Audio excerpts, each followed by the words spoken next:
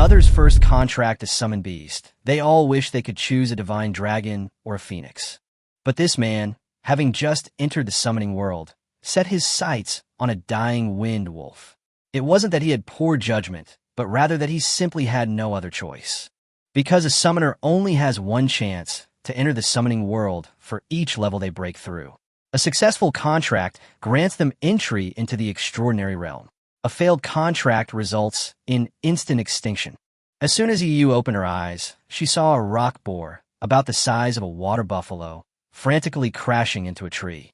The wind wolf in the tree was covered in blood, its abdomen pierced, and it could fall into the pile of spikes at any moment. What's worse, this wind wolf just happened to match his contract level.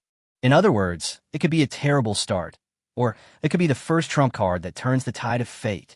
Seeing that the tree was about to be broken, and the wind wolf was also about to collapse, Yu Youyou didn't hesitate at all and rushed over with her mental power. Trust me, I can save you. The next second, the contract magic circle lit up. It was a summoning spell that was successfully cast. Zhang Dao's eyes lit up with surprise. Since the summoning spell could be successfully cast, it meant that this kid had completed the contract, and he could finally report back to the Shanghai Education Department with peace of mind. But this surprise lasted only a moment. The next second, a golden light flashed, and a strong stench of blood filled the air. Before Zhang Dao could react, Yu Youyou had already opened her eyes wide and stood up first, shouting, "Teacher Zhang, quick, to the hospital!" Ignoring the blood covering his body, the boy bent down, picked up the blood-stained wind wolf, and rushed out the door. This was the accommodation arranged for Zhang Dao by the Shanghai Education Department. Yu Youyou knew that Teacher Zhang had driven, and the second magic hospital was just 2 streets away. As long as the wind wolf can be taken to the hospital, it can still be saved. Nowadays, magical medicine is advanced, and as long as the victim doesn't die on the spot, even the most severe injuries can be healed with healing magic. Hey, slow down, kid. Zhang Dao finally snapped out of his daze and hurriedly chased after him. In a short while, he roughly guessed what had happened, and without hesitation, he rushed downstairs. Yu Youyou shoved the injured wind wolf into the back seat of the jeep. Seeing Zhang Dao arrive, she said urgently, "Thank you, Teacher Zhang. I will definitely clean the car afterwards." Zhang Dao waved his hand, opened the car door, and got into the driver's seat. "Let's save this guy first. Get in the car quickly." Yu Youyou immediately jumped into the car. The moment the door closed, Zhang Dao stepped on the gas, and the jeep sped towards the second magic hospital. Fortunately, there weren't many commercial buildings near the hospital, and it wasn't a day off, so the streets weren't too crowded. In less than 10 minutes, Zhang Dao parked the car in front of the hospital. He quickly said, "You take it inside first. I'll park the car and then come find you." Yu Youyou nodded, said nothing more, immediately got out of the car, picked up the barely alive wind wolf, and rushed towards the hospital entrance. Doctor, please help me." The magic hospital doesn't distinguish between humans and animals, so when Yu Youyou rushed in carrying a wind wolf covered in blood, although it attracted a lot of attention, passers-by just thought it was an injured pet, and at most exclaimed that the dog was really big. His shouts quickly attracted the attention of the emergency room staff. A nurse in a white uniform and mask stepped forward and pointed to the side, saying, "Place it flat here first. I'll do a quick treatment." Yu Youyou immediately followed the instructions and carefully placed the wind wolf on the chair next to the emergency room table. Upon seeing the massive, penetrating wound in the wind wolf's abdomen, the nurse's expression changed slightly, and her movements quickened considerably. She picked up sterilized scissors from the nearby workbench and swiftly trimmed the fur around the wound to prevent it from getting into the wound and interfering with subsequent treatment. After removing the hair, the nurse raised her right hand and covered the wound. Tiny green fluorescent lights appeared, slowly seeping into the flesh. Level 1 Nature Magic, Nature's Fluorescence. Under Yu Youyou's watchful gaze, the previously frightening wound gradually stopped bleeding, and the granulation tissue on both sides began to heal at a visible speed, the wound shrinking little by little. However, after only about 1/5 of the green fluorescence had recovered, it gradually faded away. The nurse withdrew her hand and looked at Yu Youyou, saying, "Wait a moment, I've already notified the on-duty doctor." Yu Youyou nodded. He knew that most of these nurses came from the local medical school, majoring in light, water, and nature magic, and their cultivation levels were generally only at the first or second level of mage. They could handle ordinary injuries, but for a life-threatening injury like that of a winged wolf, it was clearly beyond their capabilities to handle alone. Moreover, their magical energy is limited.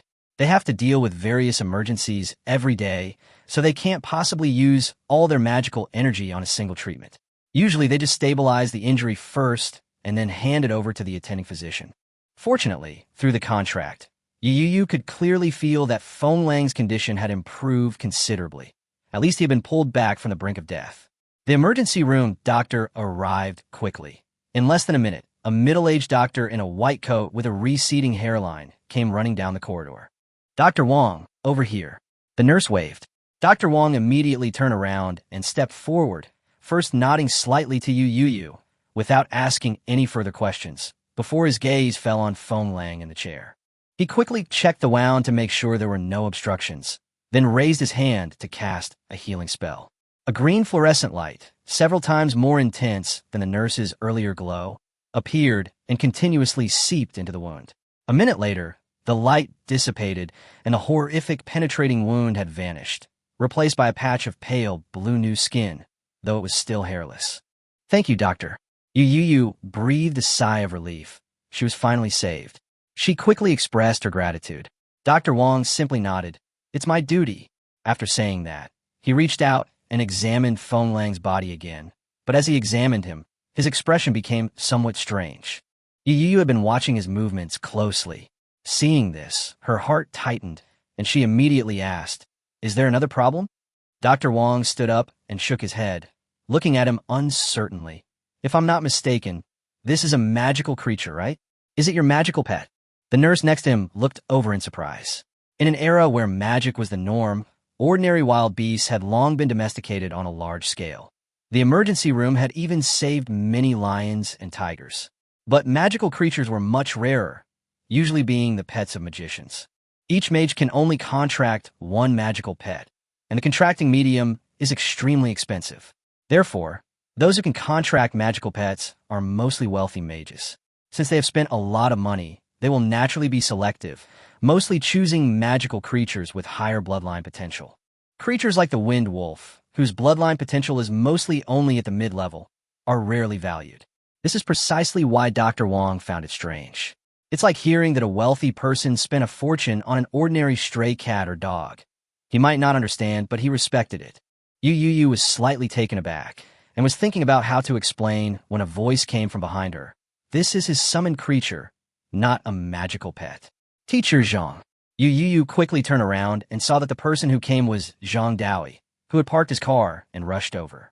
Zhang Daoui stepped forward, glanced at the wind wolf that had been healed, and his eyes lit up. He then slapped Yu Youyou on the back and laughed. "Good lad, you're really lucky." Along the way, Zhang Daoui had pretty much figured it out. It was mostly Yu Youyou's good luck. She encountered a dying wind wolf and managed to successfully form a contract with it. Yu Youyou understood his meaning and simply grinned. On the other side, Dr. Wong and the nurse were taken aback when they heard the words summoning creatures, then looked at Yu Youyou with realization. The nurse even asked directly, "You're Yu Youyou, right?" Yu Youyou was a little surprised. "You know me?" The nurse smiled so much that her eyes crinkled. "Anyone in Shanghai who goes online knows that a summoner has awakened in our city this year." "Huh." Yu Youyou smiled shyly, not expecting to be so famous now. Dr. Wong also clicked his tongue in amazement. "I didn't expect to run into such a big celebrity from Shanghai while on duty today. You just awakened a month ago, right? And you've already successfully contracted a summoned creature. Your talent is truly unmatched." Faced with such praise, even with 2 lifetimes of experience, Yu Youyou didn't know how to respond and could only smile subtly. After all, as the only person in Shanghai to awaken the summoning ability in the past 3 years, his name was even more renowned than this year's top scorer in the Shanghai College Entrance Examination. While top scorers in the college entrance examination appear every year, summoning mages don't emerge every year. Fortunately, Dr. Wong and the nurses were not naive and didn't continue to chat with him. They just took a picture with Yu Youyou, thinking that if this boy really became famous in the future, it would be another topic of conversation. After the group photo, Dr. Wong reminded the wolf, although the wound has healed, it has lost too much blood. To fully recover, it can continue with further treatment, or you can prescribe some blood tonifying medicine, along with dietary adjustments. It should recover in about 2 weeks. After listening, Yu Youyou chose the latter. The reason was simple. He had no money. He was only 13 years old, had just finished 9 years of compulsory education, and had no source of income. The pocket money he had left was simply not enough to cover his second treatment. The latter, though slower to recover, had similar effects and was much cheaper. But after paying the emergency and medication fees, looking at the bill exceeding $7,000, he couldn't help but feel a pang of pain. Most importantly, treatment for non-humans wasn't covered by medical insurance. He had to pay the full cost himself. Thinking about this, Yu Youyou fell in a deep thought. If the summoned creatures were to get injured frequently, wouldn't he have to spend a lot of money every year just on medical treatment? With this thought in mind, Yu Youyou picked up the Wind Wolf and followed Zhang Daoyi out of the hospital, returning to the car. Why the long face? What are you thinking about? Feng Lang had already fallen asleep. Zhang Daoyi looked through the rearview mirror and saw Yu Youyou in the back seat frowning and deep in thought, so he asked her while driving.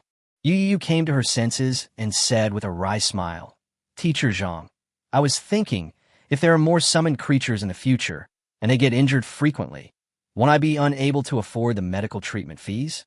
Zhang Daoyi was taken aback for a moment, then laughed. So this kid was worried about money. He had originally planned to bring this up after Yu Youyou's contract was finalized, but now it was a good opportunity to clarify things beforehand. In addition to summoning and contracts, summoning mages possess a third fundamental spell called Summoning Space. This spell affects the summoning mage themselves and can only be cast after a summoned creature has been contracted. It creates a special space between the summoning world and the summoner and expands as mental power grows. Its most important function is to help summoned creatures grow and accelerate injury recovery. However, both growth and recovery require summoning magic energy. Yu Youyou currently has limited magic energy and may not be able to use it many times, but once she reaches the intermediate or advanced levels, this spell will become extremely crucial. Therefore, summoning mages rarely send their summoned creatures to the hospital for treatment. Magical creatures are far more physically robust than ordinary wild beasts, and as long as the injury is not fatal, with sufficient food, most can recover on their own. Zhang Daoyi reminded him that it would be even better if he had the opportunity to contract a magical creature skilled in healing in the future. However, such things depend on fate and cannot be forced. He could also consider using a relevant magical pet to make up for his shortcomings. At this point, Zhang Daoyi's expression became slightly serious. He told Yu Youyou that even disregarding healing issues, summoning remained the most expensive system among all mages. The materials and rare items used to assist in the advancement of summoned creatures were all incredibly valuable. Anyone wanting to pursue this path had to be mentally prepared beforehand. Yu Youyou fell silent. What Zhang Daoyi said wasn't exactly a secret. He'd seen many posts online about which element was the strongest at the same level and which required the most money to acquire. The summoning element almost always ranked high on both lists. Its power often meant an even more outrageous consumption of resources. The true power of summoning lies in its ability to assist summoned creatures in breaking through bloodline limitations and advancing in rank alongside the mage. This is something ordinary summoned pets simply cannot do. The upper limit of a magical pet's bloodline largely determines its future potential. Summonable creatures are different. Given enough resources, even if they seem weak at first, they may still have a chance to rise to power. There are numerous examples in the history of magic worldwide. Some people initially contracted only a small water snake, which they later nurtured into a dragon, possessing astonishing combat power. Countless similar stories exist. Therefore, the summoning system is often called the most suitable system for 10 years east of the river, 10 years west of the river, a Chinese idiom meaning fortunes can change drastically over time. However, Yu Youyou now understands that behind every so-called comeback, there must be a large amount of money and resources. Zhang Daoyi had been paying attention to his reaction. Seeing the change in his expression, he smiled and comforted him. There's no need to put too much pressure on yourself right now. Summoning is expensive, but its advantages are also obvious. If Yu Youyou can advance to the intermediate summoner mage level before graduating from university, all the major powers will be vying for her after graduation. At that time, many resource shortages will be resolved. Of course, acquiring resources also requires sacrifice. Even while still in school, there will be many opportunities to acquire resources. Whether she can obtain them depends on her own efforts. After hearing this, Yu Youyou could sense Zhang Daoi's good intentions, so she nodded and smiled. Don't worry, Teacher Zhang. I will try my best. After all, Yu Youyou is only 13 years old, so Zhang Daoi couldn't say anything too profound. He offered a few words of simple comfort. Then his gaze fell on the sleeping wind wolf, a strange light flashing in his eyes. Kid, if you get the chance, take this wind wolf to a relevant research institution to check its bloodline limit. If I'm not mistaken, it should still be a young wolf. If that's the case, this wind wolf's bloodline is extraordinary. A cub. Yu Youyou's hand, which was stroking the wolf's head, suddenly stopped. She looked in surprise at the wind wolf that almost filled the entire back seat. Although this wind wolf was smaller than a lion or tiger, it was about the size of a cheetah and weighed nearly 200 pounds. If Yu hadn't broken through to the first level of Summoner Mage and had her body tempered by the elements, she might not have been able to carry it. He had studied basic magical creature knowledge and was quite familiar with common magical creatures like wind wolves. Judging by its size, it was clearly already a standard first-stage magical creature. Yet Zhang Daoi claimed it was still in its juvenile form. Yu Youyou didn't doubt it. After all, Zhang Daoi was an outstanding graduate of the summoning department of the Divine Capital Magic University, and it was impossible for him to lack even this basic discernment. If that's really the case, wouldn't he have struck gold? Yu Youyou's eyes lit up with surprise. For a juvenile to possess such strength meant that this wind wolf's bloodline potential was likely even higher. Before reaching that potential, he wouldn't need to prepare additional breakthrough materials, effectively saving a significant amount of resources. He nodded quickly. Yes, Teacher Zhang, I'll go check it out. Zhang Daoi didn't say anything more. It was just a wind wolf. Even if its bloodline limit was high, it wasn't something he should worry about too much. Afterwards, Yu Youyou asked some more related questions, and the car quickly stopped outside a residential area. I'll leave you here. Go back now, and come back tomorrow. I'll teach you new magic and other things. Zhang Daoi lit a cigarette at some point, exhaled a puff of smoke, and looked at the boy in the back row. After getting out of the car, Yu Youyou carried the wind wolf on her back, supporting its body with one hand and holding onto the driver's side window with the other, earnestly inviting, Teacher Zhang, let's go up together. It's so late. Let's have a simple meal. He added that if his mother knew he had let Teacher Zhang go even though he was already at their doorstep, she would definitely scold him. It would also be a good opportunity for him to clean up the bloodstains on the car. Having lived in Shanghai in both his lives, the hospitality of the people of Shanghai seemed to be ingrained in Yu Youyou's bones. Zhang Daoi had helped him so much, it was really unreasonable for him to not even offer to repay him with a meal. Zhang Daoi looked at the boy's hands gripping the steering wheel, then at his earnest eyes, and couldn't help but smile. Although the boy was still young, he wasn't entirely ignorant of human relationships. Okay, I happen to have something to talk to your parents about. Zhang Daoi didn't refuse the offer, but gestured for him to move aside first. Let me finish this cigarette and find a place to park the car. This is a new residential area in the new district of Shanghai. Yu Youyou's family moved here from the old city 2 years ago. The occupancy rate of the community is only about half, and the public parking spaces are mostly empty. Zhang Daoi quickly parked the car and just finished a cigarette. He flicked the cigarette butt, and it landed precisely in the trash can 3 meters away. Then he followed Yu Youyou into the building. This wasn't Zhang Daoi's first visit to the Yu family. Last month, when he was invited over, the Yu family treated him to several simple meals.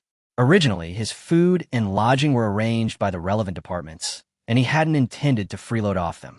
However, he couldn't resist the hospitality of the old Shanghai residents, and each time the table was always laden with delicious dishes. Thinking about this, Zhang Daoi felt a pang of emotion.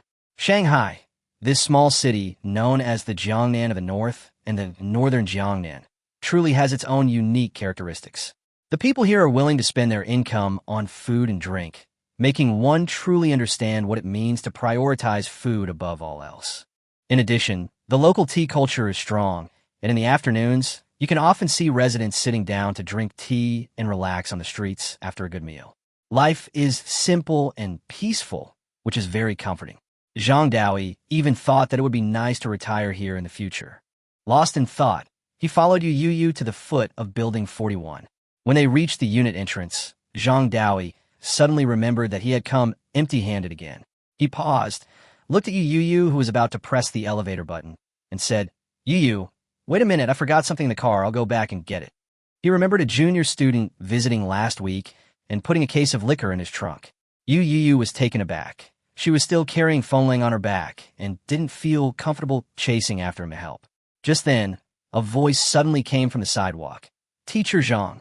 Zhang Daoi turned around and saw a woman carrying 2 bags walking towards him, her face showing surprise. He was also a little surprised. He hadn't expected such a coincidence.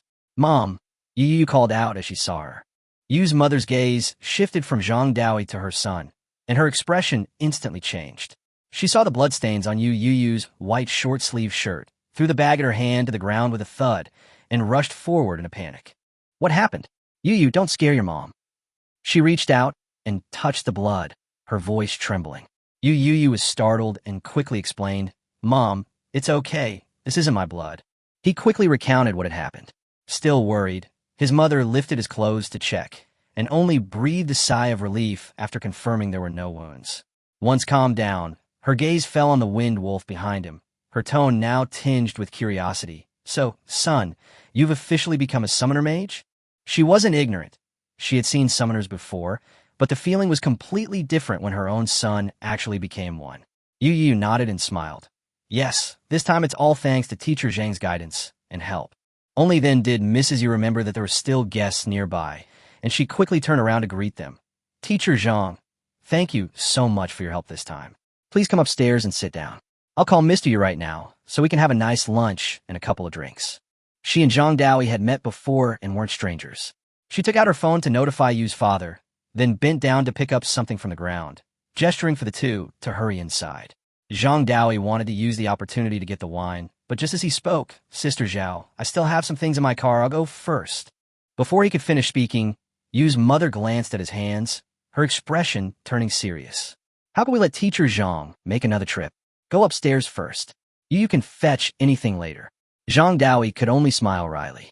She was clearly someone who had been in the system for too long. She'd probably seen through his excuse long ago. It seemed he wouldn't be able to get that case of wine today. The three went upstairs, and the elevator stopped on the 7th floor. Outside the elevator was a short corridor and a double-sided armored door. Yu Youyou first placed the unconscious wind wolf on the ground, then went forward and opened the door with her fingerprint. This floor originally housed 2 households, but Yu's father bought both and combined them into a large single-level apartment of over 260 square meters, with 5 bedrooms, 1 kitchen, 2 living rooms, and 3 bathrooms. A very spacious layout. After entering, Yu Youyou dragged the wind wolf to the entryway and settled it in, then poured Zhang Daoi a cup of tea and subsequently found some car washing tools. These were things Yu's father usually kept as spares. He said to his mother in the kitchen, Mom, I'm going downstairs to clean up Teacher Zhang's car. His mother had already heard that there was blood on the car. She put the things in the kitchen and casually reminded him, Okay, don't forget to bring up the things Teacher Zhang left behind. Zhang Daoi was speechless for a moment, so he coughed lightly and handed the car keys to Yu Youyou. Please bring me the cigarettes from the car. Yu's mother, who was washing vegetables in the kitchen, turned around and smiled slightly. It's hard on you, Teacher Zhang, that you have to bring your own cigarettes. Zhang Daoi picked up his teacup, took a sip, and explained with a smile, Sister Zhao is joking. It's just that I'm used to the one at home, and I'm not used to other cigarettes. They make me cough. He was from the Yinzhou region and preferred a niche cigarette from his hometown, which was hard to find elsewhere. When he visited the Yu family before, Yu's mother knew this and hadn't offered him any local cigarettes since. Yu Youyou went downstairs to clean the car. Inside, Yu's mother glanced at the sleeping wind wolf in the entryway and asked, Teacher Zhang, I heard that you summoners have summoning spaces or can recall summoned beasts to the summoning world. Why did Yu Youyou bring it back specifically? Zhang Daoi put down his teacup and explained, Yu Youyou hasn't learned the magic to construct a summoning space yet. Moreover, this wind wolf is a special case. Even if it's sent back to the summoning world, it will only return to its original location. He's probably worried that the danger hasn't passed yet. Yu's mother nodded, then chatted with Zhang Daoi about other things, though the conversation mostly revolved around Yu Youyou. Having worked in the system for many years, she was quite knowledgeable and occasionally asked questions. Zhang Daoi, well aware of what parents cared about most, answered appropriately, and the atmosphere remained lively as they exchanged words. Meanwhile, Yu Youyou quickly cleaned up the bloodstains in the car, grabbed a cigarette from the center console, locked the doors, and rushed home. It was only mid-August, but the midday heat was already unbearable. Even with his elemental tempering, Yu Youyou's body was struggling to withstand it. When he arrived home, he immediately saw a pair of familiar shoes in the entryway. Yu Youyou instantly knew that his father had returned. "Dad, Teacher Zhang." Yu Youyou changed into slippers and came to the living room, just in time to see the two men chatting very congenially. Yu Yuanming was wearing a white Chinese-style short-sleeved shirt with Chinese knot buttons. He was tall and straight, without the common middle-aged man's obesity and baldness. Because he had been a tea merchant for many years, drinking tea for health, he had a refined and elegant air about him. Coupled with his height of 1.87 meters and handsome appearance, he could indeed be considered a handsome middle-aged man. Hearing the voice, Yu Yuanming's eyes lit up, and he immediately beckoned to her. "Yu, come here. Your teacher Zhang just told us something and wants to hear your thoughts." Yu Youyou was a little puzzled, but sat down next to her father. Zhang Daoyi took the car keys handed to him and said with a smile, "It's nothing serious. You know, I came to Shanghai mainly to mentor you. But besides my mentoring duties, I also have a student recruitment task." "Admissions?" Yu Youyou was taken aback, but quickly realized, "Which school is teacher Zhang talking about?" Zhang Daoyi replied, "Naturally, the one you're thinking of. But to be precise, it's the affiliated high school of the Divine Capital Magic University." Yu Youyou finally understood. He had thought it was the main campus of Shundu Magic University, but he had only graduated from junior high school and couldn't skip high school. Zhang Daoyi saw his thoughts and continued. Shundu Magic University Affiliated High School is a magic high school directly under Shundu Magic University. More than half of the students here will be able to enter Shundu Magic University in the future. Yu Youyou was somewhat surprised. The Divine Capital Magic University was a recognized top-tier magic institution in China. In her previous life, it was practically a top-tier university. For half the students from a high school to be admitted to the Divine Capital Magic University was an astonishingly high percentage. Seeing his surprise, Zhang Daoyi explained, "It's not as simple as you think. There aren't many students at the affiliated high school of Shundu Magic University. The 3 grades combined have less than 1,000 students, but those who can get in are geniuses among geniuses. Every year after high school graduates in China awaken their talents, only those with exceptional abilities receive admission tests for these affiliated high schools. The basic requirements are either superior elemental affinity or superior mental strength. In addition to these, spatial reasoning and academic performance are also assessed. Only those who meet all the requirements have a chance to receive an admission letter. In other words, this school selects the best of the best from across the country." After hearing this, Yu Youyou was even more confused. "Teacher Zhang, but my elemental affinity is only high grade, right?" Because of his 2 lifetimes, his spiritual talent was indeed outstanding, reaching the super grade level. But his summoning elemental affinity was only high grade, which, according to the previous standard, seemed to be a step behind. Zhang Daoyi raised an eyebrow and smiled. "I forgot to tell you, this standard doesn't apply to summoning mages. As long as you can complete your first contract within 2 months, you could be accepted unconditionally." Yu Youyou was momentarily speechless. Having only recently become a summoner, he wasn't fully accustomed to this special treatment. After a moment, he asked with a hint of surprise, "Teacher Zhang means?" "As long as you agree, the acceptance letter will be delivered to you next week." Seeing his reaction, Zhang Dao knew the deal was most likely done. He was also very happy. Recruiting a high-quality student was a reward for him, too. This invitation to Shanghai was a huge success. At this moment, Yu Yuanming also looked at his son. "Yu, what do you think?" "Don't worry, whatever decision you make, your mother and I will support you." Although he said this, Yu Yuanming knew in his heart that if his son agreed, it would be like having one foot in the door of the Divine Capital Magic University. Shanghai is just a 3rd-tier city, and its educational resources are far inferior to those of a super ancient capital like Beijing. Their daughter has already become the pride of the family, and if their son could also get into Shanghai University, their lifelong wish would be almost half fulfilled. Zhao Xiyun, who was in the kitchen, turned off the stove and leaned out. "Yu, I think it's great. Teacher Zhang said that the affiliated high school is not far from the university, so you and your sister can look after each other, and we feel more at ease." Compared to Yu Yuanming, Yu's mother's attitude was much more direct, meeting 3 expectant gazes at her. Yu couldn't help but smile. Looking at it this way, it seems I don't have any reason to refuse. Whether it was due to his mentor Zhang Daoi's influence, his parents' expectations, or the school's location, everything was suitable for him. He never liked being too far from home, and if he were to go to university in the future, he would prefer to stay in Zhongzhou province. The best magic university in the province is undoubtedly the Divine Capital Magic University. Having lived 2 lives, he doesn't have the rebellious mentality common at his age, and naturally, he won't oppose for the sake of opposing. For him, there's truly no need to refuse this acceptance letter. Upon hearing this, Zhang Dao slapped his thigh with delight. Great. Don't worry, kid. I guarantee you'll get your admission notice from the high school affiliated to the Capital University within 3 days. Maybe you'll even have to call me senior brother from now on. Yu Youyou was also a little excited. In this way, he could indeed be considered to have entered the gates of the Divine Capital Demon University ahead of schedule. If nothing unexpected happened later, he would definitely apply to the summoning department of the Divine Capital Demon University. By then, he and Zhang Daoi had truly become fellow students in the same department. Yu's parents were completely relieved, their faces beaming with joy. So at lunchtime, the 2 of them took turns toasting Zhang Daoi, managing to get this teacher drunk at the table. Yu looked at Zhang Daoi, who was slumped on the table, completely drunk, and then at the almost untouched dishes on the table, and couldn't help but click her tongue in amazement. Mom and Dad, you should at least wait for Teacher Zhang to eat a couple of bites before you drink.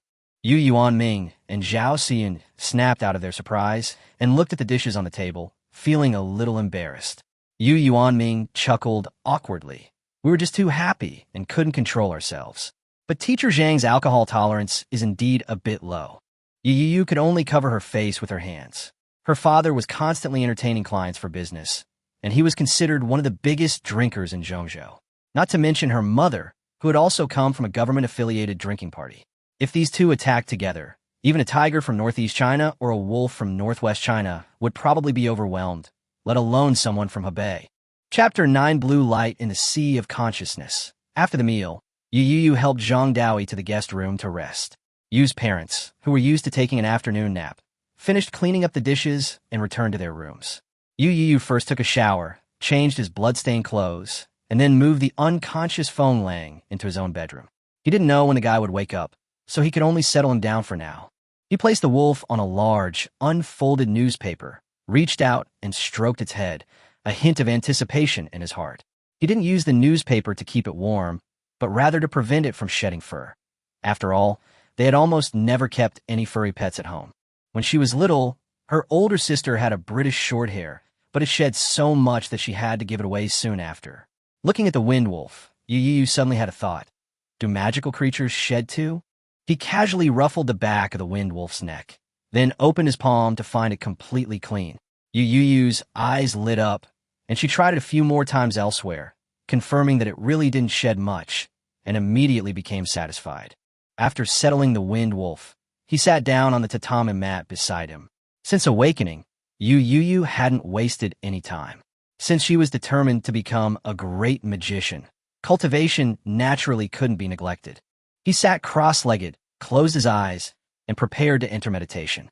With his previous experience, he had improved significantly, going from taking several hours to enter a meditative state to now being able to do so in just over 10 minutes. In Yu Youyou's view, meditation is somewhat like light sleep. He can vaguely perceive the outside world, yet he feels his consciousness sinking into another place. Fortunately, he can actively exit this state at any time, so it doesn't get out of control. Soon, an invisible and colorless spiritual force extended out from the sea of consciousness. In the void, what lay before him was no longer darkness, but twinkling stars and countless colorful fluorescent lights. These were the magical elements hidden within the world. However, Yu Youyou didn't have any affinity for other elemental magics, so even if he could capture them with his mental power, he couldn't incorporate them into his consciousness. His only target was the summoning element, which was a pale golden light that stood out among many colors. Before long, he found several pale golden points of light, then manipulated his mental energy to slowly wrap around them, capturing these summoning elements bit by bit. Newly awakened children's talents are mainly determined by two basic scores: elemental affinity and initial mental energy, both with a maximum score of 100. Scores above 90 are considered superior, 60 to 90 are superior, 30 to 60 are average, and below 30 are inferior. Elemental affinity determines the speed at which absorbed elements are converted into magical energy. The higher the affinity, the faster the conversion. Mental strength determines the efficiency of capturing elements and the duration of meditation. The stronger the initial mental strength, the greater the advantage during cultivation. Yu Youyou's initial elemental affinity for summoning was 84, which was considered superior. However, his initial mental strength was a perfect 100, reaching the supergrade level. But Yu Youyou always felt that his 100 points weren't because his mental strength was only 100, but because the test's upper limit was only 100. His true mental strength was likely far beyond that standard. This confidence was not unfounded. Perhaps because he had lived 2 lives, he had an exceptionally strong memory from a young age, and the knowledge points that needed to be memorized during the 9 years of compulsory education were almost no challenge for him. Throughout his life, he has never fallen out of first place in his grade, and he completed 9 years of compulsory education in just 7 years, skipping 2 grades in between. As a result, he is generally 2 years younger than his graduating class. Most students about to enter Magic High School are around 15 years old, but Yu Youyou is only 13 and hasn't even celebrated her birthday yet. In the Magic community, memory is usually linked to mental strength. For intermediate and advanced magicians to remember the complex sequence of elements for casting spells, it's simply impossible without strong mental power. Based on his own situation, Yu Youyou realized that his mental strength far exceeded the maximum score in the test. The most obvious manifestation of this was that he could now manipulate his mental strength to capture multiple summoning elements simultaneously, and quite easily at that. As far as he knew, even among those classmates who were also geniuses with exceptional mental strength, they could only capture 2 at a time at the first stage. In comparison, this was probably a perk for him, a transmigrator. Unfortunately, his elemental affinity was still lacking. As a result, he could capture elements quickly, but converting them into magical energy was always a step behind, like eating fast but digesting slow. After a few minutes, he felt a slight swelling in his sea of consciousness. Yu Youyou knew that the elemental conversion was not progressing well, so she had to temporarily stop capturing and summoning elements, withdraw her mental energy to her sea of consciousness, and check her cultivation progress. In a hazy sea of consciousness, the 6 magical energies previously consumed had been restored. Restoring existing magical energy and condensing new magical energy are completely different in efficiency. The former is like pouring water into a bottle, while the latter is like building a new bottle. At this moment, the 7th magical energy was only showing a dim light and shadow, still slowly taking shape. Yu Youyou estimated that it would probably take another 3 to 5 days for the 7th magical energy to truly be born. Around the soon-to-be-formed magical energy, hundreds of elements had already gathered.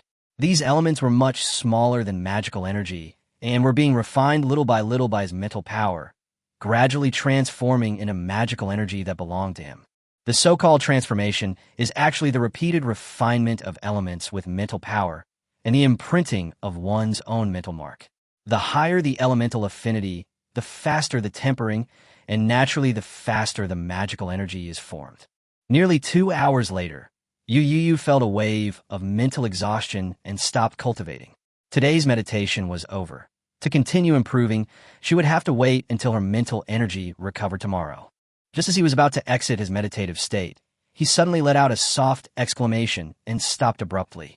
In his mental perception, a blue light was faintly visible within the gray mist deep within his sea of consciousness. What is this? Yu Youyou's heart skipped a beat. Just now, his attention was entirely focused on elemental tempering and transformation, and he hadn't paid any attention to other areas of his sea of consciousness. Now, suddenly discovering this blue light, he was immediately flustered. He was quite certain that there was absolutely no such thing in his sea of consciousness before. Yu Youyou's mind raced, his first thought being to recall his knowledge of magic. But no matter how hard he tried, he couldn't find any record of the blue light in his sea of consciousness. Helpless, he could only suppress his unease exit the meditation, and hurriedly take out his phone. When in doubt, a search engine helps. As his slightly trembling fingers typed "blue light of the sea of consciousness" into the search bar and clicked OK, a series of titled information quickly loaded. Chapter 10 Blue Buff. Complete Guide to Water Elemental Breakthrough from Beginner to Intermediate Levels, including changes in the sea of consciousness, with Blu-ray quality animated explanations. The first step to experiencing the ocean without leaving home in northwest China, combining intermediate and advanced water-based magic, 4K Blu-ray video. A battle has been spotted between a high-level mage and a high-level magical creature in the waters off the peninsula. The waves are surging and the sky is filled with blue light. Yu Youyou scrolled through the search results one by one, but her mood grew increasingly heavy. Most of the posts just happened to contain the keywords. The content was completely unrelated to what she wanted to verify. In other words, there were no similar examples online. He frowned and tried searching with several different keywords, but the results remained the same. Yu Youyou put down his phone, lay down on the tatami mat, and looked somewhat uncertain. After thinking for a while, his gaze fell on the door, and a thought popped into his mind. Should he go ask Teacher Zhang? Since she couldn't find the answer online, she could only try asking this top student from the prestigious Shun Du Mo University. Yu Youyou had just sat up, preparing to leave, when Feng Lang, who had been asleep for 3 or 4 hours, suddenly opened his eyes. It suddenly stood up, its pale green eyes fixed warily on Yu Youyou. The two stared at each other, the atmosphere instantly tense. Yu Youyou paused, then exclaimed with delight, "You're finally awake." She tried to go forward to check on it, but the wolf recoiled in fright, crashing into the wall. With nowhere left to retreat, the winged wolf bared its teeth, displaying a warning posture. Yu Youyou then realized that this seemed to be their first real, formal meeting. The winged wolf had been mentally unstable when it was first summoned, and had even fainted upon arriving at the hospital. It probably had no memory of what had happened in between. Now that he's suddenly awakened, it's not surprising that he would react this way to an unfamiliar environment and strangers. However, Yu Youyou wasn't afraid. The wind wolf was his contracted summoned beast and couldn't attack him on its own. He crouched down, looked at the wary wind wolf, and smiled. "Don't you remember me? I'm the one who saved you." As he spoke, he pointed to the wind wolf's abdomen. The wind wolf, which now possessed basic intelligence, paused, seemingly realizing that its wounds had actually healed. Yu Youyou's mental energy stirred slightly, connecting with the wind wolf through the contract. At the same time, the wind wolf sensed him as well. Soon, the wariness in the wind wolf's eyes gradually dissipated. The sense of closeness brought by the contract allowed it to easily lower its guard. Although it had forgotten the process of being treated, the initial mental fluctuation had already overlapped with that of the human before it.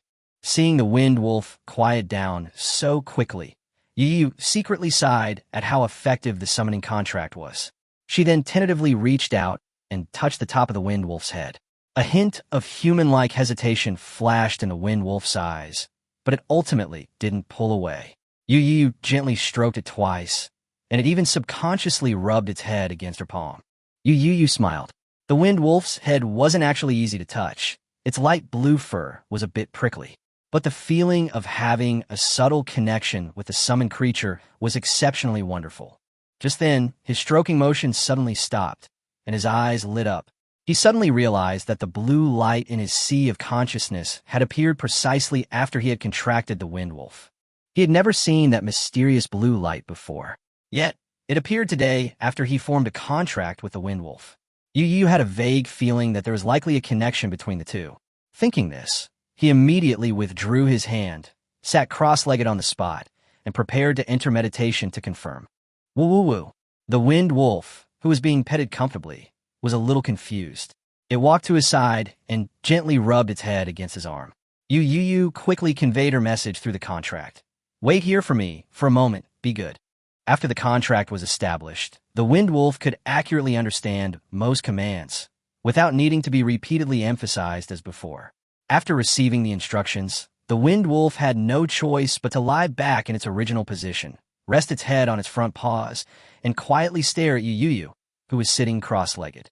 Driven by a desire for verification, Yu Youyou directed her spiritual energy towards the deep blue circle in the depths of her sea of consciousness. As her spiritual energy enveloped it, the true form of the blue light gradually became apparent. It was a small, deep blue halo. The moment she saw it, a strange sense of familiarity welled up in Yu Youyou's heart. On the outside, he frowned slightly. He felt a sense of familiarity, but couldn't immediately pinpoint the source of the feeling. After a moment, he made a decision and cautiously guided his mental energy towards the deep blue halo. The instant his spiritual energy touched the halo, a sudden feeling of enlightenment arose within him. Yu Youyou gazed intently and saw a faint blue phantom appear above the halo. He recognized the phantom's appearance all too well. It was the wind wolf he had recently formed a contract with. At the same time, a special connection seemed to have been established between the deep blue aura and his mental energy. Yu Youyou could clearly feel that her mental energy was being continuously depleted. Sure enough, this thing was related to the contracted creature. Yu Youyou breathed a sigh of relief, but her doubts only grew stronger. What exactly was this blue halo, and what was its purpose? She left a portion of her spiritual energy in her sea of consciousness, then opened her eyes and looked at the wind wolf. In his line of sight, a blue halo surrounded the wind wolf lying on the newspaper. The wind wolf, which had been staring at him, immediately noticed his gaze and sidled up to him. Yu Youyou even wondered if it was a wolf or a dog.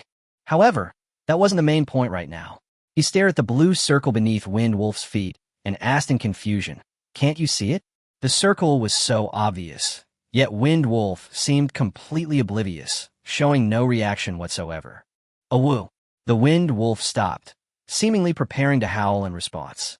But before the sound could fully escape its lips, Yu Youyou pulled it into her arms and covered its mouth. If it had actually howled at this moment, the whole neighborhood would have heard it. Seeing the confusion in the Wind Wolf's eyes, Yu Youyou understood. The creature genuinely couldn't see the blue circle beneath its feet. He pointed to his mouth, signaling it to be quiet, and then released the Wind Wolf. Next, he frowned as he looked at the blue circle that moved in sync with the Wind Wolf's movements. A sense of familiarity, even stronger than before, rose from the depths of her heart. Then, as if realizing something, Yu Youyou's pupils contracted slightly. This thing looked exactly like the blue buff from a game in her past life. The moment this thought crossed Yu Youyou's mind, the more she looked, the more it seemed plausible. The problem was, when she transmigrated in her previous life, it wasn't while playing a game. It was just an ordinary night. She woke up and found herself in this world. Anyway, at least she had a direction now. As for whether it had the effect she suspected, she'd find out by testing it. Chapter 11 Test Results. In residential areas during the era of universal magic, magic training grounds are almost a necessity, and in Chinese communities they are standard, even more so than the small fitness squares of my previous life. Yu Youyou's neighborhood has 3 training grounds, 2 outdoor and 1 indoor, each larger than a typical basketball court. Taking advantage of the hot afternoon, around 1 or 2 p.m., when there was almost no one around, he quietly led Feng Lang to the indoor training ground. The venue resembles a small sports center, with a spacious open area paved with cement and gravel in the center, surrounded by a raised platform and seats. It's used here when the property management organizes magical exchanges or competitions during holidays. There are also many human-shaped and round standees at the edge of the training ground. They're said to be made of high-strength alloy, which can withstand mid to high-level magic and will not cause any problems when hit by low-level magic. Yu Youyou led the Wind Wolf to a human-shaped standee about 5 or 6 meters away. Just as she was about to speak, she suddenly realized that the little guy didn't have a name yet, and she couldn't keep calling it Wind Wolf. It would be too awkward if we encountered other Wind Wolves later, or ran into a summoner mage who also had a contract with a Wind Wolf. Even ordinary cats and dogs need names, let alone real magical creatures. He looked down at the Wind Wolf rubbing against his legs, hesitated for a moment, and then gave up on his fancy ideas. After all, he knew very well that he had no talent for naming things. "I'll call you Little Green Cough, Big Green." Yu Youyou almost thought of a certain green snake, so she quickly changed her address and used the contract to make the Wind Wolf understand the new name.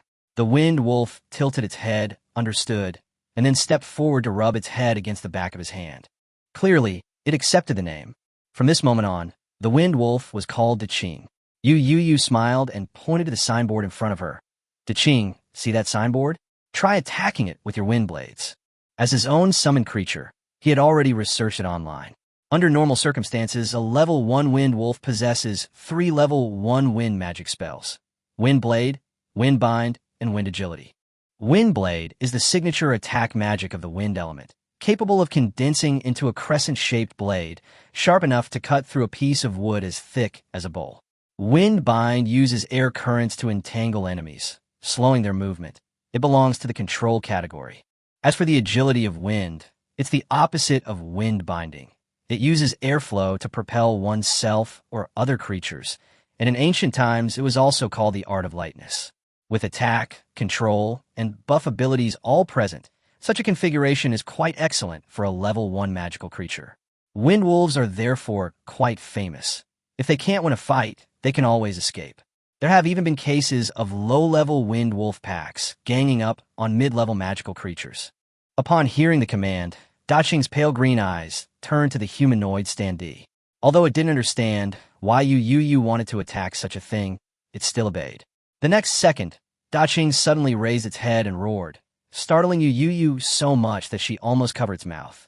But before it could make a move, a pale blue wind blade had already condensed in front of Daqing and shot out like a bullet. Yu Youyou didn't even see the trajectory of the wind blade clearly. A fleeting afterimage, and the wind blade struck the human-shaped standee squarely. Immediately afterward, a piercing sound like a blade scraping through metal echoed through the arena. Yu Youyou immediately showed a pained expression. He miscalculated. The sound was too torturous. A sudden, inexplicable nausea surged up, almost making him vomit his lunch.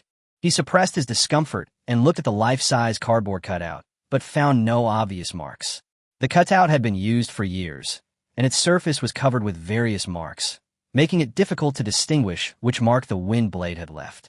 However, this was not important. He hadn't come today to test the power of the wind blade. Yu Youyou withdrew her gaze and looked at the blue halo beneath Daqing's feet, a slight thought stirring within her.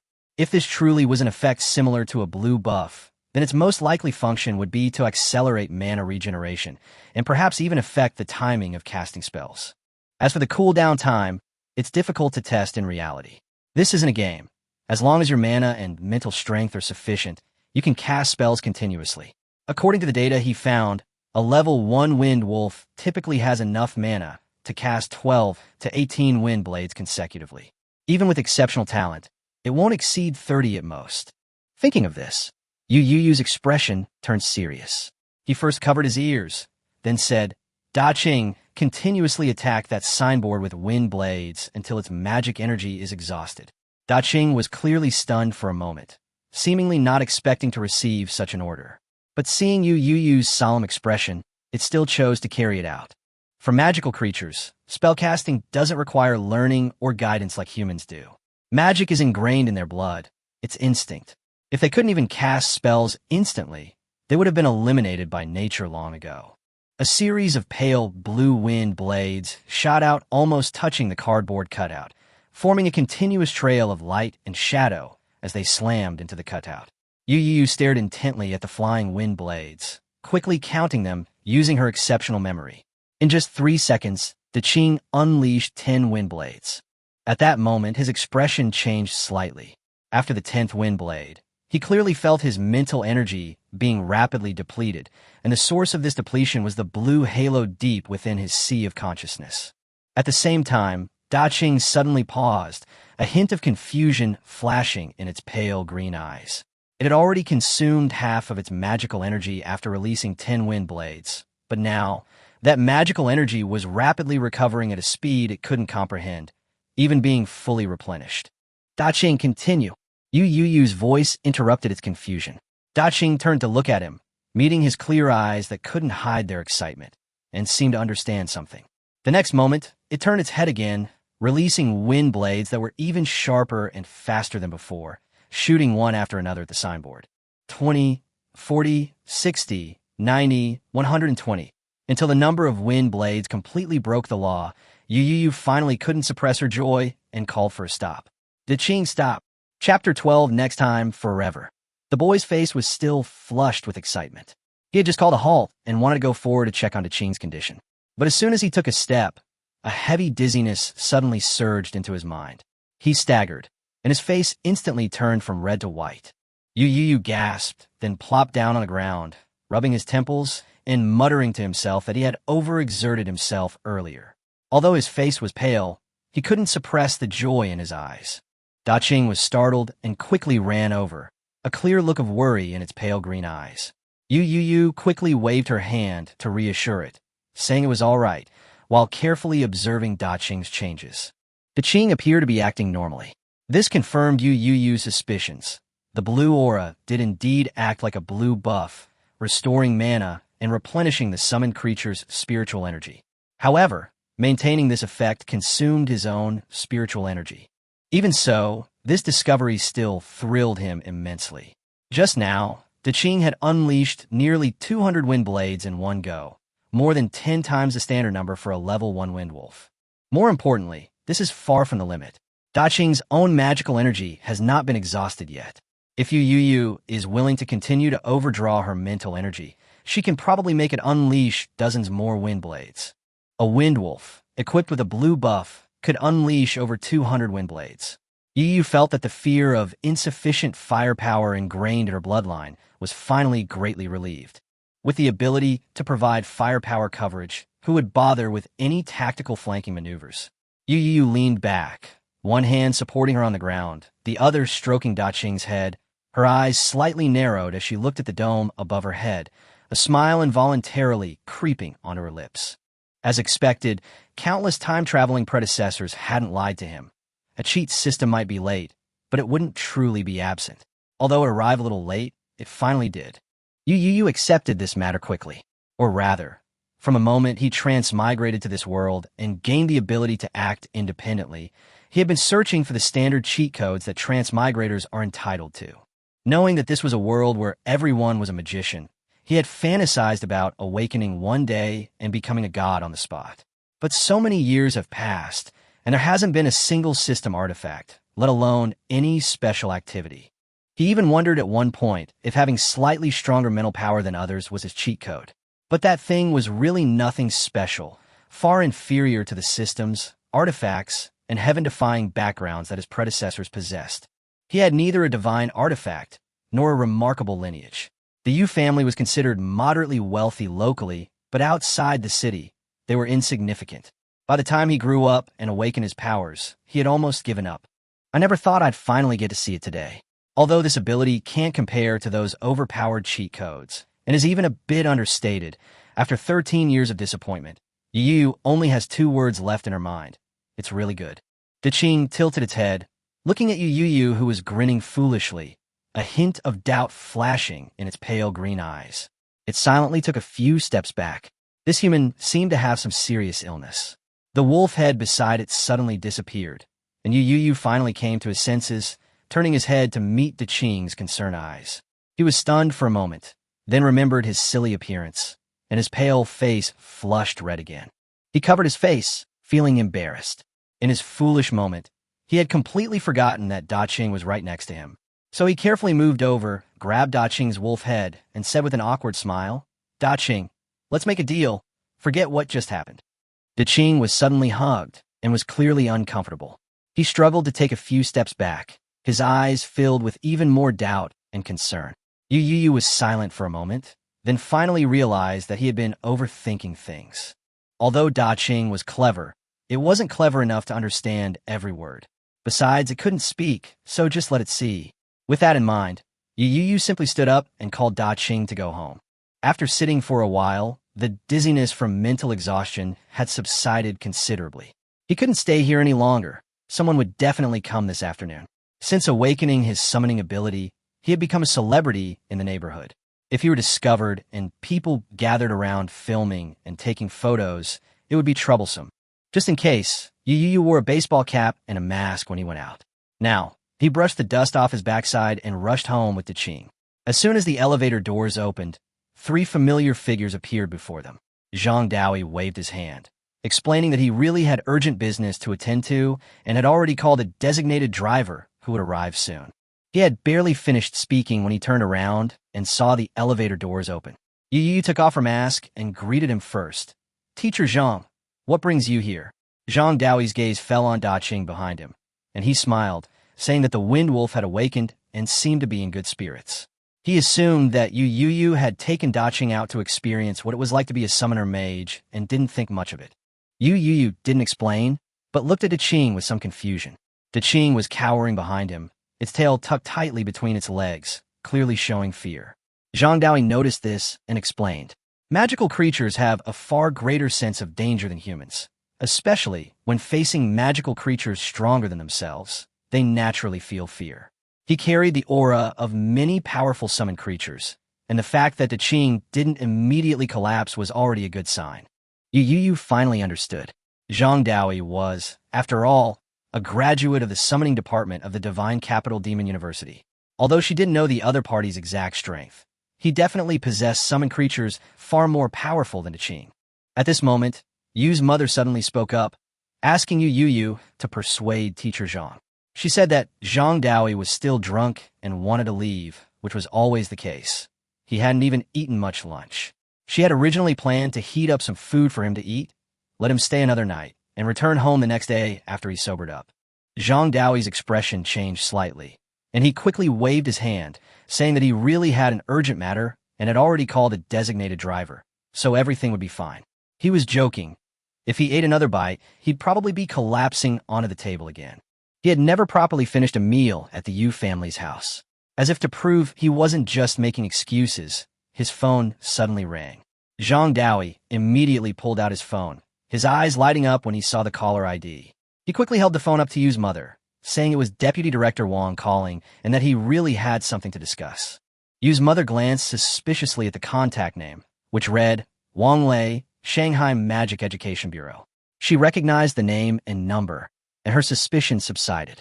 She only regretfully reminded him to come over often for a meal after he finished his work.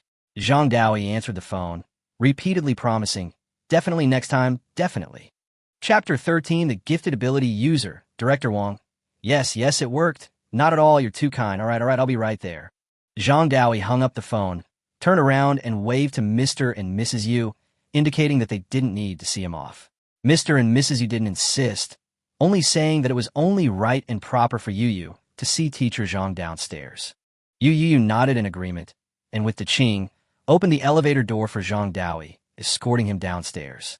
Inside the elevator, he remained silent for a moment before suddenly speaking.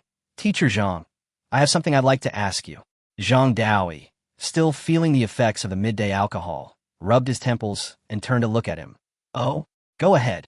Yu Youyou carefully chose her words, saying that she had come across a post today that mentioned a summoner mage whose consciousness changed after contracting a creature, and the summoned creature became stronger than its kind. She wanted to know if such a thing really existed in the world. When he asked that question, Yu Youyou was actually a little nervous. After returning from the training ground, the more he thought about it, the more uneasy he felt. At first, he was only focused on his surprise and subconsciously assumed that the blue light was a cheat code, but extraordinary powers do exist in this world. So who knew if it was actually a good thing? If this thing turns out to be a hidden danger rather than a stroke of luck, then he'll have been happy for nothing. That's why he used the post as a pretext to test whether Zhang Daoi had heard of similar situations. Yu Youyou knew about information cocoons in his previous life, and after living in this world for 13 years, he was even more aware that this phenomenon would only become more pronounced. For example, a low-level mage and a mid to high-level mage might get completely different results when searching for the same keyword. This is a world where great power resides within oneself. The higher one's realm, the more hidden information one can access. Just because he couldn't find information related to the blue light in his sea of consciousness doesn't mean someone like Zhang Daoi wouldn't know. Zhang Daoi didn't suspect anything. The young man had only recently become a summoner mage, and it was normal for him to have such questions due to his strong curiosity. He pondered for a moment and said, most of these kinds of posts are stories made up by marketing accounts. Yu Youyou's eyes flickered slightly, and she was just beginning to feel disappointed when Zhang Daoi continued. However, these kinds of stories aren't entirely baseless. Yu Youyou immediately looked at him. Teacher Zhang, what do you mean? Just then, the elevator arrived at the first floor. The two stepped out and walked towards the parking spaces at the entrance of the residential complex. Zhang Daoi took out a cigarette from his pocket, lit it, took a puff, and said as he walked, among the vast number of magicians in the world, there are indeed some extraordinary individuals. He said that these mages are born with some kind of powerful and unique ability. The situation Yu Youyou just mentioned has indeed occurred in China. For example, there was once a summoner whose summoned creatures had almost twice the magical endurance of their peers. Yu Youyou seemed thoughtful. Magic endurance? Zhang Dao nodded and explained that magic endurance, simply put, meant being able to cast spells more times. Upon hearing this, a strange light flashed in Yu Youyou's eyes. Wasn't this exactly his current situation? Could that person be in the same boat as him? He had only been testing the waters, but he hadn't expected to actually get useful information. Zhang Daoi took another drag of his cigarette, smiled at his thoughtful expression, and continued explaining. Later research showed that the summoner possessed a talent that could enhance the elemental affinity of summoned creatures. For humans and magical creatures, elemental affinity represents both a talent for cultivation and an efficiency in utilizing elements. The higher the elemental affinity, the lower the energy consumption when casting magic. Both humans and magical creatures use their magical energy to manipulate the elements of the world when casting spells. By increasing the utilization rate of elements, the same amount of magical energy can produce a greater effect. Zhang Daoi gave an analogy. Originally, casting a spell required 1/10 of magical energy, but after increasing elemental affinity, it might only require 1/20. The total amount of magical energy remains the same, but the number of spells that can be cast naturally increases. He explained things as simply as possible so that Yu Youyou could understand. He then added that it wasn't just summoning mages. Other elemental mages also possess similar talents. Such people might be rare in Shanghai, but in the capital, they were not uncommon. Of course, talents vary in strength. Some are extremely powerful, while others are rather useless. Zhang Daoi also mentioned that he once met a water-based mage whose talent was creating hot water, which supposedly saved him the trouble of boiling water for making tea. At this point, Zhang Daoi couldn't help but laugh. After hearing this explanation, Yu Youyou finally felt a great weight lifted from her shoulders. Since such special talents truly existed in the world, his situation wasn't entirely an incomprehensible anomaly. He also realized that the summoner mage who improved the summoned creature's stamina didn't possess the same ability as him. The other mage only increased elemental affinity, nearly doubling the stamina, while his blue light effect was much stronger, almost 10 times stronger. The two had arrived at the parking space. Zhang Daoi finished his cigarette, flicked the butt into the trash can, looked at Yu Youyou, and said with a smile, "Actually, there's a gifted individual you should be very familiar with." Yu Youyou was taken aback, a look of doubt on his face. With his memory, if there really was such a person around him, he couldn't possibly have no recollection of them. Zhang Daoi didn't keep him in suspense, and said directly, "Being born with dual elements is actually a type of talent ability user." Yu Youyou instantly understood. This person was indeed familiar, extremely familiar. His older sister, Yu Ranran, was the one Zhang Daoi had mentioned as having a natural dual elemental affinity. He sincerely thanked Zhang Daoi. Recently, Zhang Daoi had helped him immensely, not only guiding him in contracting summoned creatures, but also acting as his true mentor on the path to becoming a summoner mage. He would always remember this kindness. Zhang Daoi looked at him and patted his right shoulder with admiration. "You kid, you're really mature for your age." For Zhang Daoi, teaching Yu Youyou was the easiest task he had ever done. Chapter 14, Unaware of Family Wealth. After waving goodbye to the designated driver who drove away, Yu Youyou returned home with Da Qing. Entering the living room, he looked at his father, who was making tea, and asked, "Dad, are you going out this afternoon?" His father put down the kettle and looked at him with some surprise. "What's up, kid?" Yu Youyou raised her chin, gesturing to Da Qing, who was lying next to the sofa. It just recovered from serious injuries, and the doctor said it needs to eat something to replenish its blood. "If you're going out this afternoon, bring some pork back with you." Speaking of this, Yu Youyou felt somewhat helpless. Although the Yu family was not poor, they had always adhered to the rule of raising sons frugally and daughters lavishly. He didn't have much pocket money to begin with, and after treating Da Qing's injuries that morning, it was almost gone. So, Da Qing would have to ask his family for help with food afterwards. Mr. Yu glanced at the wind wolf beside the sofa. "Da Qing? Is that the name you gave it?" Da Qing's ears drooped, and it silently shrank back. Magical creatures have very keen senses, and it quickly realized that it and Yu Youyou seemed to be the weakest in this house, so it was safer to behave itself.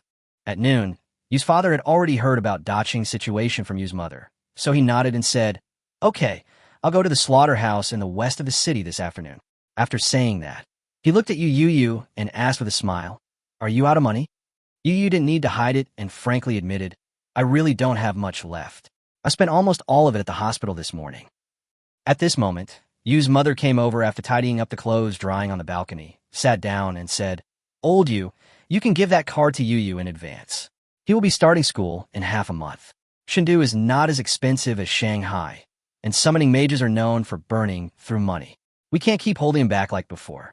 Mr. Yu took a sip of tea and nodded slightly. "That's what I thought too." He put down his teacup and went back to his room. A short while later, he came out with a bank card and handed it to Yu Youyou. Yu Youyou took it with some surprise. He knew there was such a card at home, but he didn't expect it to be handed to him so soon. Looking at him, Yu's mother said gently, "Yu, your father and I have been busy with work these past few years and haven't spent much time with you. We used to be afraid that you would have too much money and go astray, so we always restricted your spending, but we've been saving the money that's due to you for you." She paused, then said, "We originally planned to give it to you when you went to college, but you're doing so well now, and you've always been more sensible and mature than your peers, so we feel comfortable giving it to you ahead of time." Yu Youyou nodded in understanding, but still couldn't help flipping through the bank card in her hand and asking, "How much money is in this card now?" Her father, standing to the side, held up 5 fingers. Yu Youyou's spirits lifted. 500,000? Yu's father was taken aback, then chuckled. "So in your mind, our Yu family is so destitute?" Yu Youyou was also stunned. "Not 500,000, could it be?" He subconsciously swallowed, feeling the bank card in his hand suddenly become exceptionally heavy. Mr. Yu laughed out loud. "The gifts you received for your 12th birthday last year alone amounted to more than 2 million yuan. Add to that the New Year's money and various gifts over the past 13 years, and there's about 5,400,000 yuan in the account."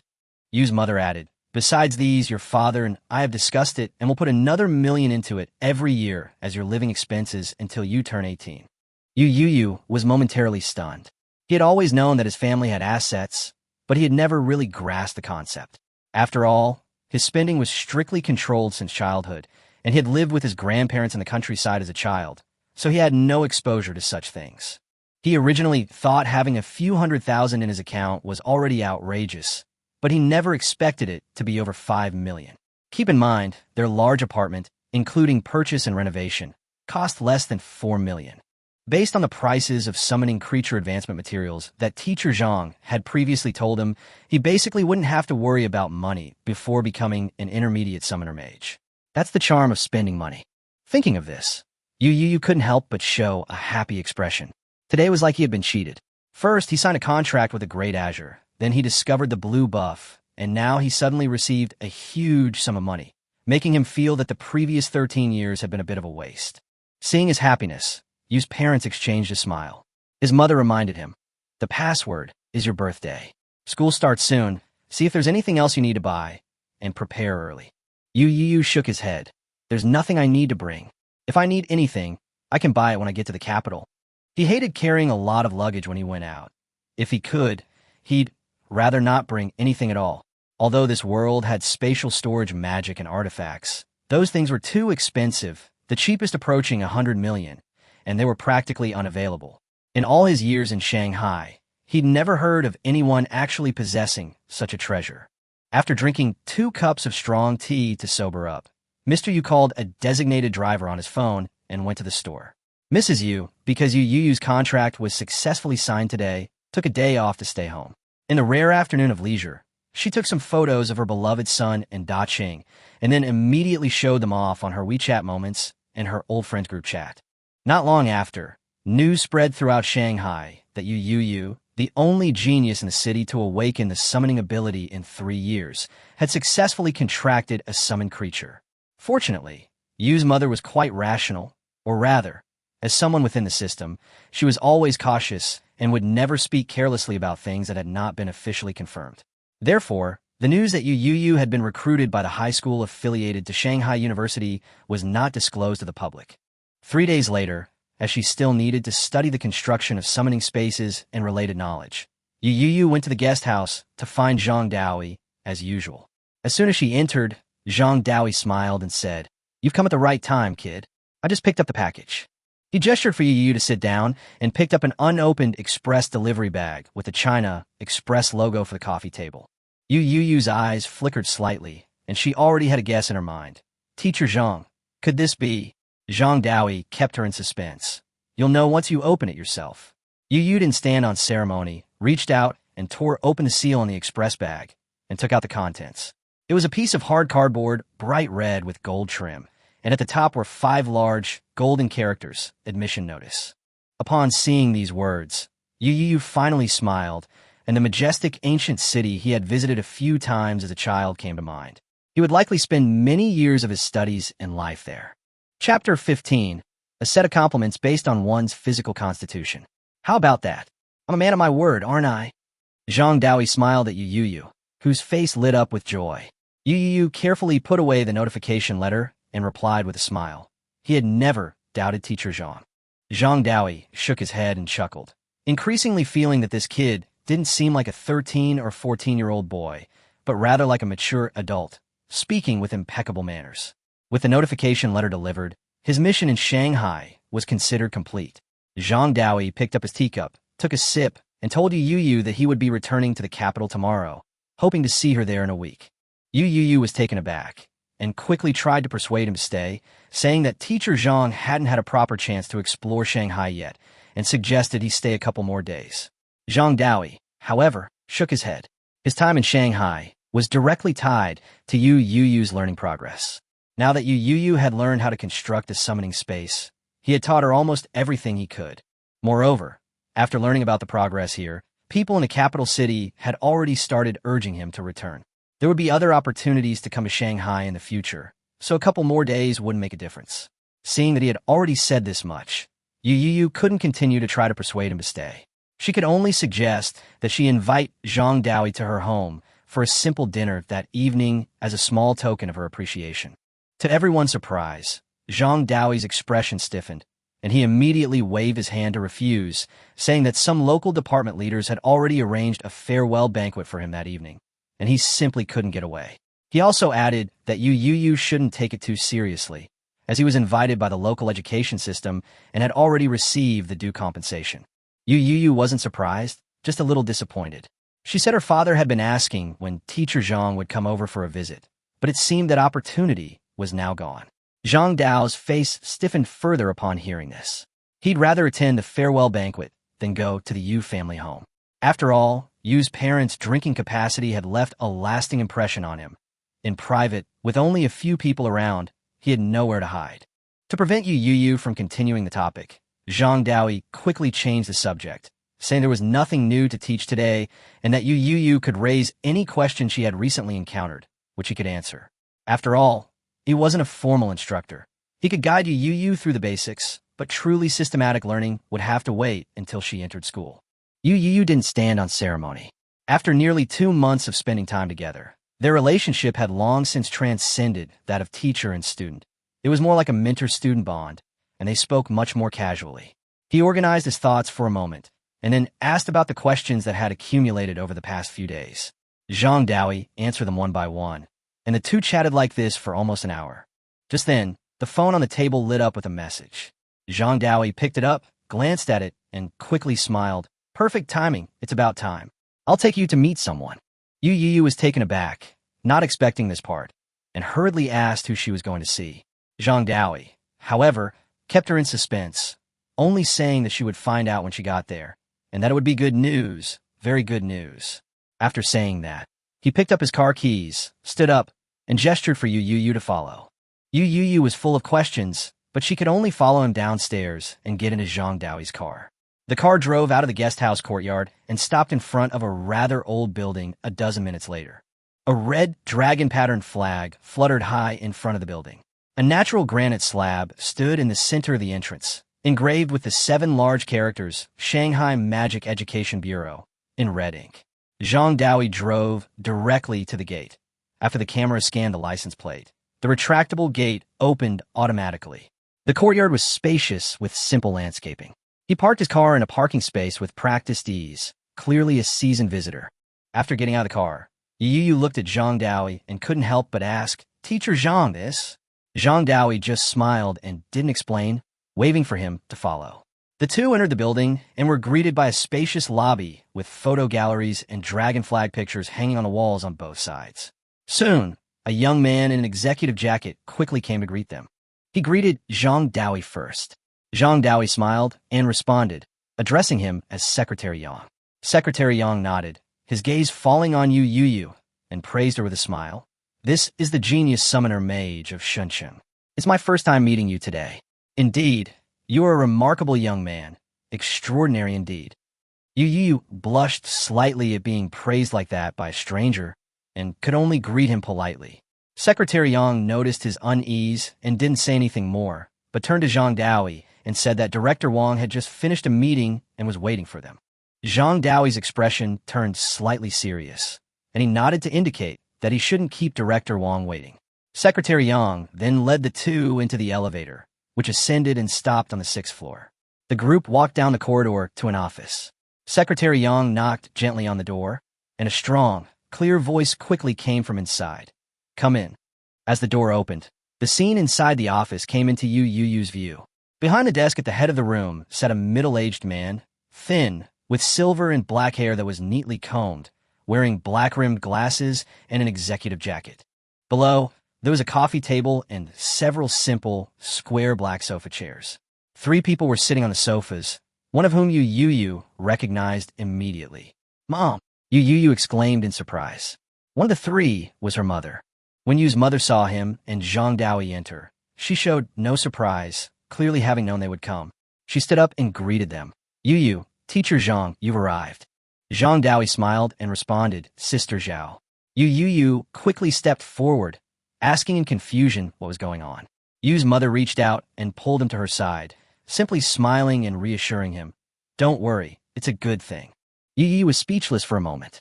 Everyone along the way said it was a good thing, but no one could tell her what it was. Just then, Director Wang, who was behind his desk, looked up and kindly instructed Secretary Yang to show the document to Yu Youyou.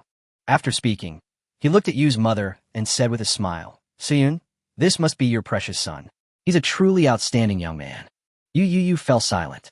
Zhang Daoui also fell silent. Secretary Yang was even more embarrassed for a moment. Zhang Daoui suppressed a laugh and silently turned his face away. Secretary Yang took a file folder from her briefcase and handed it to Yu Youyou. Yu Youyou took the folder, inwardly wanting to laugh. So, it turns out that praising people within the system really is all the same set of words. Chapter 16, Morningstar Project. After Director Wang finished speaking, he noticed that the 3 people's reactions were a bit off, so he turned his questioning gaze to Secretary Yang. Secretary Yang's expression stiffened, and she immediately lowered her eyes, adopting a businesslike demeanor. Director Wang frowned slightly, but it was not convenient to ask further questions at the moment, so he could only suppress his doubts for the time being and prepare to find out the truth later. On the other side, Yu Youyou took the file folder, opened it with a bit of curiosity, and took out the documents inside. What came into view was a very formal official document format, with the most eye-catching bold title reading, Shunshun City, Rising Star Magic Talent Cultivation Program. Yu Youyou had a good memory and read quickly, finishing the several pages of documents in no time. After reading them, he finally understood why his mother was there. This Morningstar program is a magical talent support project initiated by the Shanghai City education system. Simply put, it's similar to the local talent support policies he had seen in his previous life, except that the target group has changed from top students from prestigious universities to local students with outstanding magical talent. The program will continue until the end of the studies, and the support includes not only cash, but also a range of welfare policies such as magical rare materials, local cars and houses, medical care, employment, and entrepreneurship. Of course, with so many resources invested, the department couldn't be completely without requirements. However, in Yu Youyou's view, these conditions weren't harsh. The most important one was that those receiving the program support could not change their household registration or move out of Shanghai within 50 years unless there was force majeure. In addition, there are requirements such as cooperating with local authorities in external publicity and not smearing one's hometown in public. Compared to the resources and benefits planned to be provided, These restrictions are basically insignificant. Yu Youyou hadn't originally planned to change her household registration and live in another city. Perhaps other cities had similar policies or even better benefits, but given that the differences in conditions weren't significant, few people would be willing to completely leave the place that raised them. At this moment, Director Wong looked at him with a smile and asked, Youyou, how are you feeling? If there are no problems, this plan will officially take effect after you sign it. Director Wong didn't seem worried that he would refuse. The Yu family has been the tea business in Shanghai for generations and has an inextricable connection with the city. Yu Youyou's mother and her family are all registered monks in local Shanghai departments. In the eyes of Director Wong and the leaders of various departments in Shanghai, Yu Youyou had long been labeled as having impeccable political integrity. If they didn't support someone like that, who would they support? Yu Youyou, however, acted in a manner befitting his 13 years. He didn't immediately make a decision, only saying, "This matter is up to my parents to decide. If they agree, I have no objections." Director Wong nodded, then looked at Yu's mother and said with a smile, "Suyun, I really envy you and Lao Yu. How could you raise such an outstanding child?"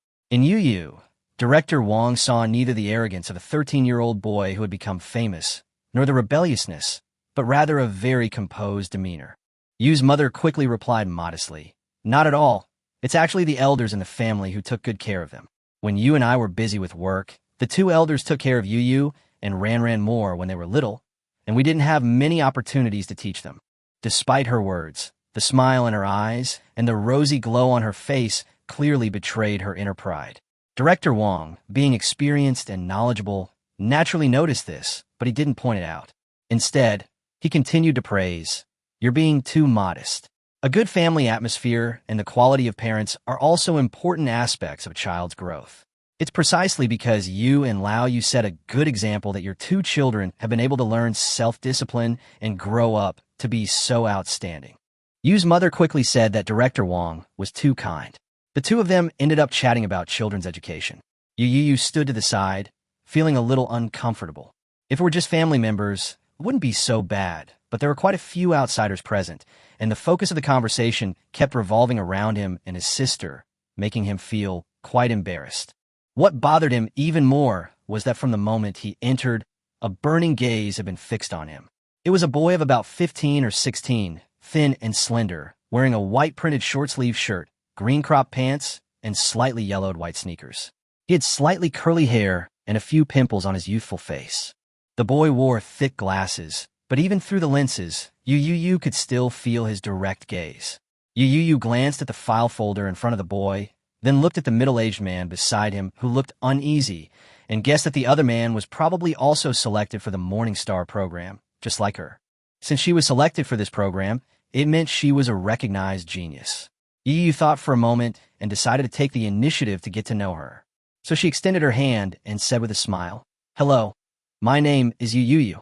The boy was visibly taken aback, seemingly not expecting Yu Youyou to speak to him first. After a brief hesitation, he reached out and shook her hand, saying softly, "My name is Ma Jiala." Hearing this name, Yu Youyou's heart skipped a beat. Ma Jiala.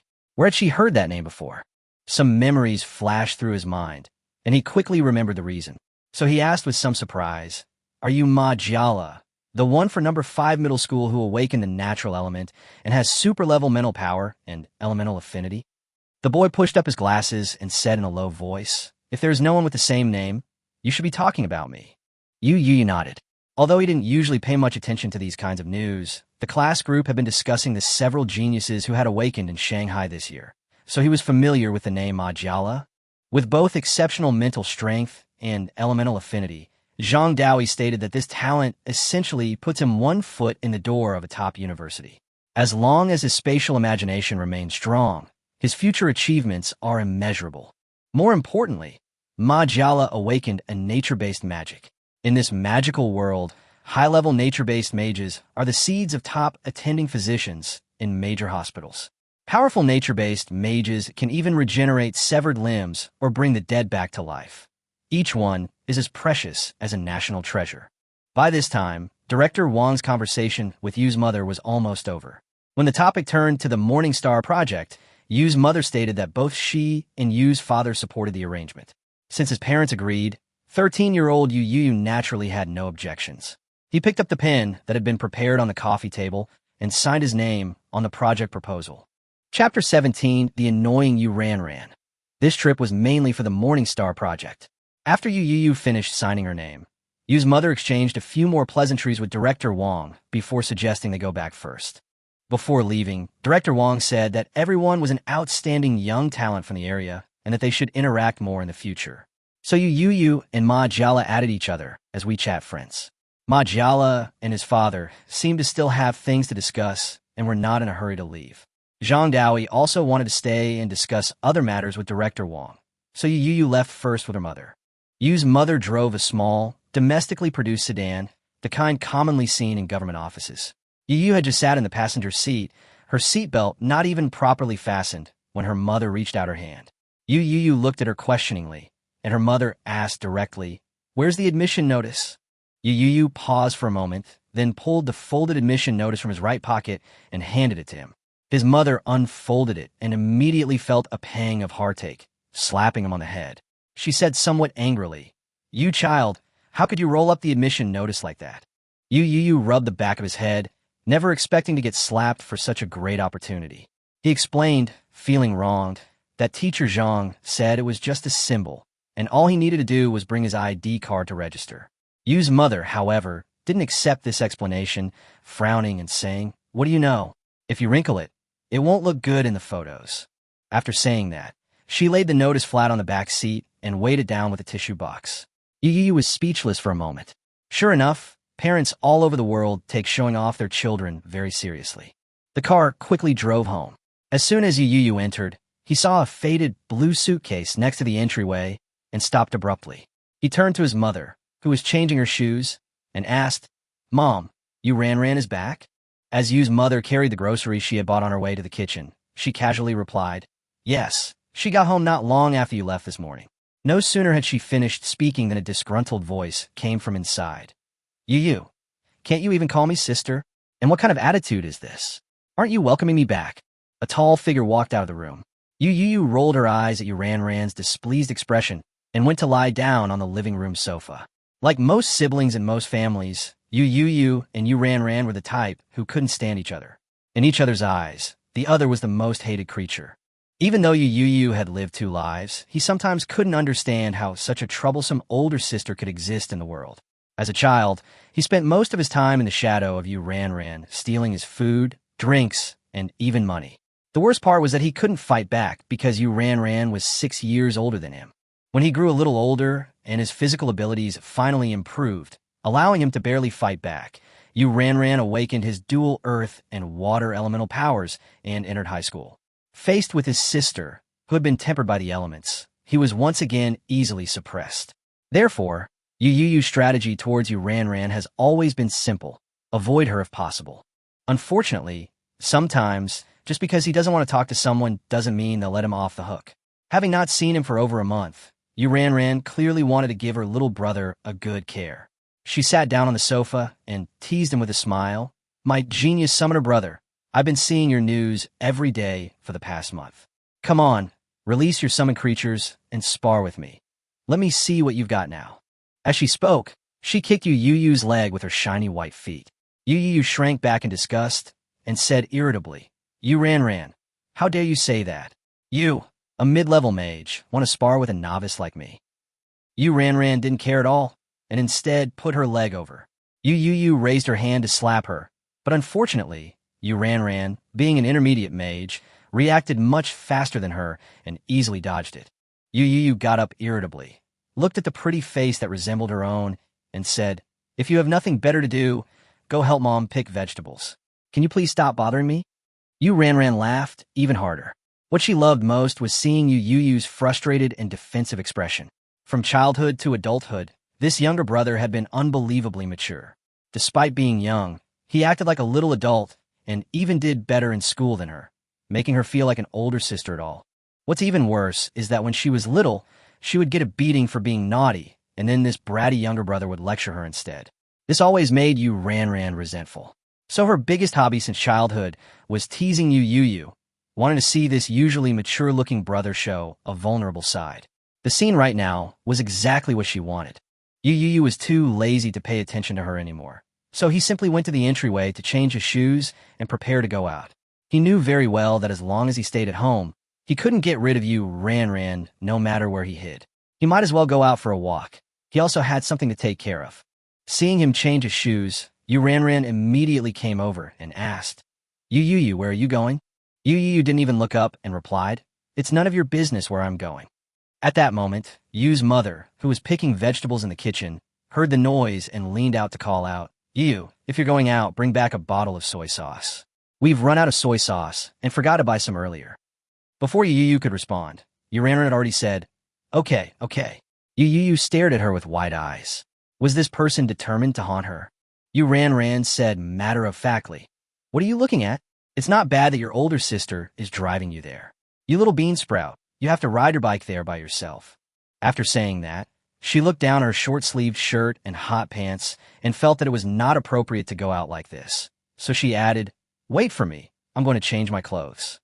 Yu Ran turned and ran back to her room. Seeing this, Yu Youyou immediately opened the door as fast as she could and rushed into the elevator. What a joke.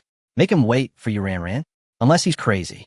But when the elevator reached the first floor, Yu Youyou had just stepped out of the building when she saw Yu Ran already standing outside.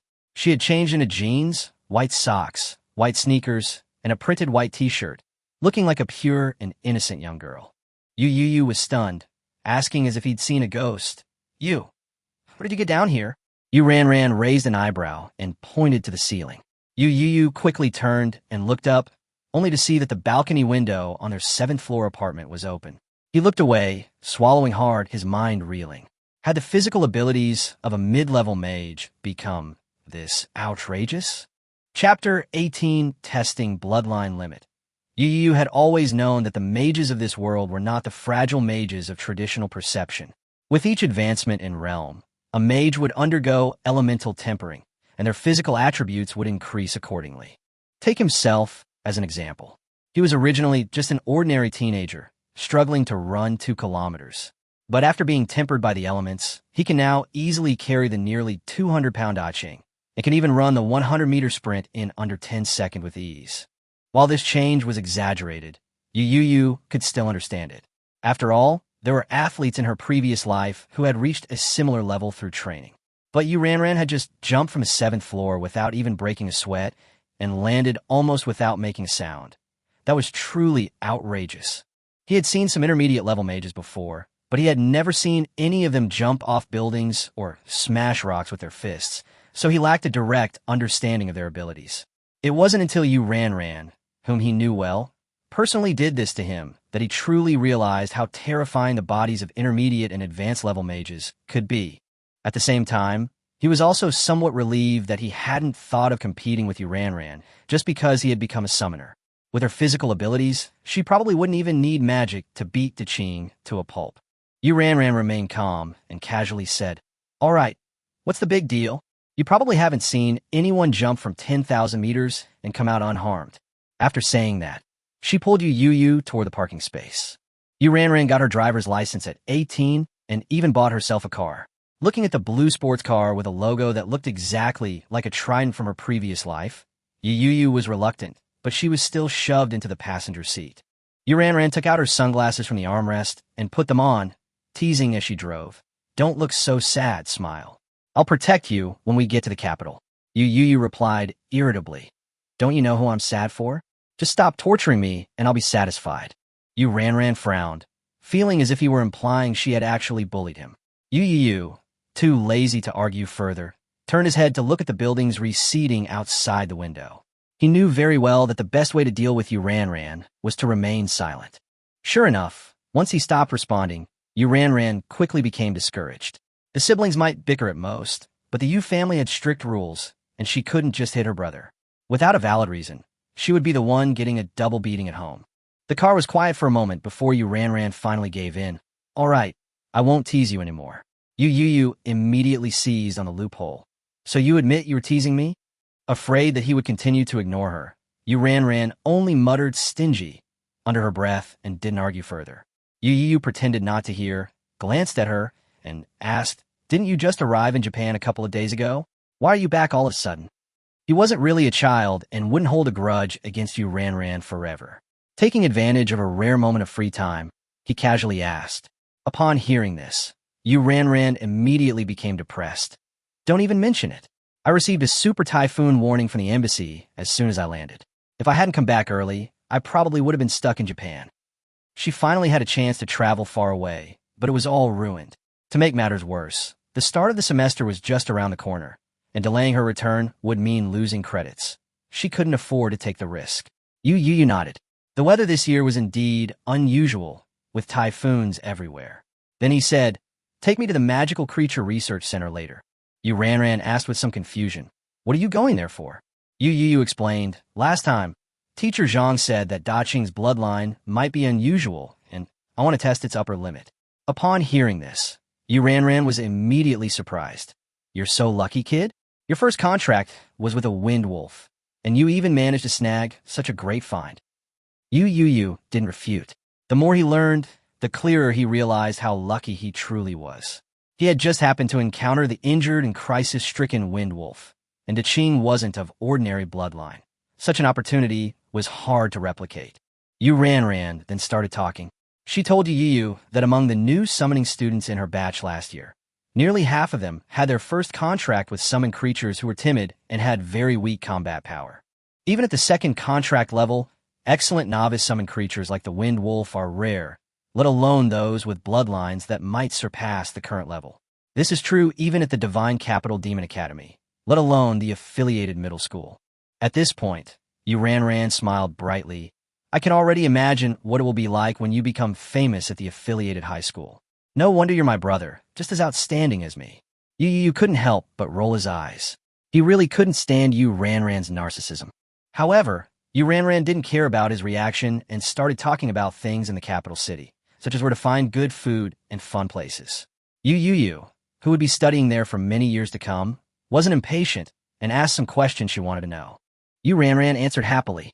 It was rare for her younger brother to ask her something he didn't know, and this feeling of answering his questions finally brought back her long-lost sense of being a big sister. The two first stopped at a large supermarket near the neighborhood. Yu Youyou bought 2 bottles of soy sauce with her, and Yu Ran also bought a bunch of snacks before returning to the car. The siblings then arrived at the Magical Creature Research Center in Shanghai. Although not large, it was well-equipped and primarily responsible for studying magical creatures in the mountains and plains surrounding Shanghai. Although the research center also provides testing services to the public, few people in Shanghai have this need. So when Yu Youyou summoned Daqing from the summoning space and asked to test the upper limit of her bloodline, it immediately attracted most of the staff to watch. Chapter 19, Rainbow Bridge. Please wait a moment. The results will be out in about half an hour. After the testing personnel finished speaking, they put the blood drawn from Daqing into a small box and pushed it into the instrument next to them. Yu Youyou nodded. It was only 10 a.m. Half an hour wasn't a long time. He could wait. However, this half hour wasn't peaceful, as researchers from the surrounding area gradually gathered around, all wanting to take a picture with him. After all, Shanghai has only produced 1 summoner mage in the past 3 years, which is truly rare. In addition, there are rumors that his talent is extraordinary, and he may really become a big figure in the future. This group photo can be used as a topic of conversation in the future. Although Yu Youyou felt somewhat helpless, he didn't refuse. This incident only strengthened his resolve. He would stay home as much as possible for the remaining week or so.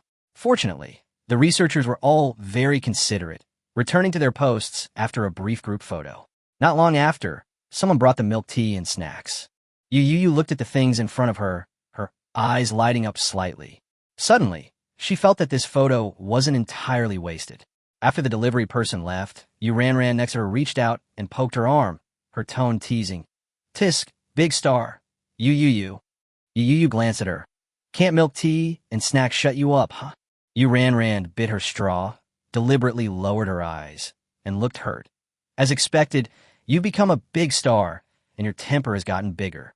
I'm not even allowed to speak anymore. Yu Youyou was too lazy to argue with her and reached for the snacks in front of her. Yu Ran's expression changed, and she immediately slapped his hand away, clutching the snacks to her chest. "You little rascal. Now you dare to steal your sister's snacks." Yu Youyou sneered. "Didn't you steal my snacks a lot when we were kids?"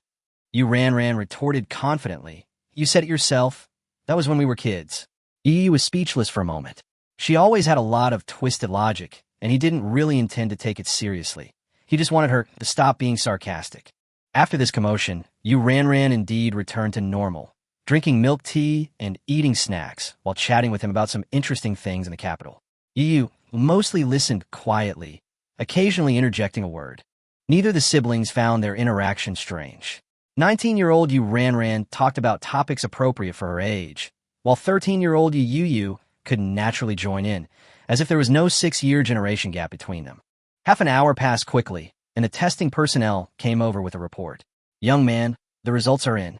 In short, your Wind Wolf's bloodline has a maximum level of 3, and it should be a Wind Wolf King cub. The testing personnel handed the report to Yu Youyou. Yu Youyou glanced at it. It was full of technical terms like blood concentration, which he didn't understand and didn't need to understand. This summary was enough. He put away the documents and thanked the other party. Just as he was about to leave with Yu Ran, the testing personnel suddenly stopped him. By the way, the testing fee you just paid needs to be refunded to you. Yu Youyou was taken aback. The testing fee, which was over 1,000 yuan, had already been paid before the examination. Why did she need a refund? The testing staff explained that the system had identified him as a member of the city's Rising Star program, granting him a free testing quota. Yu Youyou was startled. He had just signed the papers a few hours ago, and he hadn't expected it to take effect so quickly. However, since it was free, he certainly wouldn't pretend to be generous, so he thanked them again and cooperated with them to get the testing fee refunded. After leaving the research center, the siblings returned to their car. Yu Youyou looked at Yu Ran sitting in the driver's seat, then glanced at her slightly protruding belly and couldn't help but laugh. We're going home for lunch soon. How can you eat like this? Yu Ran then realized that she had eaten a bit too many snacks. She touched her stomach, her expression immediately showing some worry. Although her mother allowed them to eat snacks, the condition was that they had to eat their main meals properly. In her current state, she probably wouldn't be able to eat lunch, and she would inevitably get a lecture from her mother when she got home. Yu Ran glanced at Yu Youyou, finally realizing something was wrong. Why didn't you stop me from ordering just now? Yu Youyou looked innocent and shrugged. I did stop you, but I couldn't take it from you, could I? Yu Ran was silent for a moment, then immediately understood. Sure enough, this brat was all black inside. Yu Youyou, you wait, she gritted her teeth, uttering a harsh threat before starting the car. In this round, Yu Ran was completely defeated. Yu Youyou looked out the window, utterly unconcerned by her threat. He had heard similar words far too many times over the years, and was long since numb to them. After driving for a while, he quickly realized that the speed was ridiculously slow and couldn't help but look at Yu Ran. Are you trying to stall for time to digest this? Yu Ran ignored him and instead drove seriously, even deliberately choosing some winding roads. Yu Youyou was speechless. Why don't you just find a place to stop for a while before going back? You have a ready-made excuse. Just say we went to the Magical Creature Research Center. Anyway, Mom doesn't know how long the tests took. Yu Ran paused, seemingly finding the idea reasonable. But the next second, seeing Yu Youyou's look at her, as if she were an idiot, she immediately became wary. She snorted. Yu Youyou, you're quite cunning. If I really did what you said, you'd definitely tell on me when we get back, right? After saying that, she even showed a smug expression, as if she had seen through everything. Yu Youyou shook her head helplessly. This stupid older sister was truly hopeless. She spoke as if she couldn't complain about her taking a detour. Shanghai is a city nestled among mountains and rivers, backed by a continuous mountain range and bisected by a tributary of the Huai River, which locals call the Shi River. Because the Shi River divides the city in two, many bridges span it, the most famous of which is the Rainbow Bridge. Rainbow Bridge is a cable-stayed bridge, approximately 300 meters long. It's adorned with colorful lights, turning the entire bridge a vibrant display of colors at night, hence its name. On the way home from the research center, we had to cross this bridge. Yu Ran deliberately slowed down, and Yu Youyou casually rolled down the window to admire the river views on both sides. This year's abundant rainfall has resulted in a high water level in the Shi River. Sunlight falls on the river's surface, creating shimmering ripples that appear bright from afar. Yu Youyou's gaze casually sweeps across the river, then suddenly pauses. What's that person in the water? Chapter 20 Yu Ran takes action. Yu Ran. Yu Youyou looked at the river and suddenly called out, Look over there. Isn't there someone? Yu Ran was drawn in by his words, and her first reaction was to frown. What a coincidence. Did they commit suicide, or did they fall in while playing in the water? The Sure River runs through the city, and over the years, there have been many cases of people jumping into or drowning. Even with guardrails and warning signs posted everywhere, it's impossible to stop people who really want to die. But the more Yu Youyou looked, the more something seemed off.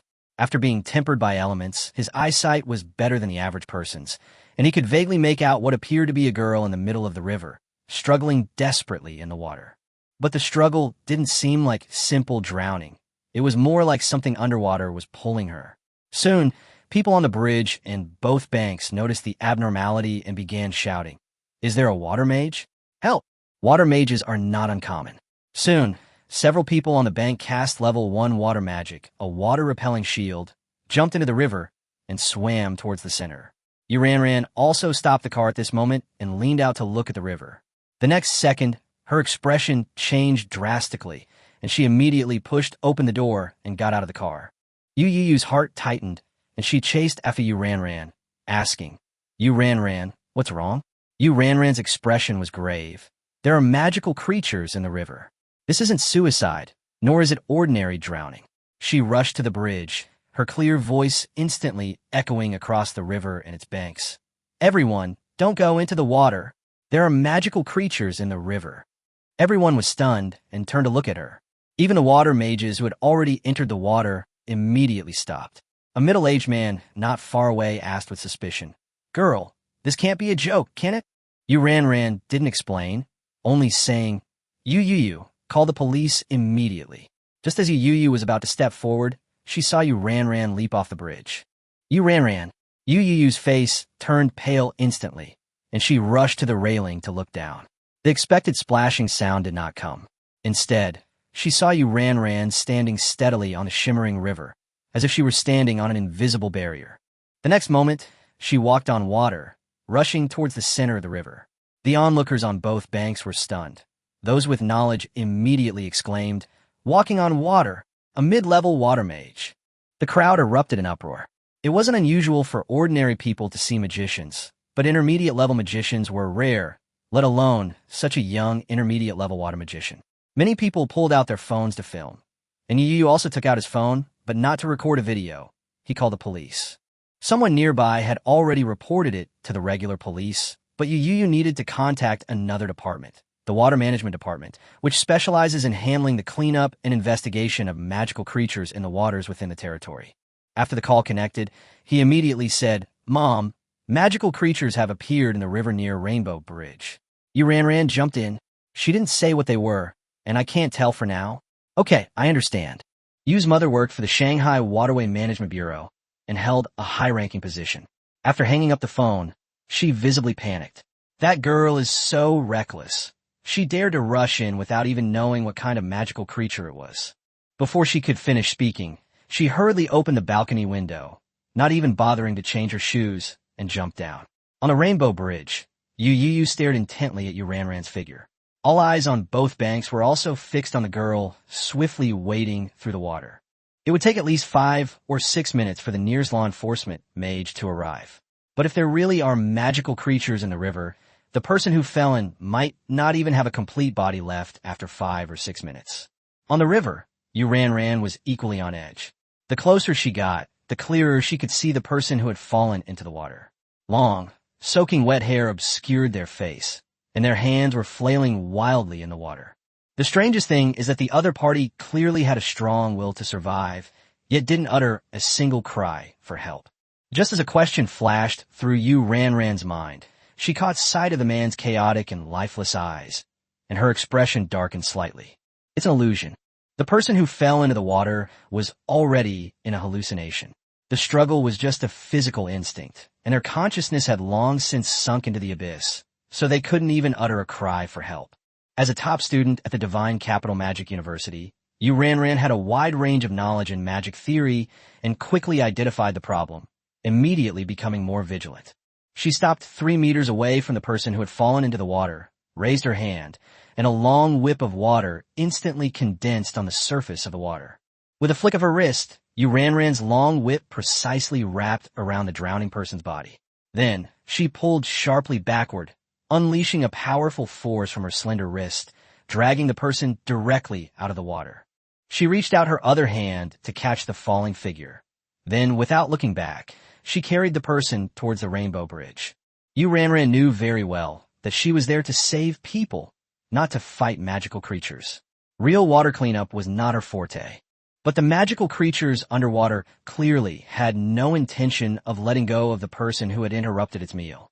The cheers from the crowd on the riverbank and bridge, celebrating the successful rescue, abruptly ceased. Everyone looked towards the river in horror, only to see a huge dark shadow suddenly emerge from the water behind Yu Ranran. Yu Youyou, who had been staring at the river, immediately shouted upon seeing this, "Yu Ranran, behind you!" Even without his reminder, Yu Ranran's keen mental power had already sensed the danger behind her. Her pink lips pursed slightly, and her mental power quickly connected with the demonic energy in her sea of consciousness. The once calm water surface suddenly surged and spun, and a whirlpool 3 or 4 meters in diameter quickly formed beneath the aquatic creature. Level 3 Water Magic Vortex, also known as a water spout. This magic isn't very powerful on land, but when used in water, the water spout can stir up the entire river, unleashing power that's comparable to a level 4 spell. Chapter 21 Water Corpse. A whirlpool 3 or 4 meters wide churned the river water, instantly tearing apart the once shimmering surface. As the water parted and swirled, onlookers finally got a clear look at the monster in the river.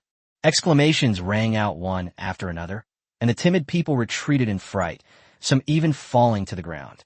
Yu Youyou's pupils suddenly contracted, and her heart trembled.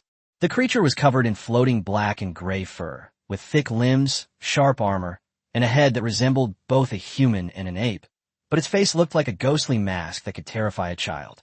Its body was larger than a whirlpool, and just looking at it was enough to make one tremble with fear. No one would doubt that its claws could tear tigers and leopards apart. Yu Youyou forced herself to calm down, her mind quickly flashing through the information in the book. Water ghosts, also known as water monkeys or water ghosts in folklore, are magical creatures with both water and illusion magic, at least level 4.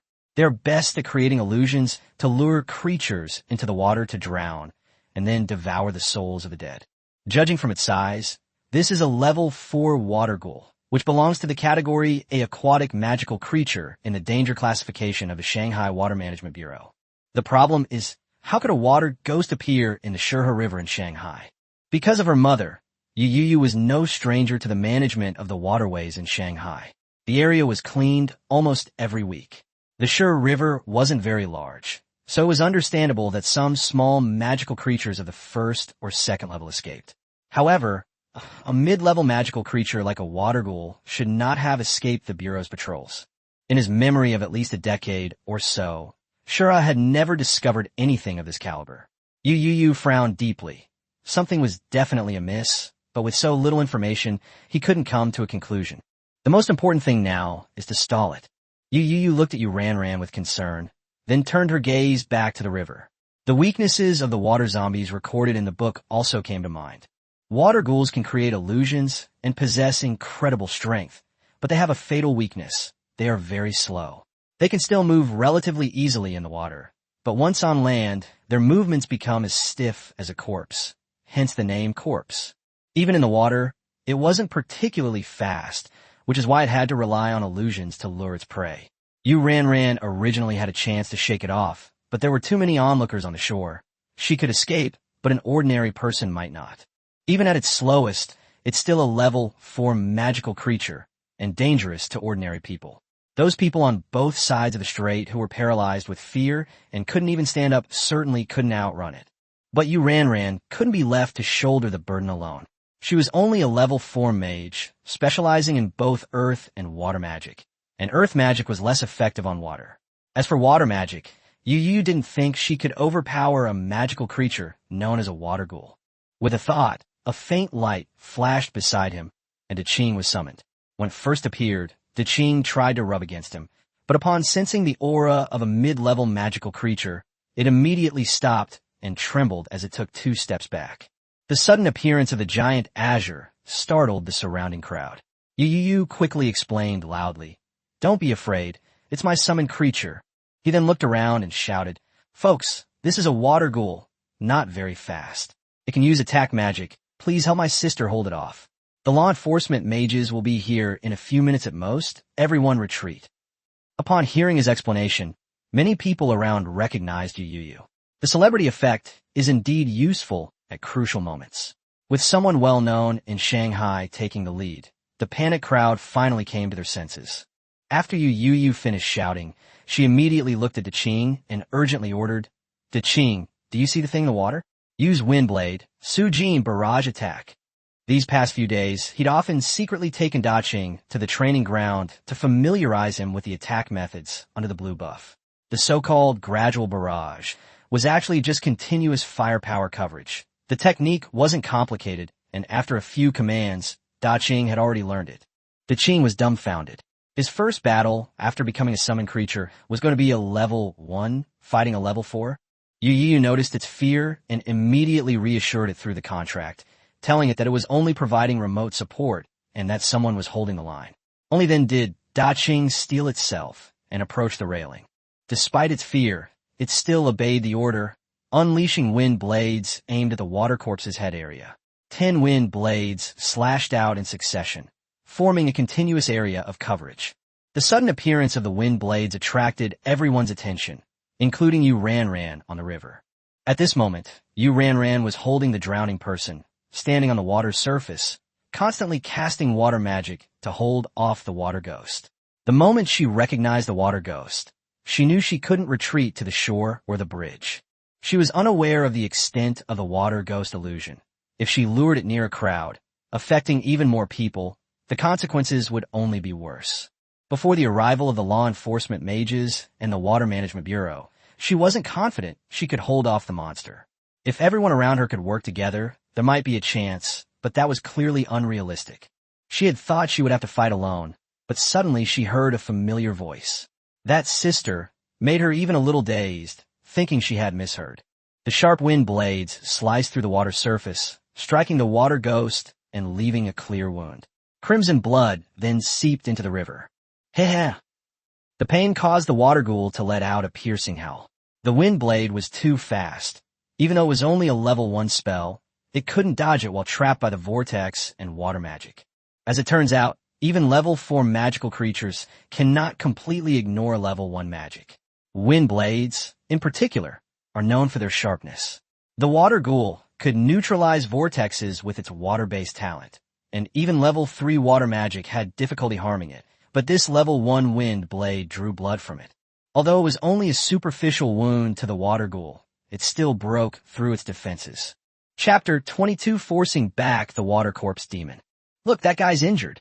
Seeing the water ghoul wounded by the wind blades, the crowd's emotions, previously suppressed by fear, were instantly ignited. Some shouted that even a level 1 wind blade could break through its defenses. So this monster wasn't anything special, and everyone shouldn't let the 2 young men take the lead. These words emboldened many novice mages on the riverbank. Fireballs, ice spikes, and wind blades flew into the river one after another, while control spells such as wind binding, freezing, and with spirit poison also fell. A burst of magical light erupted from the river's surface, accompanied by the agonizing screams of the water ghouls. What had initially been a trace of blood-red water quickly turned into a vast expanse of crimson, a truly gruesome sight. The attackers, however, grew increasingly excited, their attacks becoming more and more ferocious. Yu Youyou and Yu Ranran were both somewhat surprised. Although the people on the shore were a mixed bunch, there were quite a few novice mages among them, and their combined power was not to be underestimated.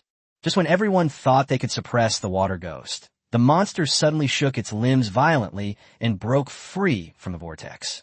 Yu Ranran's expression changed, and she immediately shouted a warning. Retreat quickly. The water ghost has broken free of the vortex. As she shouted, she lashed out with her water whip at the water ghost. But the water ghost swung its limbs, and 4 thick columns of water shot into the sky from the river, blocking the water whip from getting any closer. Yu Ranran frowned, her mental energy surging rapidly. Under her control, the river water quickly gathered, transforming in the blink of an eye into a water python several meters long. Level 4 Water Magic. Water Serpent Strangulation. The water serpent roared silently as it plunged into the river, its massive body churning the water and creating endless waves. The water ghost seemed to sense the danger behind it, its howls growing sharper and more urgent. The next second, an invisible ripple spread out from the surface of the river. Not good. Yu Ranran's pupils contracted sharply. In that instant, she suddenly lost control of the water python. By the time she tried to retreat, it was too late.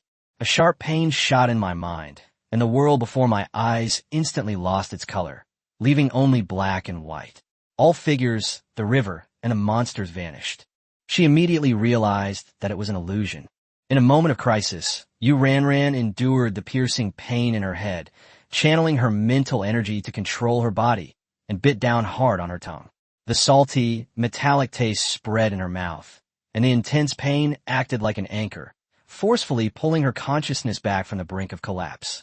The next moment, a surge of spiritual energy burst forth from this point of clarity, and the black and white image was quickly covered by color, bringing reality back into view. Yu Ranran. Yu Ranran. As soon as she regained consciousness, she heard a familiar yet panicked voice, as if it were right next to her ear. Turning around, she saw Yu Youyou and Daching frantically swimming towards her using a doggy paddle. Yu Youyou. Yu Ranran's heart tightened. Why did you come down here? She then realized she was also submerged in water and quickly activated her magical energy. The next instant, it felt as if a force was lifting her up from underwater, and she stood on the surface again, running quickly towards Yu Youyou. Yu Ranran grabbed Yu Youyou and Daching, one in each hand, and pulled them out of the water. When Yu Youyou was pulled out of the water, her first reaction was to breathe a sigh of relief. I'm glad you're all right. Yu Ranran's sinking into the water just now nearly terrified him. Not only her, but the onlookers on both banks also had vacant eyes, seemingly lost in hallucinations. Only he and Daching, thanks to their powerful mental strength and contractual connection, barely managed to avoid being affected. Of course, Yu Youyou also knew that the water ghost was mainly targeting Yu Ranran, and the others were just affected. Yu Ranran, unable to contain her emotions, immediately turned to look at the river. But apart from being stained red with blood, the river no longer bore any trace of the water ghost. Yu Youyou explained, that guy's already run away. Such a wide-ranging illusion must have taken a lot of energy, so it wouldn't dare to stay any longer. Hearing this, Yu Ranran relaxed a little. She looked at Yu Youyou, her beautiful eyes blinking slightly, her tone filled with laughter. Not bad. Your older sister didn't spoil you for nothing. I didn't expect you to actually jump down to find me. To be honest, I was quite touched just now. Yu Youyou paused, gave her a strange look, and then pulled a small, unopened pack of tissues from her pant pocket. Since the packaging was still intact, there was no water inside. He pulled out a bill, handed it over, and pointed to the corner of Yu Ranran's mouth. Yu Ranran raised an eyebrow, slightly, and conjured a water mirror with her hand. In the mirror, a bright red blood stain hung from the corner of her mouth, which looked very conspicuous. Yu Youyou couldn't help but say, you look a lot like someone who commits suicide by poison in a TV drama right now. He joked, but secretly admired her. Yu Ranran had clearly managed to break free from the illusion by biting her tongue to force herself awake. She seemed unreliable most of the time, but she was incredibly ruthless to herself when it mattered. Thinking about how she sometimes bites her tongue while eating and it hurts so much that her scalp tingles, Yu Youyou felt that her bite was unusually decisive. At this moment, Yu Ran belatedly gasped, her words slurred. Ouch! Quickly wipe it for me. She was carrying Yu Youyou and Daching in her hands, so she couldn't free her hands at all. Yu Youyou didn't say much, but reached out to wipe the blood from the corner of her mouth and stuffed the tissue and packaging back in her pocket to prevent littering. Let's get ashore quickly. The sheriff should be here soon. Yu Youyou swayed uncomfortably. He and Daching were now tucked under Yu Ranran's arms like two little dogs, a rather undignified position. Fortunately, the people on the shore weren't fully awake yet. Otherwise, if they had been filmed, he probably would have been killed on the spot. Yu Ranran noticed his embarrassment and had originally wanted to tease this brat. However, thinking of how Yu Youyou had risked her life to jump into the river to save her, she was somewhat moved and decided to let him off the hook. She carried the human and the wolf back to the shore. As soon as they landed, Daching frantically shook its body, splashing water everywhere. Then a gust of air swept over its entire body, and in just 10 seconds, its fur was dry again. Yu Youyou glanced at the dried-out Da Qing, then at the equally refreshed Yu Ranran, and finally looked down at her own wet clothes. He couldn't help but ask, "Yu Ranran, could you help me remove the moisture from my clothes?" He knew Yu Ranran had this ability. Otherwise, she wouldn't be so dry right now. Chapter 23 Waterway Management Bureau. What are you afraid of? You're a grown man. Yu Ranran glanced at Yu Youyou, who was soaking wet, then frowned. Have we forgotten something? Yu Youyou initially wanted to refute her statement as being too sexist, but upon hearing the second half of the sentence, she immediately swallowed her words. He had a good memory, a glance at the river surface, and he instantly realized what she meant. The drowning person has disappeared. Yu Ranran also came to her senses and quickly looked at the river, but there was nothing on the murky water.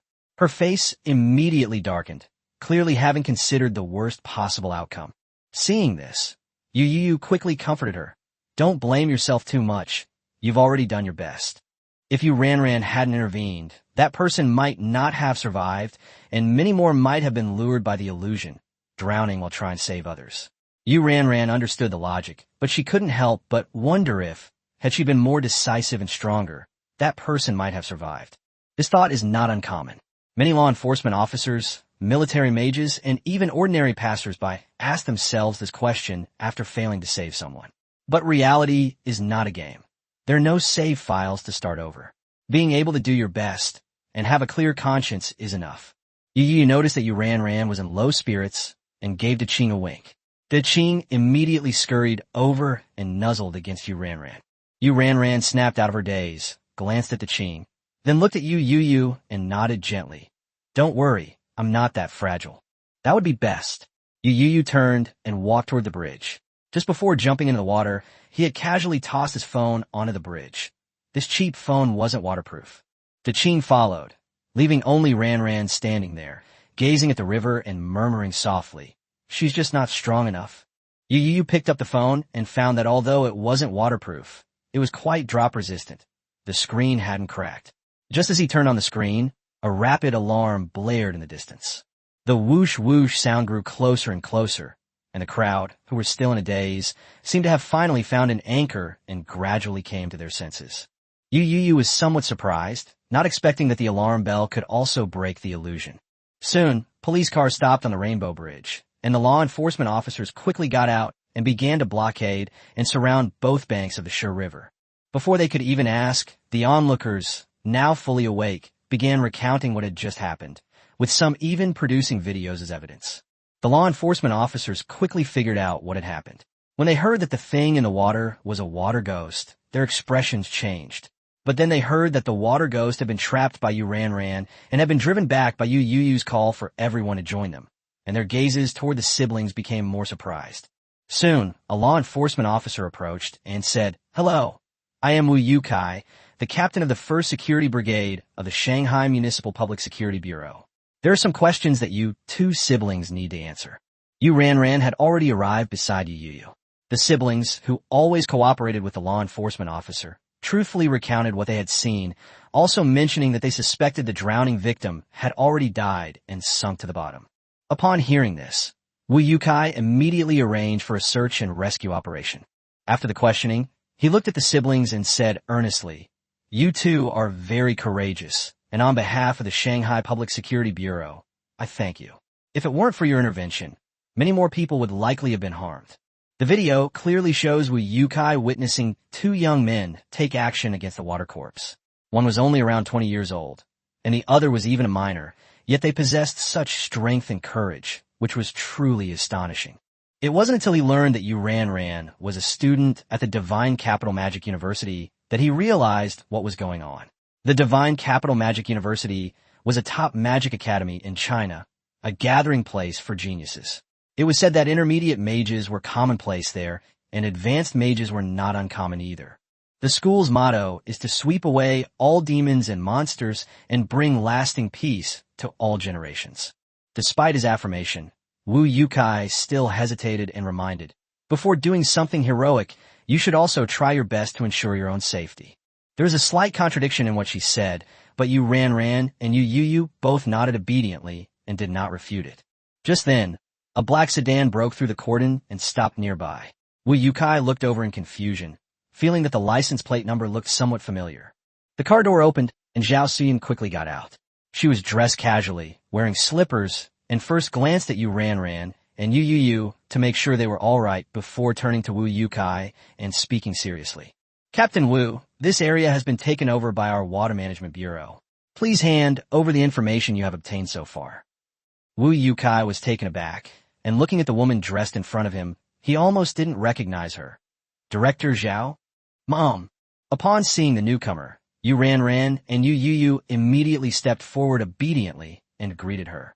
They had no choice but to be obedient. They could already sense their mother's murderous intent. Clearly, Zhao Xiyun had already learned the general outline of what had happened on her way here. Upon hearing this address, Wu Yukai was startled again. Director Zhao, is this your child? Zhao Xiyun first gave the siblings a look that said, I'll deal with you when we get home, before smiling and nodding. I'm sorry to have troubled you, Captain Wu. I was worried about the two kids, so I came in a hurry. This statement not only answered Wu Youtsai's question, but also explained why she had rushed over dressed like that. Wu Yukai quickly said, Director Zhao, what are you saying? Parents everywhere are always worried. No one can help but be anxious in this situation. As soon as he finished speaking, a fleet of light blue armed vehicles drove up, followed by 2 trucks carrying armed assault boats. Wu Yukai breathed a sigh of relief when he saw the people from the Waterway Management Bureau arrive. Professional matters should ultimately be handled by professionals. He handed the information he had gathered in a short time to Zhao Xiyun and said, Now that your Water Management Bureau has taken over, we are relieved. We hope this information will be useful to you. The sudden appearance of water ghouls, mid-level magical creatures, in the Sure River is enough to make anyone with a modicum of common sense realize that something is amiss. The issues involved are likely beyond the capabilities of ordinary law enforcement mages. Chapter 24, The Wind Rises. Wu Yukai handed the information to a team leader from the Water Management Bureau. Although the Water Management Bureau had taken over the scene, the security guards did not leave immediately. The Water Management Bureau is responsible for tracking down the water ghosts, retrieving the bodies, calming the surrounding residents, and cooperating with the fire department to handle the aftermath. These tasks still fall to them, especially for ordinary people affected by the illusions. Although they have awakened, they still need further examination to confirm whether they have suffered any lasting effects. On the other side, Zhao Xiyun found her shoes in the car and changed into them, but her eyes remained fixed on Yu Ranran and Yu Youyou, the siblings. Yu Ranran was the first to break down. Feeling guilty under her mother's gaze, she quickly lowered her head and admitted her mistake. Mom, I was wrong. Yu Youyou, however, had regained her composure. After all, it was Yu Ranran who impulsively rushed in first. He was at most an accomplice led by his sister. More importantly, he had called his mother immediately, so he couldn't be blamed. Sure enough, Zhao Xiyun's gaze remained fixed on Yu Ranran. Suppressing her lingering fear, she said, There's nothing wrong with acting bravely, but Yu Ranran should at least have assessed the strength of both sides and considered her brother's safety before rushing forward on a whim. Zhao Xiyun had already watched the video of the scene. Yu Ranran only confirmed that there were magical creatures underwater, and then rushed in without hesitation, without knowing what they actually were. Fortunately, this was only a level 4 water ghoul, and its weaknesses were quite obvious. But if it were a level 5, or another level 4 magical creature without any obvious weaknesses, Yu Ranran's strength would probably not even be enough to fill its teeth. Zhao Xiyun grew increasingly fearful as she thought about it. As a mother, she naturally hoped her children would never have to get involved in danger. But she was also a guardian of the city's waterways, and she couldn't teach her children to back down when the public needed help. So this time, unusually, she didn't launch into a long speech, only saying this one sentence. But Yu Ranran didn't dare look her in the eye, her fingers twisting in front of her, her lips pressed together, unable to utter a single rebuttal. Yu Youyou, standing beside him, looked up at the sky. The once cloudless sky had been covered with a layer of dark clouds. A cool breeze blew from the river, and he, still damp, couldn't help but shiver. Although Zhao Xiyun was keeping an eye on her daughter, she kept a close eye on her son out of the corner of her eye. Seeing Yu Youyou shivering in the wind, she finally realized what was wrong, and her tone became even harsher. Yu Ranran, what's wrong with you? Don't you even know how to help your brother? get the water out of his clothes. After saying that, she immediately used her mental power to draw the moisture out of Yu Youyou's clothes. Yu Youyou suddenly whispered, "The wind is picking up." Zhao Siyun had just finished dealing with his clothes when she heard this and looked at him in confusion. What? Following Yu Youyou's gaze, she saw that armed assault boats had been deployed on the river, and the patrolling monks were preparing to set off. Yu Youyou frowned, her voice turning somber. "Mom, it's going to rain." Zhao Siyun paused, as if she had suddenly realized something, and her face immediately turned grim. She turned to the siblings and said, "You two, go back right now, quick." As soon as she finished speaking, she immediately took out her dedicated walkie-talkie, turned on the channel, and notified each group that the weather might change, and everyone must be on high alert. Any unusual activity on the river surface must be reported immediately, and no one should act without authorization. After hanging up the walkie-talkie, Zhao Xian made another call, directly requesting 2 more teams to be dispatched around the Rainbow Bridge and Shur River area. Immediately afterwards, she contacted Wu Yukai to quickly relay the relevant information. After arranging everything, she found the siblings still standing there, and her brows immediately furrowed. "Didn't you hear what I said? Go back right now." Yu Ranran's eyes were full of worry. She wanted to speak, but Zhao Siyun interrupted her directly. "Yu Ranran, take your brother back."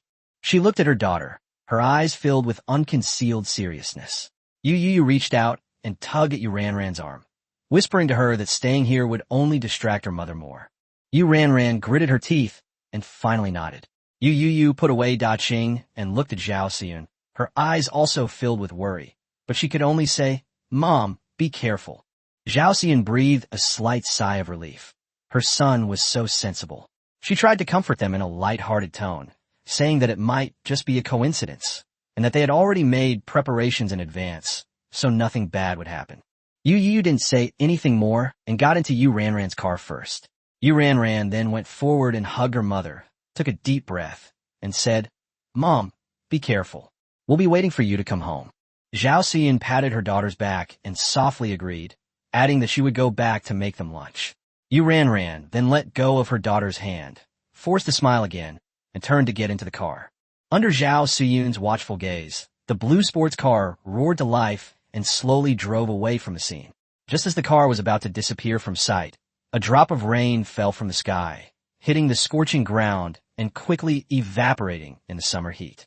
Inside the car, Yu Youyou and Yu Ranran both noticed the raindrops on the windshield and their expressions darkened. Yu Ranran turned on the windshield wipers, her voice tense. "What did you guess?" Yu Youyou leaned back in her chair, looked out the window, and shook her head. As the first raindrop fell, it was as if a valve had been turned open in an instant, and a torrential downpour suddenly began. He said he just thought it was too coincidental. The appearance of a water ghost in the Shur River was already abnormal, and not long after, the previously clear sky suddenly became overcast again. Moreover, he had checked the weather forecast that morning, and it wasn't supposed to rain at all today. Yu Ranran gripped the steering wheel tightly, her expression turning serious. Yu Youyou suddenly asked her, what level of power is needed to change celestial phenomena? Yu Ranran was silent for a moment, then answered in a low voice, advanced. In such a large area is not something an ordinary advanced mage can do, unless there is more than one. Yu Youyou pursed her lips and asked again, are there many high-level magicians in Shanghai? The heavy rain quickly darkened the sky. Yu Ranran turned on the headlights and roof lights, illuminating half of her face while the other half remained in shadow. She said that she only knew 3 people publicly: Yang Zhongxing, director of the Waterway Management Bureau; Liu Rihai, director of the Education Bureau; and Yang Xinming, commander of the Shanghai Chashan Garrison. Upon hearing these 3 names, Yu Yu gently tapped on the car window, her gaze fixed on the depths of the rain, her thoughts drifting away. Chapter 25. The Torrential Rain. On the Rainbow Bridge, it was already noon. More than an hour had passed since the water ghost disappeared. The torrential rain pounded into the river like a waterfall, creating a continuous roar. Through the rain, the flashing red and blue police lights became the only direction that the body recovery team could make out on the murky river. Wu Yukai stood on the riverbank, his face grim. For over an hour, more than a dozen groups of people had gone down into the river to search, but they still found nothing. They reviewed nearby surveillance footage and determined that the drowning victim fell into the river after Yu Ranran lost her grip on their hand. Strangely, however, there was nothing on the riverbed near where the victim fell in. The Shur River is just a small tributary of the Huai River, and its channel is well maintained, so the undercurrents are usually not strong. Even with today's torrential rain and soaring water levels, there shouldn't be any strong currents in the riverbed. However, with nearly 100 search and rescue personnel and the most advanced detection equipment, the search area was expanded to almost 2 kilometers. Not to mention a person, even a cat or dog should have been found. Instead of finding the person, they did manage to retrieve a number of cat and dog carcasses. Reports continued to come through the earpiece, all indicating no progress. Yu Youyou rubbed his temples. Based on his years of experience as a law enforcement officer, he had a feeling that the disappearance of this corpse was probably not so simple. The young law enforcement officer who was holding an umbrella for him looked at the river water that was about to overflow the bank and asked nervously, "Captain, what do we do now?" He had never seen such terrifying rain in his life. The river surface was originally nearly a meter below the bank, but in just 1 hour, the water level had almost risen to the same level as the shore. Yu Youyou raised his voice and asked, "Have you found out the identity of the drowning victim?" The young man took out his phone, which was covered by a waterproof bag, looked at it, and exclaimed, "Not yet, but we can confirm it's a girl. Her face is always covered by her hair, so we can't see her face clearly." The technical department checked all the surrounding surveillance footage, but couldn't find where she came from to the riverbank. Wang Lin and his team have already taken the developed photos to the surrounding residential areas for investigation. Yu Youyou shook his head slightly. Door-to-door investigation was the most desperate measure, especially since the disappearance time was too short. Even if someone was not at home for an hour or two, it wouldn't prove anything. He glanced at his wrist. It was 12:27 p.m. After a moment of silence, he pressed the button on his headset and ordered, "Continue to expand the search area. Check again before 1 p.m.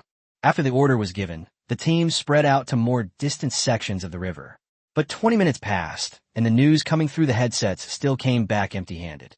Yu Youyou looked down at the river water, which was already above his ankles, and his heart grew heavier. To be precise, it could no longer be considered river water, as the water had already overflowed onto the banks. The young monk couldn't help but advise, "Captain, let's call it a day. Continuing like this is too risky." The headset kept crackling with messages from team members running out of mana and stamina. Yu Youyou paused, then finally nodded. They couldn't afford to lose their own men if they couldn't find a single corpse. He pressed the headset button, just about to give the evacuation order. "Everyone, proceed first." Before he could finish speaking, a hurried voice suddenly interrupted him. "Magical creatures. Lots of magical creatures have appeared. The Zaijiahe Elementary School River area, Xiao." A scream instantly ripped through the channel. After a brief silence, the entire communication channel erupted as if on fire, filled with frantic reports. "A large number of magical creatures have appeared in the river area near the Magic Training Center. An anomaly has been detected in the Nanhu Garden River area. There's also one in the Hume Square River area.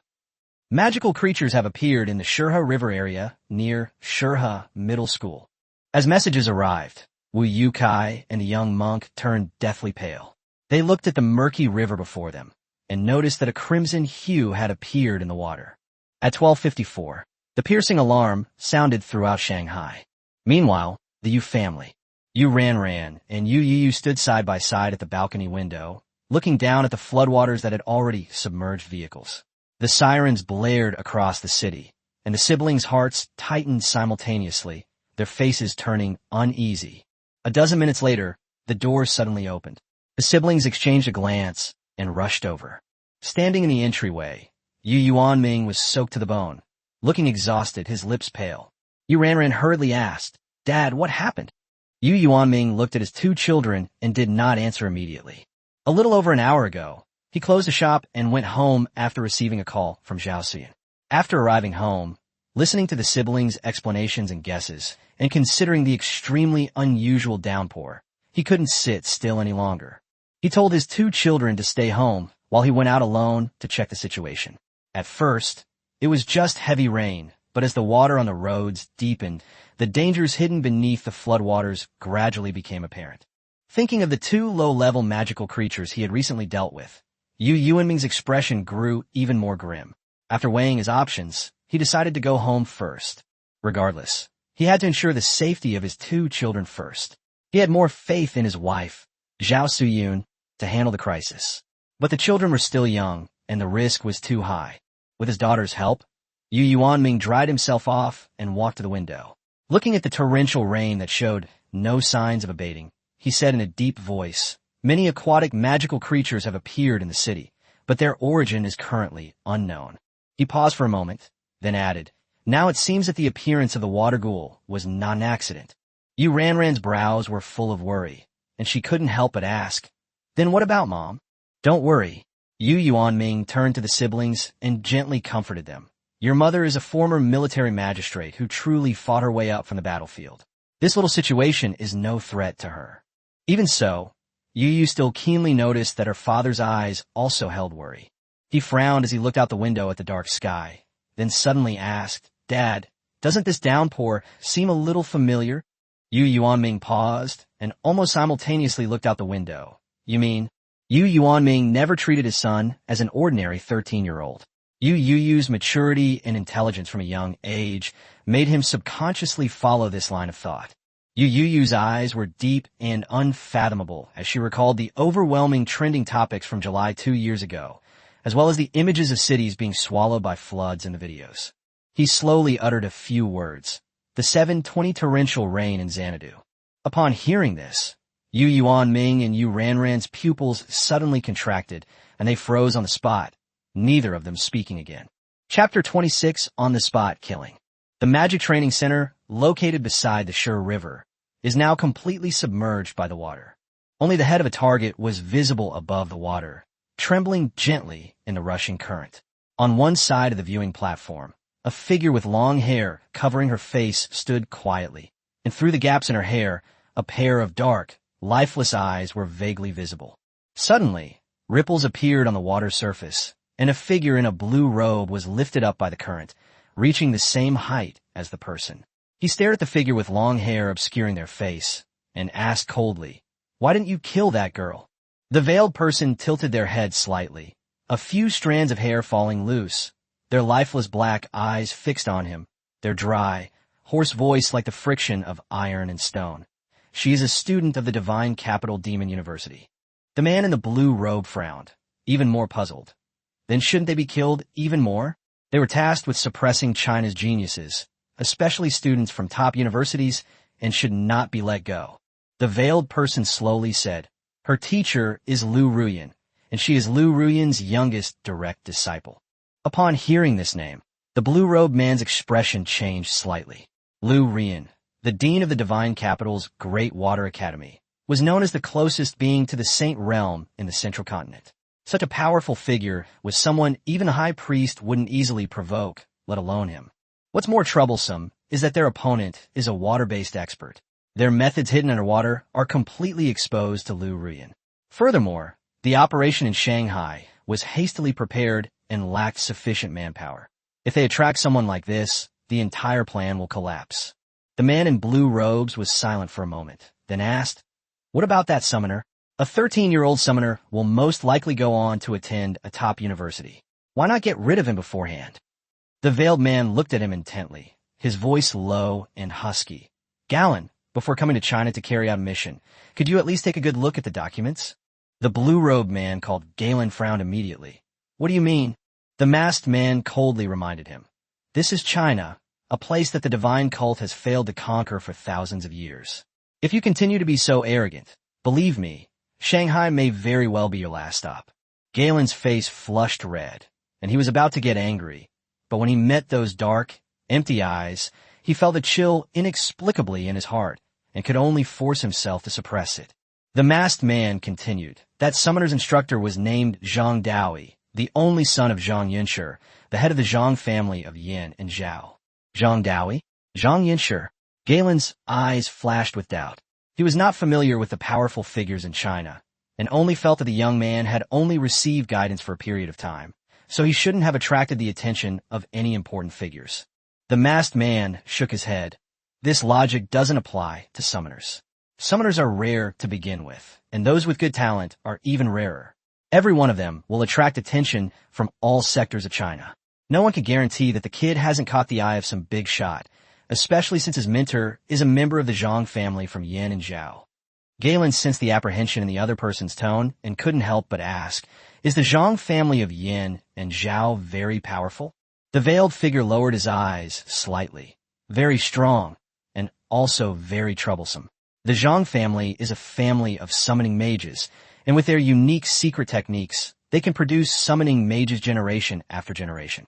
More importantly, 1,000 years ago, the Zhang family's ancestor discovered the territory of a branch of the Tengu clan in the summoning world and accurately recorded its location. Since their ancestor made a pact with the celestial dog, the Zhang family has passed down this tradition through generations. Each generation of the Zhang family can make a pact with the descendant of the celestial dog from that era. And the current patriarch of the Zhang family, Zhang Yinshi, possesses a level 9 celestial dog. The veiled man's voice deepened. Once that celestial dog sets its sights on you, there are very few places and treasures in the entire world that can keep it away from your sniffing, and those things are beyond our reach. Do you know what that means? Galen's face turned pale instantly. Even if he knew very little about China, he was aware of the terrifying depths of this ancient nation. People like them could still move freely abroad, but in China, they could only hide in the shadows and beneath the water. Once their location is exposed, they will face a purge by Chinese forces. Moreover, there are many people around the world who want to eliminate them. If China is willing to provide their coordinates, even if they flee abroad, countless people will hunt them down. Galen's throat bobbed. He simply couldn't understand how such a summoned creature could exist in the world. It was practically their natural enemy. By this time, rainwater had already soaked the stands as the two men talked. The veiled man stepped into the water, leaving behind only a low, hoarse voice before he left. I've told you all this, Galen. I hope you can leave Shanghai alive. Also, remember, don't trust any cult members you encounter. As he watched the figure disappear into the water, Galen's face darkened. He didn't understand what the woman's last words meant. In a large conference room of the Shanghai Municipal Waterway Administration, the room was already full of people. At the head of the table, Yang Zhongqing, with his white hair and wearing a blue and white uniform, scanned the upright figures in the conference room with a fierce gaze. Directly opposite him was a huge display screen, the image divided into dozens of windows, corresponding to the heads of various departments in Shanghai. Yang Zhongqing didn't waste any time on pleasantries and went straight to the point. Gentlemen, an urgent telegram from the capital says that these water rats are after a treasure. We don't know exactly what it is yet, but the water corpse demon was just a trick they used to attract attention. His voice, strong and resonant, echoed throughout the conference room. But what that thing is now is no longer important. I only want to emphasize one point. Shanghai must never repeat the mistakes of Xanadu. The devastation of the 720 torrential rain must never happen in Shanghai. Everyone looked solemn, and the atmosphere in the meeting room was so oppressive that it was hard to breathe. At that moment, a voice came from window number 2 on the large screen. Director Yang, do we have a concrete plan now? Yang Zhongqing looked at the screen. The other person was a middle-aged man with thinning hair, wearing an administrative jacket. He was Liu Rahai, the director of the Shanghai Education Bureau. Yang Zhongqing said in a deep voice, Director Liu, we might need your help this time. Is that Zhang family kid with you? In the Education Bureau director's office, Liu Rahai listened to the audio from the conference computer and immediately nodded. Okay, I understand. I'll have him go over right away. After a pause, Liu Rahai asked again, did the capital receive the news so quickly? Do they have our people inside their ranks? Yang Zhongqing in the video shook his head. I don't know, but I guess it's probably just a mole. Liu Rahai looked surprised. Why do you say that?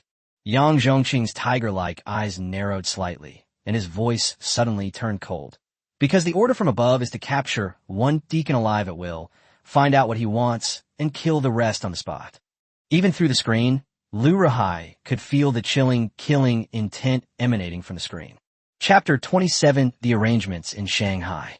Director Yang, we haven't received orders from the military and can't act rashly.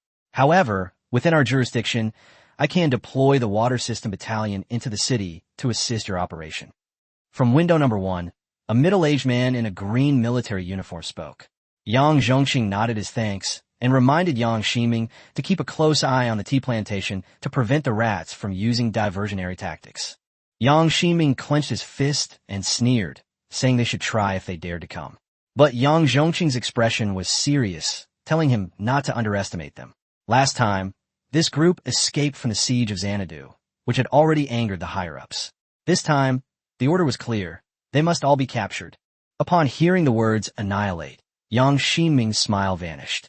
Defending a city and annihilating an entire group are completely different. They were confident in holding Shanghai, but capturing every single one of these guys who were adept at escaping would be a much more difficult task. Lu Ruhai was also somewhat surprised and was about to ask if they had enough manpower when Yang Zhongqing waved his hand to interrupt him. The capital city had already contacted Hanjiang City, and they would send 2 teams of judgment mages to provide support. The conference room was instantly thrown into turmoil. Although Shanghai belonged to Zhongzhou province, it bordered Hanjiang City in Jiangzhou province. It wasn't surprising that the capital city needed Hanjiang support, but sending 2 squads of judgment mages at once was far too significant. The judgment mages are the highest-ranking military department of mages in China, specializing in trials and arrests. Those selected are at least intermediate-level mages, and most are among the strongest of the intermediate level, with some even just one step away from becoming advanced. A single small team is enough to rival many of Shanghai's publicly known forces, let alone 2 this time. Lu Ruhai's spirits lifted, and he said that if those rats escaped again this time, he and the other old guys could jump into the Shi River. Yang Ximing nodded in agreement. Given the speed of the judicial officers, they could travel from the Han River to Shanghai in less than an hour. Yang Zhongqing then looked at Li Jidong, the director of the Public Security Bureau at window number 3, and gave the order in a deep voice. We must not alert the enemy within this hour. The safety of the people in the city is entrusted to you. The Water System Battalion and our 2 special operations teams will cooperate with the security magistrate. Leave professional matters to professionals. The Water Management Bureau and military mages excel at combat, pursuit, and capture, but for calming the public and maintaining order, law enforcement mages are the most reliable choice. Lu Ruhai also stated that he would organize teachers from Shanghai's magic high schools to assist. In this era of universal magic, the power of magic high schools is no less than that of any violent organization, and they are also an important military force in Shanghai. Li Jidong nodded solemnly, promising that all the security guards would do their utmost to protect the lives and property of the people. Yang Zhongqing did not delay any longer and quickly issued orders within the limited time available. The figures on the large screen gradually decreased, and the people in the conference room also left one by one, following orders. A dozen minutes later, there was a knock on the conference room door, and Yang Zhongqing said, "Come in." The door opened, and a young man, soaking wet, walked in. Zhang Daoi looked at the white-haired old man who was looking down at a map of Shanghai's waterways and softly called out, "Director Yang." Yang Zhongqing looked up at him and said directly, "I won't waste my breath on you. You know why I specifically called you here? If you're willing to help, I can make the decision to give you at least 100 grams of gray BT." Zhang Daoi looked slightly startled and immediately said that with disaster looming, it was inappropriate to discuss compensation. Yang Zhongqing waved his hand to interrupt, saying that one thing was one thing, and this was not yet a real disaster. He told Zhang Daoi to accept the reward without worry, and that all he needed to do now was answer whether he was willing or not. Zhang Daoi straightened his expression and said, "As a student of the Divine Capital Demon University, I should always remember the school motto of eradicating all demons and monsters and bringing peace to the world. Director Yang, this is my duty." Yang Zhongqing nodded and pointed to a location on the map. Zhao Siyun and Zhang Daoi should recognize her. She was leading 4 combat teams there. Just recently, they had tracked down the location of the water zombie. The water ghoul was the first magical creature to appear suddenly, which was quite unusual. Yang Zhongqing speculated that it might have had direct contact with a group of water rats, so Zhang Daoi needed to go and assist Zhao Siyun to find their hiding place using it as a clue. Zhang Daoi paused slightly before matching the Siyun mentioned by Yang Zhongqing with sister Zhao he had met before. He didn't ask any further questions, simply memorizing the location on the map before turning and leaving at Yang Zhongqing's signal. Meanwhile, in the Nanwan Lake scenic area of Shanghai, the rain continued, and the lake's surface was churning. More than a dozen armed assault boats formed a circle, completely sealing off the central area. Zhao Xian stood on the boat, looking at the water zombie whose limbs were bound by an alloy net. Rain washed over its pale face, and her tense expression finally relaxed slightly. They finally caught it. Capturing a level 4 water ghoul alive in this vast expanse of water is extremely difficult. Fortunately, it had been injured earlier and had consumed most of its magical energy, which gave them the opportunity. Thinking of this, Yu Youyou felt a strange unease. She knew where the water corpse's injuries came from, and in that sense, she really had to thank her 2 precious children. But she couldn't help worrying about their current situation. Yu Youyou lowered her eyes slightly, a hint of worry flashing in them. Just then, the liaison officer's voice rang out. Director Zhao, Director Zhao? The director is calling.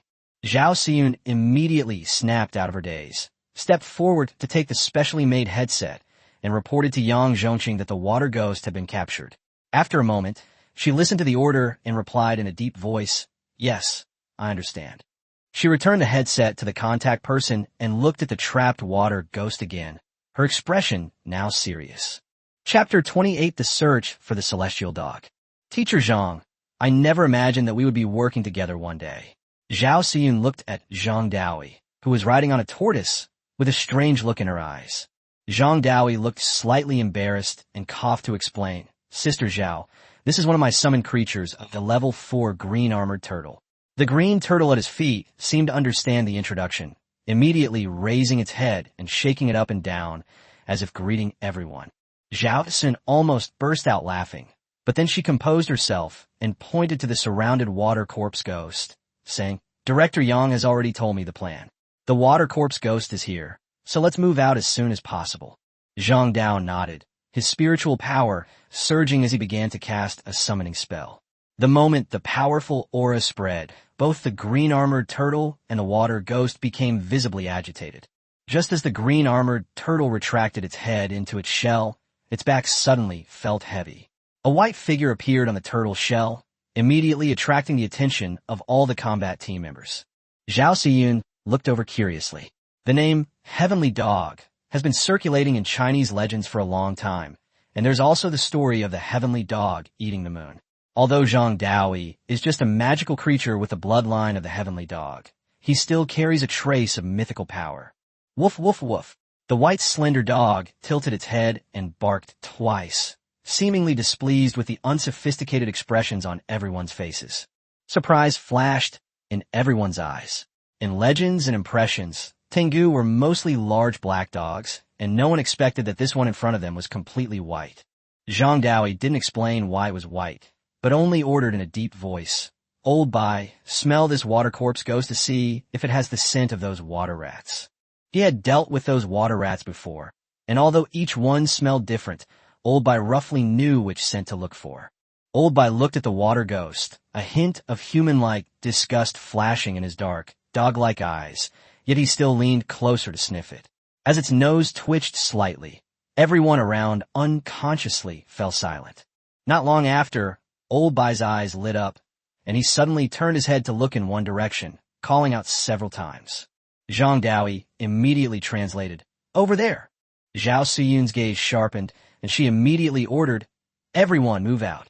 Someone nearby reminded him, Director Zhao, what about this water ghost? Zhao Xin didn't even turn her head. Kill them. Take the body with you. She personally piloted the assault boat, leading 3 groups to leave first. The remaining group immediately unleashed attack magic, blasting the water ghouls to pieces. The corpses of magical creatures were valuable, capable of being researched, crafted into magical artifacts and auxiliary medicinal materials, so they couldn't be wasted. The armed assault boats were extremely fast, easily exceeding 100 kilometers per hour. In less than 10 minutes, the group rushed into the city. By this time, the entire city was almost completely submerged, and the 4 combat teams drove the assault boats directly onto the main roads. Because of the surrounding buildings blocking their way, the group's speed dropped to about 60 yards per minute. Everyone was somewhat surprised as they watched Zhang Daoyi and Lao Bai leading the way, riding the green-armored turtle through the waves. This green-armored turtle was actually faster than a speedboat. It truly lived up to its reputation as a mid-level magical creature. Old White kept barking to guide them, and the group followed it until they arrived in front of a tall building. Yu Youyou looked up at the building and said in a deep voice, This is the Baiwa Building, a landmark building in Shanghai, named after the Baihuayuan Square diagonally opposite it. I never expected them to be hiding here. Her tone was tinged with surprise, because the Waterways Authority was nearby. The other party was clearly hiding in the shadows, playing a game of cat and mouse. Zhang Daoi looked around and recognized that they were near the Waterway Management Bureau. He couldn't help but laugh and said, if Director Yang knew, he would probably be furious. Zhao Xian quickly regained her composure and asked, Teacher Zhang, can you confirm which floor they are on? Zhang Dao nodded. No problem. Lao Bai will take us directly to the other party. As soon as he finished speaking, Lao Bai leaped off the turtle shell, his 4 feet touching the water without sinking, and plunged directly into the building. Quickly, keep up. Zhao Xian led 4 combat teams to stop the assault boats at the entrance and quickly entered the building. The Baiwa building has a high foundation, and the water on the first floor only reached their calves, so the group didn't need to use any water-repelling magic. Zhang Daoi also put away the green armored turtle and summoned a level 5 steel gorilla to follow them. The elevators were out of service, so they had to use the emergency exit. The building had 30 floors, and if their target was on the top floor, it would take them at least 10 minutes, no matter how fast they moved. Fortunately, Old White stopped on the 11th floor. It stood in front of the emergency exit door, and after everyone arrived, it glanced at Zhang Daoi with its dog eyes. Zhang Daoi immediately understood. It's inside. I'll have Lao Bai and Hebei lead the way. You guys be careful. Everyone nodded in agreement.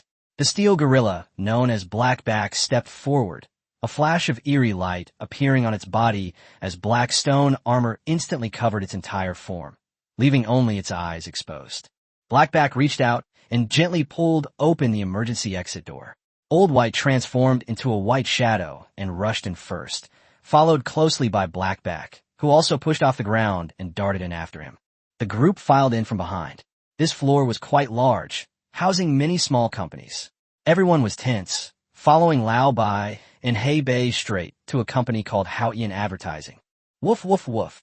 Old Bai suddenly barked wildly, and everyone's hearts tightened. Zhao Xian took the lead and rushed into the cubicle where Old Bai was. The cubicle was empty, with only the broken window echoing with Lao Bai's cries. Zhao Xian rushed to the window, only to see a blue figure disappear into the water. Old Bai had already chased after them across the water, with Blackie close behind. Zhao Xian didn't hesitate for a moment and jumped out of the window.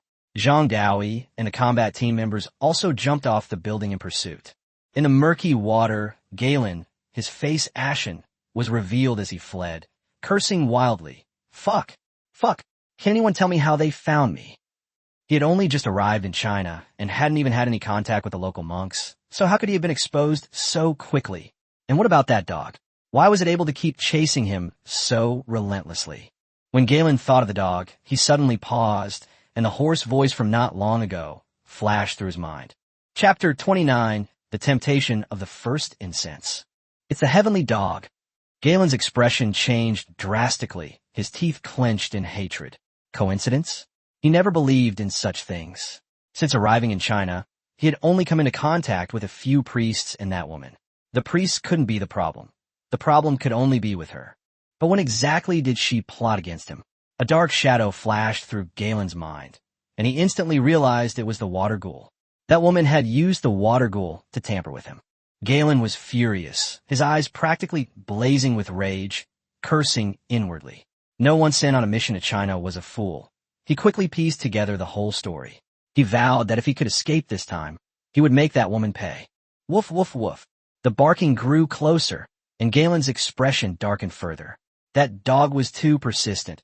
It could pinpoint his presence even without seeing him. To make matters worse, they were too close to the Water Management Bureau. He absolutely couldn't afford to be held up. Just then, Galen's expression shifted, and he immediately showed delight. In his mental perception, several familiar auras were approaching. There were several 5 or 6 meter long armored crocodiles swimming in the water, searching for human prey. These armored crocodiles, their massive jaws agape, still had bits of white flesh clinging to their teeth, clearly having had a hearty meal. The next second, as if summoned, they all stopped, then turned and swam off to the other side. Galen, now in the water, finally breathed a sigh of relief.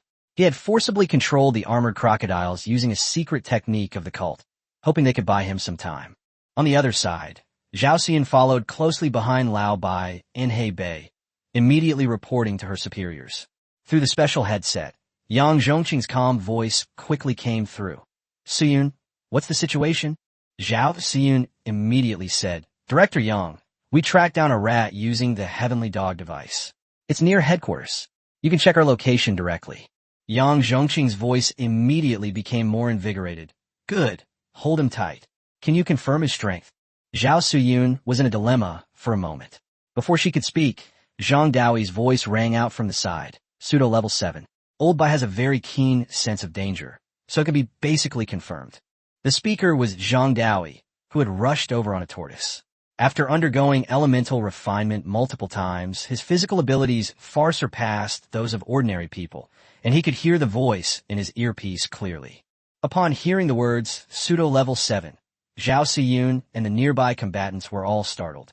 Pseudo-level 7 is a term used in China, referring to a mage who has reached level 7 but hasn't yet mastered level 7 magic.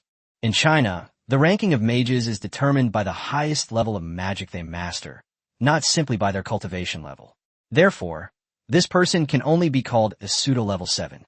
Even so, the other party possesses genuine level 7 mental strength and magical energy, and their control over intermediate magic far surpasses that of ordinary people. On the other end of the headset, Yang Zhongxing was silent for a moment, then said, You guys just keep him close. I'll have Director Sun go over to help. Zhao Suyun visibly relaxed after hearing this and immediately agreed. After hanging up, Zhang Daoi, who was not familiar with Shanghai, asked, Sister Zhao, is this Director Sun? Zhao Siyun pointed to a building in the distance and explained Sun Yuanmin, the curator of the Shanghai Museum, is also a pseudo-level 7. This place is very close to the museum. He should be able to get there soon. Zhang Dao nodded. This was the advantage of playing on home turf. No matter how strong the opponent was, they were facing an entire city's siege. Just then, an urgent report came through the combat channel. Director Zhao, for level 3 Xuanjia crocodiles and 1 level 4 Xuanjia crocodile have been spotted ahead. Zhao Siyun looked up and saw several pairs of dark eyes slowly floating and moving on the murky water. She immediately ordered, Group 4, stay and clean up. The rest of you, continue following the Heavenly Dog. Zhang Daoi frowned. It was most likely summoned by that rat. A cold glint flashed in Zhao Suyun's eyes. Then I'd like to see how many magical creatures he can command to block our way. At this moment, all departments in Shanghai are engaged in a campaign to eradicate magical creatures. In this era of universal magic, a city of 1 million people can mobilize tens of thousands of magicians. After the initial panic subsided, the citizens, brimming with martial spirit, and the relevant departments have launched a full-scale counterattack. This is also why it's difficult for those evil people to cause major trouble in China. If they're not careful, they'll be dragged into the vast ocean of the masses. Meanwhile, the other 3 members of the Yu family were doing something similar. Yu Youyou sat on the speedboat driven by her father, looking around at the water surrounding the residential area. Not long ago, a large number of low to mid-level magical creatures rushed into the residential area where the Yu family lived. They have keen senses, and densely populated places like residential areas naturally became their hunting grounds. Interestingly, when this residential complex was built, perhaps it was intentional, but the first and second floors of almost all the apartment buildings are used as storage rooms, activity rooms, or reading corners, with very few people living there. And most of these magical aquatic creatures can't even go upstairs. After the initial panic subsided, someone opened a window and remotely cast a spell, killing a level 1 green frog from a distance, and then posted the video in a residents group to show off. This action ignited the residents' fighting spirit. So, relying on the tall buildings and winding passageways, they officially launched their first counterattack. A barrage of magic rained down from the building onto the water, thoroughly swarming the aquatic creatures. In less than half an hour, the magical creatures in the neighborhood were almost completely wiped out. When the local security officers arrived to help, they were stunned by what they saw. After listening to the residents' explanation, one of the officers jokingly said, Wow, that's impressive. Maybe after this, you'll be written into the local chronicles of Shanghai and have your names recorded in history. This was originally just a joke, but people took it seriously. Especially after the news spread in the residents' group, the older residents remained relatively calm, while a group of young people got carried away with their emotions. What does it mean to be included in a local gazetteer? It's no exaggeration to say it's an honor that earns you your own page in the family genealogy. 100 years later, you'll be honored with a first incense offering. Who could resist such a temptation? So, to make this happen, the residents' group discussed it and found that some outdoor enthusiasts and anglers were willing to provide speedboats and small fishing boats. Thus, a temporary team was formed in the community, led by several intermediate-level magicians, and they began their rescue and assistance mission in small boats. Chapter 30. The Man-Eating Python. Yu's father and his siblings all participated in this operation, but not for the purpose of creating a separate genealogy or to be the first to offer incense. The three of them felt that staying at home and waiting was not a solution, and they were also worried about Xiaoxi's safety, so they decided to go out and check the situation. Initially, Yu's father and Yu Ranran did not want to bring Yu Youyou along. After all, in their eyes, he had only just become a level 1 summoner mage, and it would be too dangerous for him to go out with them. But Yu Youyou retorted, "Isn't it dangerous for you to leave me alone at home at a time like this?" Yu's father and Yu Ranran were speechless. They were just as worried about leaving him alone at home. After discussing it, the father and daughter felt that with the 2 intermediate-level mages protecting them, and with the security mage having just been there, the area should be relatively safe, so they agreed to bring Yu Youyou along. Mr. Yu was a seasoned angler and had bought a small speedboat years ago, which is now coming in handy. Da-Ching, 9 o'clock. As soon as Yu Youyou finished speaking, Da-Ching immediately turned around and looked. On the surface of the water, a saw-toothed fish more than a meter long had just surfaced. The next second, 3 wind blades slashed out in a triangular pattern, blood exploded, fish scales scattered, and the saw-toothed fish instantly became still. Yu Ranran, who was standing next to her, finally couldn't help but grab Yu Youyou and exclaimed in surprise. In the past half hour, Da-Ching has probably released nearly 30 wind blades, right? Is the Wolf King bloodline that exaggerated? Yu's father also cast a questioning glance. They all knew that the difference in magical energy reserves among first-level magical creatures wouldn't be too great, but Da-Ching was clearly beyond the norm. Yu Youyou remained calm, looking at the large blue aura beneath her feet, knowing that this scene would be discovered sooner or later. He hadn't intended to hide it forever, since such a special trait was impossible to conceal. Besides, no one else could see the blue halo, and he had already prepared an explanation. Under the watchful eyes of her father and Yu Ranran, Yu Youyou briefly recounted the information about gifted individuals that Zhang Daoi had once told her. Neither Yu's father nor Yu Ranran were ignorant people. They had naturally heard of people with special abilities. Yu Ranran herself was even one of them. Not to mention, such people were quite common in the Divine Capital Demon University. After listening, Yu Ranran couldn't help but exclaim, "You're really getting more and more amazing." She had seen many summoning mages at the Divine Capital Demon Academy and knew very well how powerful this talent was.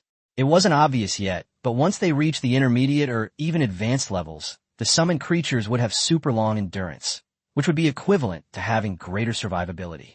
When fighting at the same level, unless there is a special talent or equipment difference, the final battle usually comes down to who has more magic power. Mr. Yu nodded with a smile. "I never expected that our Yu family would produce 2 people with special abilities." Yu Ranran shook her head and said, "Dad, I can't compare to Yu Youyou. She's a summoner mage. If that kind of talent were made public, top universities would probably be scrambling to admit her." He guaranteed admission. Mr. Yu was stunned, somewhat incredulous. Yu Ranran felt helpless. This was the difference in perspective. Without truly stepping out into the world, one would never know how powerful a summoner mage was within the same realm. It's incredibly expensive, but it's also incredibly powerful. While other fights are one-on-one, facing a summoner mage is like being ganged up on. Moreover, Yu Youyou is a gifted summoner, and it's almost foreseeable that she will be sought after by top universities in the future. Although he is currently attending high school at the high school affiliated to Shanghai University of Science and Technology, it does not mean that he can only choose Shanghai University of Science and Technology in the future. Looking at his daughter's expression, Mr. Yu understood the answer and his heart pounded with excitement. Previously, receiving the admission notice from the high school affiliated to Shanghai University of Science and Technology meant she was only 1 foot in the door, but now it was practically a done deal. If it weren't for the special circumstances, He would have loved to immediately post it on his WeChat moments to show off. As they spoke, the speedboat had already approached the saw-toothed fish. Yu Ran manipulated the water flow to lift the fish carcass from the bottom. Yu Youyou picked up the kitchen knife she had brought from the kitchen, removed the shark fin, and dug out a magic crystal the size of a peanut from the fish brain. The rest of the fish carcass had to be thrown away. It's not that it's worthless. A sawfish this size could fetch at least several thousand yuan at a seafood market. But the speedboat is too small. It simply can't carry much. Previously, when they killed low-level magical creatures, they only took the most valuable parts and magic crystals, discarding the corpses. The residents who are willing to risk going out to hunt magical creatures are not all for the first incense reward. Some also have the idea that fortune favors the bold. However, none of this concerned them. The speedboat quickly entered a narrow path, and the three men and the wolf became more alert. As the cleanup progressed, some intelligent magical creatures no longer dared to appear on the main roads, instead hiding in the side alleys. This is experience that many people in the homeowners group have gained through hardship. A magical creature with such intelligence is certainly not an ordinary level 1 or 2 small fish or shrimp. The alley was eerily quiet, save for the sounds of rain pattering and the engine of the speedboat. Clearly, everyone had long since left. The speedboat continued forward, and before long, the water ahead suddenly turned red, causing the three men's expressions to change simultaneously. "Be careful," Mr. Yu warned in a deep voice. Yu Ran and Yu Youyou nodded, each staring at one side. As the speedboat approached, the blood in the water grew increasingly dark. As they drove past the cake shop around the corner, the scene before them made the three of them's pupils shrink. Beside the green trees, the water was churning, and a thick blue and white patterned python was tightly coiled around a person, attempting to strangle him. The enormous python's mouth had already swallowed the other's upper body. Through the gaps in the snake's body, only a corner of a blue pair of jeans and a cake shop employee's apron could be seen. A pair of girls' shoes were floating on the water nearby. Damn it! Yu Ran's face turned pale. She suddenly stood up, her mental energy surging wildly. The raging water instantly condensed into a long whip, which lashed fiercely at the giant python. Hiss, hiss, hiss. The water whip sliced through the snake's scales like a high-pressure water jet, and blood immediately seeped out. The python, in pain, spat out a human body that was now unrecognizable, its amber vertical pupils fixed on Yu Ran, filled with bloodlust. Ran, be careful, Yu Yuanming shouted hurriedly. With a thought, a 2-meter square stone shield materialized in front of him. Smack! The next moment, a section of the python's tail suddenly shot up from the water's surface and slammed hard against the stone shield, producing a piercing, crisp sound. Chapter 31, Killing the Python. Dad, keep an eye on things for me. Yu Ran spoke in a deep voice, as if the father and daughter had known each other all along. Yu Yuanming immediately fixed his gaze on the giant python, and barbs shot out from underwater, aiming at the python's body. However, the water was too deep, and when the earth spikes emerged from the water, only their tips remained. Even if they hit the giant python, they could only leave a few inconspicuous wounds. Earth magic was severely suppressed in this kind of water, and although Yu Yuanming had the means, it was difficult to cause any real damage. Daching also let out a low roar, and 5 wind blades shot out in succession. The python twisted its body, and a violent water flow enveloped its entire body. As soon as the wind blades pierced in, their power was immediately weakened, leaving only shallow marks on its scales. Fortunately, this round of attacks finally managed to hold back the giant python. Yu Ran's brows furrowed, and she channeled her spiritual power into magical energy. Suddenly, another giant python formed from the water appeared on the surface of the water. Level 4 Water Magic, Water Serpent Strangulation. The water python lunged straight at the giant python, the water forming its body swirling at high speed like a giant cutting machine. Sensing danger, the giant python immediately tried to escape by shaking its body, but with a loud rumble, a stone wall 3 or 4 meters high rose from the ground, blocking its path. Yu Ran raised her hand and used her water whip to pull away the disfigured female corpse. Immediately afterward, several more booming sounds followed, and several stone walls rose up one after another, blocking all of the giant python's escape routes. The giant python frantically pounded on the stone wall, and layers of water rose up around it, trying to stop the python. But the next moment, several stone walls collapsed inwards at the same time, and tons of rocks slammed into the python's body. This attack caused the python pain, its scales shattered, and blood gushed out. The newly formed water curtain was also shattered, and a real killing blow was already upon it. The anaconda suddenly swung its tail, tightly coiling around the giant python. The rapidly spinning water was sharper than a blade, and accompanied by a shrill hiss, blood and flesh splattered, instantly turning the clear water anaconda into a blood-red python. Moments later, the water python turned into blood and dissipated, leaving only the giant python floating weakly in the water. Most of its flesh was torn to shreds, exposing its stark white bones, and blood churned around it, creating a scene resembling purgatory. Yu Youyou subconsciously closed his eyes, but the scene from before still lingered in his mind, especially the disfigured female corpse, which overlapped with the bloody scene before him, made his stomach churn violently. Vomit! Yu Youyou's face turned pale, and she quickly leaned over the side of the boat to dry heave. Yu Yuanming and Yu Ranran, who had just finished fighting, both looked over with concern in their eyes. De Qing, however, just tilted his head, his pale green eyes full of confusion. In its mind, bloodshed was an everyday occurrence, so it naturally couldn't understand why Yu Youyou would react this way. It's always like this the first time. I threw up for 3 days straight and couldn't eat anything.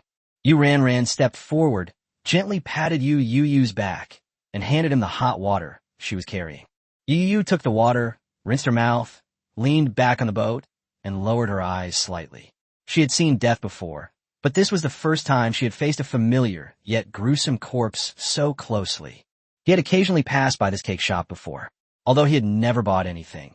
He remembered the faces of several of the employees thanks to his exceptional memory.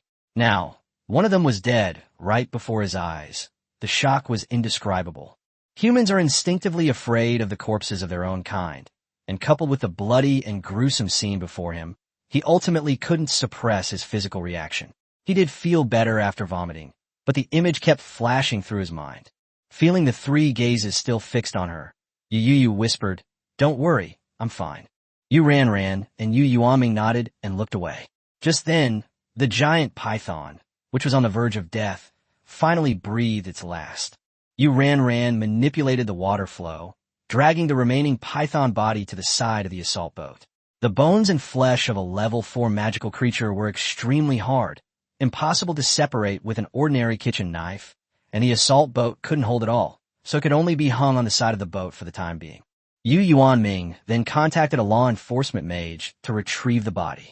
Fearing that the body might be washed away by the current or swallowed by other magical creatures, the 3 of them stayed behind to guard it. Not long after, several security priests arrived in a motorboat, towing a small boat behind them. The middle-aged security priest in the lead was visibly startled when he saw the still-spreading blood and the huge python body beside the speedboat. After the body was pulled onto the small boat, he took a statement while asking, "Do you know the deceased? Or do you know her identity?" All 3 shook their heads. Yu Youyou said, "I only know that she works at this cake shop. If we can contact the manager or other employees, we should be able to recognize her." The magistrate nodded and then inquired about the identities of the 3 men and what had happened. After taking notes, he put away his notebook and said earnestly, "Thank you for providing the information, and thank you for solving the problem of the python." These mid-level magical creatures were also a big problem for them. Now that there was one less, the pressure was naturally relieved. The 3 did not refuse the gratitude. Yu Youyou, watching the sheriff preparing to leave, couldn't help but ask, "Excuse me, are there many victims now?" The middle-aged security priest paused slightly, and after a moment of silence said, "I don't know about other places, but in our area, we've found more than 70 victims so far. Adding our own brothers who sacrificed their lives, it's almost 100. As he spoke, his eyes reddened, and he let out a soft breath. "We have already evacuated most of the people, but the rain came too fast and too hard, and quite a few people still couldn't escape. If the rain doesn't stop, the water depth may rise to 3 meters in less than an hour." The 3 of them paled simultaneously. The deeper the water, the more complex the environment, and the stronger the concealment and survival abilities of those aquatic magical creatures. 3 meters of water might even attract more terrifying beings. Yu Yuanming couldn't help but ask, "Is there really no other way?" The middle-aged law enforcement mage shook his head. That's beyond my knowledge. However, some of the garrison from Chashan has already entered the city, and the Water Management Bureau and high school magic personnel are also doing their best to rescue. We have now begun a counter-encirclement and suppression of these magical creatures, so you don't need to worry too much. After saying that, he waved to the group and then drove away with his teammates in their motorboat. Chapter 32 Crisis. As the sheriff's figure disappeared into the rain, the three members of the Yu family felt a sinking feeling in their hearts. The danger they had encountered was by no means an isolated incident. Perhaps in those unseen corners, someone had already died in the mouth of a magical creature. Yu Yuanming quickly spoke up, telling everyone to go back first. Their magical energy was already quite depleted, and staying outside any longer was no longer safe. Yu Ranran and Yu Youyou exchanged a glance and nodded. Although Da Qing still had a decent amount of magical energy, it was only level 1 and was simply unable to cope with the increasingly harsh environment on its own. Yu Ranran had previously fought the water ghoul, killed low-level magical creatures along the way, and also experienced a battle with the giant python, which had depleted most of her magical energy. Needless to say, Yu Yuanming's earth magic was already difficult to use in such a flooded environment, and the water level was continuing to rise. So he turned the speedboat around and prepared to return to the residential area. As the speedboat rounded the corner, Yu Youyou glanced at the water to one side. This was a tacit understanding between him and Yu Ranran, each guarding one side. But the moment his gaze swept over the murky water, his expression suddenly changed. A faint humanoid shadow flashed by underwater. Yu Youyou's pupils contracted sharply, and she immediately shouted, "Watch out! There's a figure underwater." As soon as the words left his mouth, Yu Yuanming and Yu Ranran's expressions changed simultaneously. Yu Yuanming suddenly accelerated, while Yu Ranran's mental energy surged, instantly forming a water spout underwater. The next moment, a series of unpleasant laughs rang out from all around. Good lad, such keen perception. Before he could finish speaking, the water churned rapidly, and a curtain of water shot into the sky, blocking the path of the assault boat. Yu Yuanming was startled. It was too late to stop, and the assault boat rammed into it. The rapidly flowing water curtain, like a giant hand, instantly capsized the assault boat. Yu Youyou felt dizzy and frantically grabbed Da Qing's tail before plunging into the icy, muddy water. The moment they fell into the water, Yu Youyou used the contract to remind Da Qing to release its wind elemental power to protect the three of them and itself. After a brief moment of panic, Da Qing immediately paddled its limbs to stabilize itself, and its wind elemental power spread out. Yu Youyou quickly felt an airflow supporting her body, but unfortunately, the water couldn't really create a strong wind. It only prevented them from sinking and provided a little assistance. Yu Yuanming and Yu Ranran also received this boost, and the three of them immediately moved towards the overturned assault boat. But the enemy lurking in the shadows clearly wouldn't give them a chance. Yu Youyou had only swum a few strokes when a tremendous dragging force came from below, as if it were going to pull him to the bottom of the water. Yu Yuanming and Yu Ranran's expressions changed drastically. Yu Ranran immediately leaped out of the water, causing ripples to erupt around her, and jets of water shot up from underwater, significantly reducing the dragging force. Taking advantage of the opportunity, Yu Youyou kicked her legs hard and floated upwards. At the same time, Yu Yuanming's eyes widened in anger, and he slammed his hands heavily onto the water surface. With a loud bang, a stone platform of 3 or 4 square meters broke out from underwater. He leaped onto the stone platform, his mental energy surging wildly.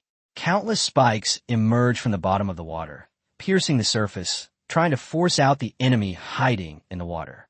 But the other party did not appear. Yu Yuanming shouted sternly, "Who are you? You have no grudge against us. Why are you attacking us?" The hoarse laughter rang out again. "No grudge? Yes, but how can we let 2 Chinese geniuses go?" Yu Yuanming had originally intended to use the sound to determine the location, but the sound came from all directions, making it impossible to pinpoint the source. His expression grew increasingly serious. The other party was actually targeting Yu Youyou and Yu Ranran. As Yu Ranran escorted Yu Youyou and Da Qing to the stone platform, she shouted, "Dad, quickly contact the law enforcement officer." Before Yu Yuanming could react, the water surged again. Huge waves crashed down, heading straight for Yu Youyou and Qing, who had just landed on the stone platform. You dare! Yu Yuanming's eyes widened in fury, and a stone shield instantly appeared. The giant wave crashed into it, splitting a huge crack in the middle of the stone shield. Then, a second wave slammed down, shattering the stone shield on the spot. Yu Yuanming shielded Yu Youyou behind him, simultaneously manipulating the stone platform to rise rapidly and forcefully block the waves. Meanwhile, Yu Ranran continued trying to lock onto the enemy, finally pinpointing their location after 2 consecutive spells. Her gaze sharpened, fixing on a certain spot on the water's surface, where a massive whirlpool instantly formed. The whirlpool parted the waves, revealing a blurry figure, but before she could make out what it was, the whirlpool was dispersed by an even stronger current. Not good. Yu Ranran's expression changed drastically. Where the original vortex had disappeared, an even larger vortex appeared, twice the size of the previous one, and it was crushing towards the stone platform. She tried to manipulate the water flow to disrupt the vortex, but her opponent's water control was clearly superior. Several water jets shot into the sky, transforming into water arrows that aimed directly at Yu Ranran, forcing her to hastily raise a water shield to defend herself. On the other side, a massive vortex, 6 or 7 meters in diameter, slammed into the stone platform with enough force to crush everything. With a deafening roar, the platform lasted less than 10 seconds before shattering and collapsing. Looking at the terrifying vortex below, Yu Yuanming's eyes were bloodshot. Yu Youyou seemed to guess what he was about to do and hurriedly cried out, "Dad!" No, but it was too late. Yu Yuanming grabbed Yu Youyou and Qing, flung them away, and roared, "Run!" He knew very well that if he continued to protect Yu Youyou, they would both die. Only by getting Yu Youyou off the battlefield first, and then fighting with all his might, could he have a chance to stall until the law enforcement officer arrived. The voice in the shadows immediately grew anxious. Trying to escape? Dream on. Several water arrows, each several meters long, shot through the air toward Yu Youyou and Qing. But just as the water arrow was launched, a huge fireball suddenly appeared, smashing the water arrow into a cloud of mist. The person in the shadows exclaimed in surprise, then noticed a faint magical fluctuation emanating from the dark red ring on Yu Yuanming's thumb. At this moment, Yu Yuanming was covered in stone armor, and stone slabs kept forming beneath his feet. He used them to leap onto the second floor of a nearby shop, as if stepping into thin air. He looked at Yu Ranran and said in a deep voice, "Ranran, I'll hold him off. You take Youyou and go first." Hesitation flashed in Yu Ranran's eyes. Yu Yuanming immediately added, "Don't worry, your father has accumulated quite a bit of wealth over the years, enough to hold out until the law enforcement officer arrives." Hearing this, Yu Ranran gritted her teeth and nodded. "Dad, be careful." However, fate had other plans. Just as she was about to set off, a raging torrent blocked her path. The enemies lurking in the shadows clearly knew time was running out, their voices filled with urgency. "Don't even think about escaping." The next second, 2 water pythons burst from the water, coiling towards Yu Yuanming and Yu Ranran respectively. Yu Yuanming looked at his daughter who had been stopped, his face grim, but he could only immediately cast a spell to stop the water pythons from strangling him.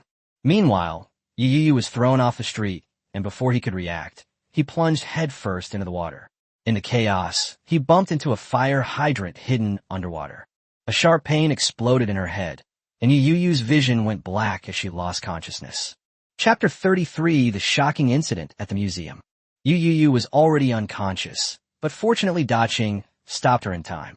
It noticed its owner was unconscious, and panic flashed in its eyes. It immediately dove into the water. A dozen seconds later, the water surface suddenly churned. Daqing grabbed Yu Youyou by the back of her collar and dragged her quickly towards a small alley, trying to avoid the chaos outside. 3 blocks away from the alley, a fierce battle is raging. The once cultural and leisure square has been flooded and turned into a lake by torrential rain. On the water's surface, swarms of magical creatures frantically blocked the combat team. Various spells exploded in succession, filling the air with a bloody mist, some from monsters, others from the human side. Zhao Siyun controlled 2 water pythons, tearing the magical creatures in front of her to shreds, then looked towards the main battlefield in the distance. That was where the true outcome would be decided. Galen, dressed in blue, rode on water columns several meters in diameter, manipulating the rain to attack Sun Yuemin, the elderly man in Tang's suit, who was suspended in midair. However, his attention remained focused on guarding against the celestial dog lurking in the shadows. Galen was agitated, with unease in his eyes. He hadn't expected that a pseudo-level 7 expert was hiding nearby, and to make matters worse, he was a wind-type expert, which was the most troublesome. Wind magic doesn't require magical aids. One can fly even before reaching advanced levels. Controlling the airspace provides a significant advantage. Sun Yuemin only needs to raise his body, making it difficult for Galen's attacks to hit him. Approaching 60, Sun Yuemin remained calm and composed, dodging the curtain of water while using invisible air currents to separate the raindrops. He didn't intend to kill directly, but was waiting for an opportunity to capture his opponent alive. A pseudo-level 7 expert would certainly not hold a low position in these rat-like forces and would definitely be hiding many secrets. They might even know the truth about this incident and the person behind the manipulation of the celestial phenomena. However, Galen is a pseudo-level 7 water type, and he has the advantage of the torrential rain and the city's flooded state to dominate the battlefield. Even if Sun Yuemin makes a move, he can't guarantee he can take him down instantly. Fortunately, the Tengu was secretly assisting them. As a magical creature with a touch of mythology, the level 6 Tengu had extremely strong stealth abilities, making it difficult for both Sun Yuemin and Galen to track it down. Sun Yuemin raised his hand and waved, sending several crescent-shaped wind blades spinning rapidly towards Galen. Galen reacted extremely quickly, instantly condensing a water curtain into a semi-circular shield to protect himself within. The sharp wind blades collided with the water curtain, which combined strength and gentleness, and exploded with a bang, turning into streams of high-speed airflow that forcefully dispersed the water curtain. Galen's expression changed drastically, and he couldn't help but curse. The next moment, a strange sense of unease rose from beneath his feet. He looked down and realized that the murky water column had turned black at some point. That absolute darkness was silently swallowing his ankle. A sense of shock and doubt flashed through Galen's mind, but no one would give him an answer anymore. Sun Yuemin's eyes lit up as he stood in midair. A sudden gust of wind arose, instantly condensing into a tornado several meters high, which swept towards Galen. Galen's eyes widened in fury as he frantically channeled his mental energy, attempting to unleash magic to defend himself. However, the touch of darkness seemed to possess a strange magic, and the surrounding water elementals completely disobeyed his commands. He couldn't even dodge. He could only watch helplessly as the tornado approached. Inside that storm tornado were countless tiny wind blades. Once caught in them, it would be equivalent to being sliced into 1,000 pieces. Fear finally showed in Galen's eyes. In the instant he was swallowed by the tornado, he seemed to hear that woman's words again. Shanghai might truly be his last stop. The next second, a piercing scream echoed throughout the plaza's waters. Everyone froze, staring in shock at the tornado, churning blood mist in midair. Even the less intelligent magical creatures showed fear in the face of this cataclysmic magic. After a brief period of chaos, they began to scatter and retreat. Zhao Xiyun immediately sensed something was wrong and shouted an order. Everyone, intercept and kill them immediately. Sun Yuemin also saw the commotion below, and a coldness appeared on his kind face. He cursed coldly, and then countless wind blades fell like celestial knives, covering most of the water area. In an instant, the water in the square was stained red with blood. The combat team members, ignoring their shock, rushed forward to intercept the remaining survivors. Zhao Xiyun quickly stepped forward and thanked Sun Yuemin, who had landed. "Thank you for your help, Director Sunday." Sun Yuemin waved his hand, saying it was no trouble at all. Then he dispersed the tornado and used the airflow to lift Galen, who had been shaved into a human stick, and brought him to the crowd. The towering black water column disappeared, and after it fell, it transformed into a large white dog that ran over. Sun Yuemin looked at it with admiration. "What a good dog, what a good dog." He was about to reach out and touch it when the celestial dog dodged him. Zhang Daoi, who had been paddling in the distance, approached with a green-armored turtle under the protection of a black guard, and said awkwardly, "Director's son, Old Bai doesn't really like other people touching him." Sun Yuemin nodded, not minding at all, and instead smiled and said, "He's a celestial dog, a mythical bloodline. It's normal for it to have a temper." He was about to hand Galen over to the others and leave, but before he could finish speaking, his expression suddenly changed. He looked sharply into the distance and shouted in shock and anger, "You scoundrel! How dare you!" Before Zhang Daoi could ask what had happened, Sun Yuemin had already soared into the sky and was flying rapidly into the distance. Zhao Siyun looked in the direction he left, her expression grave. Something must have happened at the museum. A museum? Zhang Daoi was taken aback. Who would take advantage of the chaos to loot a museum? Wouldn't it be more worthwhile to rob a bank or a magic item shop in that time? Meanwhile, inside the Shanghai Museum, tempered glass was shattered all over the floor, and the floor of the exhibition hall was covered in blood. Yang Zhongqing, who had received a message from Sun Yuemin in advance and rushed over, looked at the corpses of the guards scattered on the ground, his face turning ashen. Not long after, Sun Yuemin also landed from the sky and came to his side. Yang Zhongqing felt guilty and was about to speak. It was because he had fallen for the diversionary tactic, luring Sun Yuemin away, which allowed the latter to seize the opportunity to infiltrate the museum. Sun Yuemin interrupted him, saying, "Stop being so wishy-washy." His face was equally grim, but being older, he was more composed than Yang Zhongqing. He quickly explained that the other party had stolen an unnamed jade pendant from the Warring States period, which was most likely what they had gone to great lengths to obtain. The other party hasn't gone far yet, so we must pursue them immediately. All the artifacts in the museum bear the imprint of Sun Yuemin's spiritual power, and as long as the other party hasn't had time to erase them, he can sense their approximate location. Chapter 34, The Calamity Pocket Watch. At Sun Yuemin's age, he may not have many other virtues, but caution is ingrained in his very being. If that nameless jade pendant was indeed what the other party wanted, there would most likely be a high-level mage providing backup. He naturally wouldn't be so arrogant as to pursue it alone, so he immediately sought out Yang Zhongqing. Yang Zhongqing did not refuse. He had been stationed at the main camp to wait for the enemy's high-level mage to appear, and now that the opportunity had arrived, the two immediately flew after the treasure thieves. The fact that the other party values that item so highly suggests it must have some unimaginable purpose. In any case, they cannot allow the jade pendant to be taken out of Shanghai. It's nearby. Sun Yuemin stopped at a flooded vegetable market in the south of the city, his sharp eyes sweeping over the small shops next to it. A strong smell of blood was wafting from the second floor. Through the window, he saw the 4 family members brutally murdered in the living room, and his face instantly darkened. Even more terrifying was the eerie silence in the surrounding apartment buildings, clearly indicating that they had all been murdered. Yang Zhongqing's face also darkened. It's a blood sacrifice summoning. Blood sacrifice is an extremely evil ritual practice employed by the opposing organization. The blood of living beings contains the power of souls, which they use to tear through space, construct teleportation arrays, and summon magical creatures from the water. Just then, a hissing sound came from ahead. The two looked up and saw a python's head, larger than a millstone, protruding from the roof of a 5-story street-facing shop. Its vertical pupils stared intently at them, and its black and red scales were densely packed. The python's body slowly emerged, and even half of it was over 10 meters long. Immediately afterward, a loud splashing sound came from a corner of the market. The water churned, and a colossal creature burst in. Its exposed, broad back is larger than that of an ordinary car. Its hidden body underwater is even more immeasurable. Yang Zhongqing withdrew his gaze and sneered. A level 6 Titan python and a crocodile dragon. You really have a grand gesture.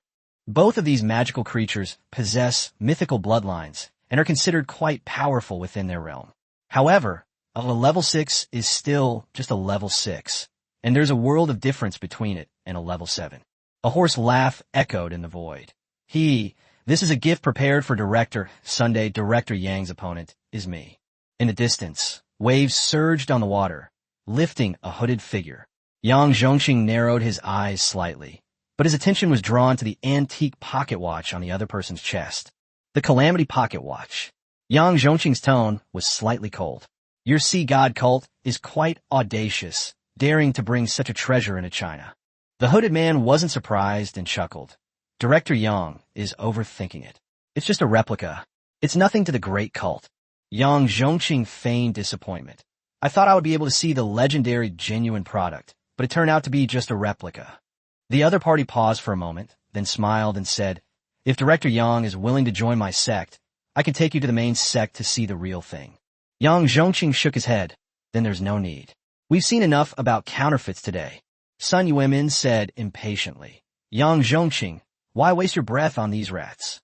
The hooded man also sensed something was wrong. His task was to hold off the two, but now it seemed that Yang Zhongqing wasn't in a hurry at all. Yang Zhongqing seemed to see through his confusion and smiled faintly.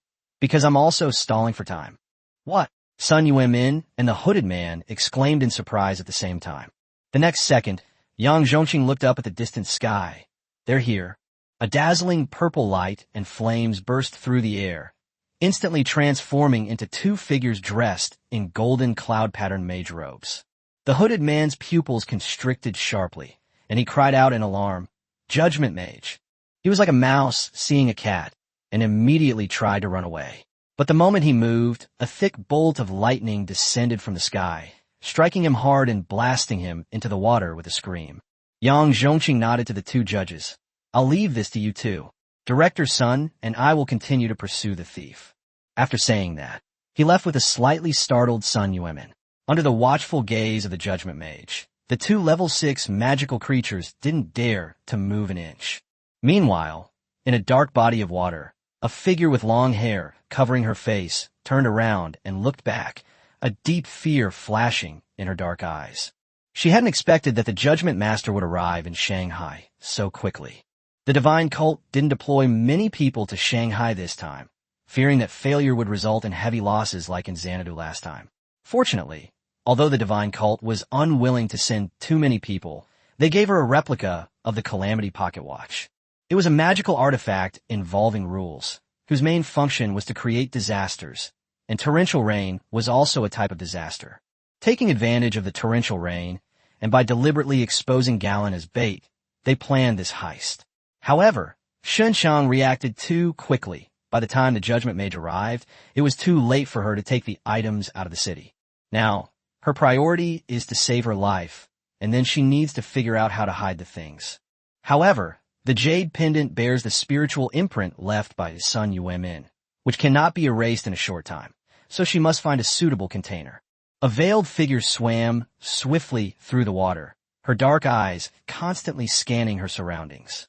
Soon, on the second floor of an internet cafe, she spotted a familiar boy and a wolf. Da Qing, who was lying beside Yu Youyou, was waiting for him to wake up. Suddenly, the water at the bottom of the stairs surged. Da Qing immediately sat up, staring at the spot warily, and let out a low whimper. But before it could even test the waters, the water flow condensed into a whip, binding it tightly. Da Qing struggled violently, but before it could even scream, its mouth was blocked by the water, and it was then dragged behind the computer desk next to it. A veiled figure slowly emerged from the water at the stairwell. A piece of jade, about the size of a lighter, was lifted by the current. Its color was a dark yellow, carrying a heavy sense of age. What a lucky kid. A dry, unpleasant voice sounded softly. The veiled figure stretched out a pale, bloodless hand, its black nails slicing across Yu Youyou's arm, creating a 2-centimeter wound like a blade.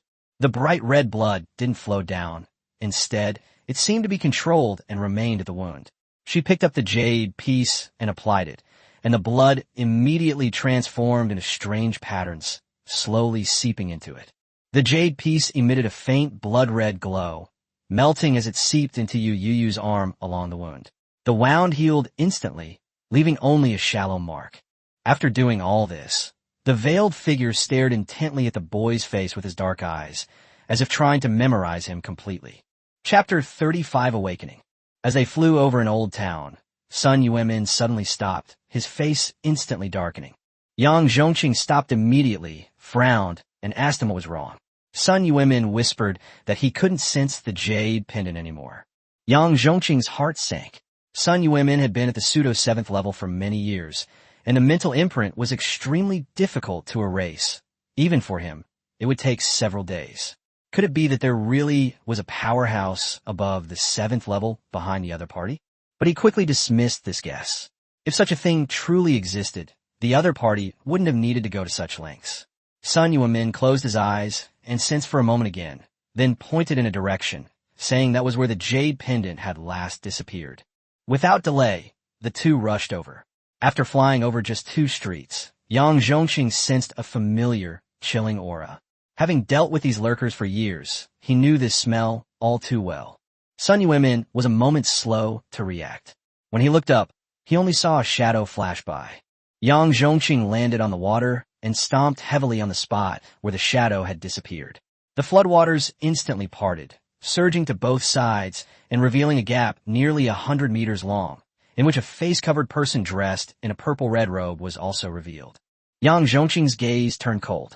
The water on both sides rose into the air, transforming into 2 dragons, which rushed straight towards the veiled man with swirling water. The veiled man's dark pupils contracted slightly. His mental energy surged wildly, and he instantly turned into a shadow, attempting to escape. Yang Zhongqing snorted coldly, trivial skill. As soon as the words were spoken, the 2 dragons tumbled in the air, and the water transformed into 2 water unicorns. The unicorns raised their front legs and stomped fiercely towards the shadow. The auspicious beast Qilin is inherently effective against evil spirits and calamities. Even its magically formed form carries a touch of ethereal power. With 2 stomps, the shadow twisted and disintegrated, forcing the veiled figure to reveal its true form. However, her body was already withered and decaying, and black blood flowed continuously down her robes, making it seem as if she had no chance of escaping. Yang Zhongqing spoke coldly, telling her to hand over the stolen goods, explain their purpose, and reveal the locations of all her accomplices, and perhaps she could save her life. The veiled man's voice was dry and weak, yet tinged with mockery. Director Yang, don't you find that ridiculous? Having infiltrated China for many years, she naturally understood that the so-called survival might not be a lie, but she would likely spend the rest of her life locked up in a research lab, living a life worse than death. Sun Yuanmin was too lazy to waste words with her and said directly, why bother talking to this kind of evil spirit? Once we take her down, we'll find a way to get her to talk. In an era where magic was the norm, methods like lie detection and soul searching were commonplace. As long as someone could be captured alive, there was nothing that couldn't be extracted from them. Yang Zhongqing nodded and said no more. The water unicorn transformed back into a dragon and coiled around the veiled man. But just then, Yang Zhongqing suddenly realized something was wrong. The other party didn't struggle at all, as if they had already given up on escaping. In his experience, this kind of situation wasn't unheard of, but it should never happen to someone who orchestrated the heist. For a level 7 mage to intervene, her identity must be extraordinary. Yang Zhongqing's expression changed, and he exclaimed in a low voice, this is bad. He immediately flew forward. Sun Yuanmin, full of doubt, followed him. The dragon dispersed through the gap, and Yang Zhongqing looked at the veiled person inside, only to find that she had completely lost her life. With a grim expression, he brushed aside the hair covering the face of the person, revealing a deathly pale face. Sun Yuanmin landed and hesitated before asking, what is this? Yang Zhongqing withdrew his hand, closed his eyes, and said in a deep voice, we've fallen for the soul-splitting and body substitution trick.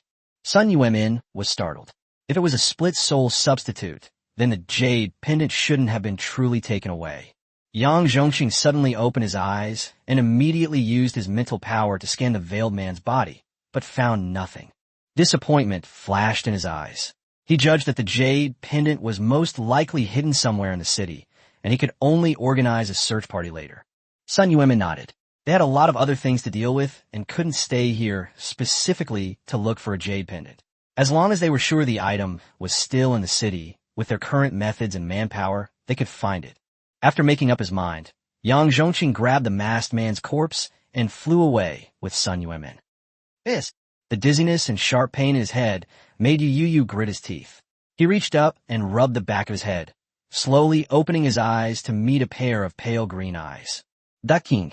Yu Youyou's gaze quickly cleared, and the scene before he fell into the water flashed through his mind. He sat up instantly, seeing that he was awake. Daching quickly whimpered softly, as if she was in a hurry to tell him something.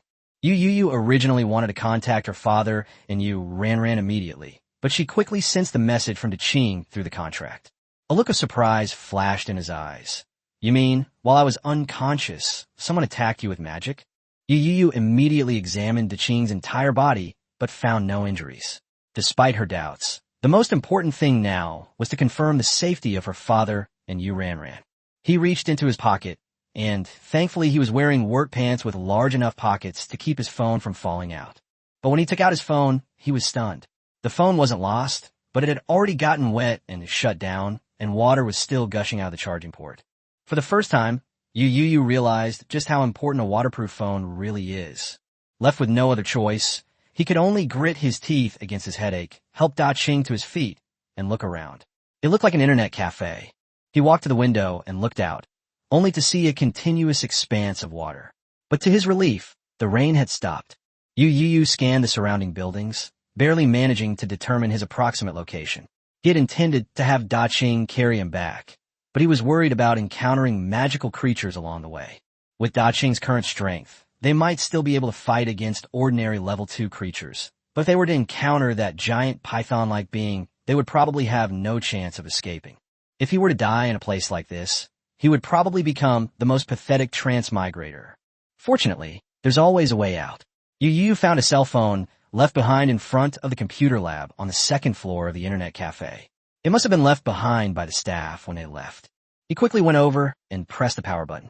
The screen lit up, and surprisingly, there was still power. Although the phone is locked, it's not a big problem. You can directly select emergency call from the password screen. Yu Youyou immediately dialed the number of the security guard. A dozen seconds later, he told the operator his location, then hung up and waited for rescue. Less than 10 minutes later, the familiar sound of a motorboat came from outside the window. Yu Youyou perked up and immediately rushed to the window, shouting loudly. Chapter 36, A Shocking Turn in Cultivation. The water level was almost up to the second floor window. 2 monks who were in charge of security heard the noise and immediately went to the window to check. Yu Youyou had already recalled Daqing into her summoning space. There was no other way. That guy weighed over 200 pounds, and if he were to come along on a motorboat, he would take up too much space. With the help of 2 security monks, Yu Youyou successfully boarded the jet ski. He immediately borrowed a cell phone from one of them, skillfully dialed a number, and hurriedly made the call. The phone rang for a while before being answered. A hoarse, tired voice came from the other end. Hello? Who is this? Yu Youyou felt relieved and quickly said, Dad, it's me. There was a noticeable pause on the other end of the phone, followed by Yu's father's voice becoming instantly excited. Youyou, is it really Youyou? Where are you now? You. Before he could finish speaking, Yu Ranran's familiar voice squeezed in. Youyou? Dad, is that Yu Youyou on the phone? Where is she now? Hearing her father and sister's surprised voices, Yu Youyou's nose tingled, and she quickly said, Dad, sister, I'm fine. I've already contacted the law enforcement officers, and they're taking me home. Mr. Yu repeatedly said yes, his voice almost trembling with tears. It's good that you're all right. Dad will go home now and wait for you. Yu Ranran was also extremely excited, saying that they searched several streets afterward but found no clues, and they haven't even dared to tell their mother yet. Yu Youyou gently comforted her. Don't worry, it's not far from the neighborhood. I'll be there soon. This time, he wasn't annoyed at all by Yu Ranran's loud and boisterous voice. After he finished speaking, he hung up the phone and returned it to the magistrate. He woke up not far from home. After all, the street where they were ambushed was only 2 streets away from their apartment complex. No matter how skilled Daqing was, he couldn't possibly have carried him too far. 10 minutes later, Yu Youyou saw her father and Yu Ranran downstairs.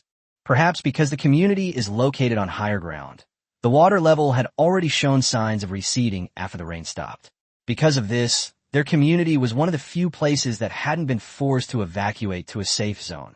Some people were even hanging clothes to dry on their balconies. Yu Youyou and her family thanked the monks and watched them leave. As soon as they were gone, Yu's father couldn't hold back any longer and pulled Yu Youyou into his arms. Feeling her father's slightly trembling body, Yu Youyou pursed her lips and said softly, It's all right. It's all over now. Yu Ranran's eyes also reddened, and she hugged him from behind. The family of 3 was finally reunited after the flood. After a while, Yu finally broke free from their grasp and asked earnestly, Dad, how did you manage to escape in the end? He knew very well how strong their ambush attackers were, but looking at Yu's father and Yu Ranran, they seemed to be completely unharmed. Could it be that the attackers had retreated on their own? Yu Ran said with lingering fear, "Don't even mention it. My dad and I almost died there." Luckily, the judgment mage arrived just in time and took care of that guy. A judgment mage? Yu Youyou was slightly taken aback. This title had crossed a line in his knowledge. Could there really be such an organization in Shanghai, or rather, in China? Mr. Yu nodded and explained that the judgment mages belong to the Special Mages Department of China and are only employed in large cities.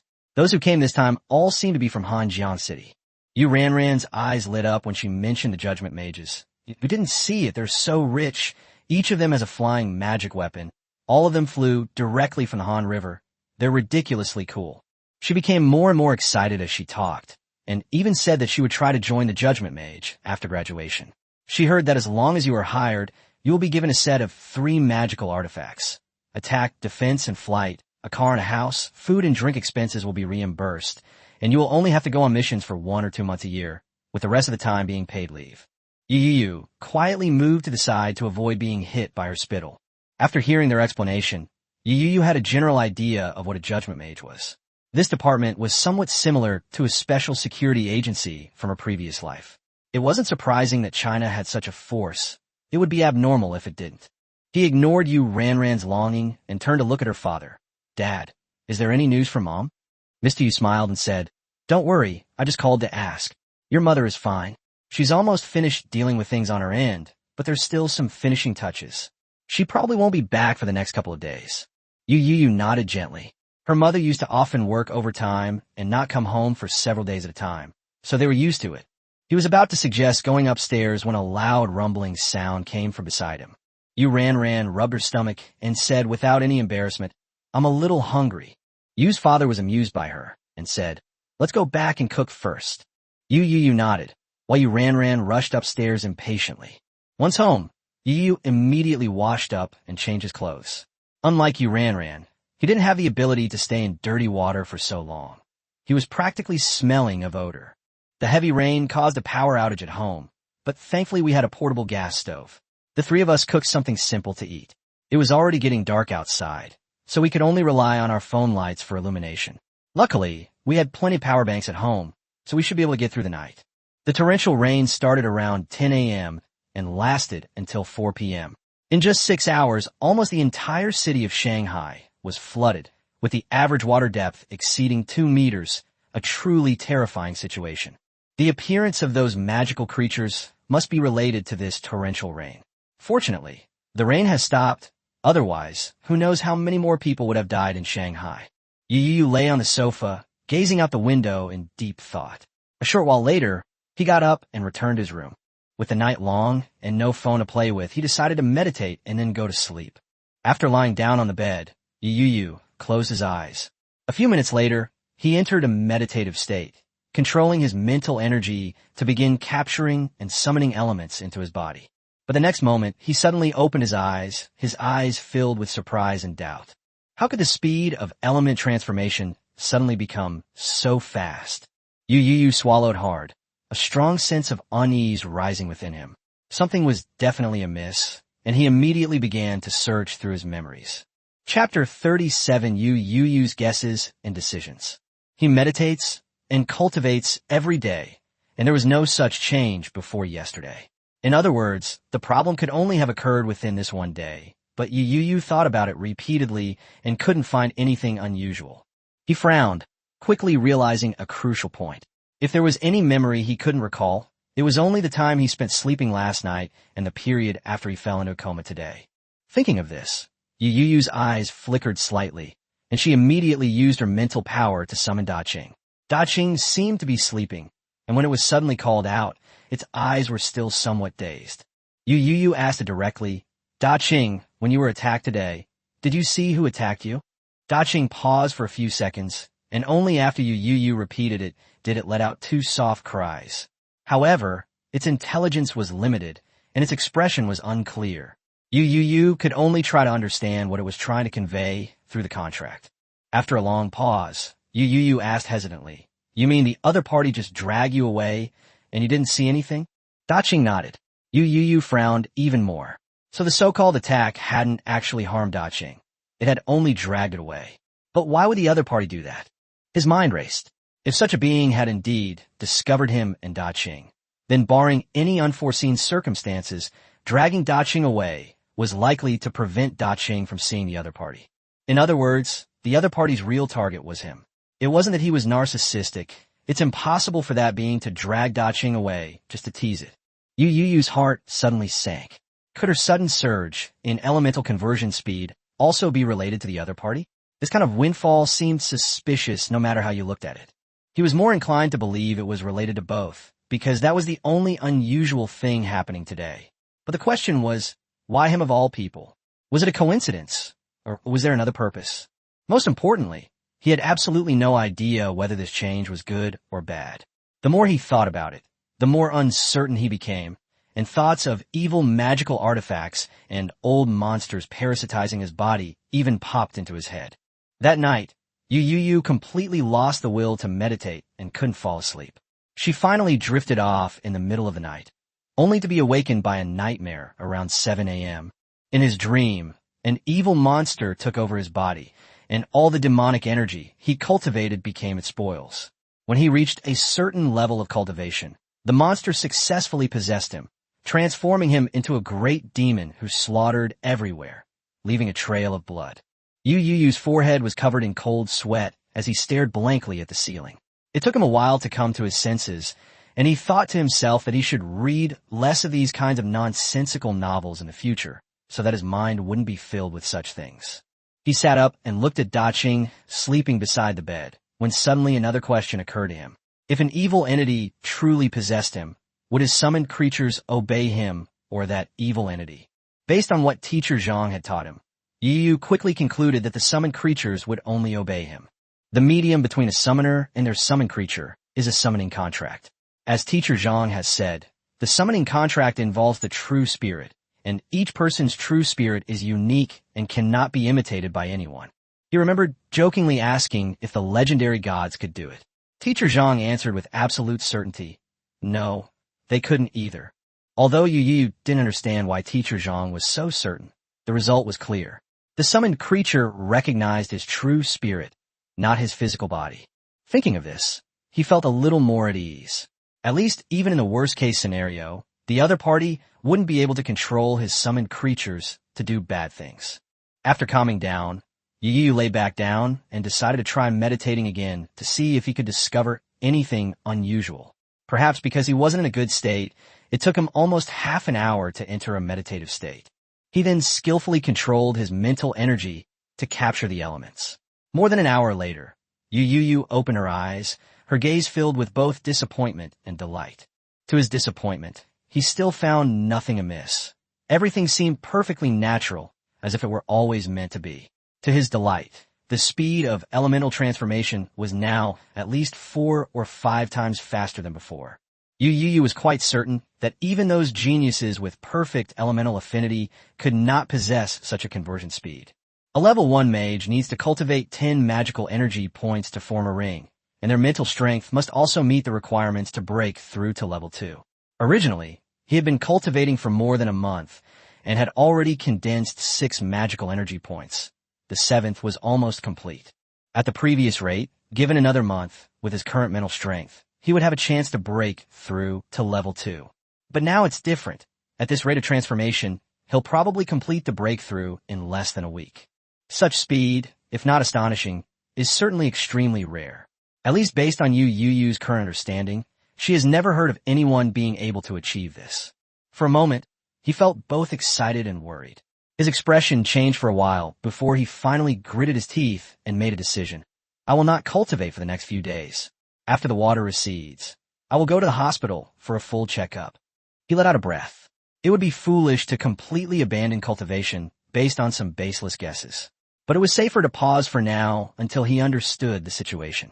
If the hospital tests show nothing wrong, he will continue his cultivation. He'll undergo a more detailed examination once he reaches the capital.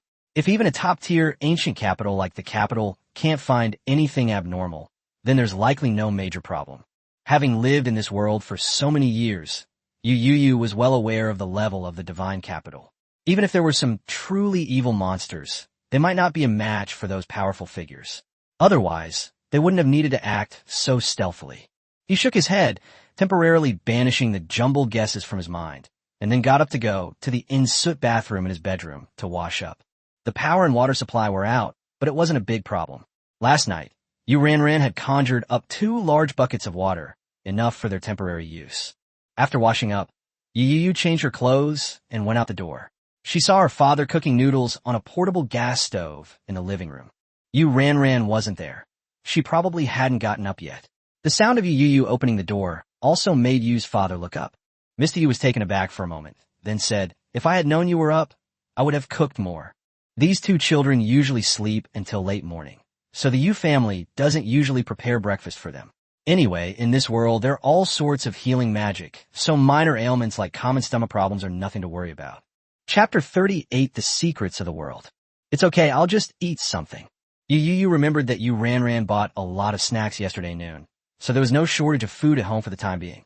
Mr. Yu nodded.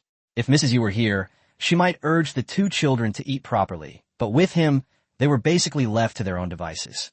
He turned off the stove, took a bite of noodles, and suddenly remembered something. He took a box from under the coffee table and handed it over.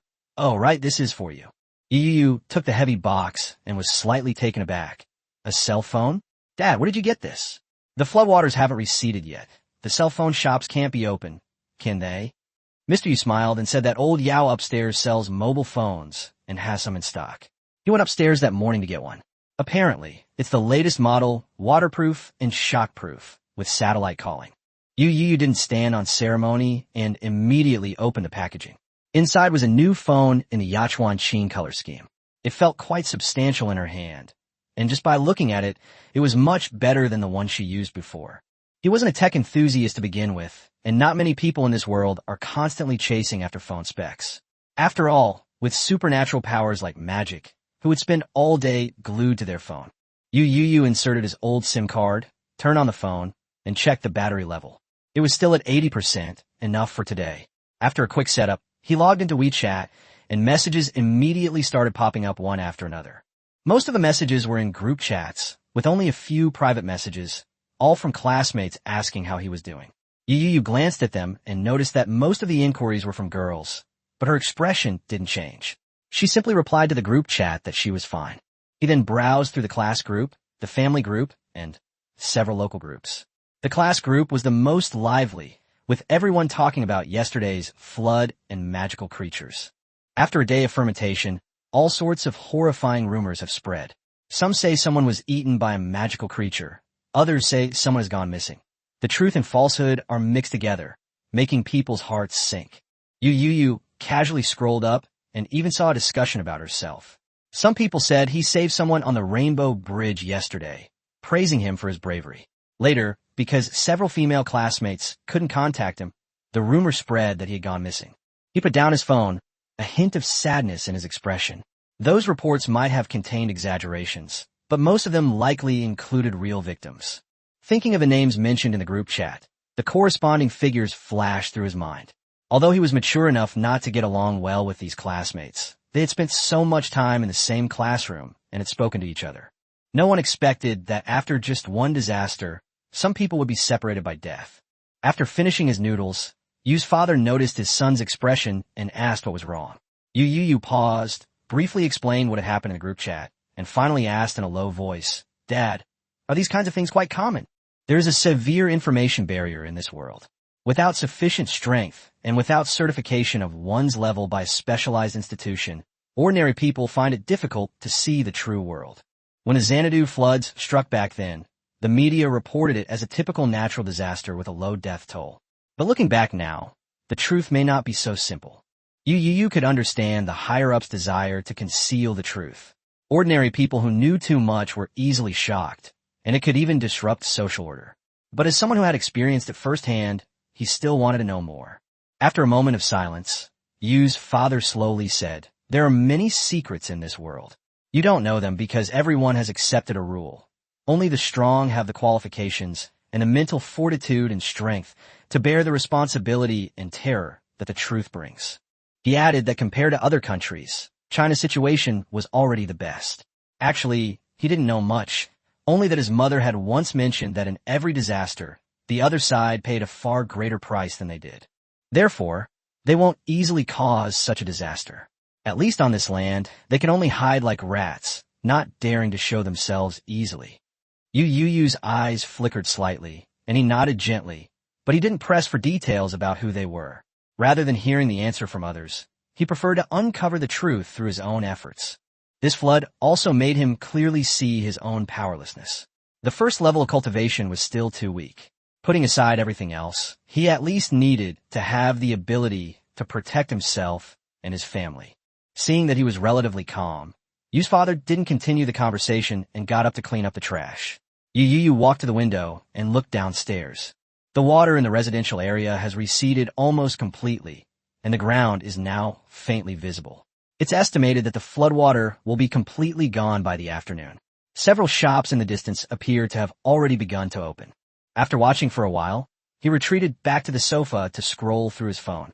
Fortunately, the rain didn't last long, and the signal wasn't significantly affected. Around noon, Yu Ranran woke up hungry, ate something, and then squeezed next to him to scroll through their phones together.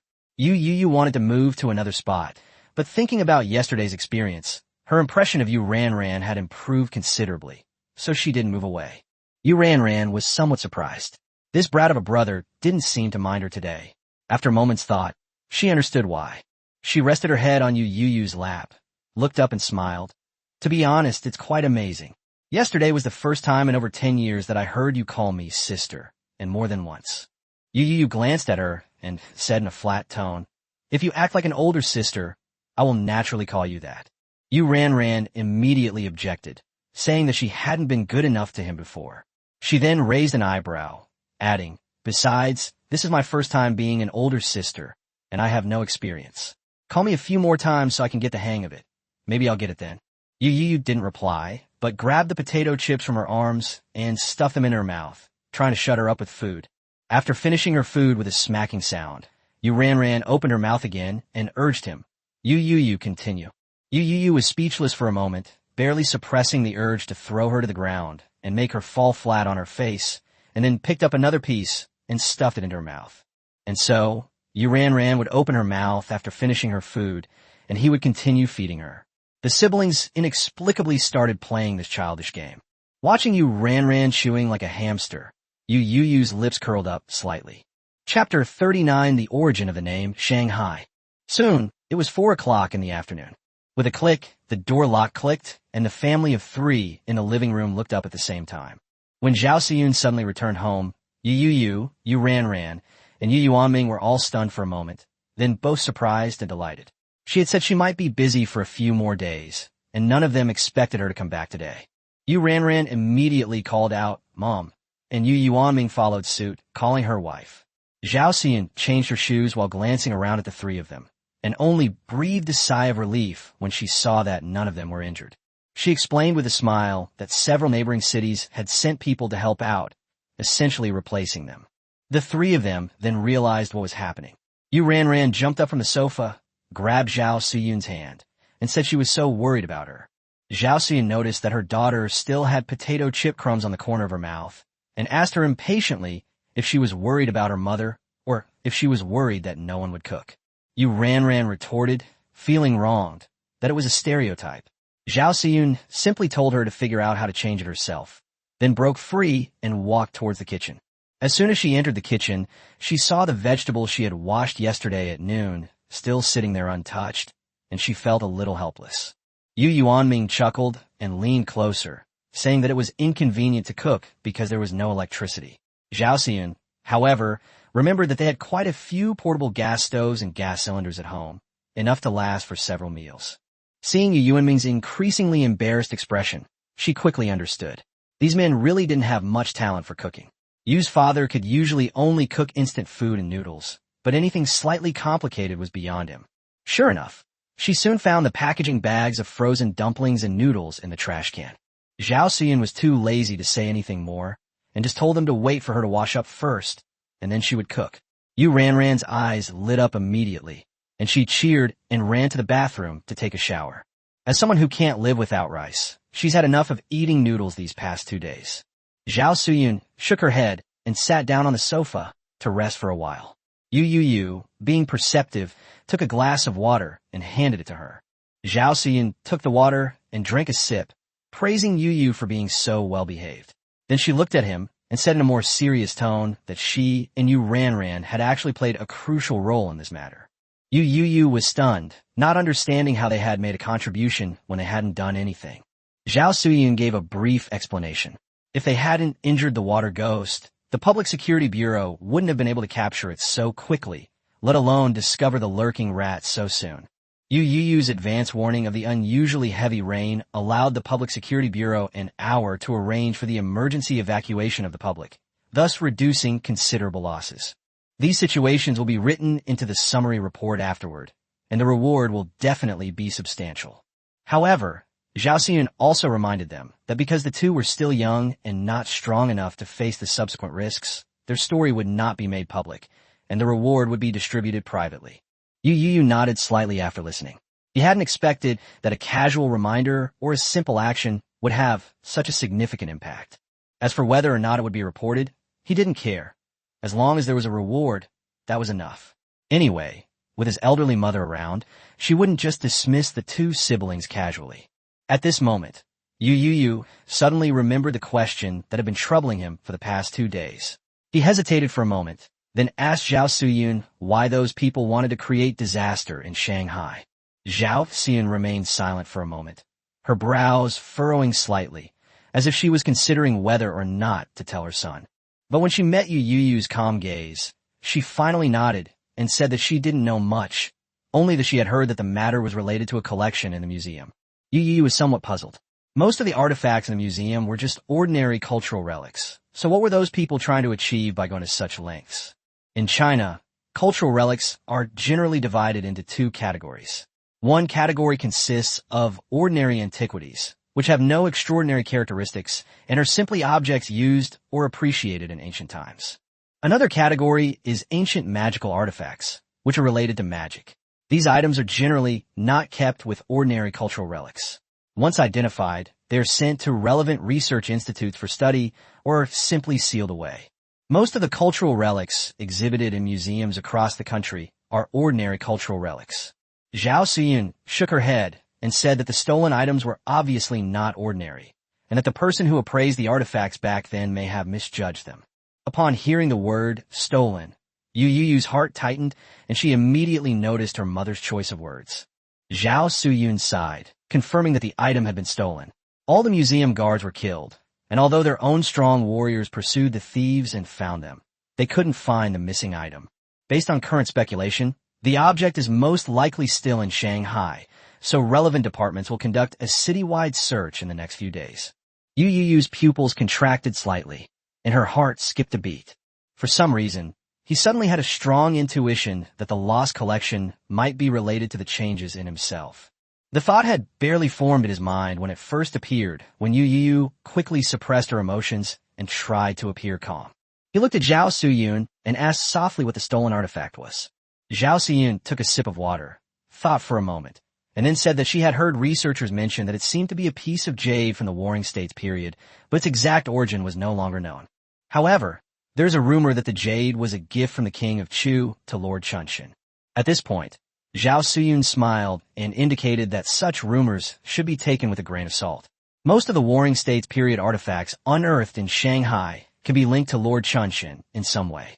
Yu Youyou lowered her eyes and fell into thought. Lord Chunshin, one of the 4 lords of the Warring States period, was a household name in Shuncheng.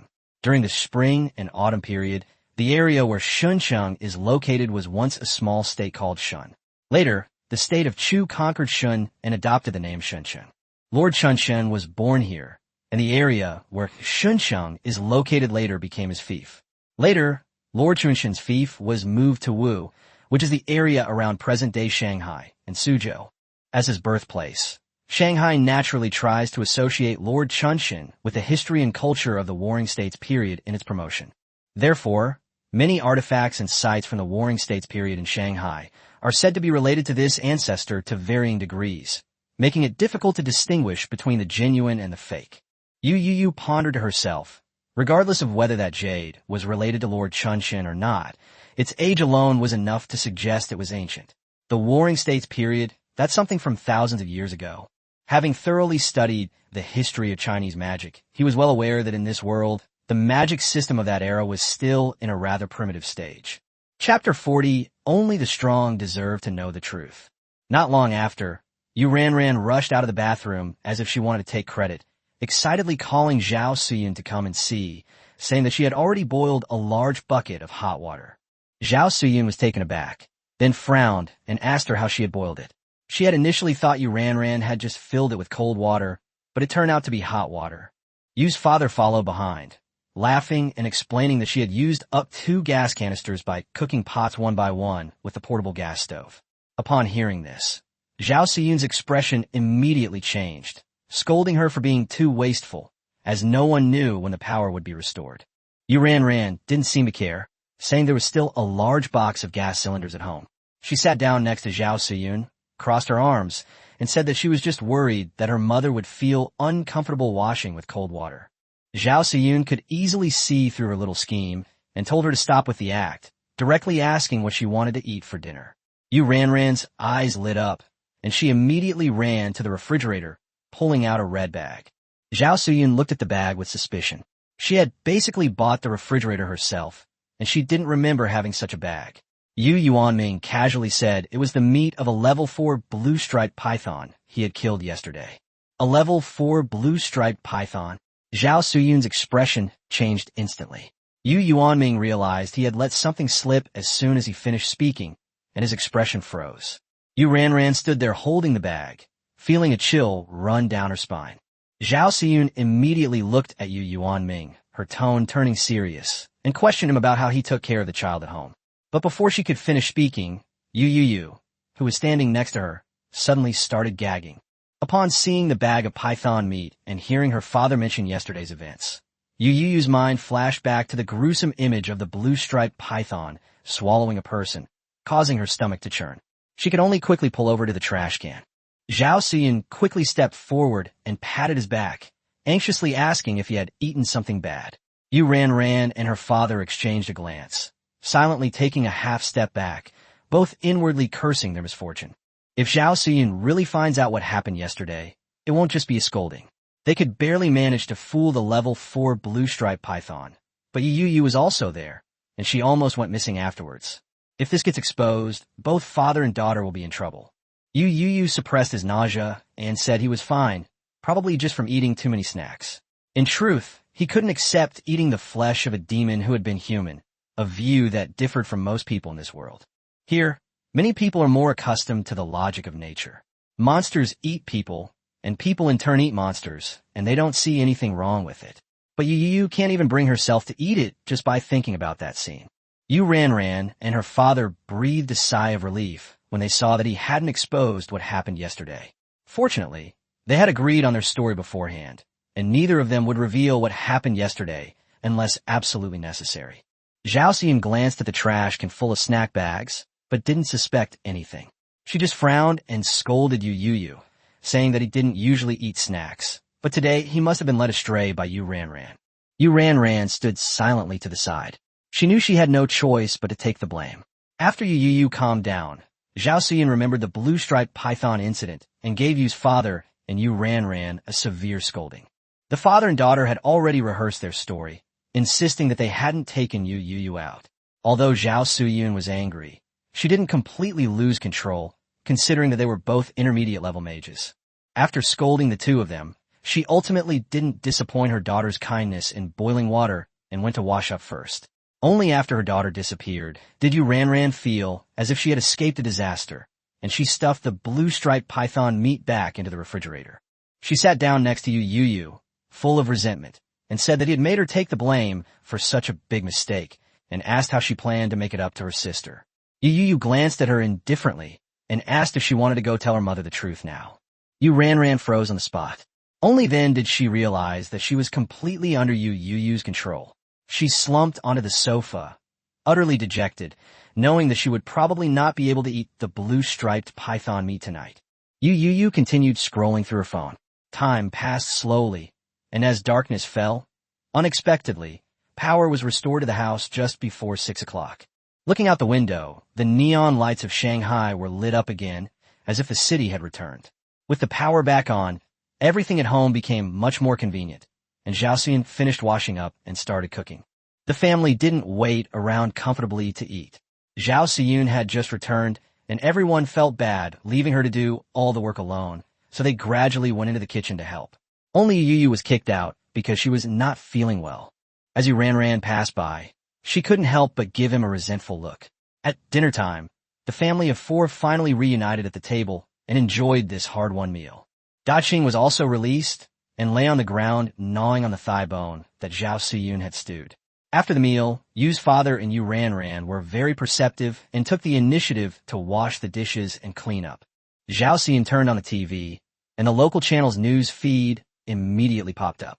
The news reported that on August 19th, Shanghai was hit by a rare and severe rainstorm, with an average rainfall of 421 millimeters in 6 hours and an average water level of 2.4 meters.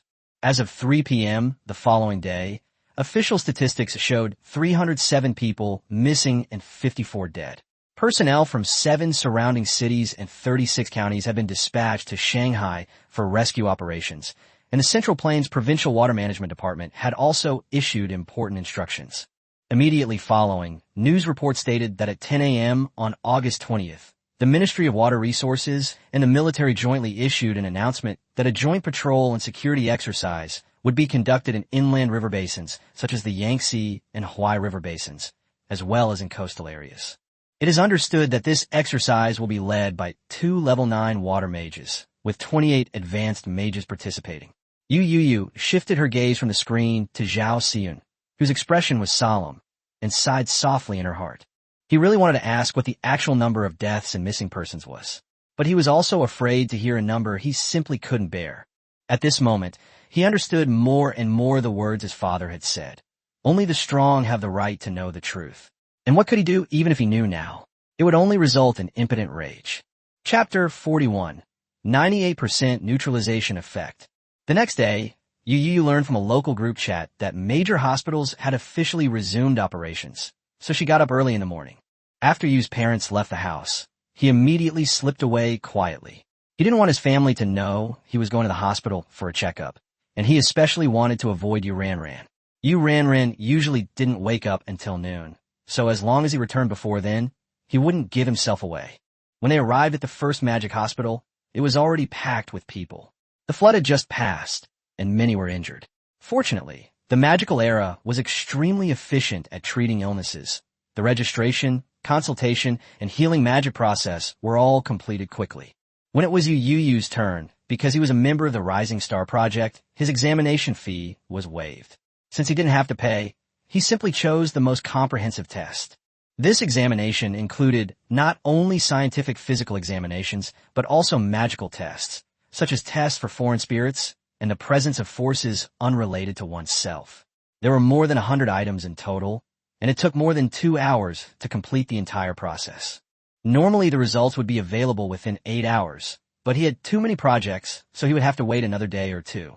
Yu Youyou wasn't in a hurry. A little extra time wouldn't make a difference. When he got home, it was almost 11 o'clock, and Yu Ranran was still asleep. He went back to his room, summoned Daqing, and decided to stop cultivating for the next 2 days and start thinking about Daqing's advancement.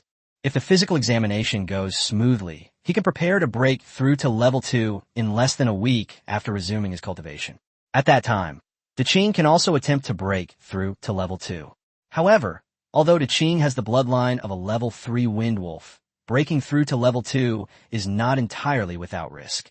For magical creatures, the most crucial aspect is the transformation of magic crystals. Magic crystals are the source of power, and the conventional way to advance is to devour the flesh, magic crystals, and rare treasures of other magical creatures, supplemented by summoning magical energy. Only when the power reaches a critical point can a breakthrough be achieved. He had already prepared the wind elemental magic crystals. Level 1 wind elemental magic crystals weren't hard to find on the market, costing around 3 to 10,000 each. He had already bought some on Teacher Zhang's advice. Previously, Daqing was still recovering from serious injuries, and consuming magic crystals while injured was too risky, so he hadn't made a move. Now, after resting for many days and using summoning magic energy to heal his injuries every day, Qing has finally recovered to his peak condition. Looking at Qing, who was beaming with excitement and full of anticipation, Yu Youyou knew that he had obviously guessed what was going to happen next. The magic system in this world doesn't have detailed divisions like early, middle, late, and peak stages. There are no minor bottlenecks between each level, only general progress. For example, Yu Youyou currently possesses 7 magical energy points, which is equivalent to being at about 70% of her current level. However, this progress does not represent absolute combat strength. What truly determines the strength of those at the same level is magical mastery, proficiency, and combat awareness. Coincidentally, Qing is now around 70% complete. The next step is to help it reach the final 30% and break through the critical point. Yu Youyou took out a cyan magic crystal the size of a peanut from the drawer. Qing stared intently at it, and as soon as it was handed over, it immediately stuck out its tongue, curled up its tongue, and swallowed the magic crystal, letting out an excited howl. Not long after the magic crystal entered her stomach, a slight breeze suddenly arose in the room, and elemental power began to surge. Yu Youyou looked at Qing again. It had lost its earlier excitement and was now baring its teeth, revealing a pained expression. Refining magic crystals is not simple. Even magic crystals of the same type originate from different creatures, and forcibly absorbing them will inevitably cause an adverse reaction. Just like organ transplants in a past life, where the donor and patient need to be a match, otherwise the body will reject them. The same applies to magical creatures devouring magic crystals. Even if they manage to refine them, most of their elemental power will be lost, and the process is extremely painful. This is precisely where the summoner's power lies. Summoning magic can neutralize rejection reactions, helping summon creatures better absorb the power of magic crystals. A normal magical creature might only absorb 20 to 30%, or even less, of a magic crystal it consumes. However, with the aid of summoned magic energy, this can be increased to at least 50%. The exact increase depends on the summoner's elemental affinity. Yu Youyou felt a little uneasy. He sent his summoning magic energy into Qing's body through the summoning contract, but he was unsure whether the inexplicable changes would affect the neutralization effect. The change was immediately apparent. Qing's expression quickly relaxed, and the draft in the bedroom disappeared. Then the contract feedback arrived, leaving Yu Youyou stunned. His starry eyes were filled with shock, his lips moved slightly, and he seemed somewhat dazed. After neutralization, Qing's absorption rate of the magic crystal's power reached an astonishing 98%. What does this mean? It's almost equivalent to perfect absorption. Even within the known data on the neutralization of summoner magic energy, it's considered outrageous. He had heard Teacher Zhang say that the best performing summoner mage in the world was only 84%. When that number was mentioned, Teacher Zhang couldn't hide the envy in his eyes. If 84% of the results made Teacher Zhang so envious, then what about his 98%? Yu Youyou pursed his lips, his heart growing heavier. He hadn't expected that changing his elemental affinity would have such an exaggerated effect. What exactly was that thing? If it really was an item lost from the Shanghai Museum, why did it end up in his possession? Was it a coincidence, or was it premeditated? According to Yu's mother, the other party seemed to have hidden the items temporarily when they were desperate. In other words, he had likely come into the sights of that evil organization, and they would come back to retrieve them sooner or later. Yu Youyou's face turned ugly. He didn't think those people would come to his door politely asking for things.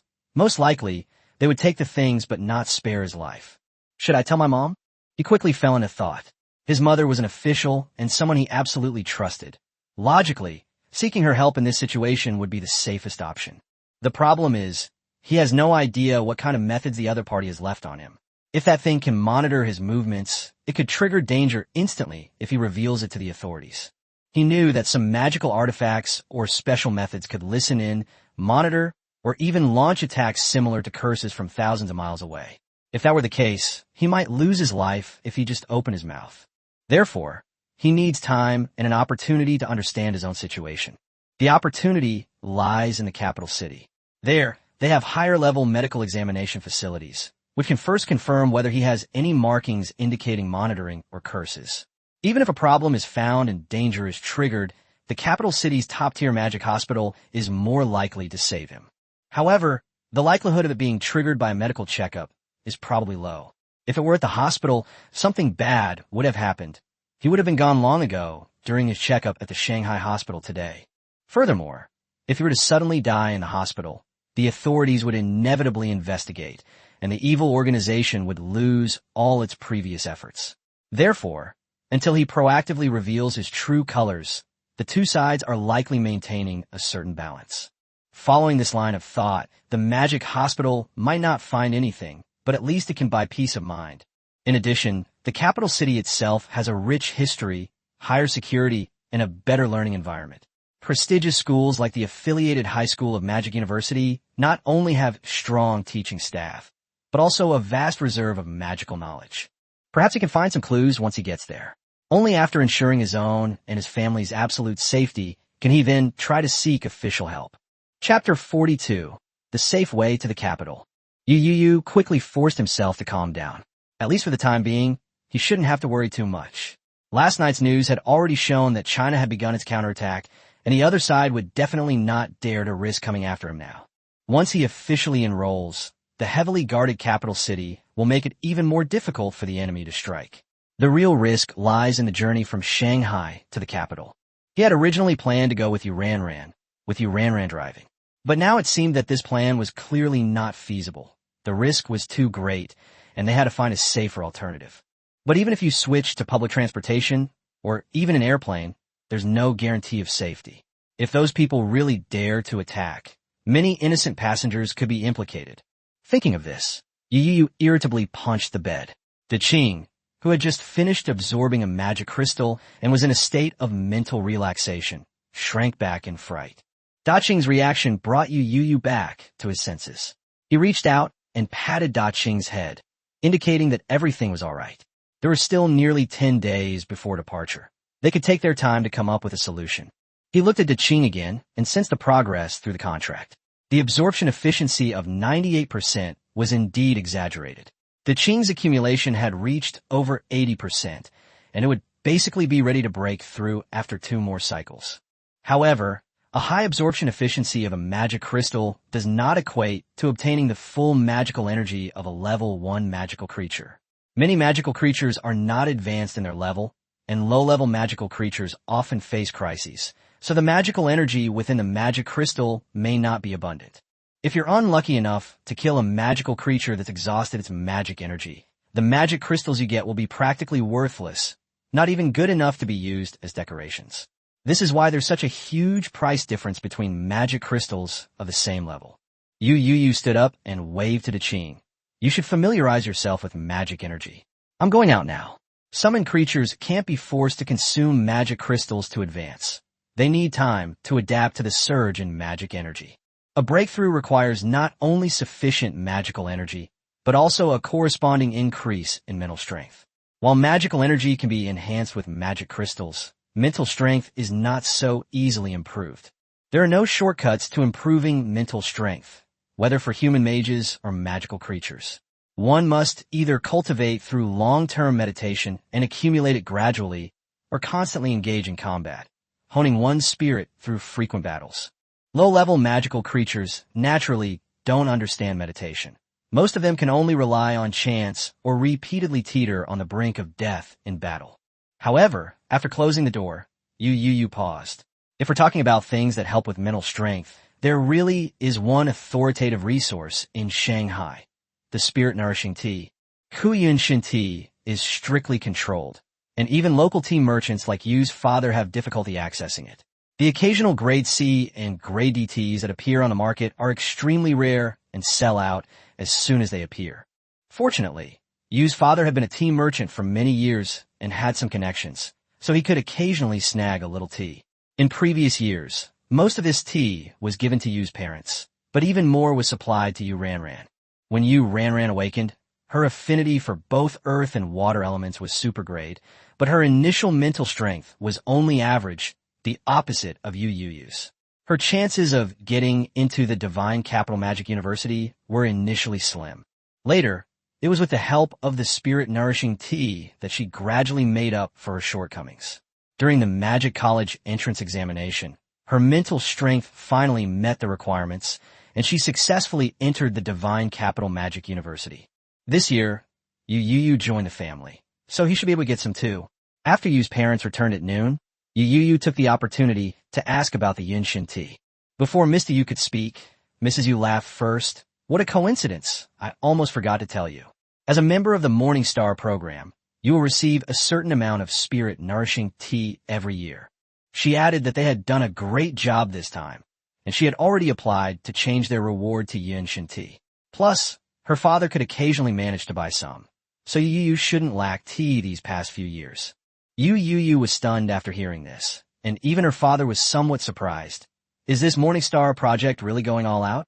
They're even bringing out the spirit-nourishing tea. Yu's mother shook her head, saying that this program was launched by the Education Bureau in the last 2 years, and so far, the number of people selected has been less than a handful. Yu Ranran was just too old and missed out. Otherwise, she would have had a chance to be selected. Yu Youyou also felt sorry for Yu Ranran. One of the conditions for the Rising Star program is being under 18 years old, and Yu Ranran is 19 this year, so she is right at the bottom. He quickly asked, "When can I receive it?" After thinking for a moment, Yu's mother replied that, barring any unforeseen circumstances, it would be confirmed before he went to the capital, and it wouldn't be long. Having someone in the government system in the family is indeed convenient. Yu Youyou felt a surge of anticipation. Nothing particularly noteworthy happened that day. After finishing their meal, Mr. and Mrs. Yu rushed out again. Yu Ranran, unusually, didn't stay home in the afternoon. She also went out. She went to deal with the flooded car. Luckily, she had purchased comprehensive vehicle insurance, so she should be able to get compensation from the insurance company. Otherwise, with a car worth over 1,000,000 yuan totaled, Yu Ranran would probably be heartbroken for days. It wasn't until noon the next day that Yu's mother returned home almost an hour earlier than usual, looking relaxed. Seeing this, Yu Youyou smiled and asked, "Mom, why are you home so early today? Have you finished taking care of everything?" "Mother," Yu said, "people from the capital have arrived and will take over the rest of the work, so we'll be free now." Yu Youyou nodded and casually asked, "Then, will those people who were captured also be taken to the capital?" As Yu's mother went into the kitchen to prepare things, she replied, "Yes. They came by private jet. The higher-ups are in a hurry. After handling the follow-up matters, they should be taken over by the end of the month." A private jet, at the end of the month. Yu Youyou suddenly paused. He seemed to have thought of a safe way to get to the capital. He immediately got up and went to the kitchen door, his voice a little excited. "Mom, could you ask them if they could take me and Yu Ranran along when they go to Shundu at the end of the month?" After saying that, he explained, "This crisis has just passed, and I always feel that it is not safe for Yu Ranran and me to go to Shundu alone." Yu's mother, who was washing vegetables, stopped what she was doing, looked up at him, and a thoughtful look appeared in her eyes. After a moment, she actually nodded in agreement. "I almost forgot if you hadn't mentioned it. It's really not safe for you two siblings to go alone." Having dealt with rats for years, Zhao Xian knew very well that the other side never showed mercy to Chinese geniuses. No one knew if any remnants of the Communist Party were still hiding near Shanghai. Chapter 43. Similarities between summoning contracts and pokeballs. After pondering for a moment, Yu's mother said, "It shouldn't be a big problem. Among the people coming from Chengdu this time, there's an old comrade-in-arms of mine, and we also need to send 2 people to Chengdu to take over. I'll apply to the director, and with my old comrade-in-arms influence, it should be possible." Yu Youyou was taken aback and looked at her in surprise. "Mom, are you going to?" Zhao Suyun frowned and said irritably, "What are you saying, child? Even if this hadn't happened, I would still have to go with you. I need to make sure you're settled first." In Zhao Suyun's eyes, no matter how sensible Yu Youyou was, she was still a 13-year-old child. How could she feel at ease if she didn't go and see for herself at such a young age? Seeing this, Yu Youyou could only obediently nod, just to reassure her mother. After the matter was settled, he felt much more at ease and started helping to prepare the vegetables. He only stopped when his phone vibrated in his pocket and took it out to check. Upon clicking, a notification from the hospital appeared. Yu Youyou's eyes brightened slightly. His medical report was ready. He quickly clicked the link, entered his ID number and phone number, and soon a long list of test results appeared on the screen. He zoomed in on the page, focusing on items related to exotic spirits and exotic energy. A few dozen seconds later, Yu Youyou finally breathed a sigh of relief. The test results were all normal. There were no abnormalities. Zhao Suyun noticed his expression and waited until he finished reading before asking, "What are you looking at?" Why are you so happy? Although she was curious, as a modern parent, she didn't go over to look at her child's phone. Yu Youyou put away her phone without changing her expression. It's nothing, just a few funny articles pushed to you. Zhao Suyu nodded, not thinking much of it, and continued working on the dishes she was making. Not long after, Yu Ran also got up. She was obviously attracted by the aroma from the kitchen, and she leaned against the door with her hair disheveled, wearing pajamas, her nose twitching slightly. Zhao Suyun's temper flared immediately upon seeing this. You sleep until noon every day, and you don't even know to get up when the food is bad. As soon as you wake up, you run to the kitchen without even tidying up. How will you ever get married? Yu Ran was clearly used to this nagging and said nonchalantly, then I won't marry you. You and Dad will support me for the rest of my life. Zhao Siyun, holding the pot, was furious. You wish. So your dad and I are supposed to serve you. Yu Ran was quick-witted and grabbed a rib as soon as it was plated, stuffing it into her mouth and mumbling, don't rush, wait until I graduate and make a lot of money, then you and Dad can enjoy life. Zhao Suyun didn't refute this statement. She knew the value of a graduate from the Divine Capital Magic University. It was already a level that an ordinary magician could hardly reach in a lifetime. However, she still waved the spatula and shooed her away, saying, all right, with your extravagant spending habits, it's better to rely on your brother than on you. Yu Ran was kicked out of the kitchen, still protesting. When Yu Youyou gets married, who knows who will manage his money? Zhao Suyun fell silent. Yu Youyou also fell silent. He leaned back on the sofa, speechless. How could he be dragged into this while lying down? More importantly, his mother actually looked like she was seriously considering something. But he was only 13 years old. During lunch, Zhao Siyun told Yu's father about her plan to accompany the officials from Chengdu to Chengdu. Yu's father did not object. At this time, no amount of caution was excessive. Yu Ran didn't care at all, since the car was already broken. Having a free private jet to hitch a ride with was perfect for her. After getting her family's consent, Zhao Suyun rushed back to the bureau that afternoon to finalize the matter. In the afternoon, Yu Youyou finally resumed his cultivation. He wanted to test the limits of his daily cultivation. His previous estimate of breaking through within a week was based on less than an hour of cultivation time and hadn't truly reached his limit. This time, he was determined to give a good try. As meditation began, time passed slowly, with her mental strength far exceeding that of others at the same level. Yu Youyou was already able to endure longer than ordinary people. However, this time, because the elemental conversion was so fast and efficient, the meditation time was actually shortened. In less than 2 hours, Yu Youyou opened her eyes and felt a burst of magical energy condense within her body, her eyes filled with surprise. At his current rate, he can almost condense 1 unit of magical energy per day. In other words, he will reach the breakthrough standard in 2 more days, which is half the original estimate of 1 week. Yu Youyou's brows twitched slightly, and his mood instantly improved. In 2 more days, he would become a level 2 summoner. With his current mental strength, there was virtually no possibility of him failing the breakthrough. After becoming a level 2 summoner, not only can the Qing advance to level 2, but he can also contract new summoned creatures.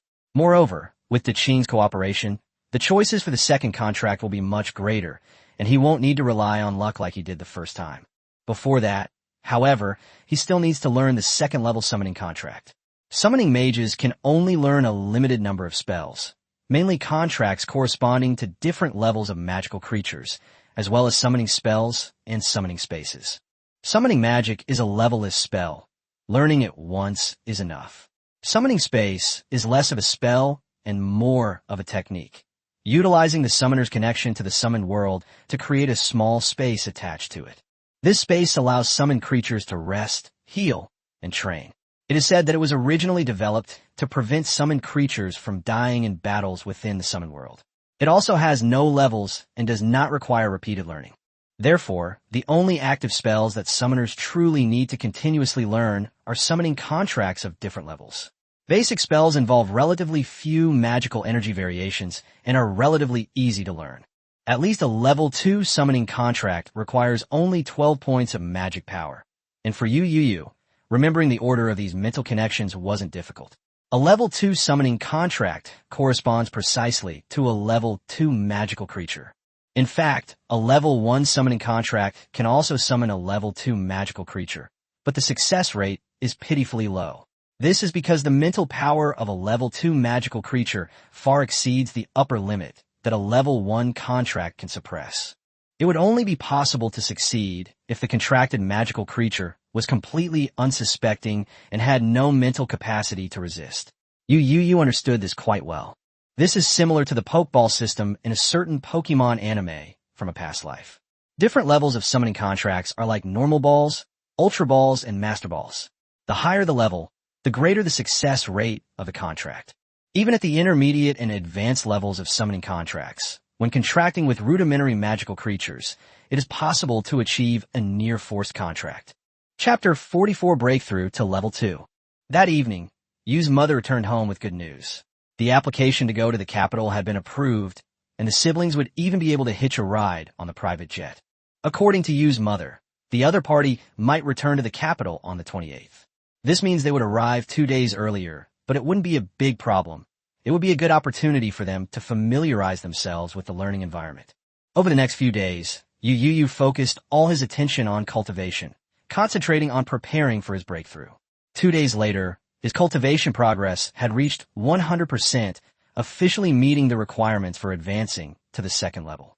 On the third day, in the bedroom, Yu Youyou sat cross-legged on the bed, her expression unusually solemn. She kept replaying in her mind the key points for breakthroughs that Teacher Zhang had explained. The process is actually not complicated. It involves using mental energy to impact the sea of consciousness in one go, expanding its range, and at the same time guiding the elements to break through the upper limit of 10 magical energies. The truly crucial element is simply going all out in one go. If one's mental strength falters halfway through, and the sea of consciousness fails to open up completely in one go, and the elements cannot break through the first level limitation, the sea of consciousness will collapse again. That will mean a failed breakthrough. Once it fails, there will be a backlash from the sea of consciousness, damage to mental strength, and a long period of recuperation before one can prepare for a second breakthrough. For Yu Youyou, this was not difficult to understand. Breakthroughs are like building a house. Mental strength is the worker, and elements are the load-bearing walls. Each level up is like adding another floor to the building. However, when the building was being constructed, a strong wind and rainstorm struck. If there weren't enough workers, the project wasn't completed on time, and the load-bearing walls weren't in place, the building would naturally collapse when the wind and rain came, and damage would be inevitable. Within the hazy sea of consciousness, the formless and colorless spiritual power surged forth like a steamroller, crashing in all directions. The hazy mist was constantly dispersed, only to be quickly replaced by new mist spreading in. However, overall, mental energy dispersed the gray mist much faster. Yu Youyou no longer cared about time. She only remembered one thing. She absolutely could not stop and had to press on without stopping.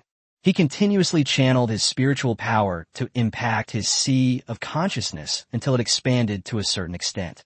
Suddenly, a feeling of divine inspiration arose, and he abruptly stopped. His mental strength was indeed formidable. Even after the expansion was complete, he still had considerable energy remaining. The next moment, with a thought, his mental energy surged outwards, beginning to capture and summon elements. Particles of pale golden elements quickly filled his sea of consciousness. Because a new space had just been created, these elements did not appear crowded. Instead, they resembled fireflies, dancing around the 10 brilliant magical energies. The mental energy immediately accelerated its transformation. Those elemental points collided with the invisible vortex like moths to a flame, transforming into the power that constituted magical energy. Soon, the 11th magical energy began to slowly take shape. As the 11th magical energy condensed, the previously turbulent mist in Yu Youyou's sea of consciousness gradually stabilized. Once it was fully formed, an unseen force drew in the surrounding elements, causing them to surge wildly into Yu Youyou's body.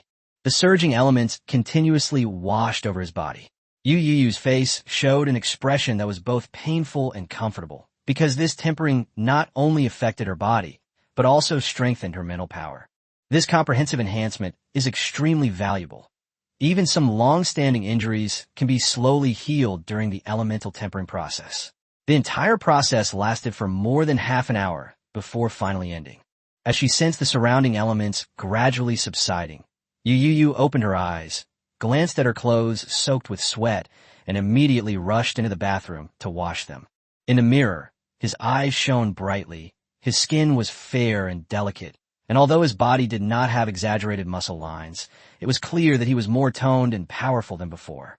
He clenched his fist, clearly feeling the surge of power within him, at least 2 or 3 times that of his level 1 days. Even though it wasn't his first experience, he couldn't help but marvel at the wonders of elemental tempering. If level 1 physical fitness is something that ordinary people can still achieve through training, then level 2 is close to the limit for ordinary people and even carries a somewhat inhuman connotation. Yu Youyou didn't have the habit of admiring himself in the mirror. He glanced at himself briefly, then went out and changed into clean clothes. Afterward, he entered a meditative state again, wanting to test his cultivation speed after reaching level 2. After the breakthrough, physical functions and mental strength are comprehensively improved, and cultivation efficiency naturally changes as well. Whether it's the upper limit of the sea of consciousness, the speed of elemental conversion, or the ability of mental strength to capture elements, there are significant enhancements. In less than an hour, the 12th magical energy was successfully condensed. Yu Youyou sensed the changes in her sea of consciousness and couldn't help but feel a little amazed. At this rate, and considering the mental energy consumption, he can probably condense 3 or more magical energy particles a day. Breaking through from level 2 to level 3 requires 100 particles, meaning that as long as his mental energy keeps up, he can prepare to attempt to reach level 3 in about a month. Yu Youyou took a deep breath, forcibly suppressing the joy in his heart. He knew very well that things couldn't be calculated so simply. China didn't recognize the simple theory of realm. If the strength of the summoned creatures couldn't keep up, the summoner mage himself hadn't truly become stronger. For example, even though he has broken through to a higher realm, he hasn't broken through to the great Azure realm yet, so he can still only be considered a level 1 summoner mage in terms of combat strength. His physical abilities have indeed been enhanced, but they are far from enough to allow him to directly confront magical creatures or mages of the same level. For mages of other magic types, realm and cultivation progress are at least related to magical endurance and are part of their strength. But for summoning mages, the extra summoning magic power is not very meaningful. The core still lies in the summoned creatures. Yu Youyou kept reminding himself not to get carried away. His most important task for the next few days was to help the Qing break through to the next level and then practice the level 2 summoning contract. He hoped to truly become a level 2 summoner mage with level 2 summoned creatures before heading to the capital. But a problem arose. He himself had good talent and could quickly improve his cultivation level, but the Qing's talent wasn't quite as extraordinary. After consuming and refining the magic crystal last time, the Qing's mental energy hadn't fully recovered yet. The only feasible solution now is the spirit-nourishing tea, but his mother said it would take a few more days to arrive. Yu Youyou's gaze darkened slightly. It seemed he would have to think of another way. That evening, at the Yu family dinner table, Yu Yuanming held his bowl and looked at Yu Youyou, asking her if she was going to the tea mountain the next day. Yu Youyou nodded without changing her expression and said that she was about to go to the capital and should tell her grandparents in person. Yu Ranran, who was standing next to her, had just swallowed a piece of fish when her eyes lit up immediately, and she insisted on going too. She hadn't seen her grandparents for over a month. Yu Yuanming then looked at his mother. His mother nodded and said, "Let's go then. Our child is now practically in a top university, which will make the two of us happy." Seeing that no one in the family had any objections, Yu Yuanming nodded in agreement, saying that he would drive the siblings there the next day. Chapter 45. Siblings and brothers are leaving too. Yu Youyou's grandparents are tea art inheritors who have been in the area for generations, and they are especially proficient in the frying technique of Yinshin tea. This tea cannot be drunk immediately after picking. It must undergo special processing to bring out its true benefits. The degree of heat, temperature, and processing steps. Any slight change requires expert judgment. This craft is notoriously difficult to learn. It takes 10 years to even begin to understand it, and several decades to master it. Even in Shanghai, there are very few people who know how to make Yinshin tea, and each one is a true treasure. The 2 elderly members of the Yu family were among them, and they were even specially hired by Shanghai as tea masters where they would fry tea and train apprentices in the tea mountains on a regular basis. Given the Yu family's circumstances, they didn't need to be so busy at their age. But the two elderly people couldn't stay idle. They always wanted to continue contributing and, incidentally, pass on their craft. There's a military base inside the tea plantation. When Shanghai was flooded, this place was actually the safest place, so the Yu family was not too worried about the safety of the two elderly people. The next day, Yu Youyou and Yu Ranran sat in the backseat of the car, watching their parents get in. Yu's mother had also taken the day off, preparing to go to the tea plantation together. After several days of drainage, the streets have largely reopened to traffic. The car started and headed west through the city. Chashan is located in the southwest of Shanghai, requiring crossing the Nanwan Lake scenic area. Nanwan Lake is more than 10 times larger than West Lake in Hangzhou. With its clear waters and surrounding mountains, it boasts stunning scenery and is thus known as the Pearl of Central China. After driving for more than an hour, we passed through Nanwan Lake, and in the distance, we could see the rolling tea plantations. At the entrance stood a huge checkpoint, as sturdy as an ancient city wall. It is said that this checkpoint was personally built by a high-level earth mage, making it extremely strong in defense. Even with a pass affixed to the vehicle, the military mage still stopped and questioned them before they arrived at the checkpoint. These are special times, so everything needs to be done with caution. The car was only allowed to leave after the inspection was completed. Upon entering the checkpoint, vast tea plantations come into view, with a winding stone path leading into the mountains and some rustic wooden buildings visible in the distance. The area is surrounded by sentry posts and surveillance cameras, with hundreds of eyes constantly monitoring the entire tea plantation every day. Mr. Yu knew the area well and drove directly to a 2-story wooden house. His grandparents, who had already been informed, were already waiting for them at the door. Grandpa, Grandma. As soon as Yu Youyou and Yu Ranran got out of the car, they walked towards the two elderly people. Although the two elderly people were over 60, their hair was not much white because they were magicians and live in a place where nature nurtures people. If it weren't for their seniority, outsiders probably wouldn't be able to tell that they were parents and children if they stood together with Mr. and Mrs. Yu. Yu Ranran. The two elderly people happily stepped forward and took their hands. The grandmother looked them over and said that she had been very worried when she heard about the floods in Shanghai a couple of days ago, and she was relieved to see that they were all right. Yu Ranran quickly smiled and said that they had been hiding at home and nothing would happen to them. She dared not mention her bravery in fighting the blue-striped python, otherwise the two elders would surely give her another lecture. The Yu family of four had long since reached a tacit understanding on this matter, and would only tell others that everything was fine. The two elderly people nodded repeatedly. Only then did Grandma notice that Mr. and Mrs. Yu were taking things out of the trunk, and she immediately became a little dissatisfied, saying that they had nothing to lack here. So why did they bring things again? Zhao Suyin quickly explained that she had only brought some fruit. Seeing that her father indeed only had a few bags of fruit, her grandmother's expression softened. Then she looked at Zhao Suyin, asking if she had been very busy these past few days. Zhao Suyin smiled and said she was fine. Most things were now handled by the authorities in Chengdu, so they weren't as busy. Grandpa invited everyone to come inside and talk. The group followed the two elderly people inside, and as soon as they stepped in, a rich aroma of tea wafted towards them. In the past, Yu Youyou might not have felt anything, but now that he had become a magician, he immediately noticed that his mental energy had become more active. This aroma of tea comes from the two elderly people who have been roasting tea in the wooden house for many years. The two outer floors of the wooden house are the tea roasting area. After passing through the tea frying area, there is a small courtyard. A plot of land in the courtyard has been cultivated, where fruits and vegetables are grown. About 100 meters further in, you will find the two elderly people's residence. The living quarters and the tea processing area are far apart, with flowers and trees planted in between to provide shade. This arrangement is to prevent the smell of cooking smoke and food from affecting the quality of the tea. When frying tea, the tea leaves easily absorb external odors. Therefore, neither the tea fryers nor the visitors should wear perfume or cosmetics. Even today, when Yu's mother and Yu Ranran came, they were all without makeup.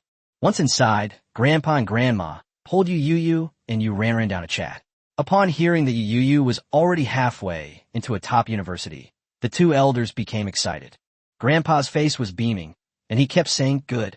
If it weren't for the special circumstances now, in the past, such a joyous occasion would have required at least 3 days of grand opera performances. Upon hearing this, Yu Youyou was immediately startled and quickly advised her grandfather that there was no need for such behavior. She said that such things weren't customary now, and that once everything was settled, the family could simply have a meal together. He knew very well that if he really hired a 3-day extravaganza, it would be an absolute disaster. When Yu Ranran was admitted to the Divine Capital Magic University, although they didn't hire a grand opera, the two elders still found a song and dance troupe to perform and even invited Yu Ranran to speak on stage. That incident remains a dark chapter in Yu Ranran's life that she can't shake off. Thinking of this, Yu Youyou's heart suddenly skipped a beat, and she quickly turned to look at Yu Ranran. Sure enough, excitement shone in Yu Ranran's bright eyes. She laughed on the spot and said that this matter should be a grand affair. Instead of hiring a traditional opera, they could have a flower drum and gong troupe. Plus, before she could finish speaking, Yu Youyou rushed over and covered her mouth. His face was grim because he could clearly sense that the two elderly people were tempted. Yu Ranran. Yu Youyou gritted her teeth and warned in a low voice. Unfortunately, his strength was no match for Yu Ranran. Before long, Yu Ranran pressed down with her hand, pinning him beneath her. She squinted, her lips curving upwards in an uncontrollable smile, her joy extraordinary. How could I let my dear little brother miss the path I've walked? Chapter 46, Spirit Nourishing Tea. In the end, Yu Youyou could only use stalling tactics, saying that she had not yet truly entered a top university, which temporarily dispelled the two old people's current idea. Lunch was cooked by Yu's mother and grandmother together. The family sat together and enjoyed a lively reunion meal in a rare relaxed atmosphere. After dinner, Yu Ranran took Yu Youyou out for a walk. Unfortunately, this was a restricted area, so taking pictures was not allowed, and there was no network signal. They could only enjoy the scenery. Looking at the rolling green tea mountains and smelling the aroma of tea wafting to her nose, Yu Youyou felt a sense of comfort. This was a feeling she could never experience in the city. In this world, famous mountains and rivers often represent danger rather than scenery. Apart from man-made places like tea plantations, most other mountains and rivers are the territory of wild magical creatures. Top-tier mountains like the 5 Sacred Mountains, Kunlun Mountains, and Qinling Mountains are even considered forbidden areas. Countless people never see these real mountains in their entire lives, only able to learn about them through online images. Residents of Shanghai are considered lucky. At least they still have this man-made tea plantation to see. Although the tea plantation is under constant control, a portion of it is open to tourists every year. The brother and sister wandered around for a while before returning to the old couple's home. As soon as they entered, they saw their grandfather come out of the room, carrying 2 palm-sized jars. Yu Youyou had a vague guess in her heart and couldn't help but ask. Grandpa smiled and handed them the jar, saying that it was grade C Spirit Nourishing Tea. This year's rain was good and the harvest was good. He and Grandma got quite a lot. Originally, these teas were supposed to be delivered during the Mid-Autumn Festival, but knowing that they were going to the capital soon, Grandpa took them out a few days in advance so that they could take them with them. Yu Youyou and Yu Ranran didn't stand on ceremony and accepted the jar directly. Actually, Yu Youyou had come here specifically to see if the two elders had any Yunshin tea. The two elderly men are among the very few master tea masters in the tea plantation. Many tea frying masters are considered their apprentices. Every year, the tea plantation gives them some Yunshin tea as a reward for their contributions. Yu's father was able to buy Yunshin tea from outside, thanks to the guidance of two elderly people. As experienced tea masters in the tea mountains, they knew exactly how much tea was produced each year, when it was released, and through what channels it was distributed. It was precisely because of this connection that Mr. Yu was able to reliably secure a portion of the Yunshin tea that entered the market each year. To put it bluntly, this kind of thing was pre-ordered, and without connections, there was no way to buy it. Yu Youyou held the small wooden jar, already able to smell its faint fragrance. The jar was marked with 50 grams. This jar of grade C Spirit Nourishing Tea would be worth nearly $1 million on the market. And even then, it wasn't something you could just buy if you had the money. Grandpa told them that it goes without saying how precious this thing was, and that they should use it wisely. He and Grandma would be content if a high-level magician could emerge from their family someday. Yu Ranran put the tea leaves into her bag, confidently declaring that she would make the Yu family's ancestral graves emitting auspicious smoke. Grandpa and Yu Youyou fell silent for a moment. Grandpa twitched his lips and finally said with a smile, "Then we two old folks will wait and see. If she really manages to advance to a high-level mage, Grandpa will arrange a grand show for her that lasts 7 days and 7 nights." Yu Ranran's smile froze instantly. She coughed twice and said that it was better to forget about it. She then immediately shifted the conversation to Yu Youyou, feeling that he had a better chance. Yu Youyou gritted her teeth and reminded her not to bring herself along for everything. Grandpa, however, laughed heartily. He saw confidence and hope in these two younger generations. The family chatted for a while longer inside before Mr. and Mrs. Yu decided to leave. Although the two elderly people wanted the siblings to stay for a couple of days, they knew that it would be too difficult for the children to endure a place without internet signal. Finally, the family of 4 left under the watchful eyes of the two elderly people. More than an hour later, they finally returned home. As soon as Yu Ranran entered the room, she went straight to the sofa and collapsed onto it. Yu Youyou, on the other hand, immediately returned to her room and eagerly took out the can of spirit-nourishing tea. As soon as the lid was opened, a rich aroma of tea wafted out. Yinshin tea is a typical green tea, a small leaf tea. After being stir-fried, the tea leaves are rolled into thin strips with complete shapes, clearly made by a master craftsman. Yu Youyou found a cup, carefully took out 2 or 3 tea leaves, and brewed them directly. The Yinshin tea doesn't need to be rinsed. Just wait for the leaves to fully unfurl in the hot water before drinking. After hot water was poured in, the aroma of the tea became even stronger, quickly filling the entire bedroom. Just one sip gave one the illusion of being back in a tea mountain, feeling refreshed and invigorated. Tea leaves, resembling tender bamboo shoots, unfurl and float in the cup, while steam rises carrying a delicate fragrance, invigorating the spirit.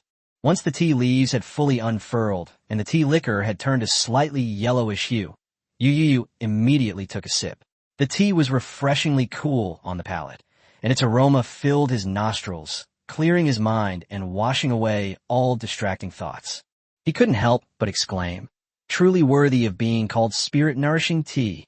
Even setting aside its miraculous effect of enhancing spiritual power, its aroma and taste alone are enough to place it among the world's top teas. Not long after the tea entered his stomach, Yu Youyou felt a profound and clear sensation emerge. He could clearly feel his spiritual power slowly increasing in this state. This effect lasted for more than 10 minutes before dissipating. Just one sip of tea could maintain this effect for so long. The remaining tea in the cup should be enough for his needs today. However, Yu Youyou didn't forget who this tea was primarily for. With a thought, he summoned Da Qing. As soon as Da Qing appeared, its nose began to sniff the aroma of tea, its pale green eyes fixed intently on the tea in Yu Youyou's hand. As a magical creature, it was naturally able to keenly sense these magical treasures. Yu Youyou wasn't surprised. She took out the bowl that Da Qing usually ate from under the desk and poured half of the tea from her cup into it. Da Qing obviously knew this was for it, so it didn't need her to give any instructions. Yu Youyou had just stood up when Da Qing pounced on her, its tongue flying out as it licked the teapot clean. It had no concept of slowly savoring tea. In less than 10 seconds, the tea in the bowl was completely licked clean. Seeing Da Qing staring at the cup in her hand again, Yu Youyou quickly waved her hand and said that the rest was his and she would give it to him tomorrow. Then, ignoring Da Qing's resentful gaze, he directly recalled it into his summoning space. Otherwise, he was genuinely afraid that the creature would pounce on him and snatch his tea while he was drinking it. With the treasure of the spirit-nourishing tea, Yu Youyou and Da Qing's spiritual power steadily increased over the next few days. Without the limitations on spiritual power, he helped Da Qing refine several magic crystals. Finally, on the 26th, Da Qing reached the edge of a breakthrough. Chapter 47 Great Green Breakthrough. Wah! In the bedroom, Da Qing lay on the floor, whimpering softly in pain. Yu Youyou's expression was tense as she sensed its condition through the contract while helping it refine the magic crystal needed for its breakthrough. A small bowl of spirit-nourishing tea was placed beside him, in case Da Qing's mental energy couldn't hold up. But even with the assistance of summoned magic energy, this breakthrough was still not smooth. Breakthroughs are inherently much more difficult for magical creatures than for humans. Although Da Qing possesses the bloodline of a level 3 wolf king, its intelligence is limited.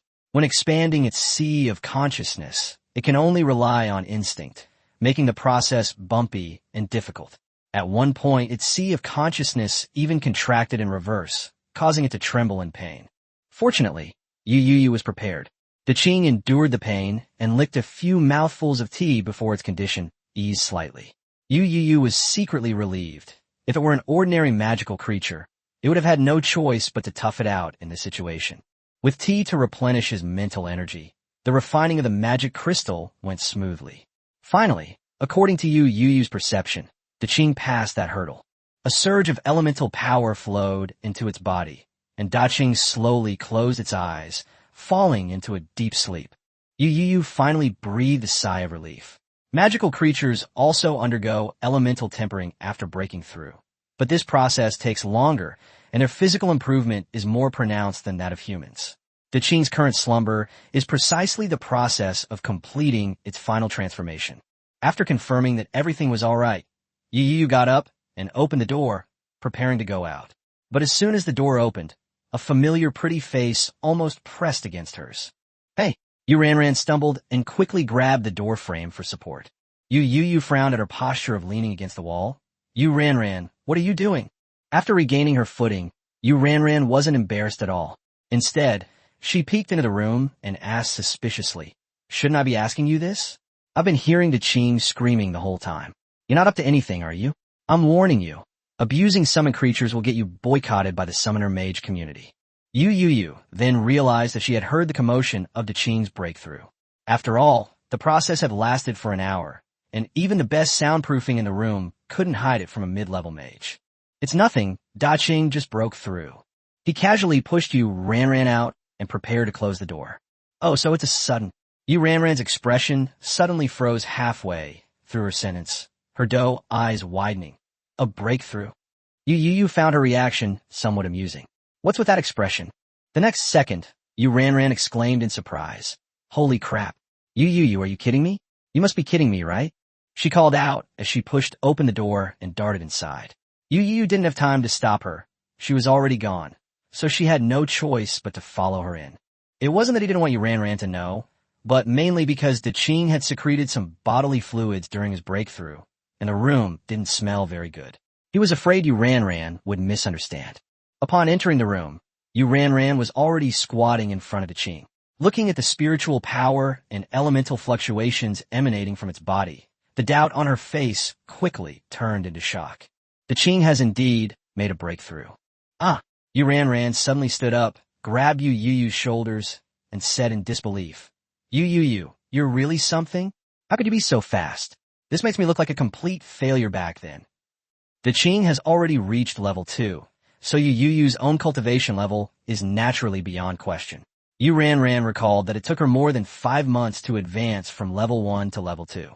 Back then, she was already considered fast, breaking through in about 3 months after the start of the semester and ranking in the top 3 of the first year of high school. But what about Yu Youyou? She didn't even last 2 months. The more she thought about it, the more outrageous it seemed, and Yu Ranran was momentarily lost in thought.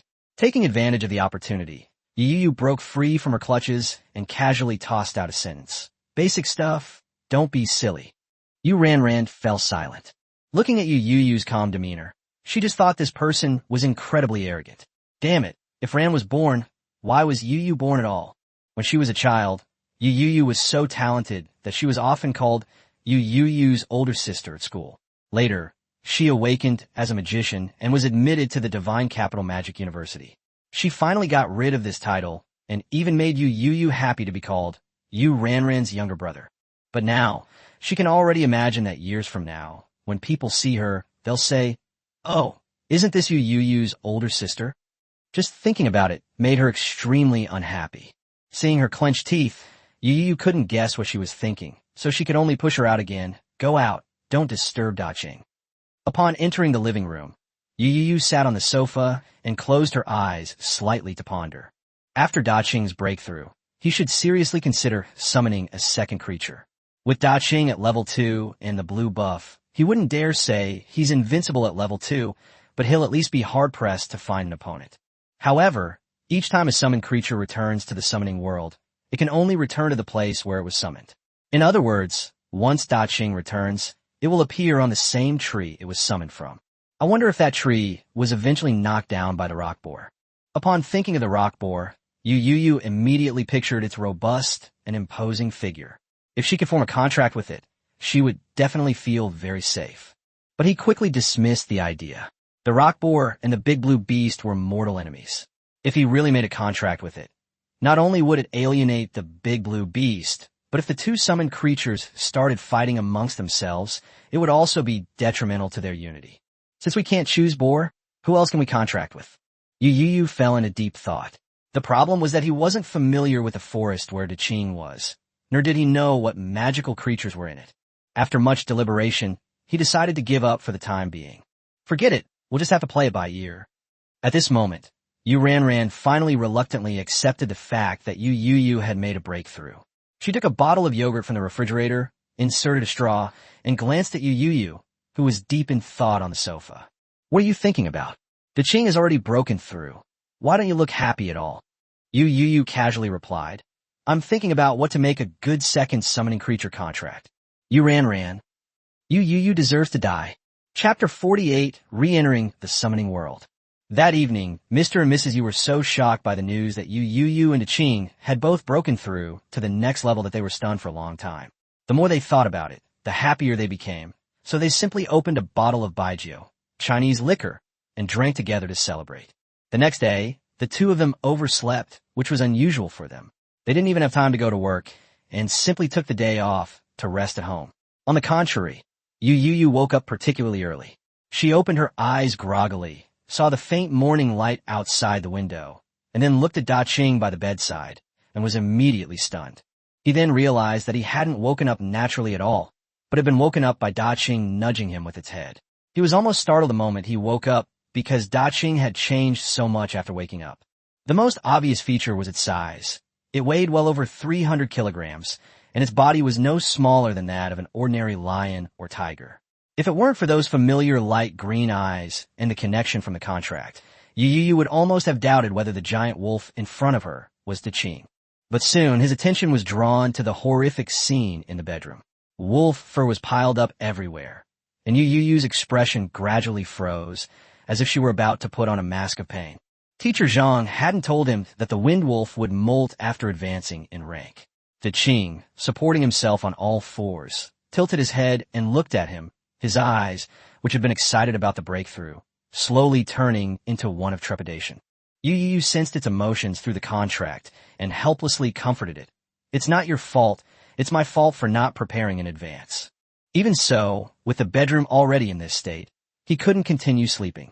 Yu Youyou had a slight case of obsessive-compulsive disorder. She was fine until she saw the wolf fur all over the floor. Then she had to clean it up first. He got up and busied himself for a while, finally collecting 3 large bags of wolf fur. Looking at the fur, Yu Youyou's lips twitched. He wondered if anyone would buy it. Those who made calligraphy brushes might use it, but he obviously didn't have time to specifically ask. After tidying up, Yu Youyou changed his clothes and quietly left with Da Qing. He wasn't there just to take out the trash, but rather to test Da Qing's new magic while it was still early and the training grounds were empty. Upon arriving at the indoor training ground, Da Qing seemed to understand his meaning, excitedly staring at the humanoid target in front of him. Yu Youyou quickly figured out Da Qing's new ability through their contractual connection. As expected of magical creatures, learning magic is much easier for them than for humans. Once they reach a certain level, they naturally awaken the corresponding abilities. The level 2 Wind Wolf gained 2 new level 2 spells, Spinning Wind Blade and Wind Shield. The Spinning Wind Blade is an enhanced version of the level 1 Wind Blade. Not only is its elemental power stronger, but it also gains the characteristic of high-speed rotation, significantly increasing its destructive power. This was the first spell Yu Youyou tested. As Da Qing lowered its head slightly, a pale blue wind blade condensed in front of it. Compared to the first-level wind blade, the second-level rotating wind blade was a full size larger, and its shape was closer to a full moon. As soon as the wind blades took shape, they began to spin rapidly, transforming into spherical wheels in the blink of an eye, shooting toward the target with a faint whooshing sound. Immediately afterwards, one spinning wind blade after another flew out, seemingly without consuming any magical energy. Yu Youyou wasn't simply testing its power this time. She wanted to see just how many level 2 spells the Qing could unleash consecutively under the blue buff state. As for its power, it was obvious without even looking that it would be significantly stronger than a level 1 wind blade. The humanoid targets in the training ground could only defend against intermediate level magic, and even level 2 wind blades wouldn't leave noticeable marks. After firing more than a dozen wind blades in succession, Yu Youyou felt her mental energy being depleted and immediately told the Qing to stop. Excitement flashed in his eyes. Based on this rate of consumption, the endurance of the Qing's level 2 magic after advancing would be even stronger than when he was level 1, and he could conservatively estimate that he could cast at least 300 spells. Yu Youyou knew in his heart that this was mostly due to the spirit-nourishing tea. He had been drinking the spirit-nourishing tea for the past few days, and his mental strength had been steadily improving, and now the effects were finally showing. Suppressing his excitement, he began testing another level 2 spell, Wind Shield. Though called a shield, it was more like a protective barrier, capable of creating a 360-degree gust of wind around the Qing. Looking at the faint blue protective shield surrounding the Qing, Yu Youyou quickly analyzed its characteristics. This kind of protection is generally ineffective against strong penetration magic, such as earth and lightning magic, but it should be quite advantageous against water and fire magic. Strong winds can effectively block the intrusion of water and fire, and unlike earth shields, wind shields are a type of continuous magic. As long as magical energy is available, this protective layer can be maintained indefinitely.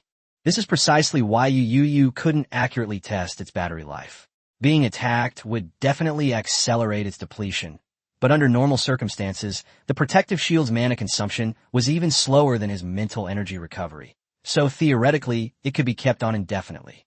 He had originally wanted to go up and throw a couple of punches himself to test it out, but he couldn't judge what level of attack his punch would be. As soon as he got close, he was bounced back by the airflow and had to give up. Yu Youyou sighed inwardly. The training grounds in the residential area were still too rudimentary. She'd heard that larger training grounds offered combat simulations and defensive magic tests, but those all required payment, so she'd have to wait for another opportunity. After testing the 2 new spells, he had Da Qing try out the 3 level 1 spells again. With the improvement of his cultivation level, wind agility, wind binding, and wind blade all showed significant enhancement. The agility of the wind allowed Da Qing to leap more than 3 meters. Keep in mind that Da Qing now weighs over 300 kilograms, and when he landed like that, Yu Youyou could feel the ground tremble even from several meters away. The wind binding technique was difficult to test due to the lack of a suitable target. The power of the level 1 wind blade had also increased significantly. Although the exact increase could not be seen from the target, Yu Youyou estimated that it had increased by at least half. More importantly, the consumption of level 1 wind blades is extremely low. With his current mental strength, he could conservatively maintain 1,000 of them without much problem, and his dream of overwhelming the enemy with firepower was getting closer and closer to reality. With a cheerful mood, Yu Youyou packed up Da Qing and headed home, buying breakfast along the way. After eating and drinking his fill at home, he went into his bedroom, lay down on his bed, and began to meditate. Today is the 27th, and he's heading to the capital tomorrow. Before setting off, he needs to contract a second summon creature. Now that he's broken through to level 2, he can re-enter the summoning world. As her consciousness sank into meditation, that vast world, both familiar and strange, once again came into view. Following her memories, Yu Youyou quickly located the forest and slowly lowered her perspective. Chapter 49, Killing the Rock Boar. The camera pans to the tree where the Qing had hidden. The tree is leaning, its roots completely exposed, but thankfully it hasn't fallen over completely. Yu Youyou first carefully observed the surroundings to confirm that there was no immediate danger before summoning Da Qing. Da Qing, who had been in communication with her beforehand, was also prepared. As soon as it appeared, it leaped down from the tree trunk that had saved its life. Its pale, green eyes swept over the familiar surroundings, and the Qing became visibly excited. Compared to the outside world, this pristine and natural place was clearly more suitable for it. Just as it was about to raise its head and howl, Yu Youyou immediately interrupted. Stop! Stop! No one knows if there are any intermediate-level magical creatures nearby. If they are attracted by the sound, it will be a big problem. However, instead of the intermediate-level magical creature, it summoned Daching's old nemesis. Daching stopped for a short while, then seemed to sense something, suddenly looking in one direction, baring its teeth, and its eyes quickly turned fierce. Yu Youyou's heart skipped a beat, and she raised her gaze to look. She saw a familiar figure rushing towards them at high speed. It was none other than the rock boar that had chased after Daching before. This surprised Yu Youyou. So many days had passed, and this guy still hadn't left, as if he had been guarding the vicinity the whole time. It seemed that the feud between Daching and this rock boar was far more complex than it initially appeared. However, Yu Youyou didn't care about these hidden details. What he cared more about was that he had unexpectedly had a chance to fight right after entering the summoning world.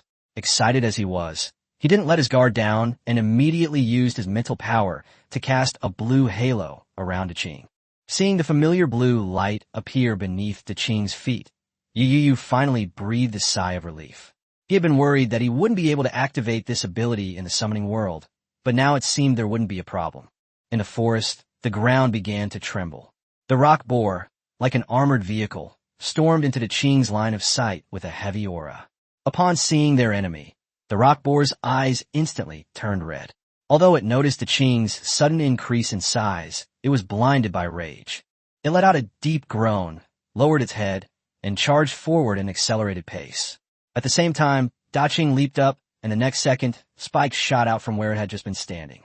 Yu Youyou's heart tightened as she watched, but she didn't give any rash orders. Magical creatures that had truly experienced battle knew better than him when to dodge and when to attack. The giant blue boar, which had leaped high into the air, landed heavily on the rock boar's back. Its weight of over 300 kilograms, combined with the force of the fall, caused the rock boar, despite its formidable defenses, to stagger.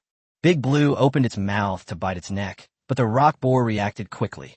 Sensing the danger, it actually fell down on the spot, rolled over, and tried to pin Big Blue down. Daching immediately used its wind agility to leap away.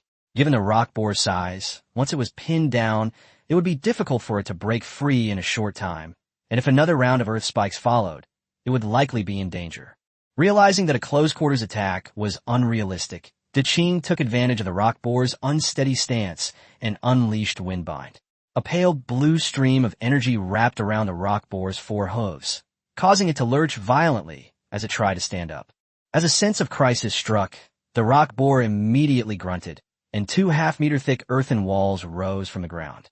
At the same time, a layer of yellow stone armor covered its entire body, enveloping it completely. On the other side, sharp whistling sounds rang out one after another. High-speed spinning wind blades crashed into the earthen wall, sending dirt flying everywhere. The first layer of earthen wall was pierced, and the second layer failed to stop it either. After passing through 2 layers of defense, the wind blades became noticeably lighter in color and much less powerful. When they finally struck the rock boar's stone armor, they only sent up a shard of rock and left a shallow mark. Taking advantage of the opportunity, the rock boar finally stood up and summoned earthen walls to block the spinning wind blades. Soon, more than a dozen wind blades were blocked or dodged, and a hint of joy flashed in its eyes. According to its understanding, the Wind Wolf had unleashed so much magic that it should have very little magical energy left, while it still had at least half of its power remaining. As long as it could hold out, it would be the other one who died. But after 20 wind blades, the situation completely changed. The earthen walls crumbled layer by layer, and the stone armor on the rock boar's body continued to crack and fall off, gradually exposing the skin underneath. It stared at the giant blue wolf in the distance, which was still relentlessly unleashing spinning wind blades, and panic finally appeared in its eyes. This was completely against its common sense. How could this wind wolf seem to have inexhaustible magical energy? With a soft swoosh, the first wind blade pierced the skin, leaving a deep wound on the rock boar. Its anger was quickly replaced by fear, and it howled in pain. The rock boar threw out 2 earthen walls at the last moment, sensing that its magical energy was almost depleted, and turned to flee. But no matter how fast it was, it couldn't outrun the spinning wind blades, not to mention the wind binding that restricted its movement. Finally, with a desperate groan, the blood-covered rock boar collapsed to the ground, blood foam gushing from its mouth, its eyes staring blankly, as if it couldn't believe it had lost even in death.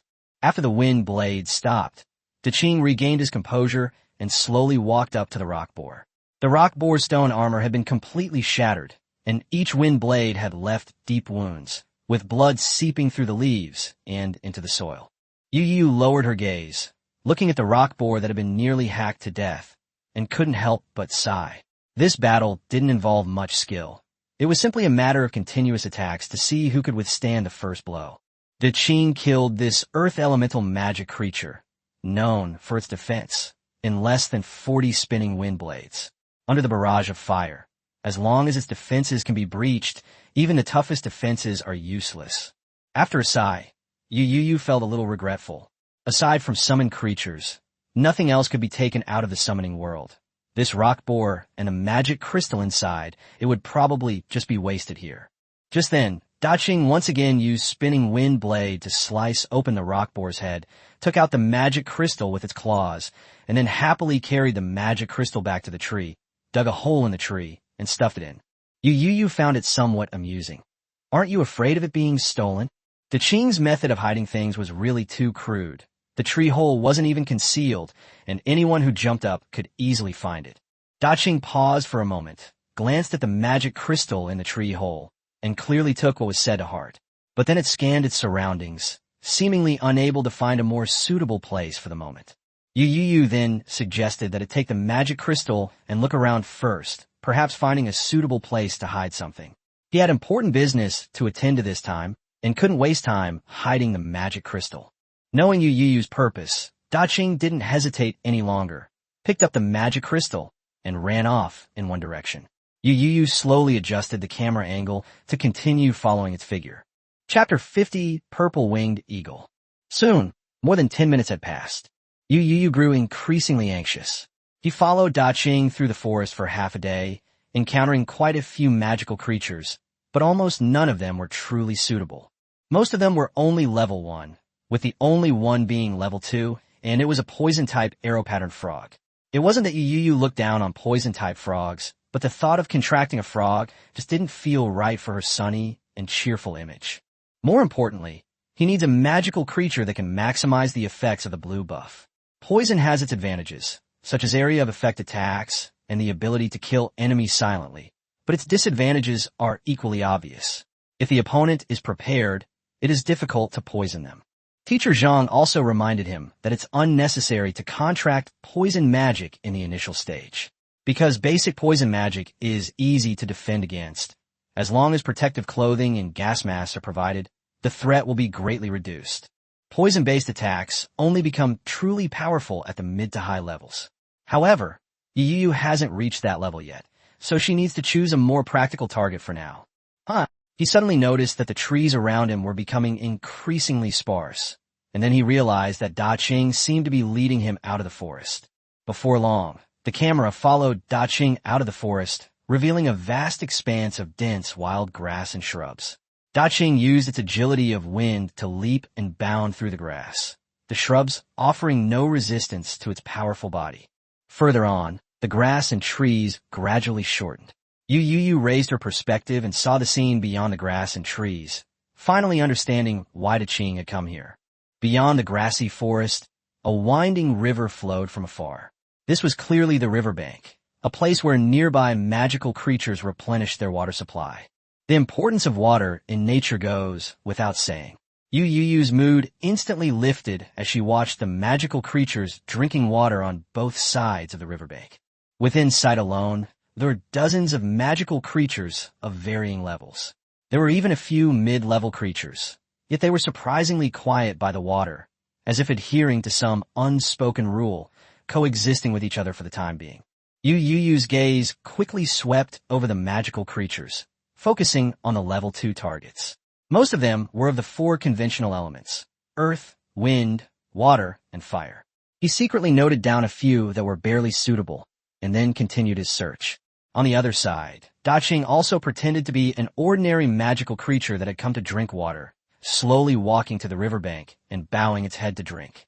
But its pale green eyes kept darting around, as if it were choosing a new companion for itself. Some magical creatures sensed its malicious gaze, and several level 1 and 2 creatures nearby immediately became alert. Several more minutes passed, and Yu Youyou and Daching still hadn't found a particularly suitable target. Just as they were all feeling somewhat disappointed, a piercing scream suddenly came from the distant sky. Yu Youyou and Daching looked up at the same time and saw a black dot appear on the horizon. Only when the figure got closer could Yu Youyou see what the newcomer looked like. The U.S. He was stunned for a moment because it was a white-headed raptor that looked very similar to a certain image that was often ridiculed on the internet in his previous life. However, he quickly shook off the strange thought in his mind. This is the summoning world, not some eagle. He began searching his memories from this life. First, he could confirm that this thing was not an eagle, but a vulture. Eagles usually have no feathers on their legs, and their legs and claws are covered only in keratinous scales. The raptor before us had legs covered in thick feathers, a characteristic of eagles. Its wings were generally dark gray, but under the sunlight, they shimmered with a faint purple hue. Purple-winged eagle. Yu Youyou quickly recognized the creature. It was a creature with both wind and thunder magic, living year-round atop high mountains and possessing a solitary nature. At this moment, the purple-winged eagle seemed to be just passing by, with a 5 or 6 meter long insect-like creature clutched in its sharp claws. It appeared to be preparing to return to its nest or find a place to enjoy its prey. Wingspan nearly 5 meters, a class 2 purple-winged eagle. After making her own judgment, Yu Youyou's heart started racing. That's it. The second contracted creature is secured. From the moment he recognized the purple-winged eagle, his attention was completely focused on it. All other magical creatures instantly lost their appeal. A dual elemental force of wind and thunder, and an avian being at that. This configuration completely overwhelms all the level 2 magical creatures present. Teacher Zhang once said that for beginner and intermediate summoners, most summon creatures are based on the 4 basic elements, and are mostly terrestrial and aquatic creatures. Other types of magical creatures are already rare, and lightning-type creatures, which have extremely high destructive power, are even rarer. As for avian summon creatures, they're even more difficult to contract. It's not that you can't encounter them, but rather that birds are born to fly, giving them a significant advantage. Of all magic systems, only the wind system grants flight capabilities at the intermediate level, but even that is far from comparable to that of naturally flying creatures. Moreover, most flying creatures are wind-based, making them even faster. Therefore, contracting a magical avian creature is extremely difficult, unless one ambushes it by surprise. However, if successful, it provides a significant advantage in the early and intermediate stages. To be honest, Yu Youyou wasn't confident he could capture the purple-winged eagle, but he knew very well that this was a rare opportunity, and if he missed it, he would definitely regret it for days. Besides, there are so many magical creatures here. If all else fails, he can come back and find another target. The prerequisite is that the purple-winged eagle can't land too far, otherwise Daching won't be able to get back in time, and this opportunity will be completely lost. The thought raced through her mind, but Yu Youyou finally made up her mind and gave Daching instructions through the contract. Upon receiving the order, Daching looked up at the purple-winged eagle that had already flown overhead and was immediately dumbfounded. In its mind, things that fly in the sky and things that run on the ground are completely different. No matter how fast its 4 legs are, how could it possibly catch up with something that has wings? But Yu Youyou's order had already been given, and although Daching was not optimistic, he still immediately took action.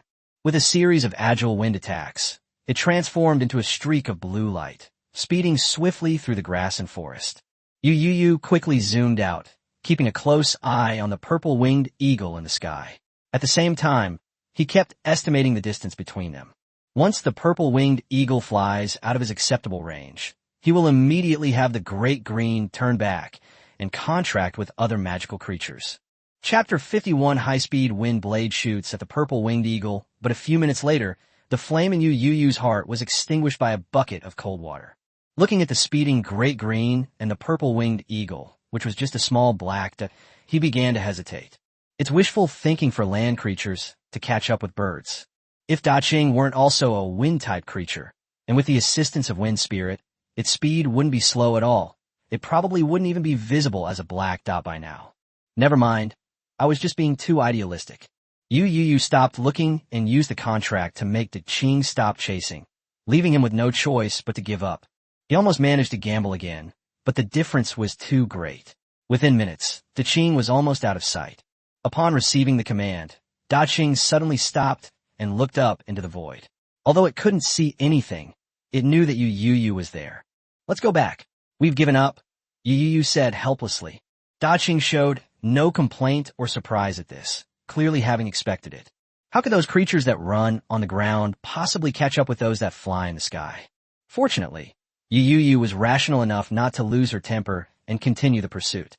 Daching turned around without hesitation, preparing to turn back.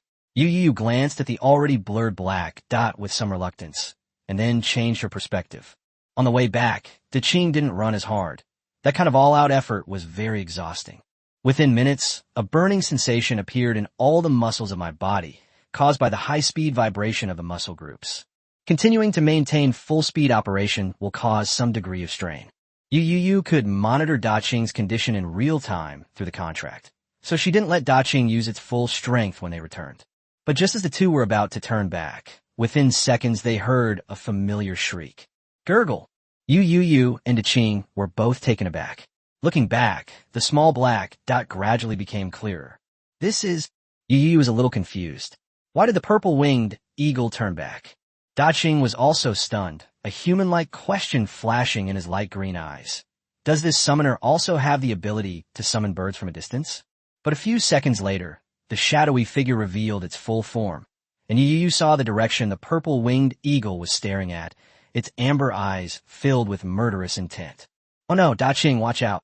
Yu Youyou was startled and immediately used the contract to warn Daching that the other party was coming for them. Even without Yu Youyou's reminder, Daching reacted even faster. After all, strictly speaking, the other party's target was it, and this big bird couldn't see Yu Youyou. Daching was very familiar with that feeling of being locked on, just like when it locked onto its prey while hunting. Yu Youyou then realized that Daching had been discovered by the other party, which had even angered the purple-winged eagle, thus attracting its attack. However, upon reflection, it wasn't surprising. According to what he knew about the purple-winged eagle, it was an extremely solitary magical creature that was highly sensitive and responsive to external crises. In addition, magical creatures like eagles and hawks possess eyesight comparable to those of 1,000 miles, allowing them to clearly see any figure on the ground, even when high in the sky. Upon discovering that Daching was pursuing it, the purple-winged eagle sensed that it was being provoked. At this moment, Daching lay slightly crouched down, his eyes fixed on the purple-winged eagle. It did not choose to run away. Its speed was far inferior to that of the purple-winged eagle.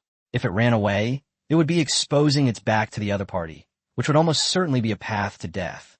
Fortunately, even after the purple-winged eagle flew back, it still clung tightly to the serpent. Therefore, the threat from claws capable of splitting gold and jade has diminished considerably. Yu Youyou also watched the rapidly approaching purple-winged eagle with nervousness, her mind racing. As a lightning-type magical creature, it possessed terrifying magical destructive power.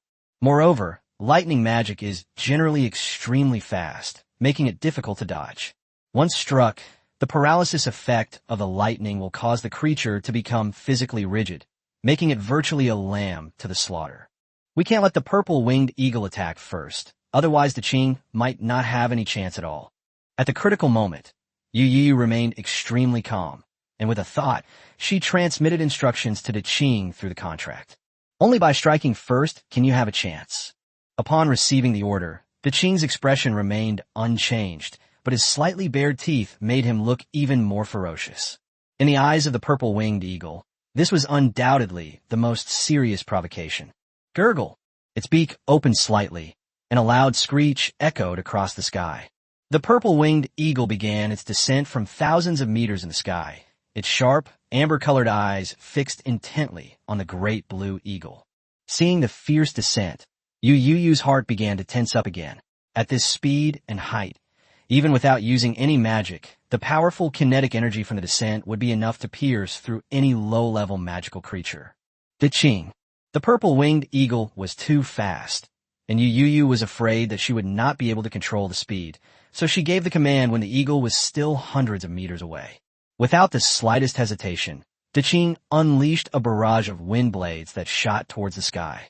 Even with the blue buff, Yu Youyou wasn't confident that more than 300 spinning wind blades would be effective in aerial combat, given that it was only a level 1 wind blade.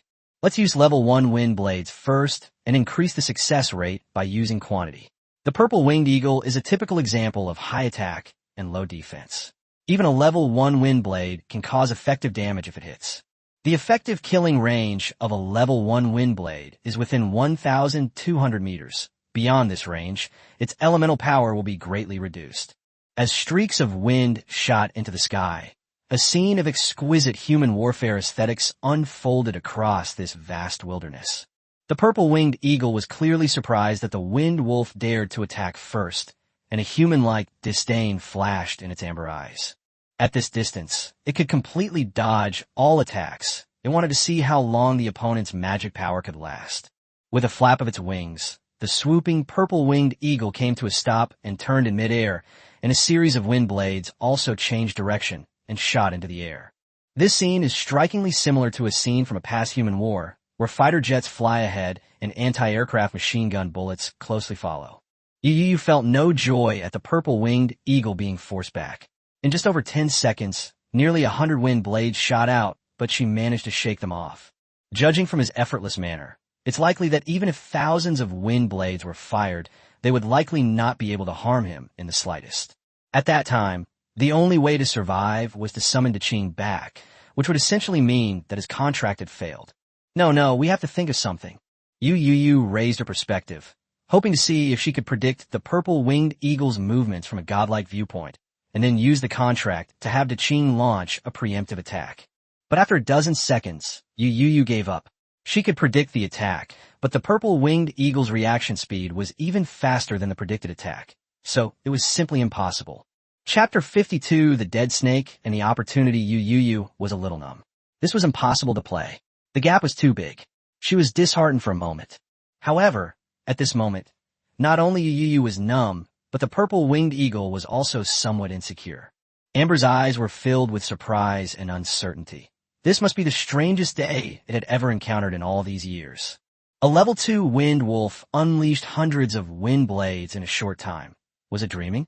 It was still going on, and the purple-winged eagle couldn't help but raise its body, wanting to get a better look at the strange wind wolf beneath it. As it raised its body, it brushed directly against Yu Youyou's consciousness, and it was the first time Yu Youyou had ever looked at this raptor up close. It's really handsome, with sharp and bright eyes, and its feathers have a beautiful streamlined shape. The purple on its wings is particularly eye-catching in the sunlight. No boy could resist such a raptor as a summoned creature, not even Yu Youyou. However, reality often falls short of expectations. In the early stages, this bird of prey was virtually invincible against land creatures.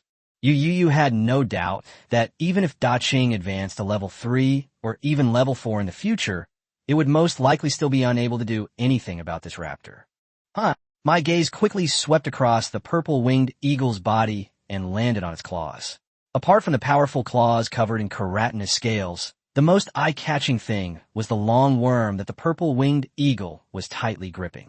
The snake was entirely red with a triangular head, clearly indicating it was a highly venomous snake. However, at this moment, the venomous creature had a huge penetrating wound in its abdomen, and the purple-winged eagle's several sharp claws went straight through its abdomen and hooked it tightly. Yu Youyou recognized the large snake as a level 2 poisonous magical creature, the Crimson Serpent. Even though they were both level 2 magical creatures, their strengths were clearly vastly different, and they had no power to resist the purple-winged eagle's sharp claws. To Yu Youyou's surprise, the red garter snake was still alive. Its triangular head drooped, as if it were dead, but in a fleeting glance, Yu Youyou saw its forked tongue flicking slightly. Clearly, this guy was faking his death. At this moment, Yu Youyou was startled and became somewhat excited. He thought of a potentially feasible method. However, this method still requires the help of this giant snake. At this critical moment, Yu Youyou didn't have time to think much. She quickly issued instructions to Qing through the contract, speeding up the attack and trying to keep the purple-winged eagle from paying attention to anything else. The sudden increase in the frequency of the wind blades made the purple-winged eagle's expression even more serious. It was at this moment that Yu Youyou quickly zoomed in and communicated with the red serpent that was pretending to be dead through her mental power. The unfamiliar mental communication caused the crimson serpent, which was feigning death, to tremble, and even its forked tongue stopped moving. If the purple-winged eagle hadn't been focused on Qing, it probably would have been discovered. The red serpent's body was tense, but the tense muscles made the pain more obvious, so the red serpent's whole body involuntarily began to bend and twist in pain. The purple-winged eagle didn't notice this, but it startled Yu Youyou, who quickly used her mental power to calm her down. Don't be afraid. I'm with that wind wolf. We need your help. If you succeed, you'll survive. The intelligence of a level 2 magical creature is roughly equivalent to that of a 5 or 6-year-old human. Yu Youyou repeated this several times, mainly emphasizing the central idea that helping others would give them a chance to survive. It took her more than 10 seconds to make the crimson serpent understand. Perhaps because the crisis of death was approaching, the crimson serpent, after understanding the information, did not hesitate or show much curiosity, and suddenly tensed its body. The triangular head suddenly launched itself like a race car, biting at the purple-winged eagle, its sharp fangs piercing deep into the layers of feathers and penetrating the skin. Gurgle! The intense pain instantly drew the purple-winged eagle's attention back, and it let out a loud cry. Now, Qing, hurry! At this moment, Yu Youyou, who had gained a godlike perspective in advance, used her powerful memory and logical thinking to predict the purple-winged eagle's trajectory and gave instructions to Qing. Upon receiving the order, Qing did not hesitate at all. The wind blades transformed into rotating wind blades and released multiple interception attacks in the direction Yu Youyou had predicted.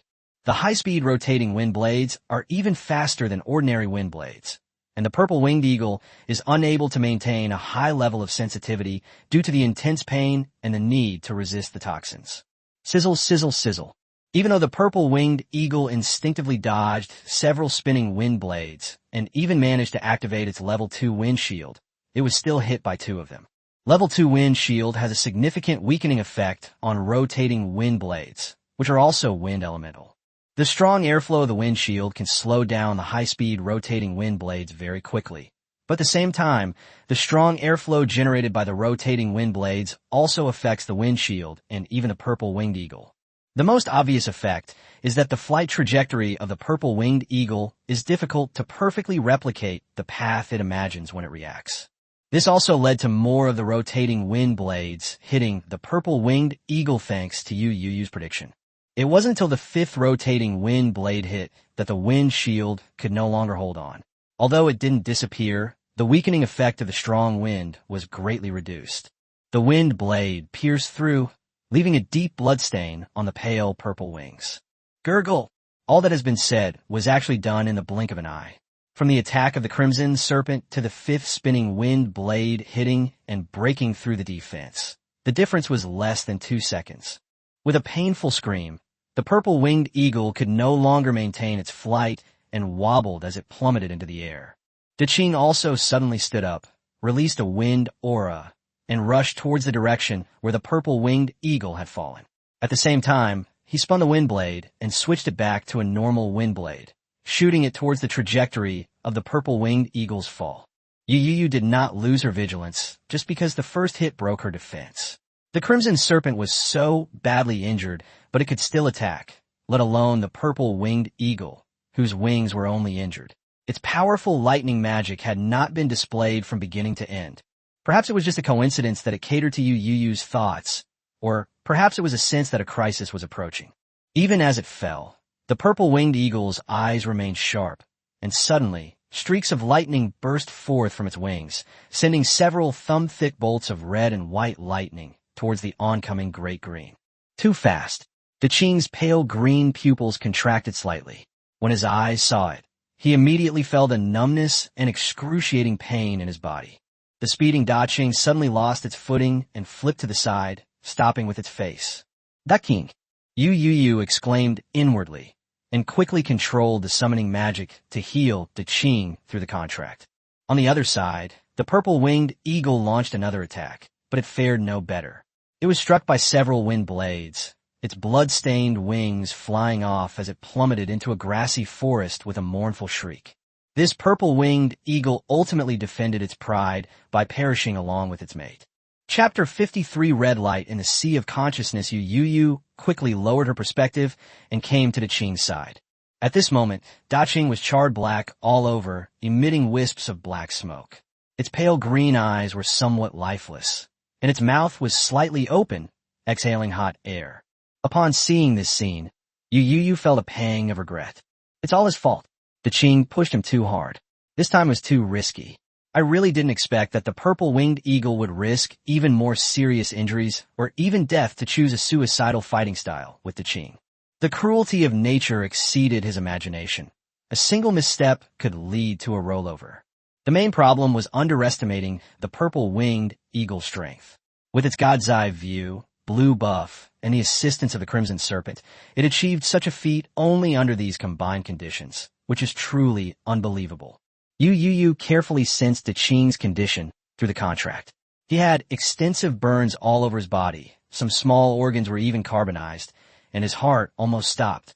Fortunately, summoning magic has a comprehensive healing effect on summoned creatures, so his life was saved.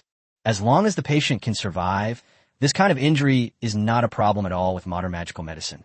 Thinking of this, Yu Youyou quickly put Daqing into her summoning space, and then the magic crystal that Daqing had hidden in its mouth fell to the ground. In the summoning world, nothing can be taken out except for summoned creatures. Yu Youyou could only leave this thing here for now, hoping it would still be there when Daqing came back next time. Then Yu Youyou moved the camera to search for the purple-winged eagle. Following their memory, they quickly found the blood-soaked purple-winged eagle in a patch of trampled grass. This bird of prey had lost its domineering presence as it soared through the sky. Large patches of its feathers were soaked with blood. Its wings drooped slightly, revealing the deep wounds. The powerful claws then released their grip and pressed down on the charred body of the large snake. Clearly, at the last moment, the purple-winged eagle did not let the culprit go. Looking at the charred body of the giant snake, Yu Youyou felt apologetic in her heart for not being able to keep her promise.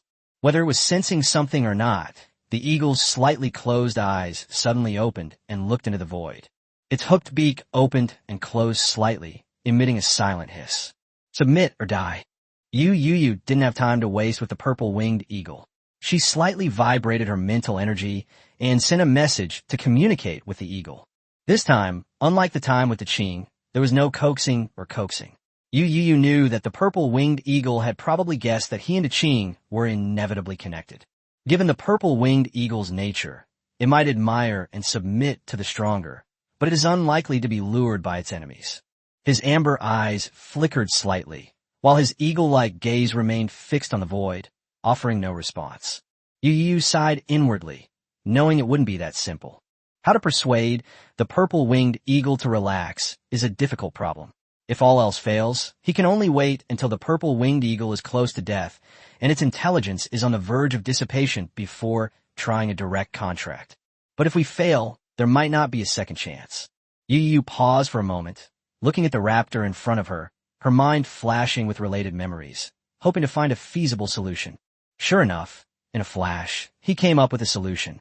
If you are willing to submit, open your mind, and accept the contract, you can possess the same powerful magical energy as that wind wolf. Yu Youyou communicated somewhat nervously. It was a sudden thought that if coaxing didn't work, then she would try bribery. There shouldn't be any magical creature that could resist such powerful force, especially after witnessing Daqing's personal demonstration. As expected, his amber eyes suddenly flickered and regained their sharpness. Seeing this, Yu Youyou quickly pressed her advantage. Not only that, there's also a way to help you break through quickly. That wind wolf was only level 1 a dozen days ago. Each wave of mental energy, like the whispers of a demon, caused the purple-winged eagle's pupils to fluctuate violently. It is not afraid of death, but it yearns for higher skies, wider airspace, and more delicious food. This is the long-cherished wish of every purple-winged eagle. Although it is very strong, it is only level 2 after all. Although it has the advantage of flying, most mid-level land-based magical creatures pose little threat to it. However, it is not without threats. For example, the depths of the forest are their forbidden territory. There are many places in this world that they dare not cross, so they always dream of having greater power so that one day they can fly higher and farther and see more places, instead of being trapped in the habitat of low to mid-level magical creatures. The hope that Yu Youyou gave it was corroborated by the continuous wind blades in its memory. So, it believed Yu Youyou's words, if not completely. Yu Youyou was also somewhat surprised to see the purple-winged eagle showing interest. This purple-winged eagle was highly intelligent, far exceeding the level of an ordinary level 2 magical creature. It seemed to understand his meaning after he spoke only once. But thinking about it, it's not surprising that ordinary eagles and hawks are quite intelligent. The intelligence of magical creatures is not fixed. A certain level corresponds to a certain age in humans, but can fluctuate depending on race and bloodline. For example, most magical insect-type creatures are rather dull, with intelligence far below the average level of those at the same realm.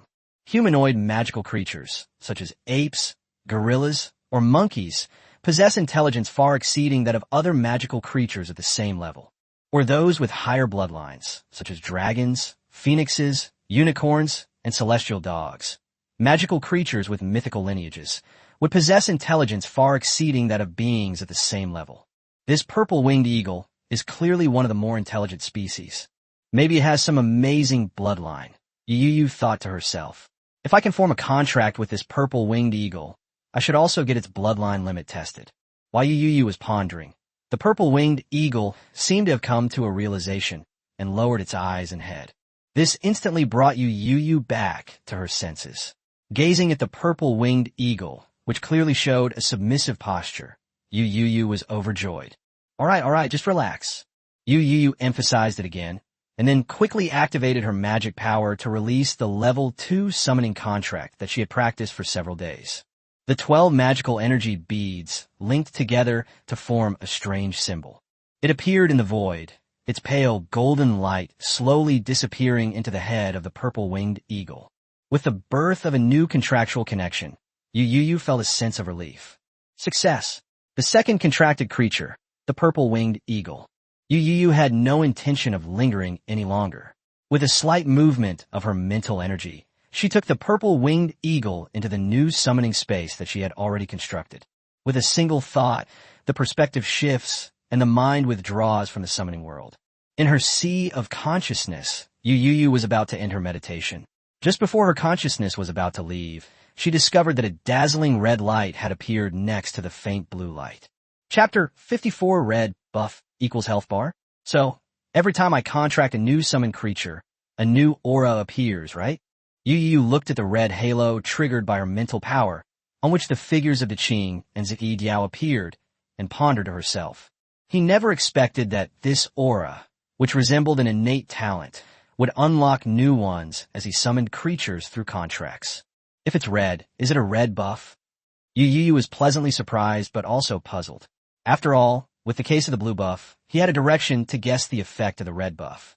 If it's the kind of red buff from his previous life's game, if he remembers correctly, it seems to increase attack power and slow down enemies. In the real world, this effect isn't as overpowered as the blue buff. He remembered that the increased attack power wasn't much. The main effect was the slowing down, but it was better than nothing. Whether this is truly the case remains to be seen and requires further testing. As she was thinking this, Yu Youyou subconsciously activated the red aura with her mental energy. Above the aperture were two figures, the Qing and Zi Diao, and he chose the Qing. When Yu Youyou came to her senses, she saw a red halo appear beneath the Qing in the summoning space. What? Immediately, Yu Youyou was shocked. Two streams of demonic energy from her sea of consciousness flew over instantly and, like magnets, entered the large blue figure above the light circle. Meanwhile, through the summoning contract, he sensed that the Qing's body was being rapidly repaired by an unknown force. Almost visibly, the charred fur of the large blue dog shed, and new fur grew back. The charred skin and organs quickly returned to their normal luster, and then, after about 10 seconds, it was perfectly restored to its peak condition. As Da Qing stood up from the summoning space, he looked around with a puzzled expression. Yu Youyou's heart was filled with turbulent waves. So, the red buff actually corresponds to health restoration, not damage increase and slow effect. Yu Youyou quickly came to this conclusion. He thought it was the red and blue buffs in the game, but he didn't expect it to mean the corresponding health bar and mana bar. Moreover, This red buff feels even more overpowered than the blue buff. With this recovery speed, doesn't it mean that as long as you're not instantly killed, you're practically immortal? No, that's too presumptuous. Yu Youyou thought of the mana consumed. The red buff recovery consumed mana, and restoring to Qing to its peak consumed 2 points of mana. This is definitely much better than directly using summon mana to recover. It consumes less mana and is also faster. However, if you use summoning magic power to restore to Qing directly, it would take at least a month to get him back to his peak, and it's unknown how much magic power it would consume. With the red buff, only 2 points of summoning mana are needed to restore one to peak condition in just over 10 seconds, a world of difference. However, it does require mana, and the number of times it can be restored is limited. With his current total magical energy, he can probably support Da Qing's recovery about 10 times, and that's without even considering the purple winged eagle. Thinking of this, Yu Youyou couldn't help but chuckle. An enemy who couldn't be defeated even after being severely injured more than 10 times probably wouldn't give him a chance to recover. Putting aside her thoughts, since the red buff's function was to restore health, Yu Youyou no longer hesitated and simultaneously cast a red aura on the purple winged eagle.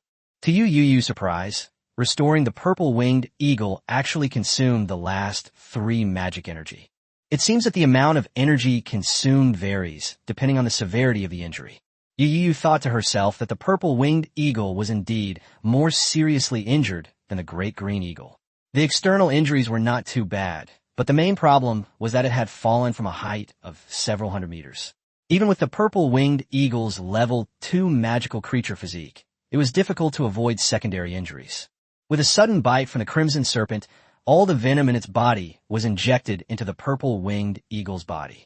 If the purple winged eagle hadn't frequently preyed on these large snakes and consumed a lot of snake gallbladders, developing some resistance, it would probably have died long ago. In the summoning space, the purple winged eagle, now restored to its original state, stood up, its amber eyes scanning the empty surroundings with a mixture of surprise and uncertainty. Then he lowered his head, seemingly lost in thought.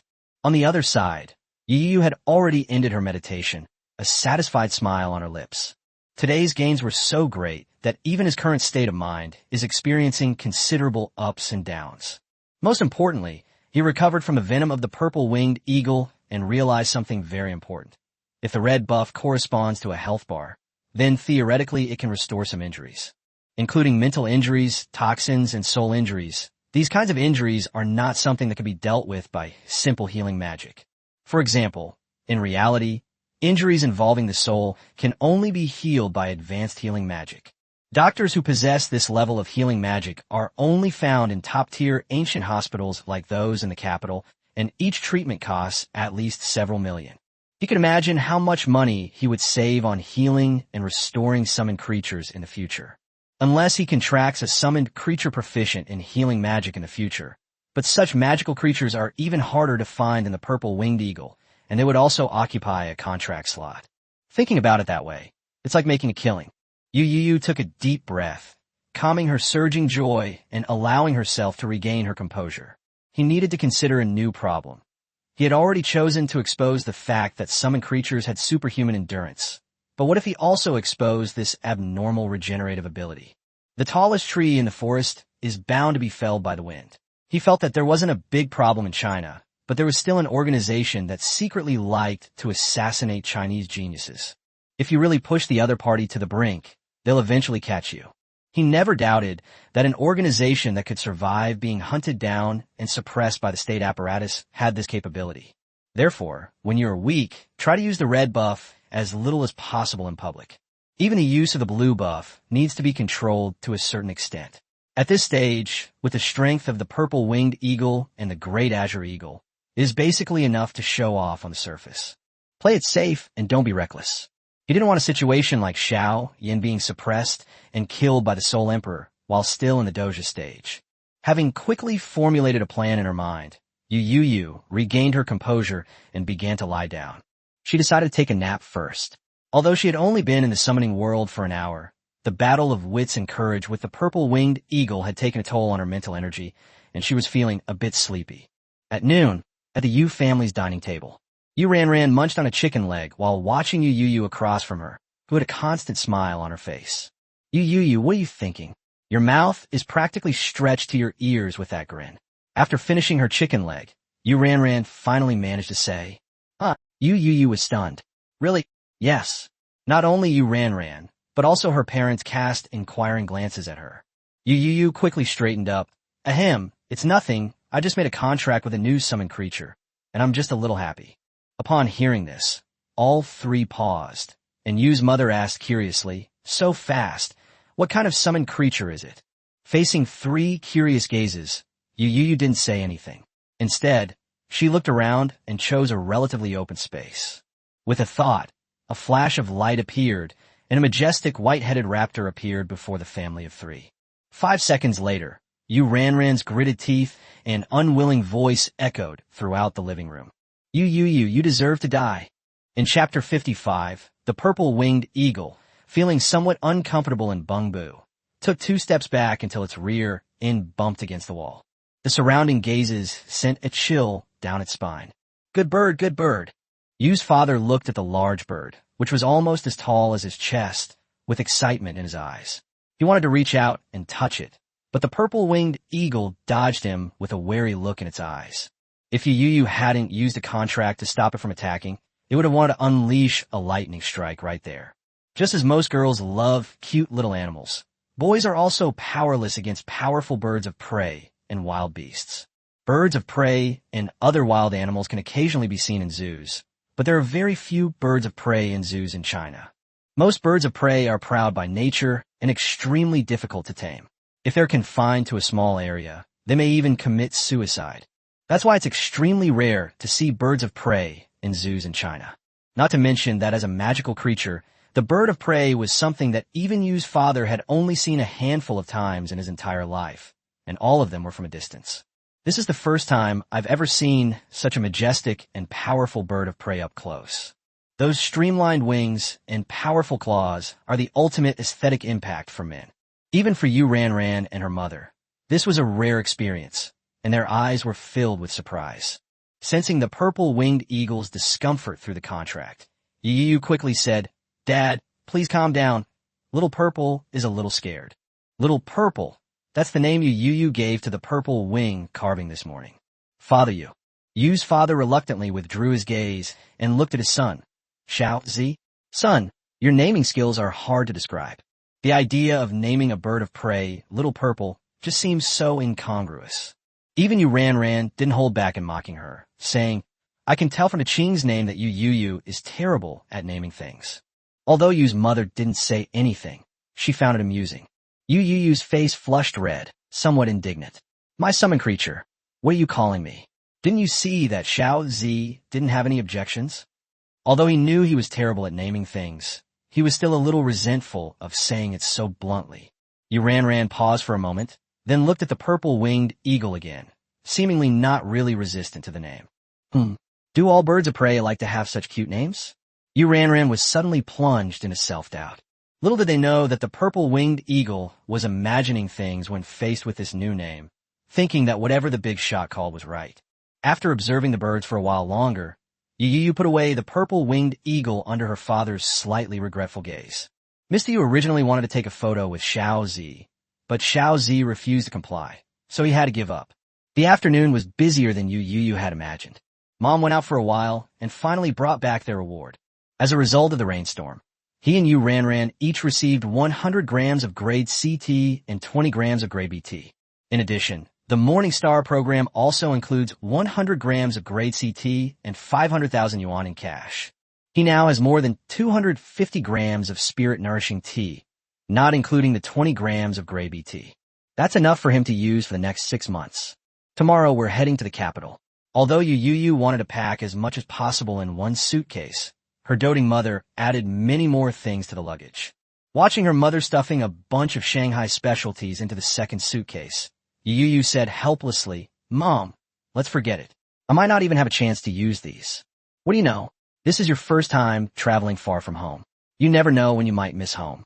If you do, take it out and look at it, taste it, and you'll feel better. Yu's mother, speaking with the air of someone who had been through it all, kept repeating herself. Yu Ranran leaned against the doorframe at some point, smiling as she said, Yu Youyou, This time I advise you to listen to your mother. Otherwise, you might end up secretly crying and having nowhere to turn for comfort. Of course, if all else fails, you can come to me.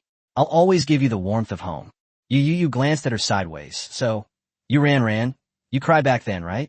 Yu Ran's expression froze, and she quickly denied it, saying, how could that be? I was already 18 when I went to the capital. I was an adult. How could I possibly cry? Oh, really? Yu Youyou drawled out her words, her tone meaningful. Yu Ran gritted her teeth slightly. Yu Youyou, don't come crying me later, or I'll definitely leave you with a high-definition embarrassing record. Yu Youyou simply ignored Yu Ran's threats.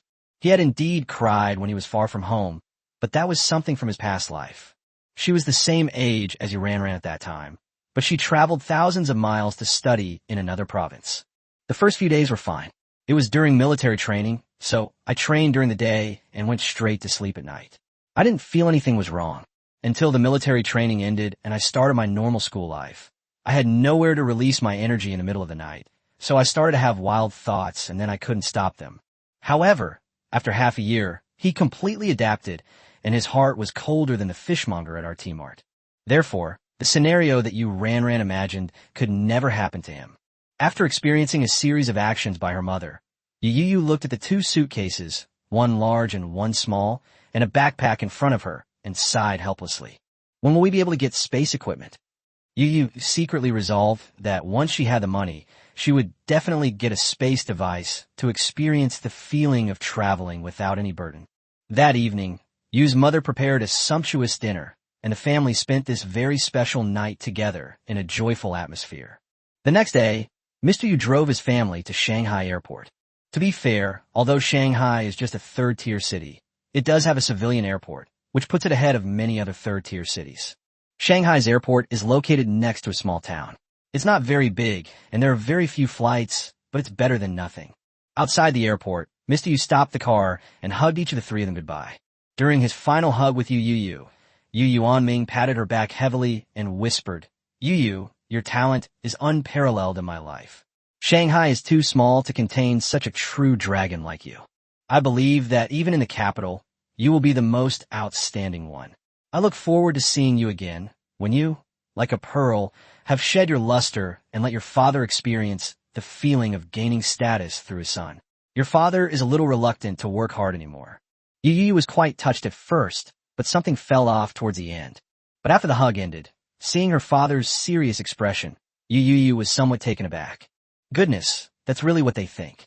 Chapter 56 Goodbye. Zhang Daoyi waved goodbye to Yu's father, and the three of them entered the airport waiting hall. Upon entering, one is immediately struck by a striking scene. Teams of patrolling monks, dressed in light blue uniforms with the words water management printed on them, surrounded 2 or 3 meter long cloth-covered iron cages, their eyes warily watching their surroundings. Yu's mother led her 2 children over quickly and apologized to the middle-aged monk with a square face who was at the head of the group. I'm so sorry, Director Jiang. We're late. The square-faced monk, known as Director Jiang, had already spotted the 3 of them. Upon hearing this, he smiled and said, We've arrived too early, Director Zhao. These must be your daughter and son. Jiang Tiancheng's gaze swept over the siblings with a hint of surprise. These are my son and daughter. Mother Yu looked at the siblings and introduced them. This is Director Jiang from the Water Management Bureau, a senior water magician. Yu Youyou sighed inwardly. As expected of the capital city, even a section chief is a high-level magician.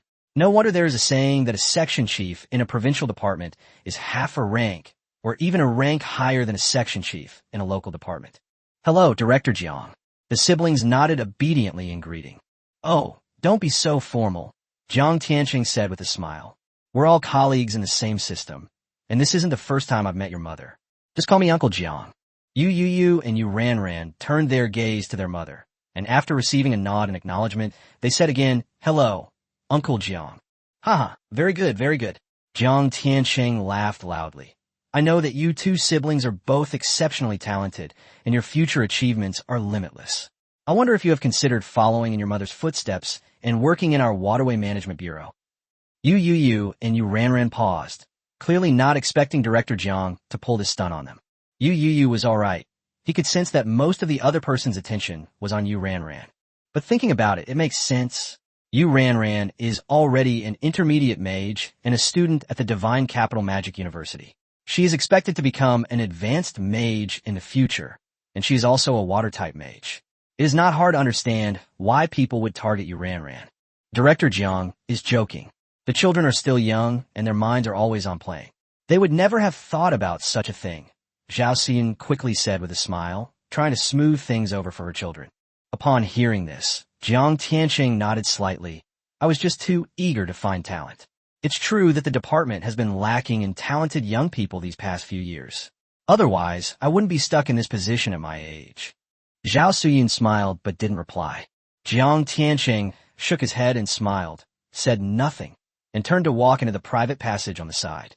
After Jiang Tianqing left, Yu Youyou and Yu Ranran looked at their elderly mother with some trepidation. Was it really okay to show such disrespect to a high-level mage? Seemingly sensing the siblings' thoughts, Zhao Xian stepped forward and pulled them aside, whispering, "Don't worry, that's just how he is. He always says the same thing to talented young people. He doesn't have any bad intentions." "Oh, okay." Yu Youyou and Yu Ranran were relieved. "Sujun." Just as the group turned around, a gentle voice rang out from the side. The group looked over and saw a woman in uniform with a pretty face. Judging from insignia on her shoulder, she held a high-ranking position. Jiayu. Upon seeing the person, Zhao Siyun's expression brightened, and she immediately went to greet her. "Yu, Ranran, come here quickly. This is the old comrade in arms of Mom that I told you about. Call her Aunt Wang." "Hello, Aunt Wang." Yu Youyou and Yu Ranran greeted her again like well-behaved children. Wang Jiyu then turned her gaze to the siblings and said with a gentle smile, "I used to hold you when you were little. I don't know if you two remember me. I didn't expect you to grow up so much in the blink of an eye." Yu Ranran's eyes flashed with confusion, clearly indicating that the memory save had failed to load, but Yu Youyou suddenly realized what was happening and remembered. When he was 2 years old, this Aunt Wang came to their house and held him for a while. "What do you mean, more than 10 years have passed in the blink of an eye?" Zhao Siyun smiled and sighed. "Back then, you were determined to go to the capital and eventually join the provincial department. You were so busy every day that we lost touch. If the department hadn't sent you here this time, I don't know when we would have been able to meet again."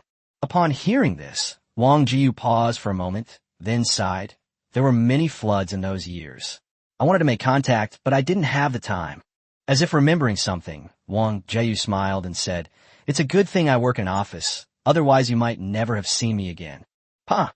Zhao Siyun's expression changed slightly, and she glared at Wang Jiu. "What nonsense are you talking about?" The siblings watched their mother and Aunt Wang reminiscing about the past with some boredom, until they saw a group of patrolling monks begin to carry the cages toward a special passage on the side. Zhao Siyun then said, let's go inside first." The siblings' expressions softened, and they quickly followed. The siblings took advantage of the private jet and enjoyed the special treatment it offered. No need to wait at the airport or check luggage. You can just go through security and go straight in. After passing through the dedicated passage, you will find the blue special plane directly opposite the water management office. It is slightly smaller than a typical civil aircraft and has a wide and bulky shape and configuration similar to a military transport aircraft. I boarded the private jet from the back of the plane. There was no distinction between business class and first class inside. There were 2 cages in the middle, and people sat on the sides against the bulkhead. No one spoke, and no flight attendant came out to remind anyone. Everyone sat down in an orderly fashion and stared at the cage without saying a word. Yu Ranran and Yu Youyou were also affected by the atmosphere and sat up straight. Suddenly, they felt that the private jet wasn't so appealing anymore. It was too serious. Until a familiar voice broke the silence. "You, Sister Zhao?" Zhang Daoi stepped onto the private jet with his bag, somewhat surprised to see these 2 people here. "Teacher Zhang." Yu Youyou looked surprised, clearly not expecting to see Teacher Zhang here. She knew that Teacher Zhang had not yet returned to the capital due to the floods, but she did not know that Teacher Zhang was traveling on the same private plane as them. The only person who knew the truth was Yu's mother, who smiled and explained when Zhang Daoi came in. Yu Youyou then realized that Teacher Zhang had been left behind to assist the Shanghai and Beijing authorities in their subsequent capture efforts because of a special summoned creature. In addition, Teacher Zhang's jeep was also lost in the flood, so he was arranged to return on a special plane. Zhang Daoi also learned the reason why Yu Youyou's family appeared on the private jet. and nodded, saying, "We need to be careful. Judging from the recent arrests, there are still quite a few rats around Shanghai." Zhang Daoi sat down in front of Yu Youyou and patted her on the shoulder. "Good lad, I've heard about what happened this time too. I didn't expect you to be so perceptive, which saved us a lot of trouble." Zhang Daoi looked quite proud. After all, he was still holding the title of Yu Youyou's mentor. Chapter 57: The Charm of the Divine Capital. With the arrival of Zhang Daoi, it seemed to signify that everyone had arrived. The cabin door slowly closed, and as the scenery outside the window gradually receded, the special plane officially took off. Because of Zhang Daoi's presence and constant talking, the atmosphere in the cabin was no longer so serious and oppressive. Yu Youyou and Yu Ranran felt somewhat fortunate that there was a chatterbox around. Yu Ranran and Zhang Daotong were alumni and had met before, so the three of them chatted without much formality. But the three of them didn't get to talk for long. Less than half an hour later, they felt the plane descending. Yu Youyou felt the chair she hadn't even warmed up yet, and thought to herself, "Wow, time flies." The total area of this world is much larger than that of his previous life. He hadn't calculated it precisely, but he felt it was about 1.5 times larger. The distance from Shanghai to Beijing has been extended to nearly 650 kilometers, or more than 1,000 li. Based on this distance, the speed of this private jet must be around 1,300 kilometers per hour, even slightly exceeding the speed of sound, much faster than commercial airliners. This doesn't even include the takeoff and landing deceleration time. For a transport plane, this is outrageous. Before Yu Youyou could even think about what kind of magical technology this was, the private jet had already come to a stop on a runway. As soon as Yu Youyou got off the plane with Zhang Dao, she felt many eyes on her. What came into view was a large group of patrol monks in water management department uniforms, as well as military monks in military uniforms, and a group of security monks on the periphery. Among the leading group were several mages dressed in simple robes embroidered with gold and cloud patterns. Only after Yu Ranran excitedly reminded him did he realize that those were the judgment mages. This momentum, Yu Youyou was secretly amazed. 4 major departments came to pick her up at the airport. This showed how much importance they attached to it. "Youyou, Ranran, Sister Zhao, I'm leaving now. Contact me anytime if you need anything." Zhang Daoi hurriedly bid farewell to everyone, clearly having other important matters to attend to. After watching Zhang Daoi leave, Yu Youyou and Yu Ranran could only wait obediently. Yu's mother had come on official business and needed to make some handovers with them. However, there is one advantage. When people come on official business, the authorities in the capital arrange special accommodations, so there is no need to look for a hotel. Soon, after Yu's mother finished talking with several monks in uniform, she came over, along with that cheap Aunt Wang. "Suyin, why don't you come stay at my place? That way, the children can meet each other and get to know each other." Knowing that the group was going to entertain Wang Jiayu at her lodgings, they extended an invitation to Zhao Suyin. But Yu's mother refused, saying, "It's too much trouble. It's uncertain whether you can even finish your work and come back today. What would it look like for us to go to your house at this time? As for the children meeting, it doesn't matter if it happens now. I'll come and see you again tomorrow if I have time." Upon hearing this, Wang Jiayu looked regretful, but she knew that she had just returned and needed to attend various meetings, so she didn't insist any further. "Goodbye, Aunt Wang." The family waved goodbye to Wang Jiayu, got into the waiting official car, and headed towards the hotel prepared for them in the capital.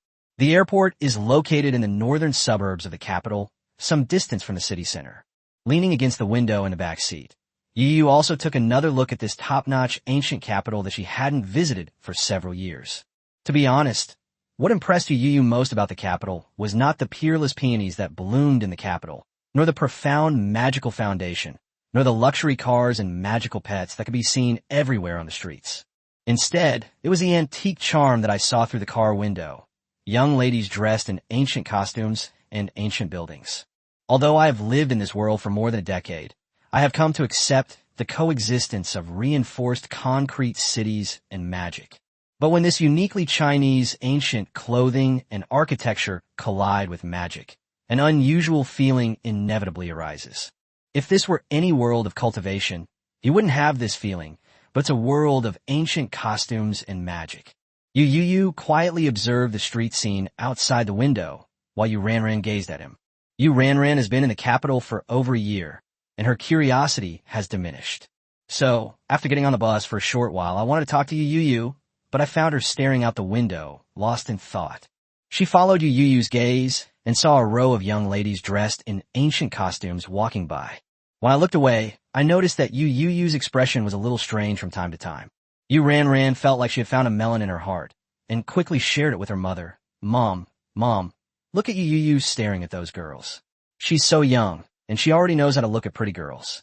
If she went to school in the capital for 2 days, you could be holding your grandson ahead of time.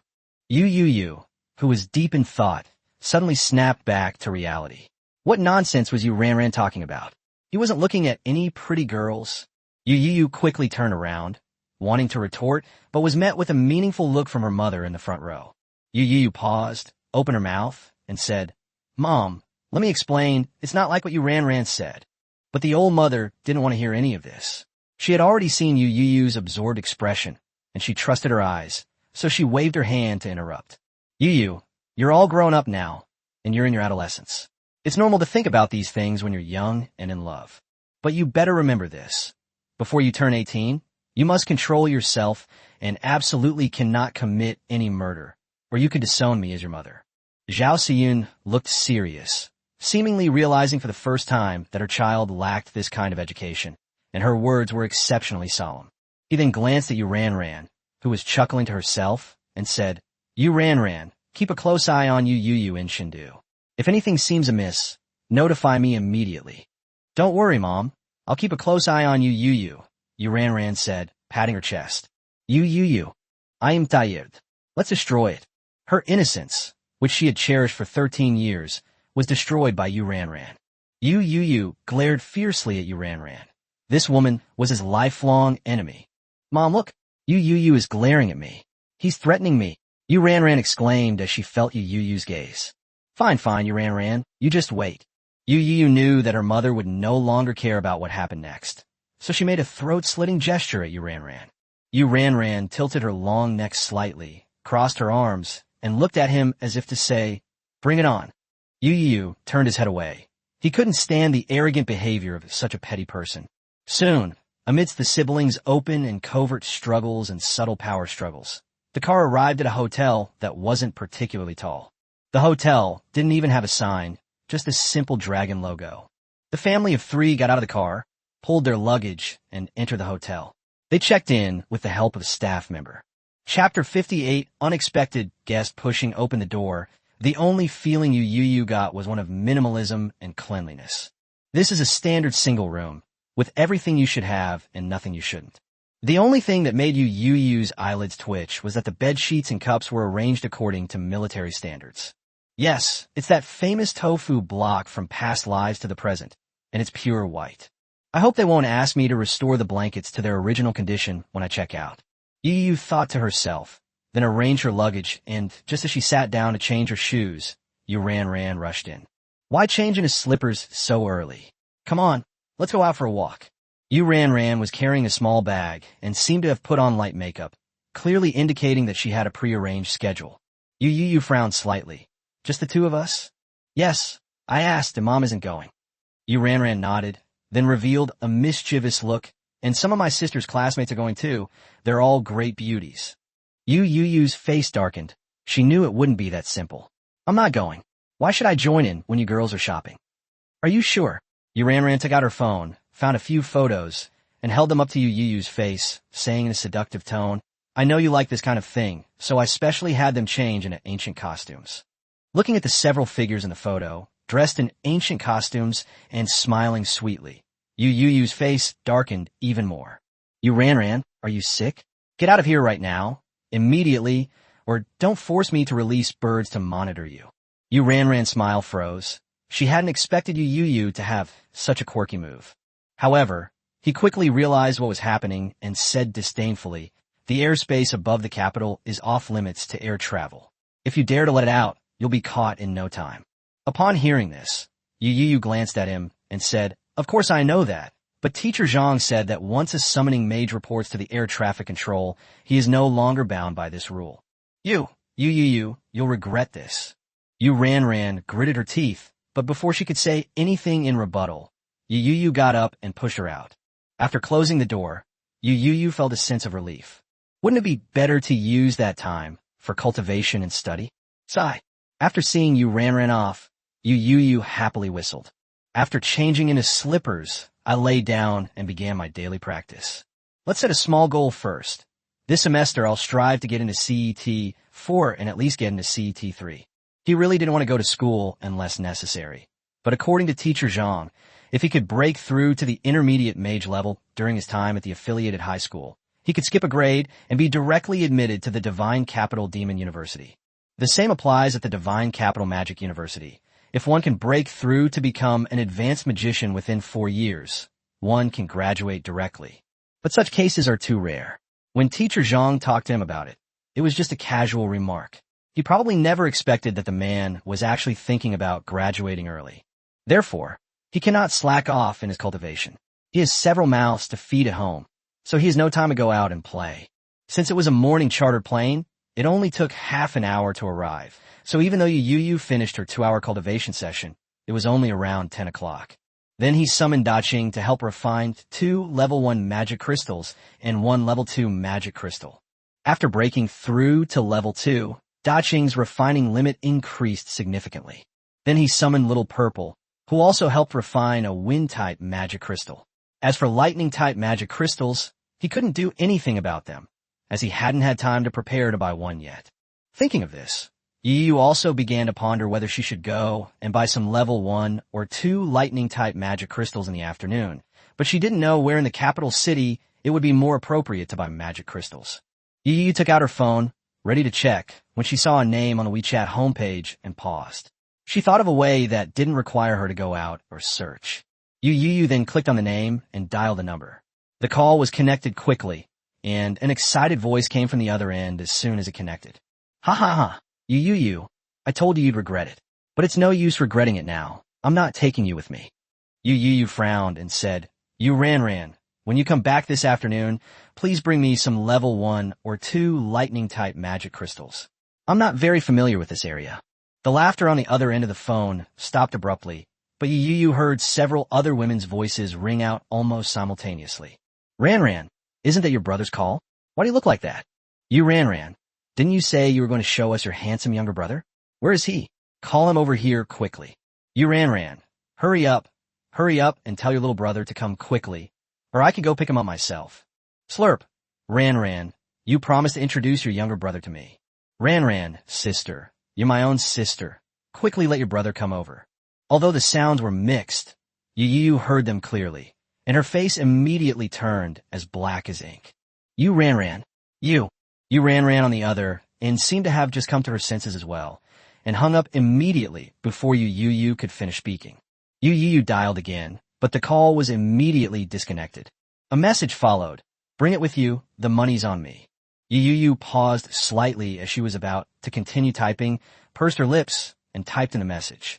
Then let's add some wind element as well. Then, Yu stared at the typing message displayed above her head until a minute later, when she finally got her okay. Putting down her phone, Yu looked relaxed. It felt great. She'd save herself some money. The main thing was that she'd managed to rip off Yu Ran, that little rich girl. It wasn't easy. As for those frivolous remarks, he had already ignored them. With looks like that, there are plenty of people who have their eyes on him, so a few more won't make a difference. After scrolling through her phone for a while, Yu put away the 2 children, Xiao Zi and Daqing, who were staring at each other, and prepared to go out for lunch. The staff had mentioned when she checked in that the hotel had a dedicated cafeteria. He said to have all kinds of cuisines from all over the country, and he wanted to try them all, since it's free anyway. The cafeteria was located in the lobby on the 1st floor. There weren't many people there. Yu casually ordered some local dishes from the capital and started eating by herself. Yu's mother had something to do at noon and ate something early before leaving, so he's all alone now. After eating and drinking her fill, Yu returned to her room and began her seclusion. Around 4 o'clock in the afternoon, there was a knock on the door.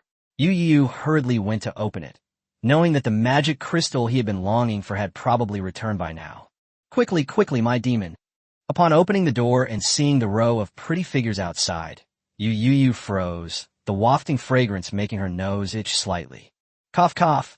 Yu, I really couldn't refuse them. They insisted on coming back with me to see you. Yu Ran felt the murderous look in Yu Youyou's eyes, and her voice grew softer and softer. Ahem. Hello, you, right? May I call you that? I'm your sister's classmate and good friend. My name is Yuletong. At this moment, one of the girls, dressed in a blue horse-face skirt in the Ming Dynasty style, a white patterned overcoat top with slender shoulders and waist, a high ponytail, and a rosy and delicate oval face, introduced herself with a smile. Chapter 59, A True Judge of Character. Sister Yu, Sister Wang, Sister Li, Sister Chun, take care. Yu Youyou forced a smile as she saw off the group of beautiful women. Once they disappeared, she quickly rushed into the room and closed the door. Then, gritting his teeth, he looked at Yu Ran in the room. Okay, Yu Ran, we're doing great. Thinking of the scene she had just witnessed, Yu Youyou felt grief and indignation, and she felt that the culprit, Yu Ran, was unforgivable. With an embarrassed smile, Yu Ran quickly took out 2 small boxes from her bag. Magic crystals. This time it cost me more than 700,000. Yu Youyou's angry expression faltered. Her eyes flickered slightly, and she stepped forward to take the box with a look of half belief and half doubt. One is slightly heavier, and the other is slightly lighter. He opened the heavy one first, and what came into view were rows of peanut-sized, amethyst-like level 2 lightning-type magic crystals. Yu Youyou took a slight breath. The box had 2 layers, with 10 crystals on each layer, which meant there were 20 magic crystals in total. As a rare element, the price of lightning magic crystals is much higher than that of wind magic crystals, roughly twice as expensive. A single level 2 wind magic crystal costs between 10,000 and 20,000, while a lightning magic crystal costs between 20,000 and 40,000. This box contains 20 pills, which means it starts at least at 400,000. The other box should be wind type, so it's not surprising that it would cost 700,000 in total. You're being so generous? Yu Youyou looked at Yu Ran with suspicion in her eyes. Yu Ran slightly pursed her lips, and seeing that Yu Youyou's anger had subsided, she knew that she had made the right decision in spending her money. Isn't this just to shut you up? Yu Ran said bluntly. There's no point in talking about her relationship with Yu Youyou. All that fancy stuff is useless. Yu Youyou nodded and gave Yu Ran a thumbs up. You have a good eye for people. Then he happily put away the magic crystals. He had originally thought that Yu Ran could buy a few to tide him over, but he didn't expect to give him so many, and they were all level 2. 20 pills, at one a day, should last about a month. Perhaps the purple-winged eagle will even reach the edge of a breakthrough. After contracting the purple-winged eagle, he also learned about its status. Compared to Qing's initial entry into level 2, the purple-winged eagle had already progressed more than halfway to level 2, which allowed him to save a lot of resources. What are you still standing here for? Yu Youyou said, giving Yu Ran the order to leave as she strolled leisurely around the room. This infuriated Yu Ran. I spent 700,000 yuan. Can I even have a look around? Yu Youyou smiled slightly. 700,000 is money to shut me up. The tour is a separate price. Yu Ran. She had lived for nearly 20 years and had never seen anyone so shameless. Yu Ran was a little angry. Sure enough, her younger brother had grown up, and she couldn't control him anymore. She should have bullied him more back then. Fine, I'll leave then. Who cares? Yu Ran stormed out, slamming the door behind her. Yu Youyou quickly stepped forward to lock the door, finally free again. He then quickly summoned Little Purple and began feeding it to refine the lightning-type magic crystal. The downside of this dual elemental summon is that the 2 elements coexist in one magic crystal, and the power of the 2 elements cannot differ too much. Therefore, you cannot feed the same type of magic crystal all the time, as this will cause an imbalance of elements and trigger a backlash. After refining another lightning-type magic crystal, Xiao Zi's amber eyes shone brightly, and her gaze towards Yu Youyou was filled with reverence. The summoner wasn't lying to it. It could clearly feel the improvement in its magical energy. At this rate, it probably wouldn't be long before it could attempt to break through to level 3.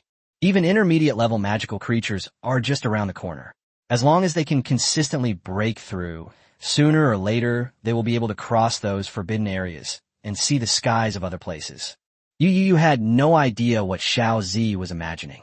She just felt that the big bird's eyes were a little strange, but she didn't pay attention to it and then put it back into the summoning space.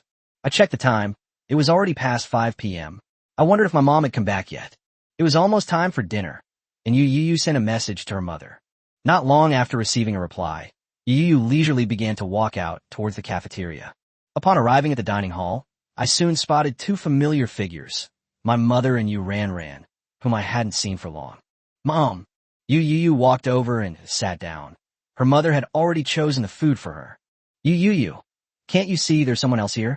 Yu Ran was dissatisfied with Yu Youyou's behavior of only greeting her mother.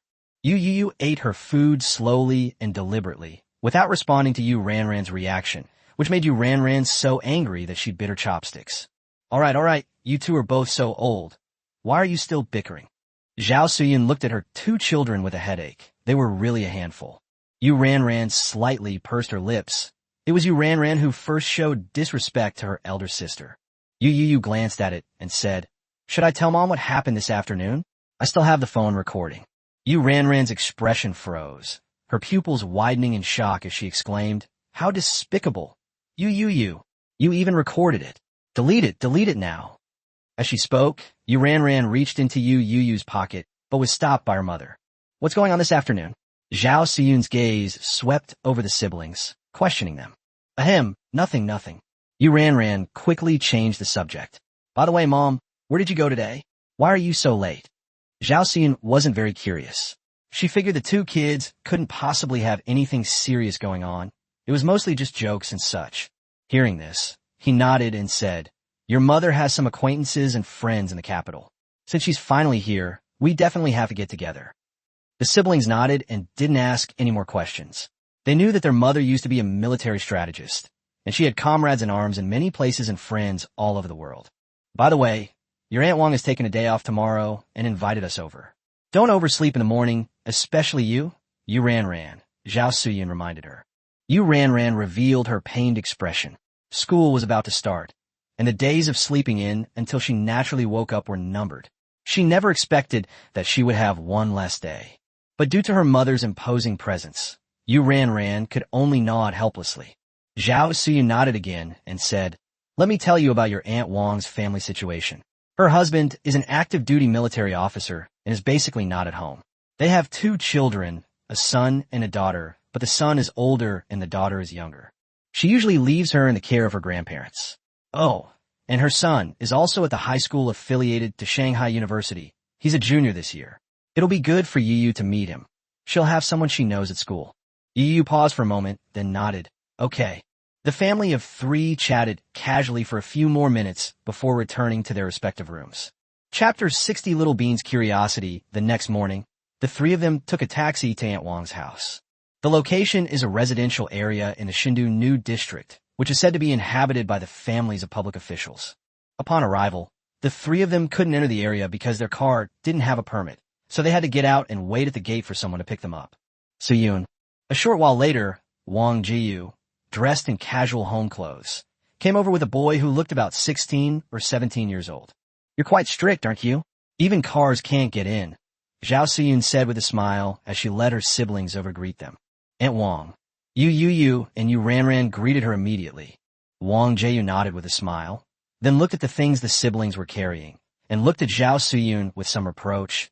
"Why did you bring anything with you when you came to my place?" "Some fruit, nothing expensive," Zhao Suyun said with a smile. Wang Jiyu nodded, knowing it was just a small token of her comrade's affection. Come, let me introduce you. Ziwei, this is Aunt Zhao, whom I told you about, and also your sister Ran and your little brother Yu. Wang Jiyu then pulled over the 16 or 17-year-old and introduced him. "Sin, this is my son, Shan Ziwei." As the introductions began, Shan Ziwei greeted her politely, Aunt Zhao. After Zhao Suyun smiled and nodded, she looked at Yu Ran with amazement in her eyes and nodded, saying, "Sister Ran." Yu Ran responded with a smile. "Hello." Shan Ziwei blushed slightly, and, after avoiding eye contact, looked at Yu Youyou. Can I just call you Yu? Of course. Yu Youyou's expression relaxed. Thank goodness. He didn't call her Yu little brother.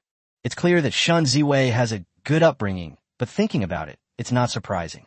This is a family of military mages, and under such influence, it's rare for a child to be naughty.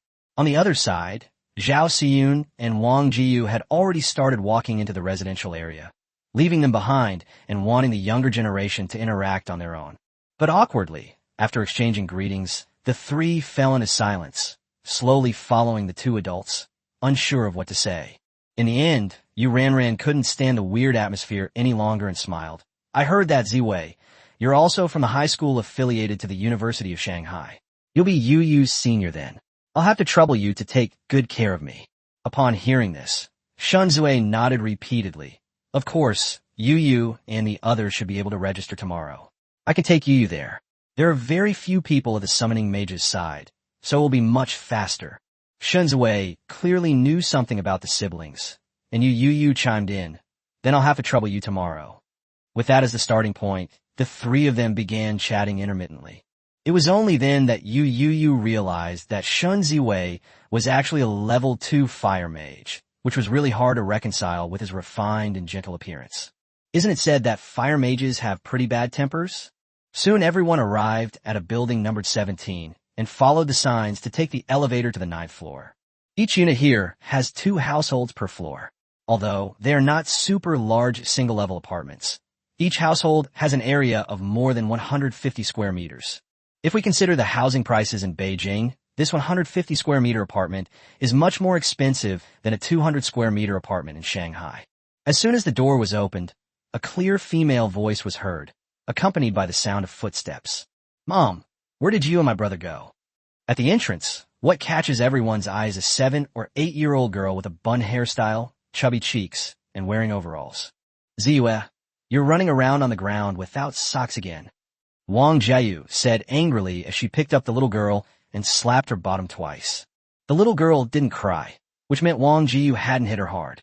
She lay on her mother's body, her big, round eyes staring at the strangers in the house. Siyun, this is my daughter, Shun Ziyue. Ziyue, this is Aunt Zhao whom I told you about yesterday, and this is Sister Ranran and Brother Yu. Wang Jiayu then proceeded to introduce the two sides. Hello, Aunt Zhao. Hello, Sister Ranran. Hello, Brother Yu. Shun Ziyue wasn't shy at all and called out to them in a childish voice. Zhao Siyun was also overjoyed. Being older, she had no resistance to such cute little ones and quickly reached out her hands, saying, Come, let Aunt Zhao hold you. Wang Jiayu smiled and handed the child over. The soft little bean sprout nestled in her arms, and Zhao Siyun's smile widened even more. However, she noticed that the little boy's gaze had been fixed on her back. Zhao Siyun followed his gaze and saw that it was her own son. Why is Ziyue staring at Yu Youyou? Not only Zhao Siyun, but everyone else also looked at the little being with curiosity. Mom said that Brother Yu is a summoner and can summon many interesting creatures. Is that true? Ziaduzi asked curiously, clearly doubting the statement. Wang Jiayu, who was standing to the side, froze for a moment, then quickly smiled and said, Yu, I'm sorry, I was just joking with Ziyue yesterday. Yu smiled slightly. It's all right, Aunt Wang. The conversation between the two made the little boy frown, pouting and looking at Wang Jiayu with a somewhat aggrieved expression. So, Mom, are you lying to me? This. Wang Jiayu was a little embarrassed, and then tried to change the subject. But Zhao Siyun looked at the little boy with some heartache and said, Your mother didn't lie to you. Brother Yu really can summon interesting creatures, but not many. As she spoke, Zhao Siyun looked at Yu Youyou. Yu Youyou paused slightly, understanding her mother's meaning, but then reminded her, Mom, what if I get scared? Neither Da Qing nor Xiaozi belongs to the cute pet category. Unexpectedly, the first to respond was the little boy, who waved his hand and said, I'm not afraid. My mom took me to the zoo to see lions and tigers a few days ago, and I wasn't scared at all. Yu Youyou pursed her lips. How can these be the same? They're all isolated in cages.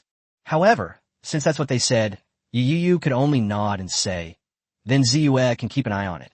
At this moment, besides Yu Ranran and her mother, even Wang Jiayu and Shun Ziwei cast curious glances. After all, summoning mages are really rare, and they don't see them often either. Yu Youyou stirred her mental energy and summoned Da Qing.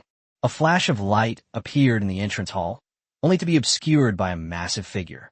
With a size comparable to a regular lion or tiger, and a unique temperament of a wolf king, Da Qing's appearance is absolutely stunning. Sure enough, the little girl opened her mouth wide and stared blankly at the big guy that had suddenly appeared.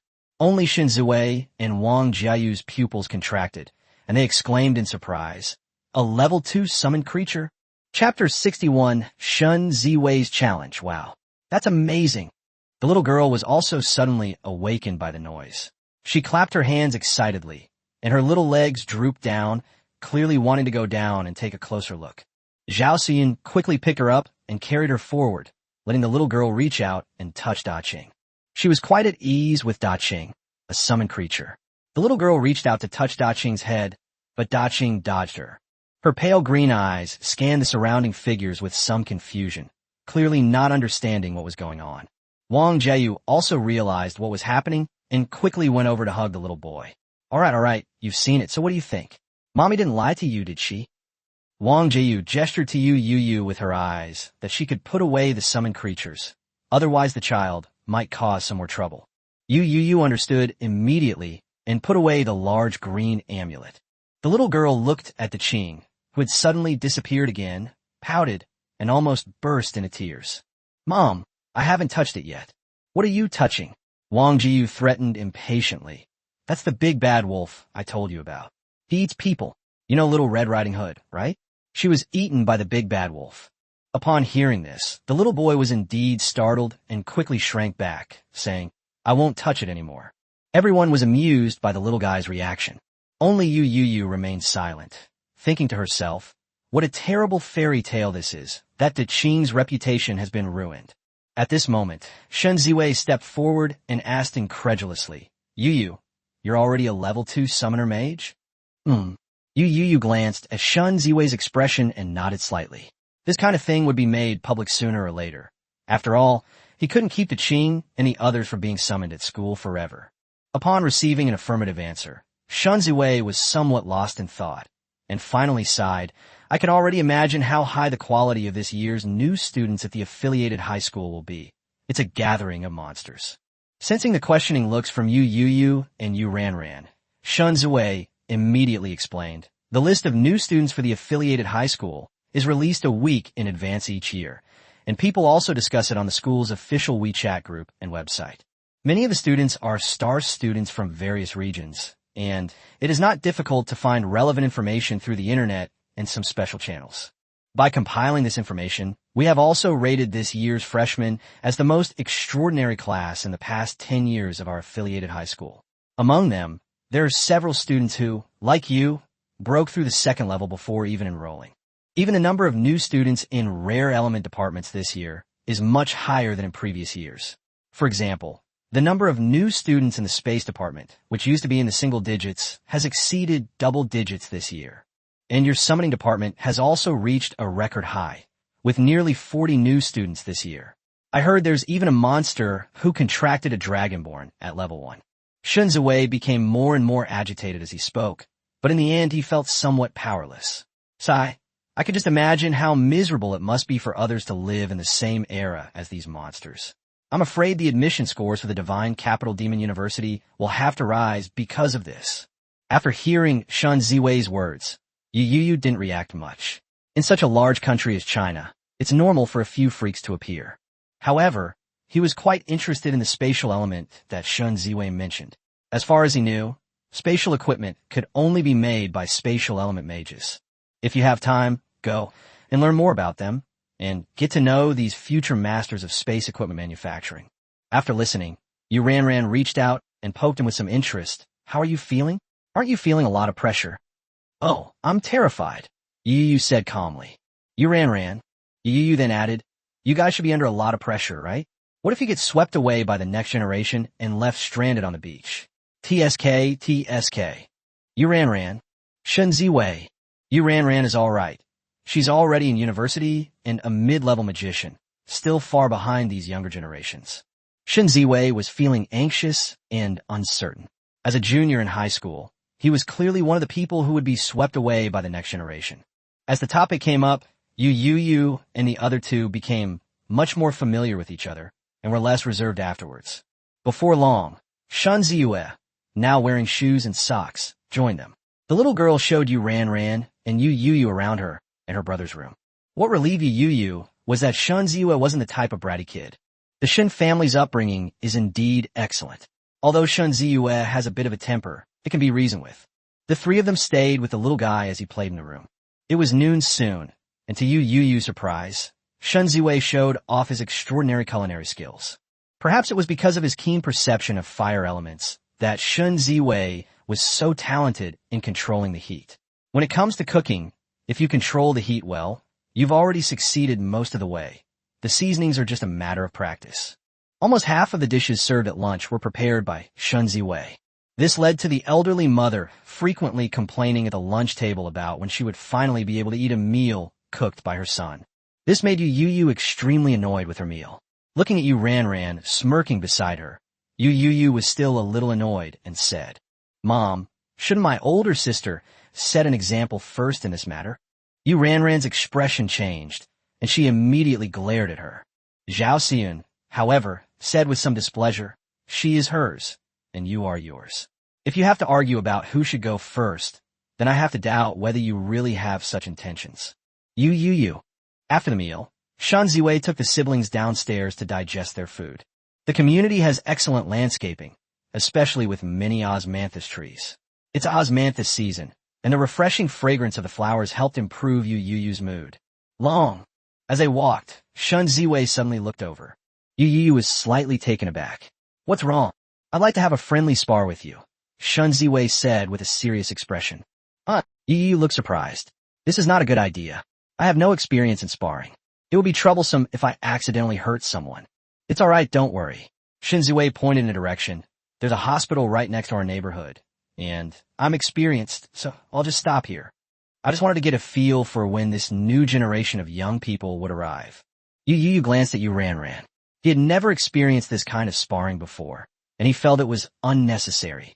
But it wasn't easy to refuse directly. "Originally, I wanted Yu Ranran to mediate and persuade Shun Ziwei to give up." Unexpectedly, Yu Ranran looked excited. "You guys can spar all you want. I'm here for you. Although I'm not a healer, I do know a few water-based healing spells." Upon hearing this, Shun Ziwei's eyes lit up with even more anticipation. Yu Youyou pursed her lips slightly, secretly glared at Yu Ranran, and had no choice but to nod in agreement. Chapter 62, The Community of Star Students, naturally has an essential magic training ground. When we arrived at the site, there weren't many people around since it was noon, just a few young people practicing target shooting. As the three entered, it seemed that someone they knew recognized Shun Ziwei. "Ziwei, what brings you here at this hour?" A short-haired girl wearing a sports vest and a skinny boy walked over. "Sister Han, brother Haoyong." Upon seeing the visitors, Shun Ziwei greeted them with a smile and then introduced them to the siblings. The girl's name is Li Yuhan, and the boy's name is Chun Haoyong. They are both young people in this community. Their families are similar to Shun Ziwei's, so they interact frequently and are quite familiar with each other. Upon hearing that Shun Ziwei was going to spar with Yu Youyou, the two of them showed curiosity. Li Yuhan glanced at the incredibly handsome siblings and asked, "Can we watch from the sidelines?" Yu Youyou's eyes flickered slightly. "As long as Ziwei doesn't mind." Shun Ziwei certainly didn't mind, so the group quickly arrived at a relatively open area. Under the curious or expectant gazes of the group, Yu Youyou summoned Da Qing. The moment the majestic Da Qing appeared, it attracted the attention of everyone on the training ground. "Wow, is that a summoned creature? Holy crap, there's a summoner mage in our neighborhood? How come I didn't know that? Looks like they're going to have a sparring match. Isn't that Shun Ziwei? Let's go. I've never seen a summoner mage spar with anyone before." It has to be said that the rarity of summoners is such that even in a top-tier ancient city like the capital, very few people have ever seen one. Soon, a crowd of onlookers gathered around. Yu Youyou frowned slightly, feeling somewhat uncomfortable. She didn't care much about the onlookers, and some people were even taking pictures with their phones. Do these people even know how to find a right angle? If they take a bad picture of him, he might sue for copyright infringement. Shun Ziwei clearly hadn't expected to attract so many people and said somewhat embarrassedly, it's all right, let's begin," Yu Youyou interrupted, emphasizing that a quick victory was the key. "Okay." Shun Ziwei paused for a moment, then looked at Da Qing, his eyes becoming serious. It was late August, the height of summer, and the temperature at the training ground wasn't low. As Shun Ziwei's spiritual power surged, the surrounding temperature rose sharply once again. 3 fireballs, each the size of a cup of instant noodles, appeared out of thin air and hurtled toward Da Qing. Da Qing had already received Yu Youyou's instructions and had been paying close attention to her movements. Seeing the 3 fireballs, it instantly activated its wind spirit skill, leaped up to dodge the fireballs, and pounced on Shun Ziwei with a large azure body comparable to a lion or tiger. The overwhelming sense of power that seemed to descend from the sky caused Shun Ziwei's expression to change. Fortunately, as a student of a prestigious university and a descendant of military mages, she is not entirely a hothouse flower.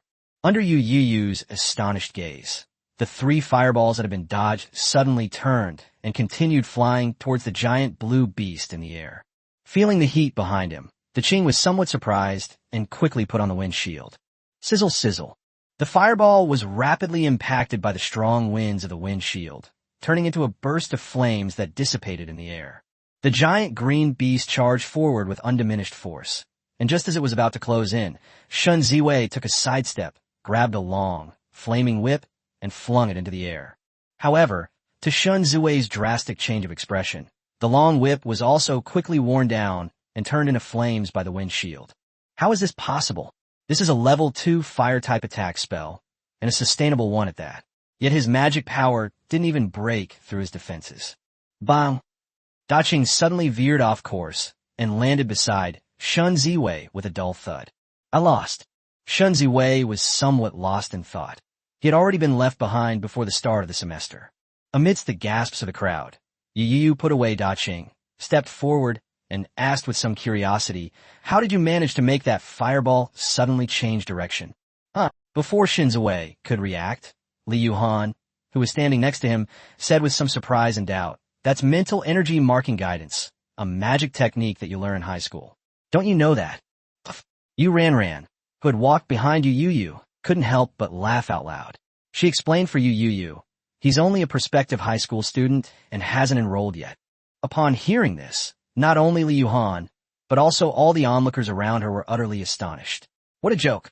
A level 2 summoner mage, and they were told that he was a soon-to-be high school student. Shun Ziwei also came to his senses and corroborated Yu Ranran's statement, saying, Yu Yu is indeed a soon-to-be high school student, a freshman at our affiliated high school this year. With the corroboration of Shun Ziwei, an acquaintance in the neighborhood, the crowd became somewhat skeptical. Some quick-witted people started searching when they heard the name Yu Yu. Soon, someone held up their phone and exclaimed, "It's true, it's really true. Yu Youyou, from Shanghai, is on the list of freshmen for the 2023 class of the high school affiliated to Shanghai University of Technology. There's even a photo. It's definitely him." An uproar immediately erupted around them, especially when someone exclaimed, "Holy crap, this kid is only 13 years old. A 13-year-old level 2 summoner mage. What kind of monster is this? Damn it, is the quality of this year's freshmen at the affiliated high school really that outrageous? What are we supposed to do at number 1 high school? We're going to get crushed in the freshman league this year. It's over, it's over.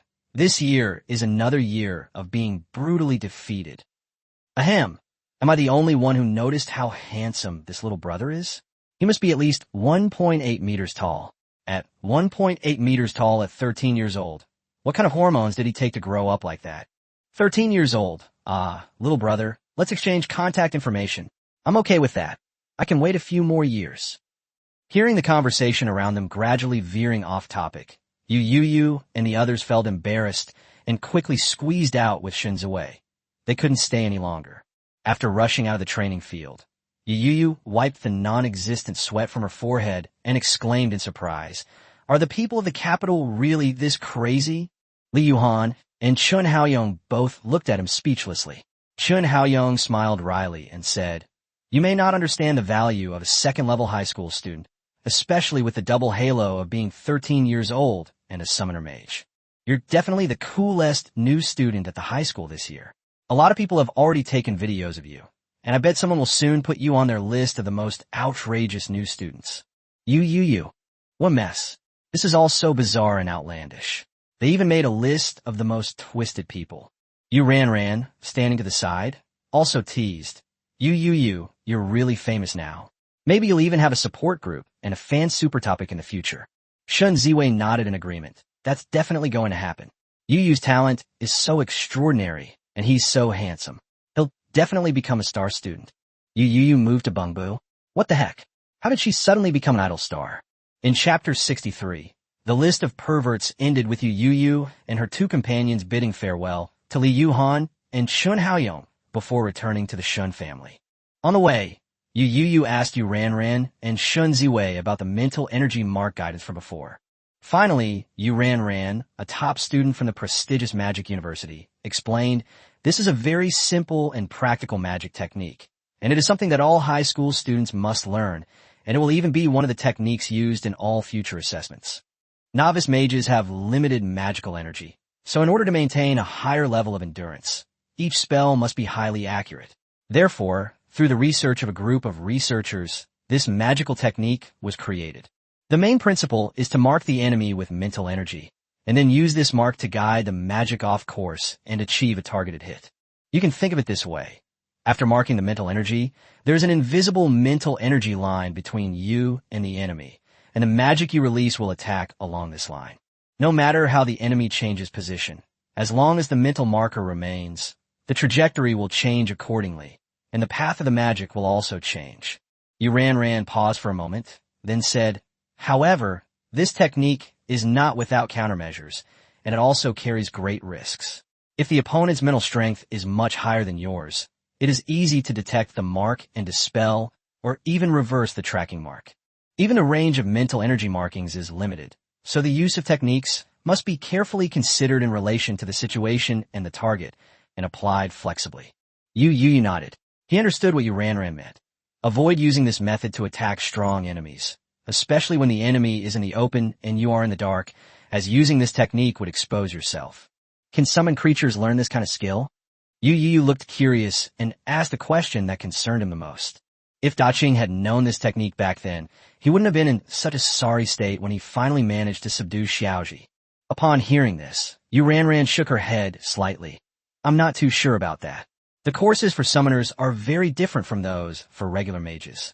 There must be a similar mechanism, but we don't know how to use it. You should ask your professors after you enroll. Shun Ziwei nodded. Ranran is right. Summoning mages are indeed very different from us. We usually learn all kinds of new magic and skills, as well as some theoretical knowledge. However, the content that summoners learn is almost entirely related to summoned creatures, such as strategies for helping different summoned creatures break through and advance, and how to combine various summoned creatures in battle, etc. It's so different from our curriculum. Many of our common sense and techniques aren't really applicable to you summoners. All right, it looks like we'll have to wait until after we enroll to talk about it. Yu Youyou reached out and rubbed her face. She had thought that as long as she worked hard to reach the intermediate level, she could directly advance to the next level. It seemed that there was still a lot to learn. After returning to the Shun family home and having some tea, Yu's mother took her leave. After agreeing with Shun Ziwei to register the next day, Yu Youyou and the other two returned to the hotel. Just as she entered the room to prepare for her cultivation for the day, Yu Ranran rushed in excitedly. Yu Youyou, look, you're famous. Your posts and videos are all over the internet now. Yu Ranran took the phone, rushed to Yu Youyou's side, and handed it to her, her thumb constantly swiping the screen. So what if it's popular? It was popular in Shanghai before. What's the big deal? Yu Youyou helplessly pushed her phone away. It's different. Shanghai is nothing compared to what you've become a sensation among freshmen in the capital. They've even put you on the list of the top 10 weirdos. Look. Yu Ranran looked overjoyed. The feeling of witnessing the gossip of her own family member excited her. The top 10 perverts. Yu Youyou's face darkened. What nonsense are these people spreading? I'm going to sue them for defamation. Yu Youyou, who was quite concerned about her reputation, focused her attention on the interface that Yu Ranran had found. It's a list design with a red background and dragon patterns. I wonder which Photoshop master created it. The full name of the list is 2023 Shun Do Magic High School Freshman Monster Ranking. There's also a sign that says updated in real time up to 2 p.m. on August 29th. Yu Youyou frowned and looked down, where names, photos, and related information came into view. First place, Wang Xiandong, male, from Xanadu, Zhongzhou Province, 15 years old, level 2 Shadow Mage, born with the talent to blend into shadows. Second place, Yao Yueshan, female, from Hangzhou, Jiangnan Province, 16 years old, a level 2 Lightning Magician, born with the talent of Enlightening. Third place, Zhang Zinan, female, from Bingcheng, Heishui Province, 16 years old, a level 2 ice magician, born with ice spirit talent. 4th place, Wang Ying, female, from Bianliang, Zhongzhou Province, 15 years old, a level 2 wind and fire dual element mage. 5th place, Yu Youyou, male, from Shunsheng, Zhongzhou Province, 13 years old, a level 2 summoning mage. 6th place, Yang Zijin, female, from the scattered provincial Zhongwuren, 15 years old, a level 2 space magician. 7th place, Yang Zipei, female, from the scattered province of Zhongwuren, 15 years old, a level 2 space magician. 8th place, Li Qiansheng, male, from Chengdu, Zhongzhou Province, 15 years old, level 1 summoning mage, dragonborn contractor. 9th place, Zhang Yu, male, from Chengdu, Zhongzhou Province, 16 years old, a first level wind and thunder dual element mage, with innate elemental resonance talent. 10th place, Chu Qinhua, male, from Shenangjia, Jiangzhou Province, 16 years old, a first level natural magician, with innate plant affinity. Yu Youyou's eyelids twitched, and she couldn't help but say, "Pervert." Yu Ranran's expression was strange. "Aren't you insulting yourself too?" Yu said, belatedly touching her nose. "How can I compare to this group of perverts? Look at this list. It's full of gifted individuals, dragonborn summoners, and space mages." Yu sighed inwardly. This was just one of the capital cities. There were several other top-tier ancient capitals in China. If they were all gathered together, it was unimaginable how many extraordinary things they would be. "I really want to punch you like this." Yu Ranran couldn't help but roll her eyes and said, "Your little purple talent and innate abilities haven't been revealed yet. Otherwise, you would definitely be the #1 freak. How dare you talk about others like this? How can that be the same?" Yu retorted. She knew her own family best. He owed half of his success to that strange opportunity, which had nothing to do with talent and might disappear any day. Yu Ranran was speechless.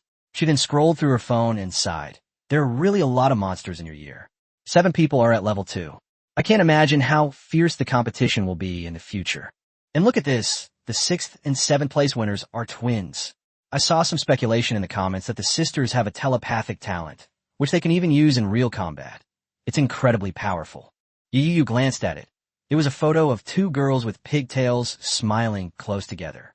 Chapter 64, the ranking controversy. Yu wasn't very interested in this ranking, mainly because it didn't offer any real benefits. On the contrary, it exposed her to the spotlight, which was extremely annoying. The most direct manifestation of this is that they finally managed to push Yu Ranran out. His phone started ringing off the hook with messages and calls, mostly from former classmates and teachers. Without exception, they were all asking about the rankings. The worst part is that, not only that, but some bastard also spread his WeChat ID. In less than 10 minutes, he received hundreds of friend requests, which gave him a headache. Yu immediately logged out of her WeChat account and breathed a sigh of relief. "Fortunately, I didn't exchange phone numbers with many classmates back then, and the few I did have were close friends who wouldn't do anything unwise." The teachers also knew, but they certainly wouldn't risk ending their careers by spreading his phone number. So most of the time it was a few social media accounts that were exposed, but not many people called to inquire about my phone number. Having settled this matter, Yu began her daily cultivation and helped Qing and Xiao Zi refine the magic crystal. What was time to leave? It was lunchtime. Yu was too lazy to even turn on her phone again, so she went straight out to find her mother, and Yu ran to go down for dinner. But to my surprise, during the meal, Yu's mother and Yu Ran kept sending messages and making phone calls one after another. "What? Your contact information has also been compromised?" Yu asked, her brows furrowed. "It's not that we'd blow you up," Yu Ran said, pursing her lips. "But quite a few people have come to me after they found out you're my brother. There are even several clubs and agencies that want to sign you and turn you into a star student." "Huh?" Yu paused slightly, her hand holding the food in her hand, somewhat surprised. "Is it that outrageous? What did you say then?" "What else can I say? Judging from your expression, you probably don't want to get involved in this kind of thing, so I've already politely declined," Yu Ran said, raising an eyebrow. Yu gave a thumbs up. Good, Yu Ran. We didn't mess with me this time, that's rare." Upon hearing this, Yu Ran said somewhat irritably, "What are you saying? When have I ever cheated you?" It's just a pity about those tens of millions or even hundreds of millions in signing fees. Haven't you ripped me off enough? What's the pity? Yu Youyou's eyes widened instantly. She swallowed the rice in her mouth and looked up at Yu Ranran. What did you just say? How much was the signing fee? Yu Ranran blinked, somewhat taken aback, and said while biting her chopsticks, most of them are in the tens of millions. A few are in the hundreds of millions, but the requirements are quite demanding. Ah! Yu Youyou stepped forward, grabbed Yu Ranran's shoulders, and shook her, saying, Yu Ranran, are you confused? Why did you turn down such a good opportunity to make money? Yu Ranran then realized what was happening and quickly suppressed Yu Youyou, saying irritably, they came to me because they couldn't reach you. I thought you'd already refused. What else could I say? What are you two arguing about again? Can't you behave yourselves when you're out in public? Zhao Suyun, who had just returned from phone call, saw Yu being slapped and pinned to her seat, and said angrily, Mom, come and judge this. Yu Youyou is being unreasonable. Yu Ranran quickly recounted what had just happened, then said angrily, he was the one who rejected her, and now he's blaming me. Zhao Suyun frowned slightly and looked at Yu Youyou. Is that so? As a longtime senior monk, Zhao Suyun has always prioritized reasoning in conflicts between children.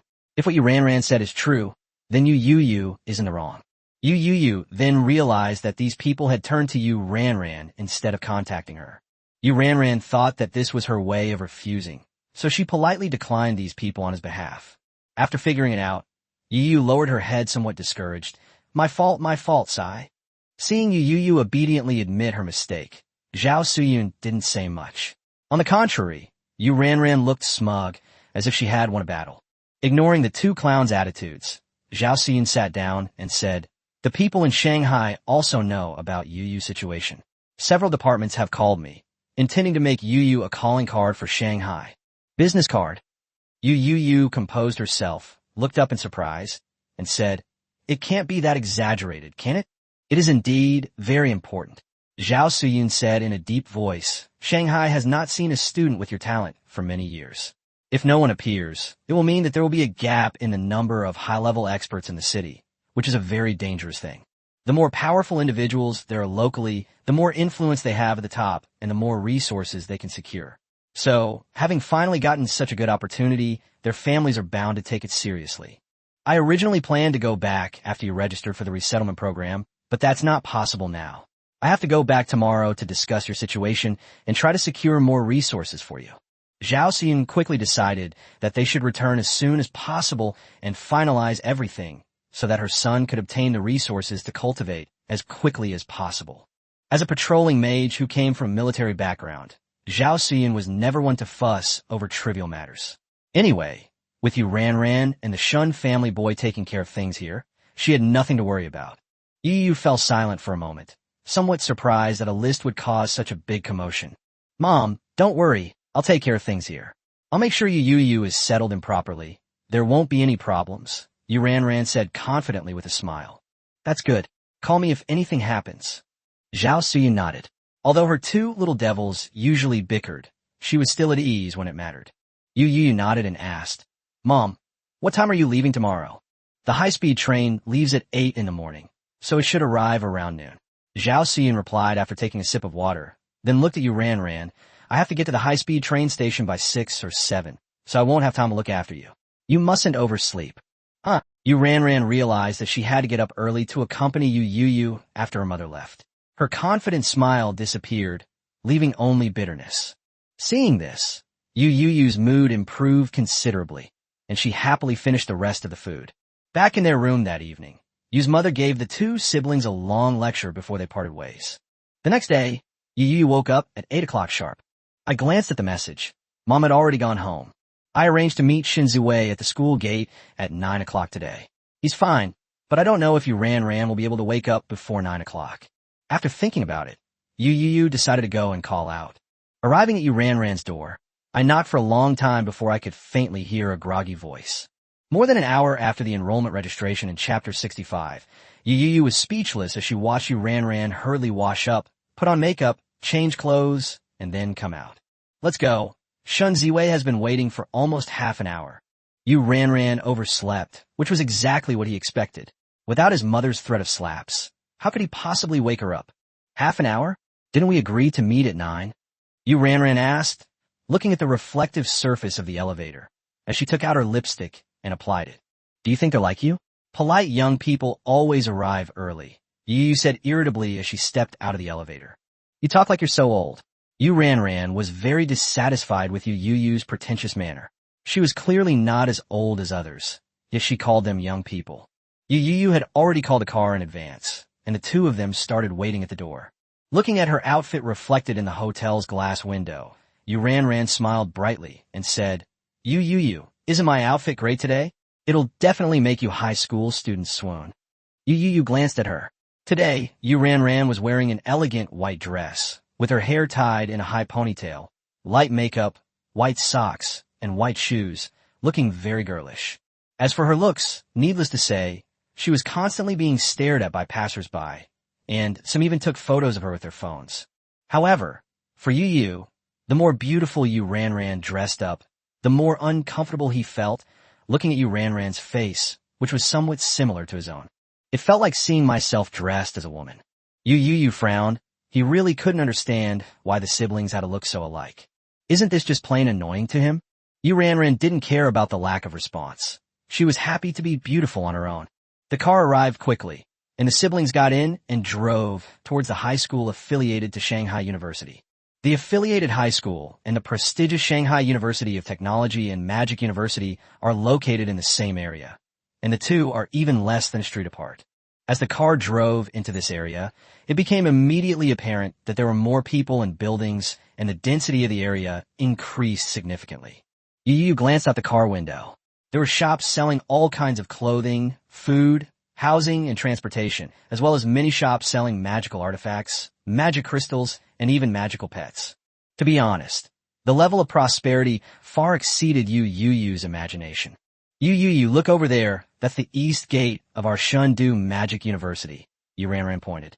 Following the directions, Yu Youyou saw a tall building that resembled the southern heavenly gate in mythology, with the words East Gate of Divine Capital Magic University inscribed on the pillar next to it, which looked like a pillar supporting the sky. It was also the time for new students to enroll at the University of Shanghai. In front of the towering East Gate, people and vehicles were separated, and confident, youthful faces moved among them. Through the gate, there is a wide stone-paved corridor, followed by a series of magnificent buildings that stretch endlessly. Even just glimpsing a corner of it allows one to imagine its magnificent heritage. How is it? Not bad, right? Yu Ranran said with a hint of nostalgia. It's been so long since I've had the cafeteria snacks and pastries. They're really delicious. After I register you, I'll take you in to try some. Okay. Yu Youyou nodded. Most of the time, things were quite harmonious between him and Yu Ranran. Driver, stop at the bus stop ahead, Yu Youyou called out after a while. The bus stop, as a key marker that could be displayed in real time on the map, was chosen by him and Shen Ziwei as their meeting place, which was very convenient. After getting out of the car, I saw Shen Ziwei, who was wearing a brown hoodie, coming to greet me. Sorry to keep you waiting, Yu Youyou said first. No, that's not true. There are seats here. You can sit and browse your phone for a bit and you'll be there soon, Shen Ziwei said with a smile. However, when he saw Yu Ran's outfit, the young man blushed, clearly finding the style appealing. Yu Ranran revealed a smug look and gestured to Yu Youyou with her eyes. See? I told you Gaga would kill everyone in sight. Let's go, let's finish quickly. Check out the dorms and stuff. We still need to go back and move our luggage. Yu Youyou ignored Yu Ranran's gaze. Her brows furrowed slightly. She really disliked these tedious tasks. Shen Ziwei didn't waste any more words and led the two toward the gate of the affiliated high school. The affiliated high school is certainly not comparable to the Magic University in terms of size, but is still far larger than any high school Yu Youyou has ever seen, and it is not much smaller than some ordinary universities. Passing through a large archway that can accommodate 4 lanes, you can see many student union members wearing red vests organizing and guiding the new students who have come to register. After yesterday's ranking controversy, Yu Youyou wore a mask and a baseball cap today, and no one recognized him. However, she still attracted a lot of attention from all directions. Yu Ranran's tall stature and unique, bright temperament were simply too eye-catching. Coupled with her exquisite face, she was like a game-changer in the world of these high school students. Feeling those gazes, Yu Youyou already regretted being with Yu Ranran. She wished she hadn't woken Yu ran up in the morning. Fortunately, these students were all outstanding individuals from their respective regions, and few of them were driven by lust. Although they kept an eye on the area, none of them dared to come forward and disturb them. Before they had gone far, Shun Ziwei pointed and said, "That's your summoning department over there. There are few of you. I heard there are only 36 of you this year, and it looks like half of you have already arrived." Following Shun Ziwei's directions, Yu Youyou looked up and saw a huge square with rows of small sheds set up on both sides. Each small shed has a sign that corresponds to a specific element. Shun Ziwei was pointing to the small shed with the summoning system sign hanging on it. There were already more than a dozen young people there, as well as some middle-aged people who looked like parents. The three of them then walked over, and this group attracted the attention of the dozen or so young people. However, most of the attention was on Yu Ran, who was the focus at that moment. "Hello, is this where new summoning students register?" Yu Youyou walked through the crowd and into the tent. She looked at two figures who were clearly school teachers and asked them softly, "Yes, may I ask who you are?" One of the women, with short hair and a capable demeanor, looked at Yu Youyou with a puzzled expression. "My name is Yu Youyou, and I'm a freshman this year." Yu Youyou took off her mask, but not her hat, which was enough to attract everyone's attention. All eyes were drawn to that handsome face, quickly comparing it to the photo in their memories, and the surrounding area instantly erupted in an uproar. "Holy crap, it's Yu Youyou, who's ranked 5th on the list of freaks. She's the top freshman in our summoning department. It really is him. I didn't expect to see him today. My God, he's even better looking in person than in photos. Handsome and incredibly talented. How are we supposed to compete with that? Is that his sister next to him? These two siblings are so good looking. I heard they're students at the University of Shanghai." The two teachers on the other side also recognized Yu Youyou, and their eyes instantly turned fiery. Volume 2. A dragonfly had already landed on it. Chapter 66, Special Treatment. "Yu Youyou, right? We've finally been waiting for you." Yu Youyou froze as she looked at the two teachers who suddenly grabbed her hands tightly on either side. "Teachers, what's the next step in the process?" Yu Youyou tried to pull out but couldn't. Sensing the increasing gazes and crowds, she quickly said, "Next." The female teacher paused, patted her forehead. "I forgot to introduce myself. My name is Tang Ming, and this gentleman next to me is Mr. Fei Bin, one of the substitute teachers for your freshmen this year. However, I also serve as your homeroom teacher. To register and pay, just scan this QR code next to you, then submit your personal information and registration time. After that, I'll show you the classrooms, training grounds, and dormitories." Yu Youyou nodded slightly, took out her phone, quickly scanned the code to pay the tuition fee of 6,000 yuan, and then submitted the report information under Tang Ming's guidance. "Then let's go." Tang Ming looked at Fei Bin, who was slightly balding. "Teacher Fei, I'm leaving this place to you." "No problem. You guys go ahead." The easygoing and portly Fei Bin waved his hand and smiled. Then, led by Tang Ming, the group walked deeper into the campus. It was obvious that the two teachers wanted to wait until there were enough people before pulling them over together, but unexpectedly, Yu Youyou arrived and took care of a group of people ahead of time. This is how geniuses are treated. The students and parents around them didn't complain about feeling unequal. In this world, the strong and geniuses always have privileges. You can't talk about equality with people who are comparable to human nuclear bombs or who have the potential to grow into human nuclear bombs. The campus was really big. Perhaps because there were fewer summoners, the classroom seemed quite empty. Even a private training ground felt like a luxury to Yu Youyou. Looking at the training field, which is comparable to a regular football field, and hearing Tang Ming explain that this is their summoning department's exclusive field, which is only open to less than 100 students from the 3 grades of their summoning department. Yu Youyou pursed her lips slightly, unsure whether this was a waste of teaching resources. The last stop was the dormitory. The dormitories for the summoning system were all in separate small buildings. As the students were being led to their dormitories by the dormitory staff, he was the only one left out. Yu Youyou looked at Tang Ming in confusion. "Teacher Tang, why isn't my dormitory room listed?" Shun Ziwei and Yu Ran, who were following behind, also looked on with curiosity. Tang Ming gave a mysterious smile. "Don't worry, our school has other arrangements for the accommodation of a genius like Yu Youyou." Upon hearing this, Yu Youyou was puzzled, but she didn't ask any further questions and simply waited for the result. Soon after the students were assigned to their dormitories and gathered together, Tang Ming made some arrangements and then led Yu Youyou and the other two away. Teacher Tang, is this the faculty and staff dormitory area? Tang Ming led the group out of the dormitory and walked along a garden corridor into the depths. As if taking in the surrounding environment, Shun Ziwei suddenly exclaimed in surprise. Exactly. Tang Ming smiled and said, this year's student body is exceptionally outstanding. In order not to waste the talents of these geniuses, the school committee decided to allocate a faculty dormitory as a residence for genius students like Yu so that they can cultivate undisturbed. Not only that, but many resources will be poured into these geniuses in the future, as you will see later. Upon hearing this, Shun Ziwei and Yu Ranran were both taken aback. Although they were considered geniuses outside, the geniuses mentioned by Tang Ming, who was used to seeing geniuses, were definitely not them. Only geniuses labeled as freaks receive such treatment.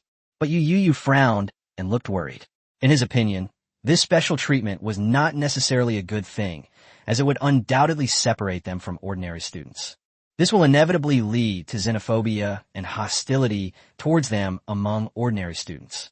With this in mind, Yu Youyou did not hesitate and asked Tang Ming if he could think of this situation. The school must have thought of it beforehand. Since they dared to do such a thing, they must have had a contingency plan. Hearing Yu Youyou's question, Tang Ming nodded. That's indeed the case, so the school has decided to adopt a bottom-ranking elimination system. The 10 people on your list will be the champions, and they will have to accept at least 3 mandatory challenges every month. The strong will rise, and the weak will fall.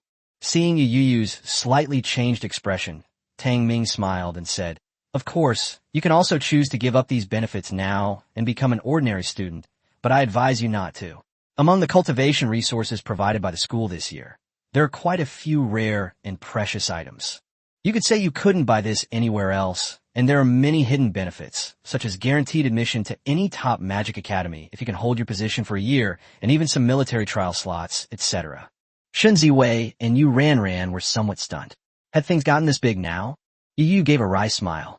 What was the difference between this and raising a goo poison? But Tang Ming's words were indeed tempting. Although they didn't explicitly mention any resources or benefits, judging from their confident demeanor, it probably won't be too bad. As a summoner, the most lacking thing is these resources. Yu knows how expensive the summoner class is. It's okay at the beginner level, but the Yu family can't afford to support him at the intermediate and advanced levels. Teacher Zhang had told him that there are many rare resources that can be obtained at school, which is an advantage of being a student. However, one must also put in their own effort and make progress, competing with others to achieve this. So Yu Youyou glanced at the small Western-style building that was already close at hand, nodded, and said, then come on over.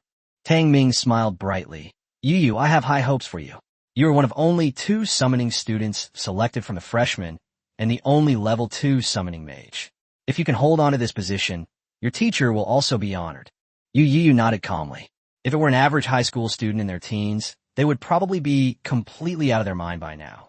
However, Yu Youyou has always been very clear about his own situation. He is just luckier than others. Tang Ming seemed somewhat surprised by Yu Youyou's composure, a strange light flashing in her eyes. This building has exactly 5 floors, with 2 rooms of about 120 square meters on each floor. It has all the necessary amenities, so you don't need to worry. 5 people have already checked in, and you are the 6th. You can freely choose one of the remaining 5 rooms. Of course, if there's a room you want, but it's occupied, you can contact the other party, and if they agree, you can change rooms. However, you need to make a note to the dormitory manager. After listening to Tang Ming's introduction and visiting the villa, Yu Youyou looked at the map hanging on the first floor entrance, which showed that the first and second floors were almost entirely occupied. Then the top floor was also occupied, so now there are only 1 room on the 3rd and 4th floors and 1 room on the top floor. Teacher Tang, I choose this one. After thinking for a moment, Yu Youyou chose another item on the top floor. The reason is that there is a ladder on the top floor that leads directly to the rooftop, so people can go up to the rooftop to walk their birds when they have nothing to do. Chapter 67 Encounter with several girls. Yu, I'll be going now. Don't forget the military training on the 1st. After checking in, Tang Ming glanced at Shun Ziwei beside her and said, Shun Ziwei, you can show Yu around our affiliated high school. Yes, don't worry. Teacher Tang, Shun Ziwei nodded. Goodbye, Teacher Tang. Yu Youyou then spoke, watching Tang Ming walk away. Wow, you're something else. I'm so envious. As soon as the person walked away, Yu glanced at the small villa with envy, her tone filled with undisguised sourness. They had just inspected the interior of the room, and it was basically impeccable with a bedroom, living room, kitchen, bathroom, and even a guest bedroom. Moreover, it's fully equipped with all kinds of appliances, even a robot vacuum cleaner. This isn't a student dormitory. It's practically a luxury apartment. She was incredibly envious. She even had a 4-person room at the Magic University.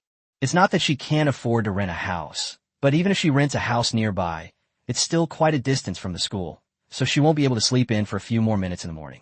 But Yu Youyou didn't have that kind of concern. Her room at school was her dream dormitory. Even Shen Ziwei said with some envy, the school is really generous this year, putting on such a show. There were some rich kids at the school who wanted to rent a room from the school for an exorbitant price, but they were rejected. Yu Youyou nodded. He was quite satisfied. He had some secrets that meant he couldn't live in the dormitory. He had originally planned to stay at school for a week to spend his military training and then rent a place outside to commute. He never expected the school to give him such a surprise. Let's go eat first. Yu touched her stomach and frowned slightly, saying that she hadn't eaten anything because she left in a hurry this morning. Upon hearing this, Shen Ziwei quickly said, I know a Hunan-style restaurant nearby that's pretty good. I'll treat you. Let's go there to eat. You mean that Yu Youyou restaurant? Clearly, Yu was also very familiar with the restaurants in the area.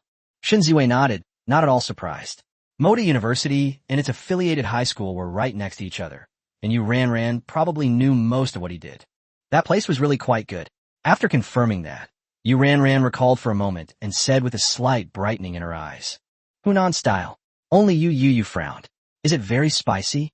Shen Ziwei was taken aback, then realized, you don't eat spicy food? Huh.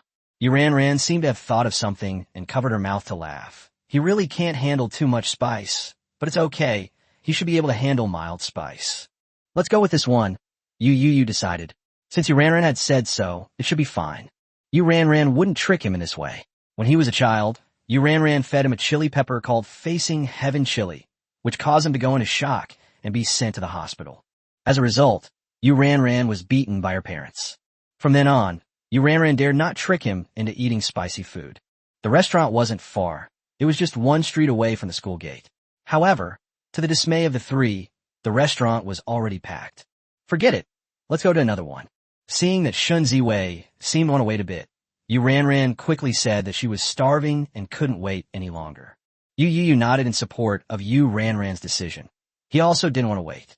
Just as the three were about to leave, several surprised voices came from the window of the private room on the second floor. Yu Youyou. Yu Youyou's expression changed slightly. She looked in the direction of the sound and saw several youthful and pretty figures leaning out of the window to greet them. Wow, you guys are actually here. Yu immediately recognized the voices of her best friends and looked up to wave. Are you out of seats? Then come up and share a table with us.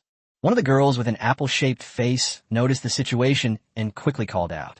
Okay. Before Yu Youyou and Shen Ziwei could react, Yu rushed upstairs without any hesitation. In Yu opinion, why be polite with these sisters? This left Yu Youyou, who had only met the women once, and Shen Ziwei, who hadn't met them at all, somewhat at a loss. This. Shen Ziwei looked at Yu Youyou with a slightly flushed face. This young man had never seen so many young women waving at him before. Let's go together. Yu Youyou was also somewhat helpless. He wanted to make a quick getaway, but several pairs of eyes were fixed on him. Putting aside the matter of politeness, he was really afraid of another surprise attack.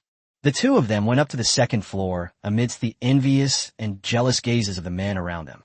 Entering the private room, under the teasing gazes of everyone, Yu Youyou forced a stiff smile. Sister Yu, Sister Wang, Sister Li, Sister Chun.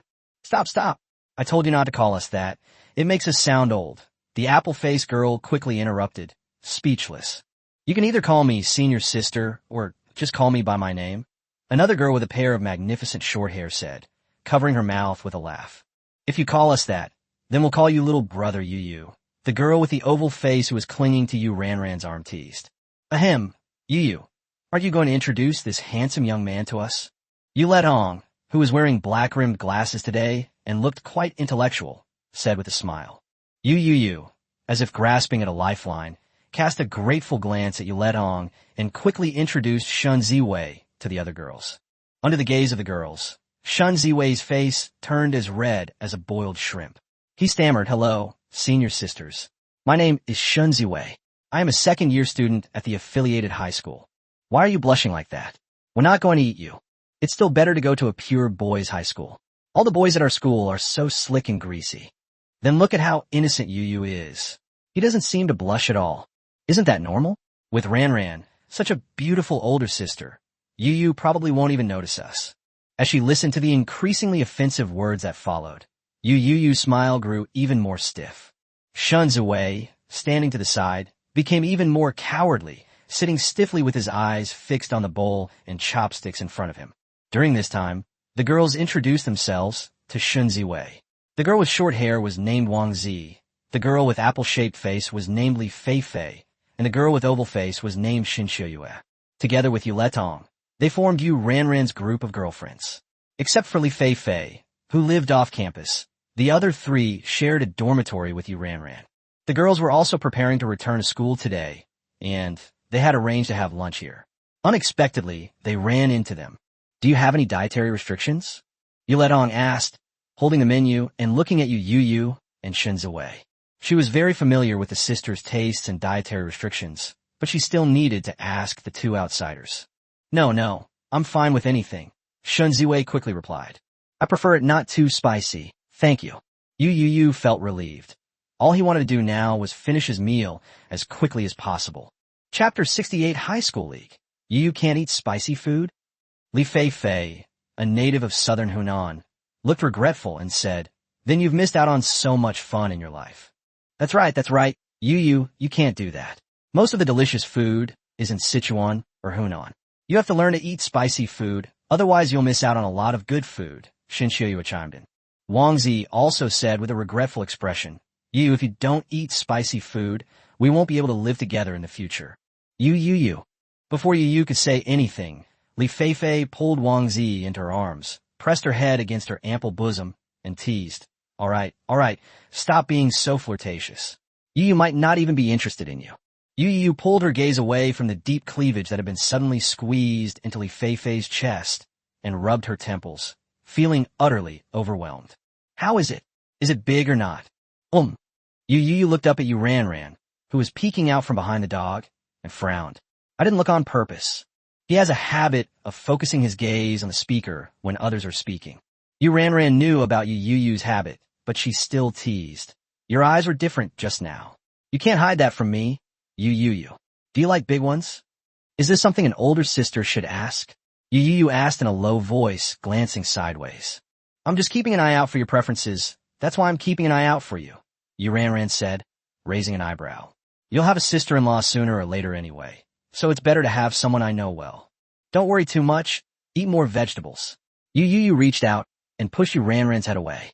Yu Ran pursed her lips, glanced at the dishes that had already started to be served, picked up a bowl of rice, and started eating. As the food was served, Shun Ziwei visibly relaxed. However, when a waiter brought in 3 large cases of beer and 2 bottles of liquor, Shun Ziwei's pupils constricted slightly. "Come on, let's have our first get-together before school starts. Let's skip the baijiu, Chinese liquor. It's too uncomfortable to mix drinks. Let's just have some beer each." Li Fei lifted a case of beer with one hand, opened it, and used her hand as a blade to slice through the rows of beer bottles. With such fluent movements and a bold spirit, if she hadn't introduced herself, Yu Youyou would have thought she was a girl from one of the 3 eastern provinces. "Never mind Yu Youyou's, I'll drink it for him." When Li Fei was distributing beer, Yu Ran stopped her from placing the beer in front of Yu Youyou. Under the watchful eyes of the group, Yu Ran said irritably, "Have you all forgotten that he's only 13 years old?" Li Fei slapped her forehead. "Oops, I overlooked that. Okay then, Yu is fine, but Ziwei should be okay, right?" Xin Ziwei was surprised. "Yes, that's fine." Li Fei's eyes flickered slightly. Why did she feel that this sentence was so hesitant and forced?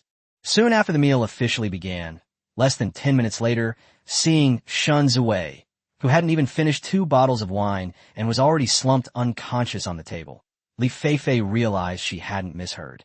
"This little brother still needs to work on his alcohol tolerance," Shun Xiuyue said with a squinted smile. Ziwei comes from a family of military mages, so alcohol should be forbidden in the house. This is probably the first time he's ever drunk it, Yu Youyou explained, taking a small sip of her hot tea. No wonder. Shun Shiyu nodded, then turned her gaze to him and smiled slightly. I heard that Yu Youyou made it onto the list of perverts this year. I wonder how she feels about it. Speaking of this, I have to tell you all about it.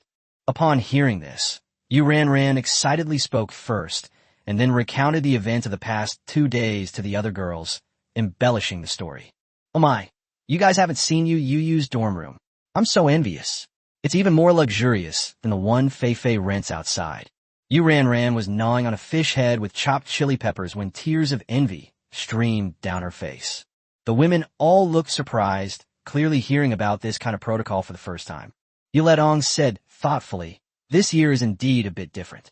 It's not just the affiliated high school, but other high schools and even universities are also intentionally adopting this method to cultivate a group of geniuses. Wang Zi's expression shifted slightly. Does Yutong have some inside information? Seemingly noticing Yu Youyou's questioning gaze, Wang Zi explained, Lutong's mother works for the education department. Yu Youyou looked at Yu Letong with some surprise, not expecting him to be a second-generation rich kid.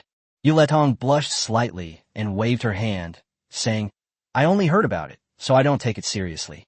But it seems that this year's high school league will start earlier, probably after your military training. There are so many freaks among you this year. Maybe the first-year students can join in the fun too. So early? Doesn't it usually start in the spring? The last one just ended not long ago. The girls were all somewhat surprised, and Yu Youyou also looked astonished. The high school league, officially known as the National Magic High School League, is a nationally renowned youth competition. Held annually for 6 months, the competition begins with a school-level competition, followed by city-level competitions, then provincial-level competitions, and finally a national competition. There are individual and team competitions. The individuals and teams that win the top 3 places in the country will represent China in the International Youth Magic Competition.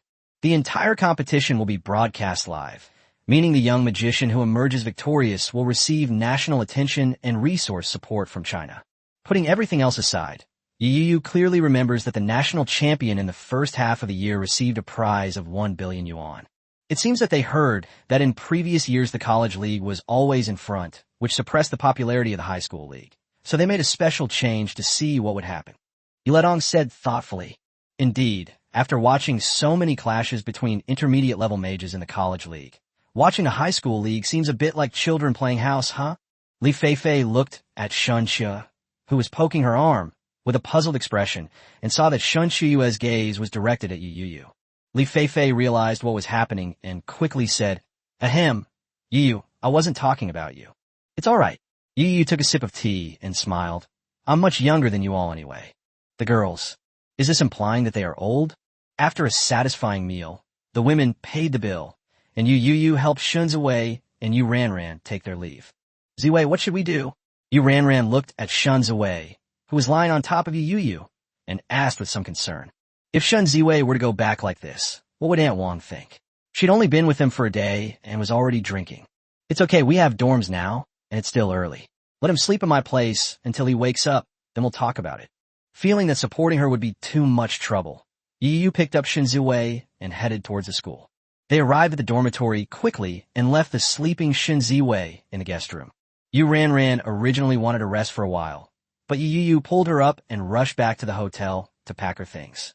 Since we'll have to deal with this sooner or later anyway, we might as well get it all done at once.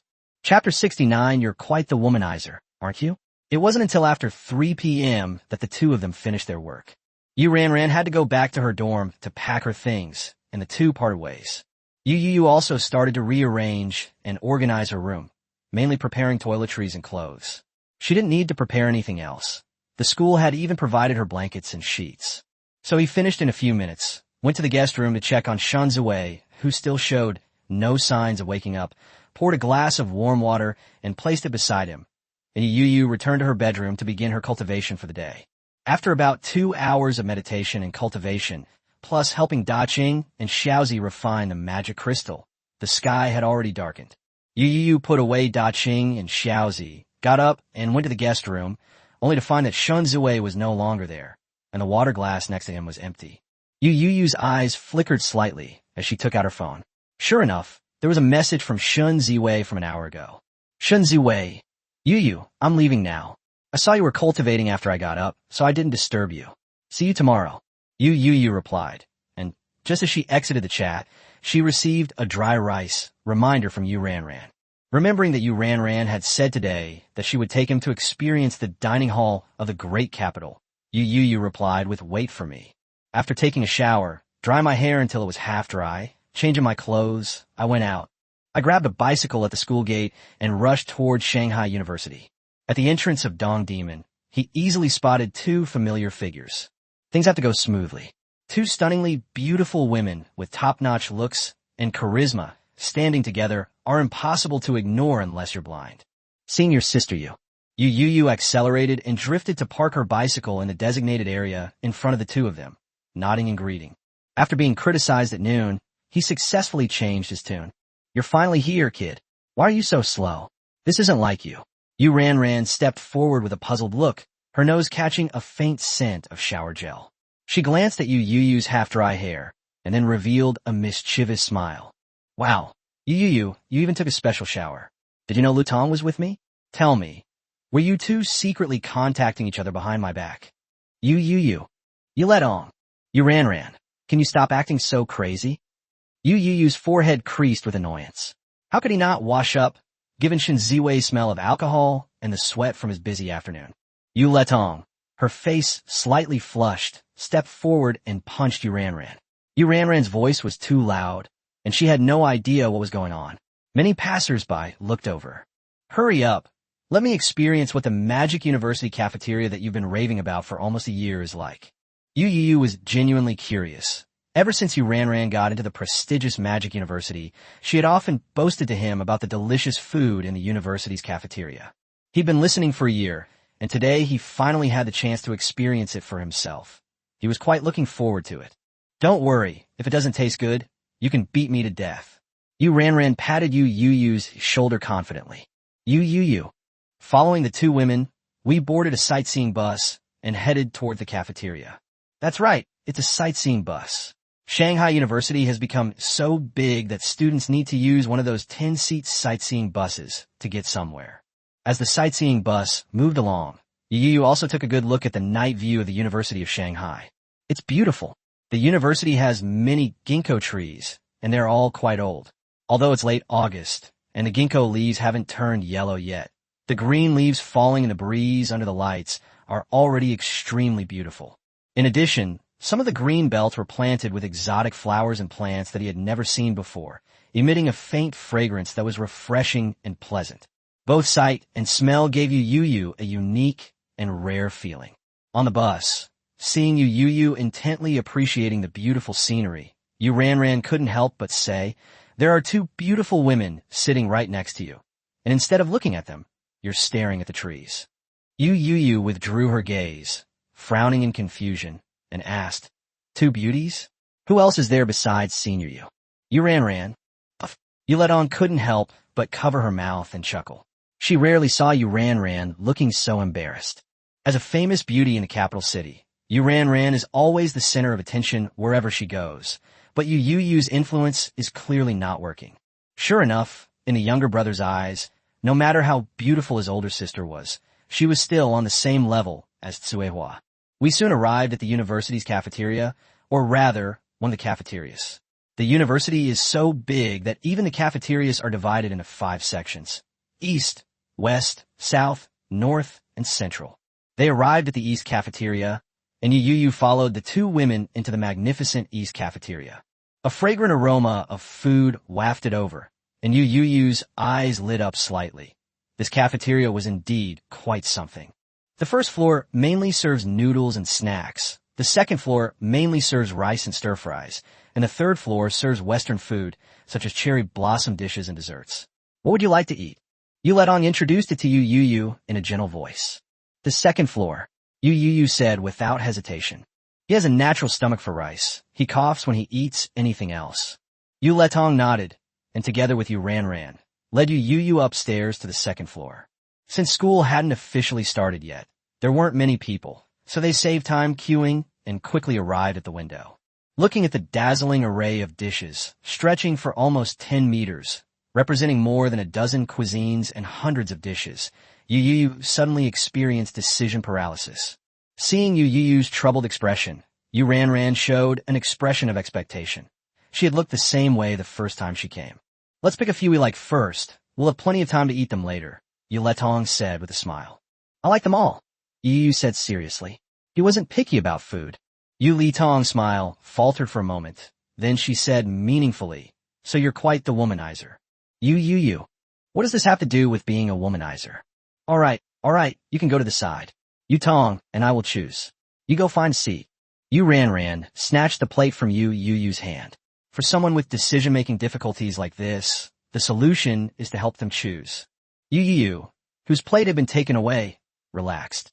It was good. She didn't have to choose and could just wait to eat. Yu Youyou unceremoniously found a seat by the window and waited for her meal. Well, he didn't do nothing.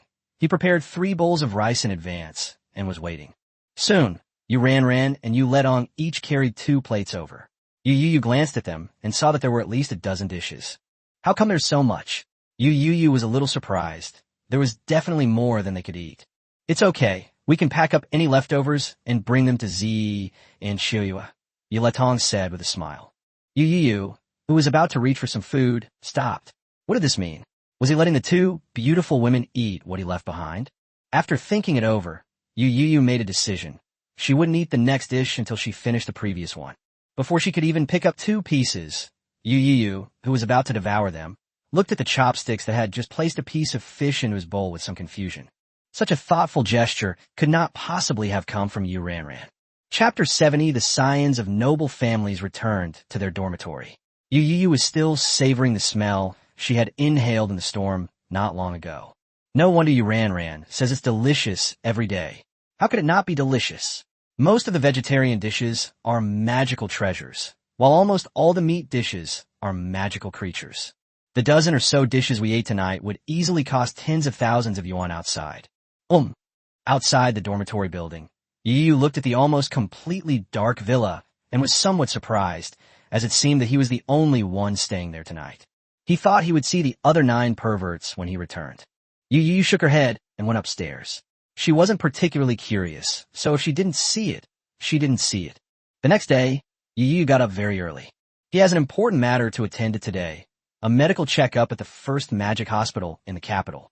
Having been in the capital for the past few days, he finally seized the opportunity and decided to take advantage of the last day of August to resolve this matter that had been weighing on his mind. He quickly took a taxi to the hospital.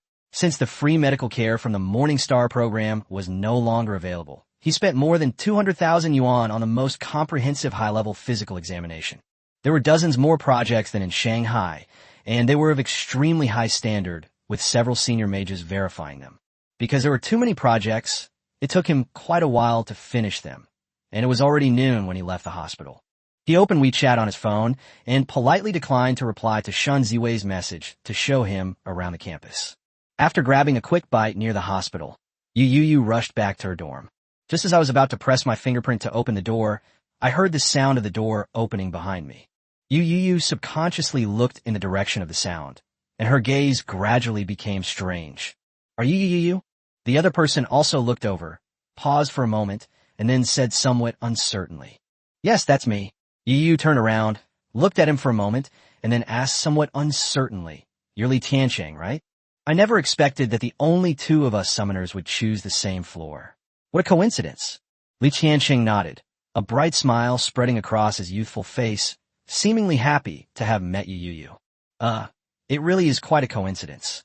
Yu Youyou slowly nodded, looking at Li Tiancheng, who was dressed in a simple black tang suit with Chinese knot buttons and had his long hair loose, and felt a little like making a sarcastic remark. Although I know that ancient style is popular in the capital, it doesn't have to be that even the hair is imitating ancient styles, right? Seemingly noticing Yu Youyou's gaze, Li Tiancheng reached out and ruffled his hair, laughing. "It's a family tradition. Don't take it too seriously." Yu Youyou pursed her lips. What kind of family is this? So old-fashioned. By the way, why did you also choose the top floor? Li Tiancheng suddenly asked. Yu Youyou pointed to the rooftop and said, "I think this rooftop is nice." We can release our summoned creatures to wander around when we have time. He made no attempt to hide anything. He lived in the same building, and these people would inevitably find out sooner or later. Upon hearing this, Li Qiansheng's eyes lit up immediately, and he exclaimed excitedly, "As expected of a summoning mage, we are completely on the same page." Oh, Yu Youyou was a little surprised. "That's good. Anyway, the rooftop is quite big." As he spoke, Yu Youyou made a move to open the door and go inside. He had no intention of having a long chat with this pervert. "Wait a minute," Li Qiansheng suddenly called out. Yu Youyou cast a questioning glance at him, and Li Qiansheng immediately said seriously, I want to challenge you." "A challenge? Isn't it supposed to start in a month? And can we challenge each other?" "That's not what I meant," Li Qiansheng immediately said. "It was a private challenge." "I'm sorry, but I'm afraid I don't have the time." Yu Youyou shook her head, pushed open the door to go in. She wouldn't accept such a meaningless challenge. It was a complete waste of time. "Hey, Yu Youyou, let me finish." Li Qiansheng leaned against the door and hurriedly said, "Although it's a private challenge, there's a prize. If you win, you can take whatever you want up to $1 million. If you lose, all you need to do is issue a statement saying you're not as good as me."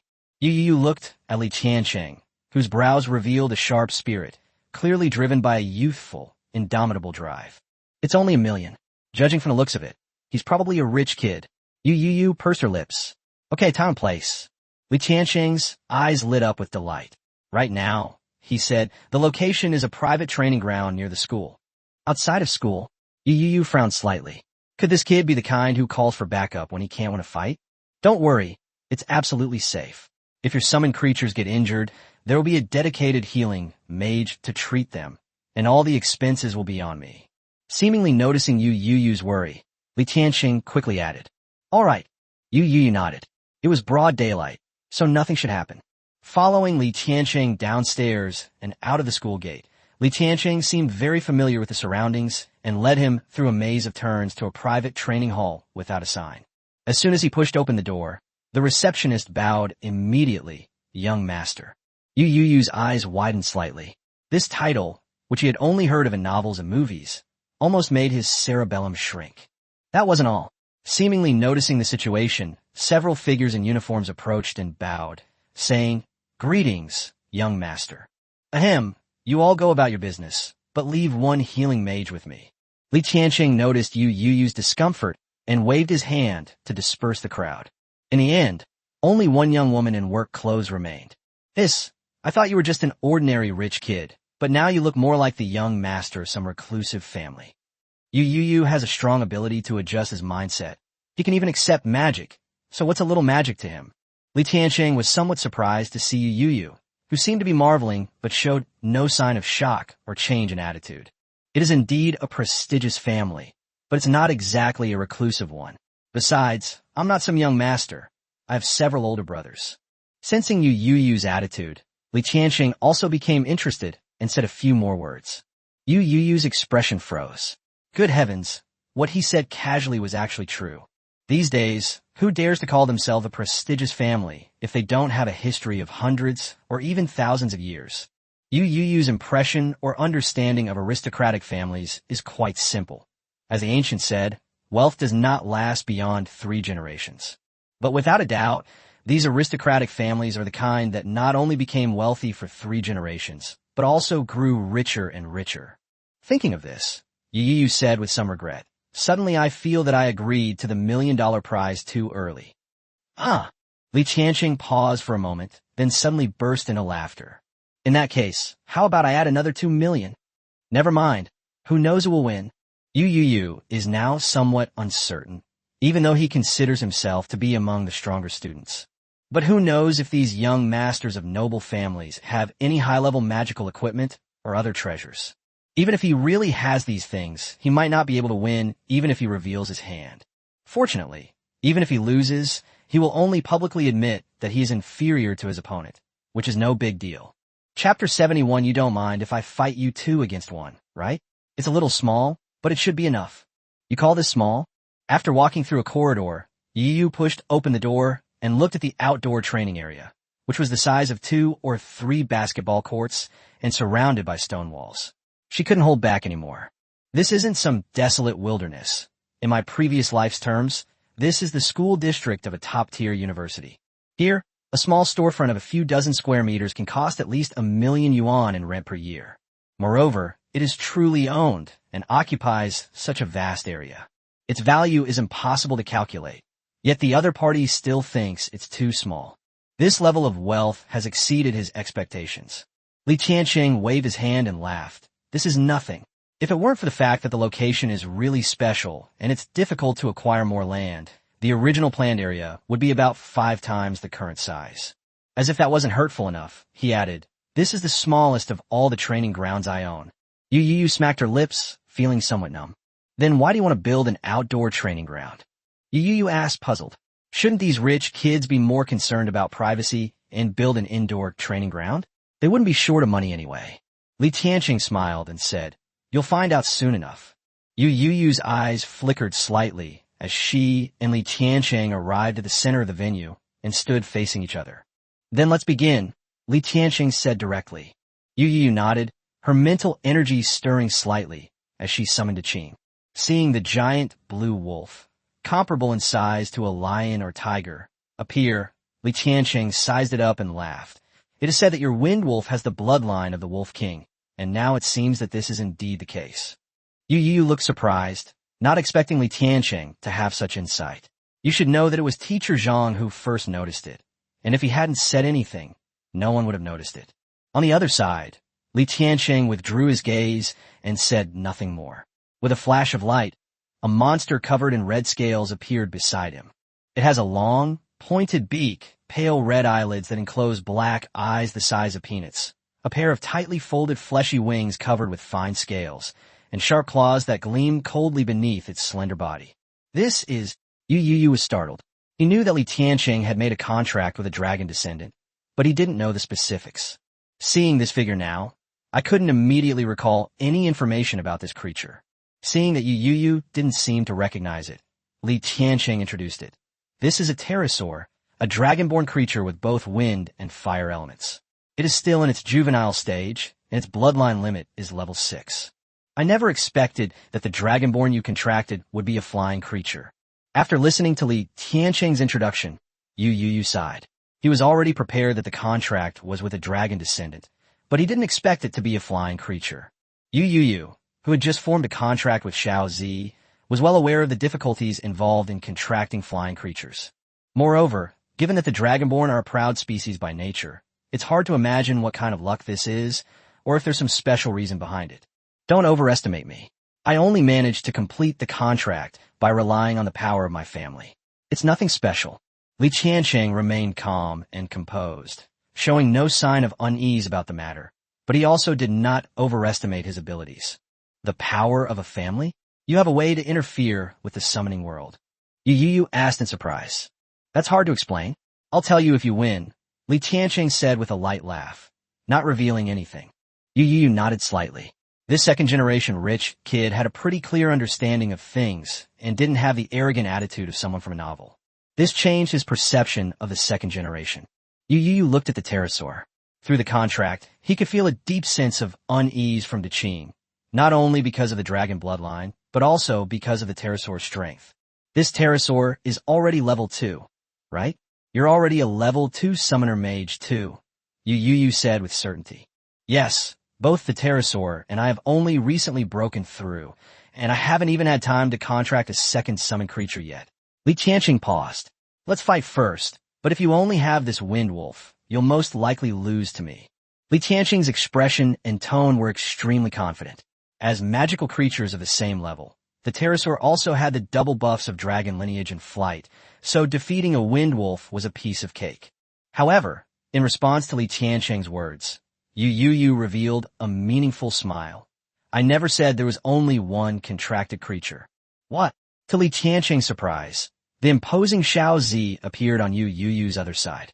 Looking at those streamlined and highly recognizable wings, Li Tianqing's pupils constricted, and he exclaimed in surprise, a level 2 purple-winged eagle. You don't mind if I fight 2 against one, do you? Yu Youyou grinned, revealing a bright smile.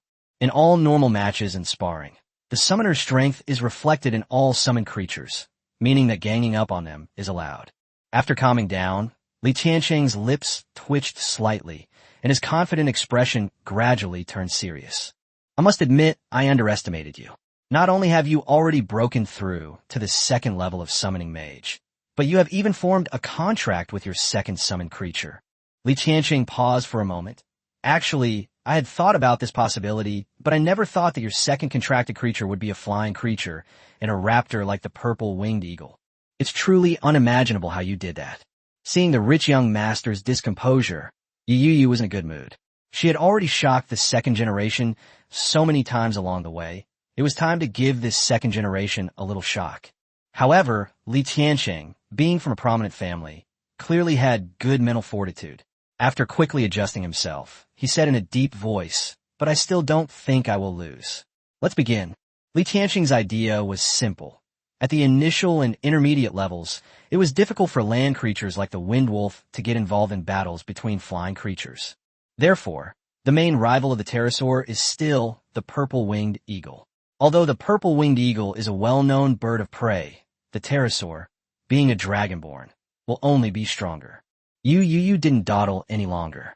As she issued the command through the contract, Daqing and Xiaozi also learned about their mission. Daqing was fine, but Xiaozi's sharp eagle eyes were fixed on the pterosaur. With a shout from the female healing mage outside the arena, "Begin!" Xiaozi suddenly flapped its wings, transforming into a purple afterimage as it soared into the sky. The pterosaur opposite was not to be outdone. It flapped its fleshy wings and also disappeared as a red afterimage. Once the two disappeared, Yu suddenly realized something and said, somewhat belatedly, flight control. "Don't worry, I'll handle it."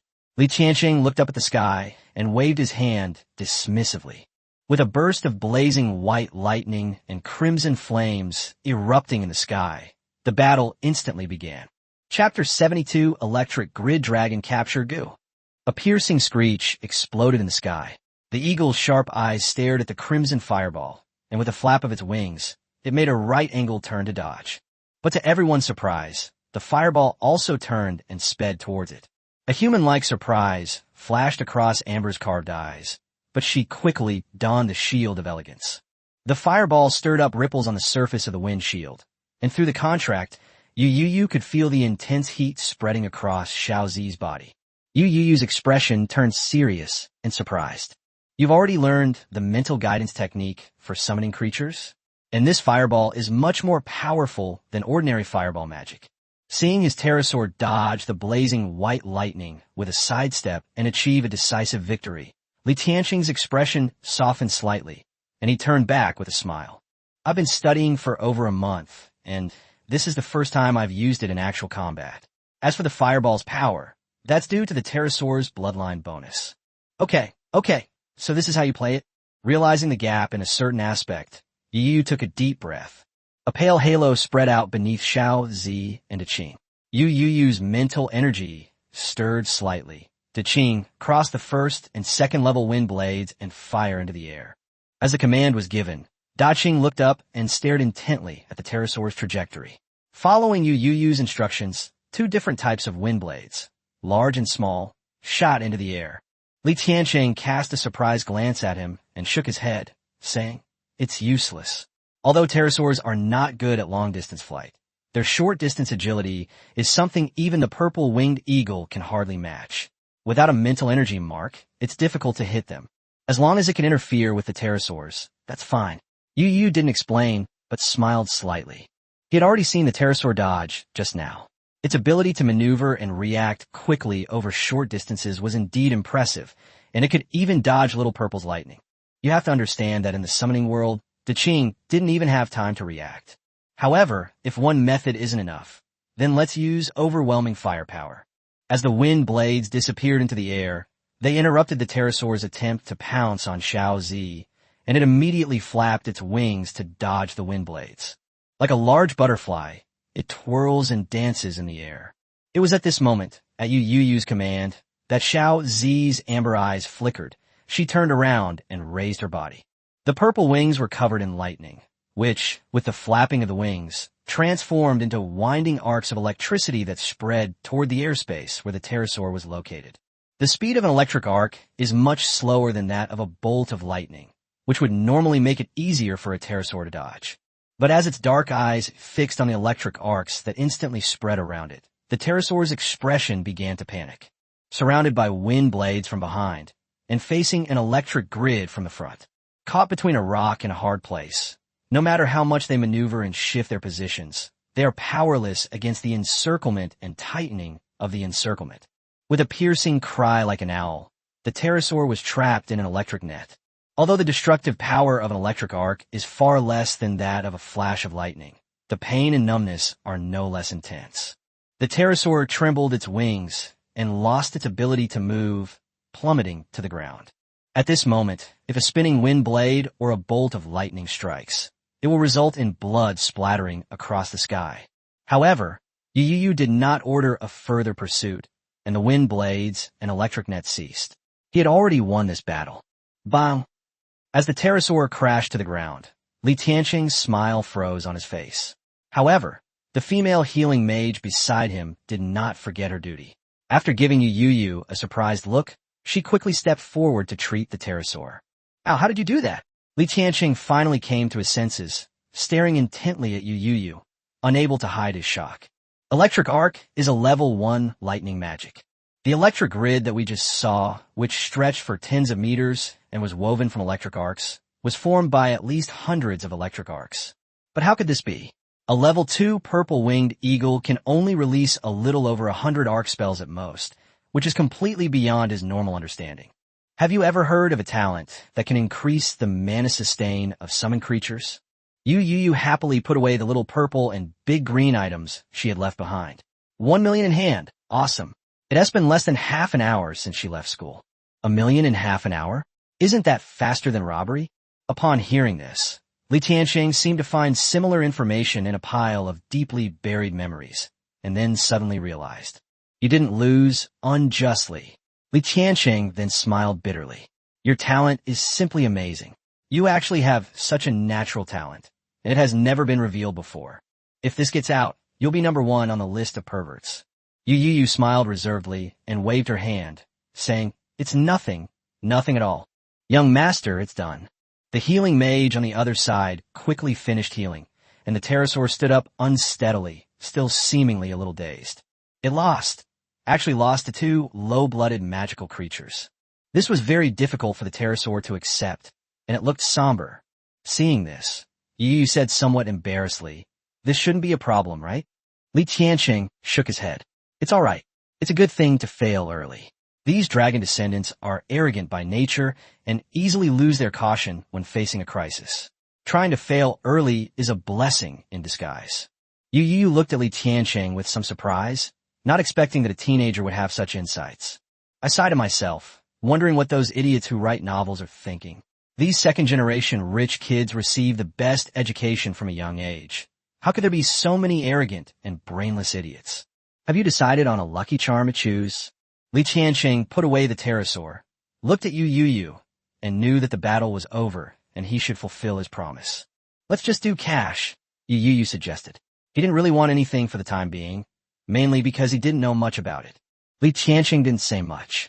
He asked Yu Youyou for her bank card number, and in less than 2 minutes, Yu Youyou looked at the bank card information on her phone and smiled with satisfaction. All right, since there's nothing else, I'll head back now. If there are any more sparring sessions like this in the future, feel free to contact me. With the prize money already received, Yu Youyou didn't plan to stay any longer. She said goodbye and prepared to go back. Hey, don't rush me. There's something else I'd like to discuss with you. Seeing Yu Youyou turn around and leave, Li Tianqing was a little dumbfounded. Was it really necessary to be in such a hurry? Those who had previously glimpsed even a fraction of his true identity had all desperately tried to get close to him. I never expected to encounter such a weirdo today. Although Li Tianqing was not arrogant enough to think that everyone in the world should revolve around him. However, this contrast with the attitudes of most people he had encountered in the past made him somewhat uncomfortable. Is there anything else?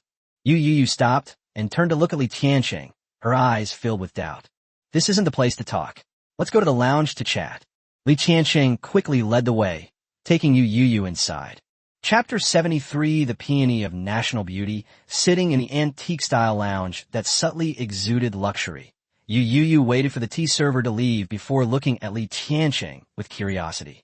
Li Tianqing didn't stand on ceremony and said after a moment's thought, "Actually, my main reason for coming to you this time is not to spar, but to team up with you." Team up? Yu Youyou's eyes were filled with deep confusion. Team up what? This brings us to the matter of our freshman military training.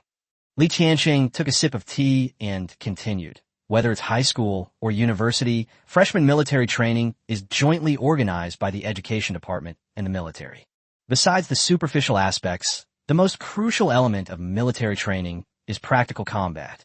Real combat. Yu Youyou frowned slightly, puzzled. I know about real combat in university military training. Do we freshmen also have to do it? Ultimately, magicians are a group that values strength above all else, so practical combat is indispensable. He had also heard Yu Ranran talk about military training combat, and the combat content was varied, but it was only carried out during military training for college freshmen.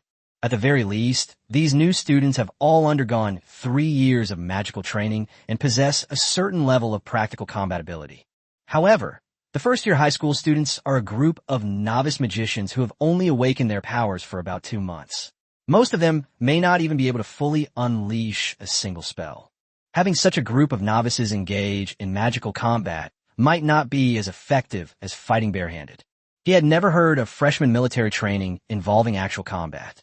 Therefore, Yu Youyou had doubts about what Li Tianqing said. Li Tianqing was not surprised by this, and immediately said seriously, "You can rest assured about the authenticity of the news. This year's military training will indeed involve actual combat, but it will not be all high schools. Instead, it will be the freshmen of the 3 magic high schools, namely the affiliated high school, number 1 high school, and number 2 high school, who will conduct the pilot test first." Yu Youyou's already furrowed brows deepened. "So what you're saying about forming teams is related to this military training combat exercise?" "Yes."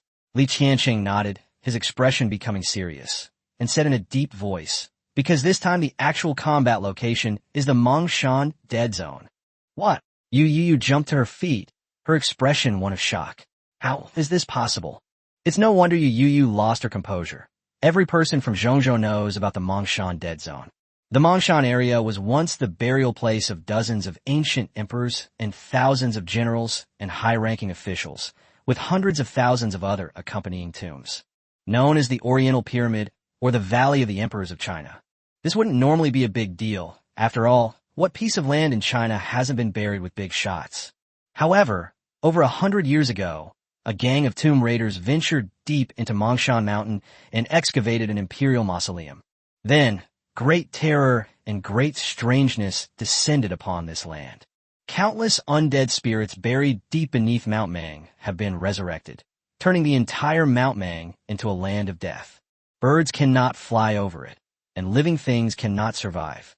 It is said that the undead army was heading towards the capital at that time, and if it had not been for timely reinforcements from all sides, it would have been breached. They finally managed to drive back the undead army, but for nearly 100 years afterward, that dead zone became a forbidden area for humanity. But now they're being told that this bunch of newbies are going to conduct live fire training in the Mongshan Dead Zone. Seeing Yu Youyou's loss of composure, Li Tianqing quickly laughed and said, "It's not as terrifying as you think." After that battle 100 years ago, the Central Theater Command dispatched heavy troops to surround the Mongshan Dead Zone. With the suppression from the capital, the Mongshan Dead Zone is no longer a dead zone. Furthermore, we only operate on the outermost perimeter, which has been cleared out multiple times by military mages, leaving only some low-level undead creatures. Otherwise, the military and education departments wouldn't dare send us into danger without absolute certainty. Yu Youyou was not completely relieved of her worries about Li Tianqing's words.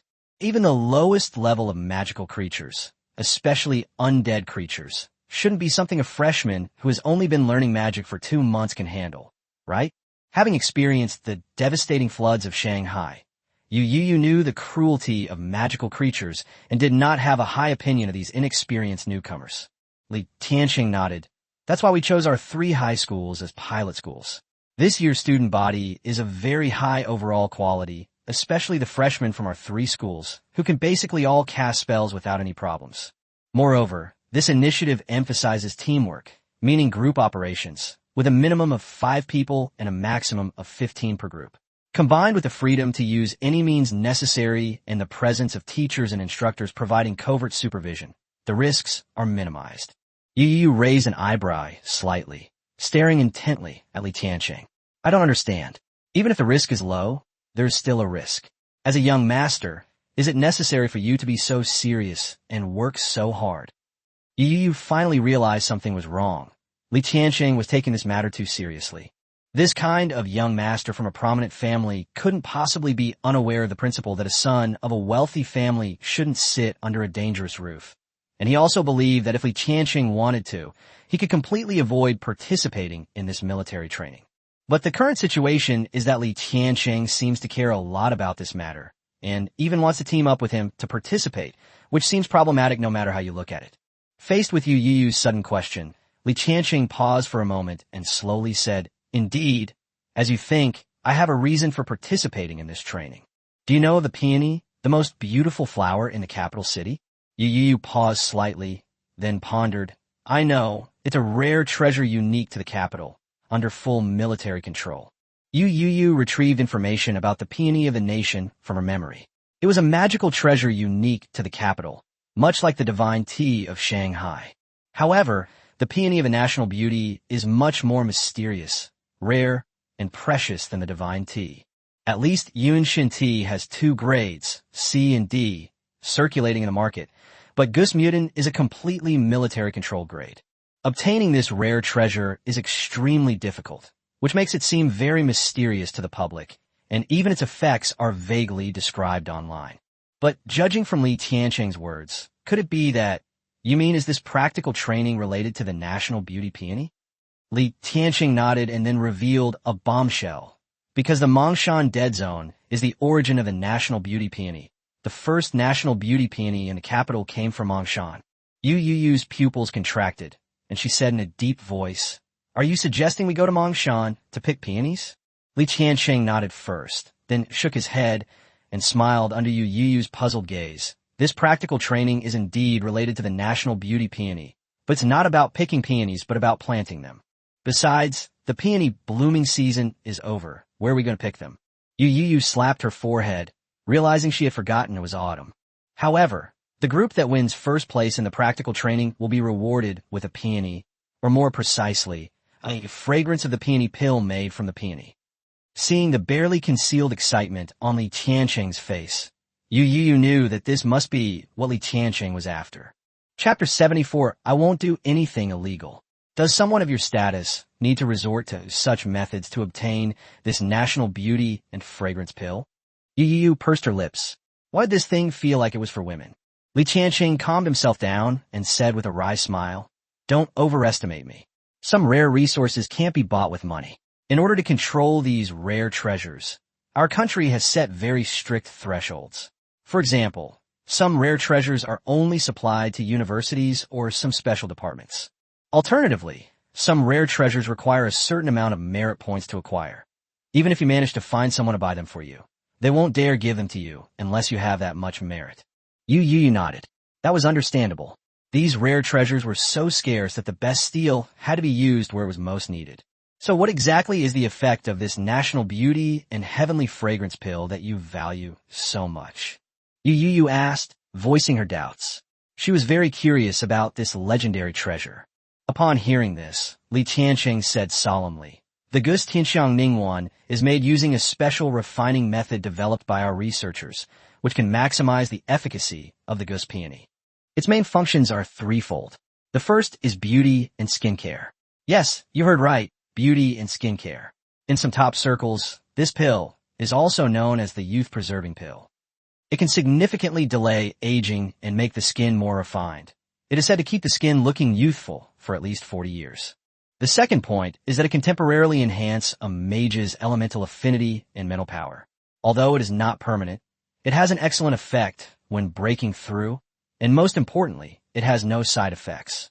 Thirdly, it has an extremely strong effect on purifying the bloodline and enhancing elemental affinity of magical creatures. The increase in elemental affinity resulting from bloodline purification is permanent. Do you know what that means?" Yu Youyou's hand holding the teacup trembled slightly, her expression already showing disbelief and shock after Li Tiancheng's excited description. Holy crap! Now he finally understands why the Peony Pavilion is under complete military control. If this thing gets out, a bunch of people will probably have their brains blown out of shape. Especially Li Tiancheng's last rhetorical question. Yu Youyou swallowed hard, her throat dry as she asked, "Can your pterosaur bloodline's upper limit be raised to the advanced level?" Li Tiancheng. Li Tiancheng reached up and touched his forehead. Was that what he meant? It seems so. Li Tiancheng let out a heavy sigh. So now you know why I value this training so much, right? My goal is to get first place. Yu Youyou's eyes flickered slightly. You just said that a team of at least 5 people is required. So what is the final reward? Yu Youyou's heart skipped a beat.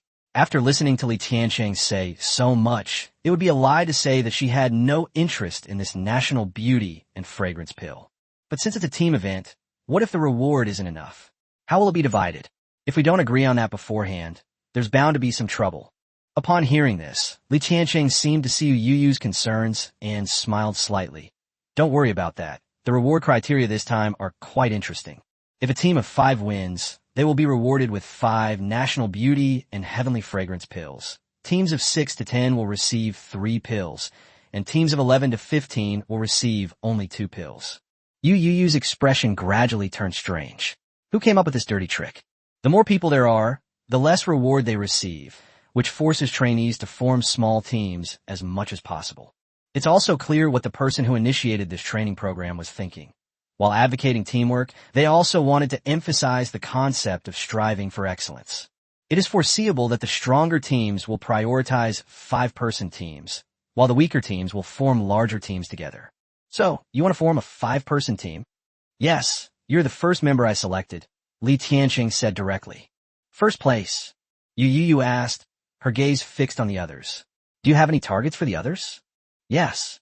Li Tiancheng didn't say much, took out a laptop from under the coffee table, operated it for a while, and handed it over. Yu Youyou turned her gaze to the computer screen, where several familiar photos came into view. Wang Xiandong, Yang Zijin, Yang Zipei. Yu Youyou murmured softly, then raised an eyebrow and looked at Li Tiancheng. What a big appetite. You want to take half of the people on the list. Li Tiancheng smiled confidently. Without this lineup, how could I dare to say I'd take first place? But are you confident about these 3? Yu Youyou asked with some doubt. Don't worry. Li Tiancheng's eyes shone with confidence as he said, Wang Xuandong's family has some business dealings with my company, so he won't refuse me. As for these 2 sisters, Li Tiancheng looked at Yu Youyou with a meaningful smile. I wasn't very confident at first, but now that you're willing to join, I feel it shouldn't be a problem. What do you mean? Yu Youyou was stunned. What did he mean by saying that there would be no problem after he joined? Li Tiancheng had a mischievous smile on his face.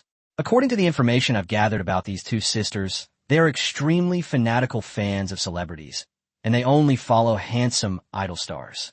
To put it bluntly, they're just 2 infatuated fangirls, huge lechers. But I've seen photos of those idol stars, and they're nowhere near as handsome as you, so... Li Tiancheng didn't continue, but Yu Youyou already understood what he meant. A deep black line appeared on his forehead, and he quickly said, No, I won't do anything illegal. What nonsense are you thinking? Li Tiancheng was speechless. I just asked you to invite them. Given how infatuated they are, they're probably going to do it. Then at least tell me the whole story. Yu Youyou's expression softened, but she still complained a little, saying she had scared him to death. This person is a minor. They can't do anything reckless. He seems to be a minor too. Yu Youyou quickly shook her head, dismissing some strange thoughts. Your own thoughts are impure, yet you blame me for not speaking completely. I'd like to ask you, how do you know all this at only 13 or 14 years old? Li Tiancheng was amused. Perhaps it was this conversation that made him and Yu Youyou much more familiar with each other, and their conversation became more casual. Ahem, that's not the point. Yu Youyou's starry eyes flickered slightly as she quickly changed the subject. You still haven't answered my previous question. How did your family manage to help you form a contract with a dragon in the summoning world? Li Tiancheng shook his head and chuckled, then didn't press further. He pondered for a moment and said, Actually, it's not difficult. The first step is to determine the location of a suitable dragon descendant. These were discovered by generations of summoning mages in the family, and some were enshrined in the world of summoning. Families like ours constantly enrich the map of the summon world. Even if each generation explores only a small part, over the generations, the total area becomes quite considerable. Finally, the contract was even simpler. This pterosaur's mother was a contracted creature revered by her family, so naturally she wouldn't refuse my contract. Upon hearing this, Yu Youyou was greatly shocked. Wow, you can do that? No wonder there's that saying again. How can 10 years of hard study possibly surpass the efforts of 3 generations of others? What might have been a cynical statement in a past life has become an undeniable fact in this extraordinary world. You really can't beat them without cheating. Chapter 75, the strange and beautiful girl Yu Youyou accepted Li Tianqing's invitation to team up. Aside from their desire for the national beauty and fragrance pill, another reason was Li Tianqing's promise that each person would receive an additional 1 million yuan as a celebration fee after winning first place. Having already tasted the sweetness of success with Li Tianqing, Yu Youyou naturally wouldn't refuse. After finishing their tea, the two returned to their school dormitory, escorted by a group of service staff who bowed respectfully. Yu Youyou also asked Li Tianqing why he chose to stay in the school dormitory, since he had a place to live nearby. Then I got the answer: experience life. Sigh. The thoughts of the young masters of wealthy families are truly incomprehensible to poor bastards like us. After returning to their rooms, Yu Youyou began her training for the day, focusing on perseverance, the idea that diligence can make up for lack of talent, and that the early bird catches the worm. She encouraged everyone to work hard and persevere. After finishing their cultivation around 3 p.m., they then helped De Qing and Xiao Zi refine the magic crystals. At this moment, Yu Youyou could faintly hear noisy conversations coming up from downstairs. It looks like other people are starting to move in one after another. Not long after the refining of the magic crystals was completed, Yu Youyou put away De Qing and Xiao Zi, and then took out her phone to search for information about the Mongshan dead zone. Although Li Tianqing said that the outside world was not too dangerous for them, he still thought it would be better to do his homework first. The main reason was that he was actually a little scared, unlike other magical creatures which he could face with ease. That undead creature really made him uneasy. According to my previous life's words, it was a genuine creature from the underworld. He's fine with everything else, but dealing with ghosts is really a challenge for him. Not long after, Yu Youyou put down her phone, her brows furrowed slightly. He can't search for much information because his access level is too low. He has never had his credentials verified by an official organization, so the information he can search for is actually within the search scope of ordinary people. This is what Li Tianqing told him. And just as he guessed before, a lot of information on the internet can only be searched and understood by people of the corresponding cultivation level. Yu Youyou was pondering whether or not to get her cultivation level certified when she heard a knock on the door. Yu Youyou gathered her thoughts and went to open the door. What's wrong? Looking at Li Tianqing outside the door, who had changed into a white tang suit, Yu Youyou asked in confusion. Here you go, some information about the Mongshan dead zone, which basically includes most of the map and information about the undead creatures. Li Tianqing waved a thick stack of A4 paper in his hand. Yu Youyou's eyes lit up as she took it. The paper was warm, obviously just printed out recently. You know what, I just finished searching and found very little information, but you sent it to me right away. Yu Youyou flipped through the bound A4 paper with some delight. It even included a table of contents. This young master from a prominent family really did things meticulously. Li Tianqing nodded, showing no sign of smugness, and pondered, I've already made an appointment with Wang Xiandong. He should be here soon. As for the twins, Yu Youyou's hand, which was turning over, suddenly stopped, and her face darkened as she said, Isn't there still several days left? What's the rush? According to Li Tianqing, the military training lasted for 2 weeks and 14 days. The first week was the normal military training, which was no different from his previous life, but the intensity was greater. In the last 7 days, 4 days were for practical training, and the remaining 3 days were a joint competition between the 3 high schools. That means there's at least a week left to deal with the 2 twins. Li Tianqing shrugged and said helplessly, I don't want to rush you, but you and I aren't the only ones who know about this. Some people of high status are also considering forming small teams. If we don't make the first move, we'll miss our chance. Yu Youyou's expression froze, and she quickly closed the door, saying, We'll talk about it later, we'll talk about it later. Hey. Li Tianqing swiftly blocked the door. No, it'll be too late later. These 2 are quite important to our team. The spatial mirror image can effectively help us escape most dangers. Even Li Tianqing suddenly stopped and tilted his head to look at the elevator door not far away on the other side, as if someone had come up. Yu Youyou also heard the elevator ascending. She leaned out, and the two of them, one above the other, watched the elevator doors slowly open as if judging a judge. The moment the elevator doors opened, Wang Xiandong rushed out somewhat awkwardly, only to be met with two pairs of inquiring gazes. His gaze then quickly shifted away, looking behind him. Wow, this really does lead to the rooftop, sis. The soft, sweet voice abruptly stopped, and Yang Zipei stared blankly ahead with her bright, sparkling eyes. Yang Zijing, who was the last to step out of the elevator, was puzzled as to why her younger sister had suddenly stopped. Following her sister's gaze, she too stopped in place. Young Masterly, I've arrived. Sensing the strange atmosphere, Wang Xiandong nodded slightly to Li Tianqing.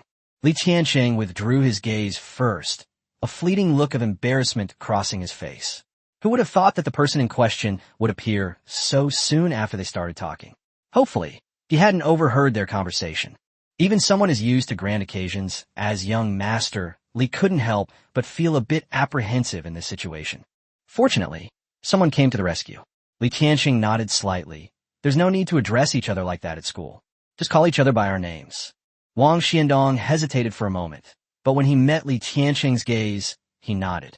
Li Tianqing's gaze then turned to the two twins who looked almost identical, and he smiled, feeling a little dizzy. You two must be Yang Zijin and Yang Zipei, right? I'm Li Tianqing. It's a pleasure to meet you both. Li Tianqing greeted them with a formulaic smile, but the two sisters seemed not to hear him. Wang Xuandong's expression changed slightly, and he was about to offer a reminder when Li Tianqing stopped him with a look. Li Tianqing noticed the sisters looking behind him, and a look of satisfaction flashed in his eyes. The information was indeed very similar to what he had gathered. Bang! The two sisters were only awakened when Li Tianqing withdrew his hand from the door, causing it to slam shut. Who would have thought that the soft, sweet voice could suddenly explode with such a huge decibel? Both Li Tianqing and Wang Xiandong subconsciously took a step back. The two girls with pigtails hugged each other tightly, their faces flushed with a strange blush. Wow, so handsome, sis. How can he be so much more handsome in person than in the photos? When I first saw the photos, I thought they were photoshopped, but I never expected him to be this handsome in real life. I think I'm in love. I can't help it. Yes, Zipei, my sister too. Li Tianqing, Wang Xiandong. The two little heads were full of question marks, finding it hard to understand the beautiful girl's thought process. Ahem, are you two talking about Yu Youyou? Li Tianqing forced himself to continue. I'm her good friend. Is there anything I can help you with? As soon as he finished speaking, Li Tianqing felt two pairs of bright eyes looking at him. Chapter 76, Emotional Connection, Funding, half an hour later, in Li Tianqing's dormitory. Yu Youyou looked at the two new WeChat friends that Li Tianqing had created, and her lips twitched as she said, So you just sold me out like that? Hey, how can you sell this? Wasn't this something we agreed on beforehand? Everything is going as planned. They agreed to the team invitation, and all you have to do is send a WeChat message. Li Tianqing returned the phone to Yu Youyou with a beaming smile, not expecting to achieve his wish so easily.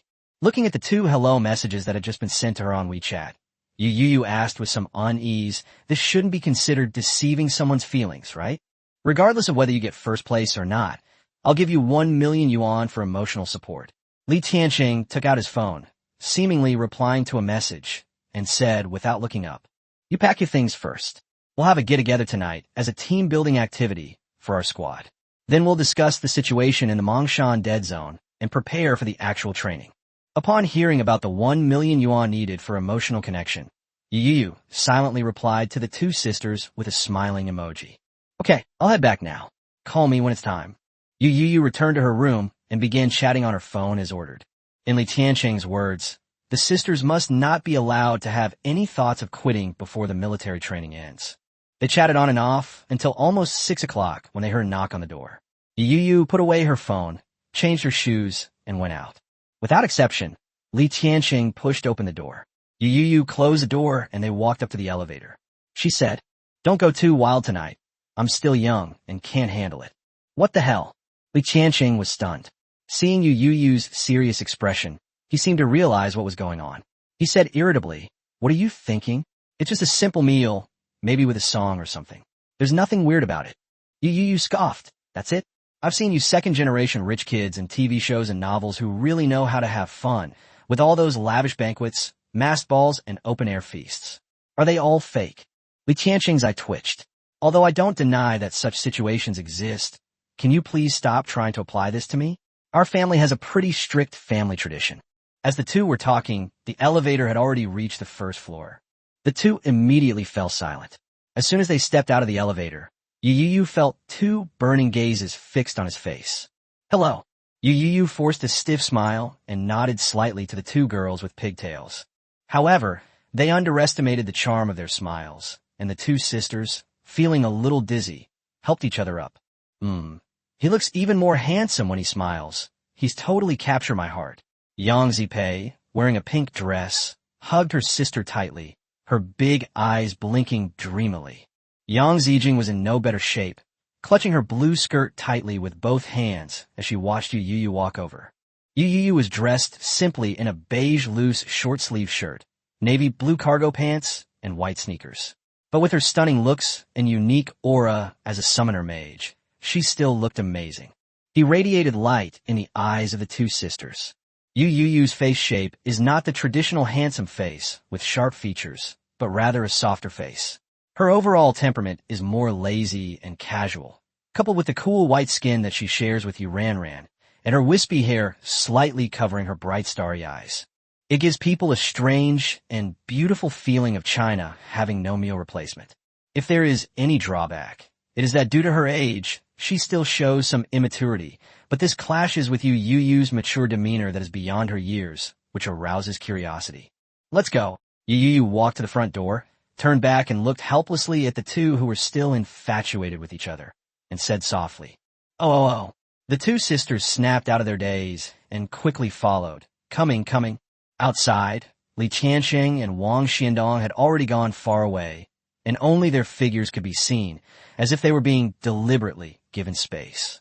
For the sake of that million, Yu Youyou had no choice but to wait patiently for the two sisters. There was no way around it. They simply couldn't walk fast. The two sisters were typical short-statured little girls, barely over 1.5 meters tall by sight. With her short legs and wearing a skirt, she dared not take big steps when walking. It would be a miracle if she could walk fast. This caused Yu Youyou to pause slightly after taking just a few steps. Both little girls blushed deeply, clearly having used their fastest speed. It's okay, take your time, no rush. Yu Youyou slowed down again, trying to keep up with the two. Your legs are so long, one step of yours is equivalent to 3 of ours. Yang Zipei puffed out her cheeks, looking a little depressed. Traveling with Yu Youyou was something she was happy about, but the huge height difference was really uncomfortable. Yang Zijing nodded in agreement. Sigh. I should have known better than to wear a skirt. I wanted to show my best side to someone, but I never expected it to become a burden.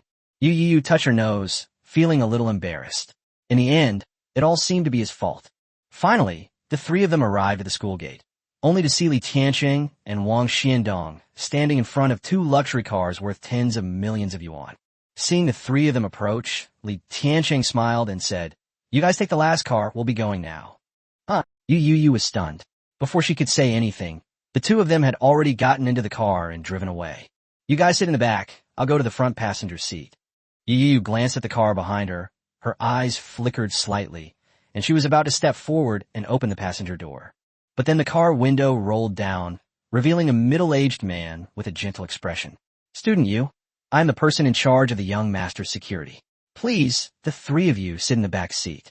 Yu Youyou pursed her lips, looking helpless. You're your young master's security personnel. Why are you riding in this car? Yu, come quick. The two sisters, who were initially disappointed after sitting in the back, quickly leaned out and called out upon hearing this.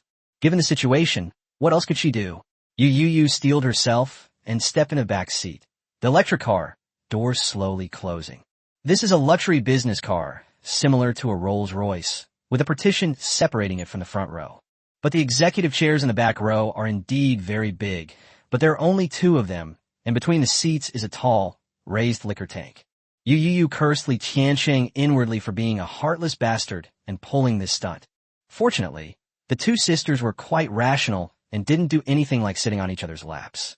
The two little girls sat together, leaving the other seat for him, which made Yu Youyou feel a little embarrassed. Ahem, are you guys squeezing in? Yu Youyou glanced at the seats where two little girls were sitting. Luckily, the two girls were petite, and there seemed to be space between them when they sat together. If it's too crowded, can I sit on your lap? Yang Zipei, the younger sister, stared wide-eyed and hit a straight shot. They born after 2005, don't understand what subtlety is.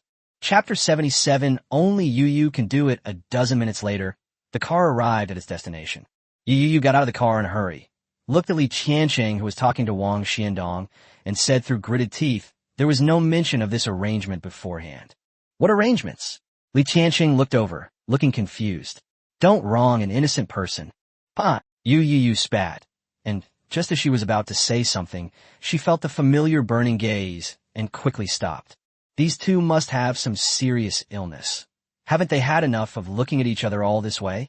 Yu Youyou strode into the restaurant first. Since Li Qianqing had said that the entire restaurant belonged to him, and that they would be the only guests tonight, she wasn't worried about not finding a seat. How about it? My arrangement is pretty good, isn't it? Li Qianqing looked at the two sisters who were walking towards him and raised an eyebrow to ask. Yang Zijing nodded, revealing a bright smile. We accept you as our captain. Yang Zipei blinked her big eyes and said with some regret, you should have chosen a restaurant that was a little further away. Li Qianqing fell silent for a moment, while Wang Xiandong looked up at the sky and mourned for someone. On the other side, Yu Youyou had already been led to a huge private room by the staff. What a rich dog! Yu Youyou looked around in amazement. The decor was very Chinese. There were some paintings and calligraphy that I couldn't understand hanging on the wall, and there was a bookcase in the corner. There are also several antique-style screens in the middle for privacy. The dining table was also made entirely of wood. Yu Youyou couldn't tell what material it was, but the lifelike dragon carvings under the table made him feel that it must be quite valuable. The chairs are all high-backed, brown wooden chairs, and you can smell a faint woody fragrance when you sit down. Just as he was tapping the table with his hand and looking around curiously, Li Qianqing and the other three also walked in. Seeing the four of them looking completely at ease, Yu Youyou muttered to herself, they're all obviously second-generation rich kids.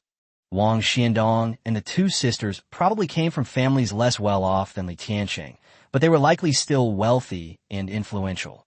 On this list of abnormal individuals, I estimate that apart from him, there are probably no ordinary people among them. The two sisters naturally sat down on either side of Yu Youyou.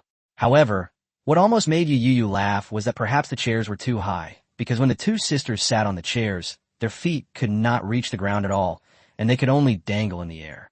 Although Yu Youyou suppressed her laughter, she couldn't hide the smile in her eyes. The two sisters naturally noticed it. Yang Zipei puffed out her cheeks and looked at Li Qianqing. What kind of lousy place did you find? The chair is so high. Yang Zijing wrinkled her nose, somewhat dissatisfied. That's right. Li Qianqing. Okay, you can get shot even when you're lying down, huh?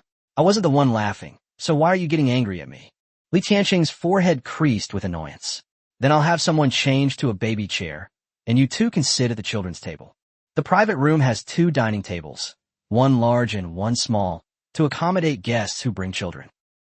Yu Youyou quickly covered her mouth and lowered her head, not expecting Li Qianqing to be so tough. The two little girls were trembling with anger, clenching their teeth and their little pink fists tightly. Ahem, Li Qianqing didn't mean it. Please don't mind him. Yu Youyou didn't forget her 1 million yuan emotional connection fee, so she quickly suppressed her smile and stood up to smooth things over. Yu Youyou is the best. All the other boys are so uncouth. No girl will like them in the future.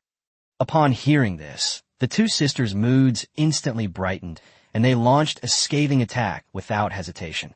Li Qianqing and Wang Xiandong were speechless. These two must be crazy. Feeling two reproachful glances, Yu Youyou gave an embarrassed smile and dared not say anything more, also realizing the power of toxic fans in the fandom. Fortunately, Li Qianqing and Wang Xiandong were both much more mature than their peers and didn't care too much about such things. As Li Qianqing nodded to the waiter beside him, dishes were soon brought in from the outer room.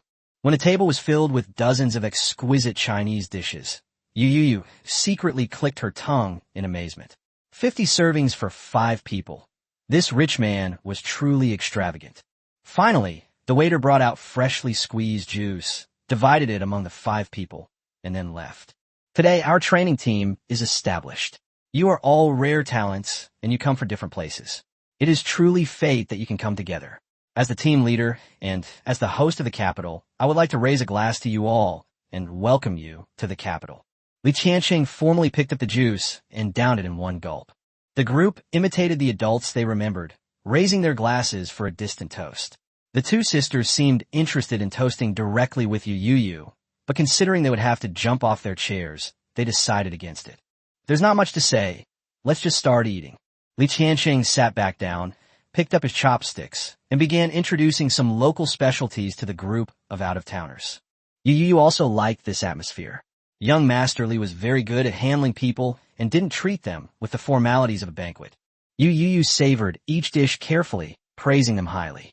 The food that Li Qianqing selected to entertain guests must be of excellent quality, and many of them are made from rare or magical creatures, giving them a unique flavor.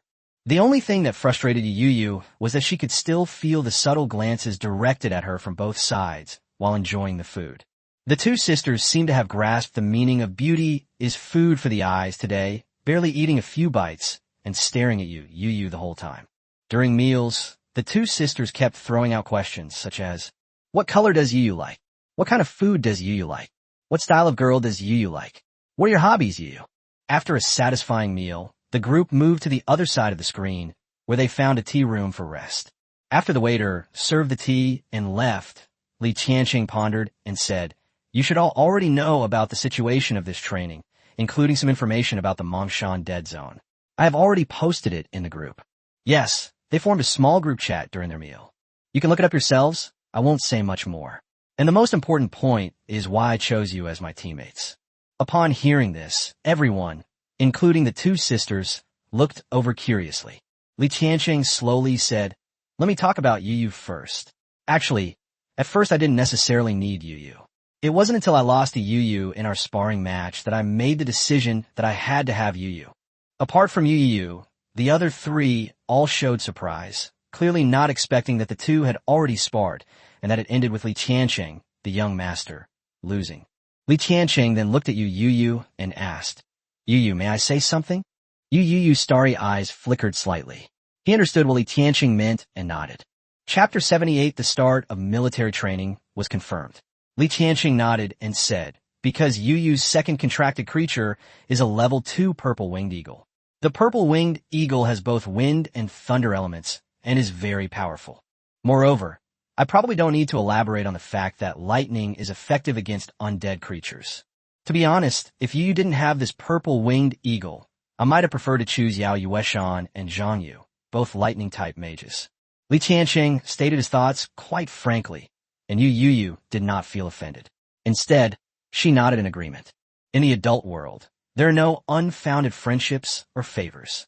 It's simply a matter of you being useful to me and me being able to afford to pay you. Wang Xiandong and the 2 sisters were stunned and stared at Yu Youyou.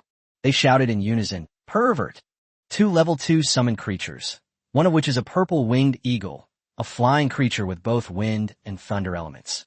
In the early stages, this is practically an invincible setup. Wang Xiandong exclaimed, you should be number 1 on this list of perverts. The 2 sisters wholeheartedly agreed, nodding in unison. That's right, that's right. Only Li Qianqing, standing to the side, spoke with a meaningful look.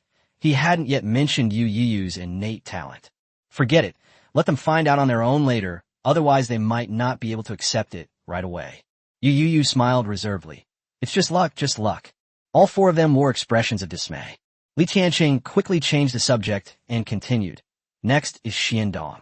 The reason for choosing Xiandong is very simple. His talent for integrating into the shadows allows him to thrive in the dead zone. My role for you is that of scout. Using your talents can help us avoid most dangers and obstacles. Wang Xiandong nodded to indicate that he understood. Then Li Qianqing looked at the 2 sisters and said softly, as for the reason for choosing you 2 sisters, it's because I'm interested in the magic of spatial mirroring. Both Yu Youyou and I are summoner mages, and all our power comes from summoned creatures. This is actually our weakness. So, if we had a mirror image, Yu Youyou and I could more confidently let our summoned creatures deal damage.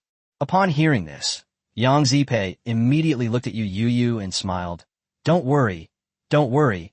I will definitely protect classmate Yu Youyou. Sister, you protect the captain. We'll each take responsibility for one. Yang Zijin's expression immediately changed. No, I'll protect Yu Youyou. You protect that guy Li Qianqing. I won't do it. Li Qianqing just told me to go to the children's table, which deeply hurt my feelings. Me too. The two sisters suddenly started arguing about who should protect Yu Youyou. Li Qianqing sighed and rubbed his forehead in exasperation. He suddenly worried that if things really came to a crisis, he might be abandoned by the two of them. Miscalculation, a complete miscalculation. Fortunately, Yu Youyou pulled the two sisters apart at the crucial moment, and it took some effort to calm them down. Yu Youyou sighed inwardly, thinking that earning 1 million was really not easy. In the end, Li Qianqing didn't say anything more. There were still 7 days left, and it all depended on this moment. After finishing their tea, the group returned to their dormitory. However, at Yu Youyou's insistence, they added another car on the way back. At 8:30 p.m., Yu Youyou finally managed to shake off the two sisters who wanted to go upstairs for a look around and return to her dormitory. The small villa was brightly lit tonight, indicating that all 10 dormitory owners had arrived. Yu Youyou didn't think too much about it, nor did she have any intention of getting to know everyone. After quickly washing up, she rushed to bed and set an alarm clock so that she wouldn't be late for military training tomorrow. Military training in this world is extremely rigorous, unlike in my previous life where I could get away with various excuses. As long as a person is alive, they must be at the military training location at the designated time. Otherwise, upon graduation, their diplomas will contain comments such as discipline during military training and refusal to cooperate.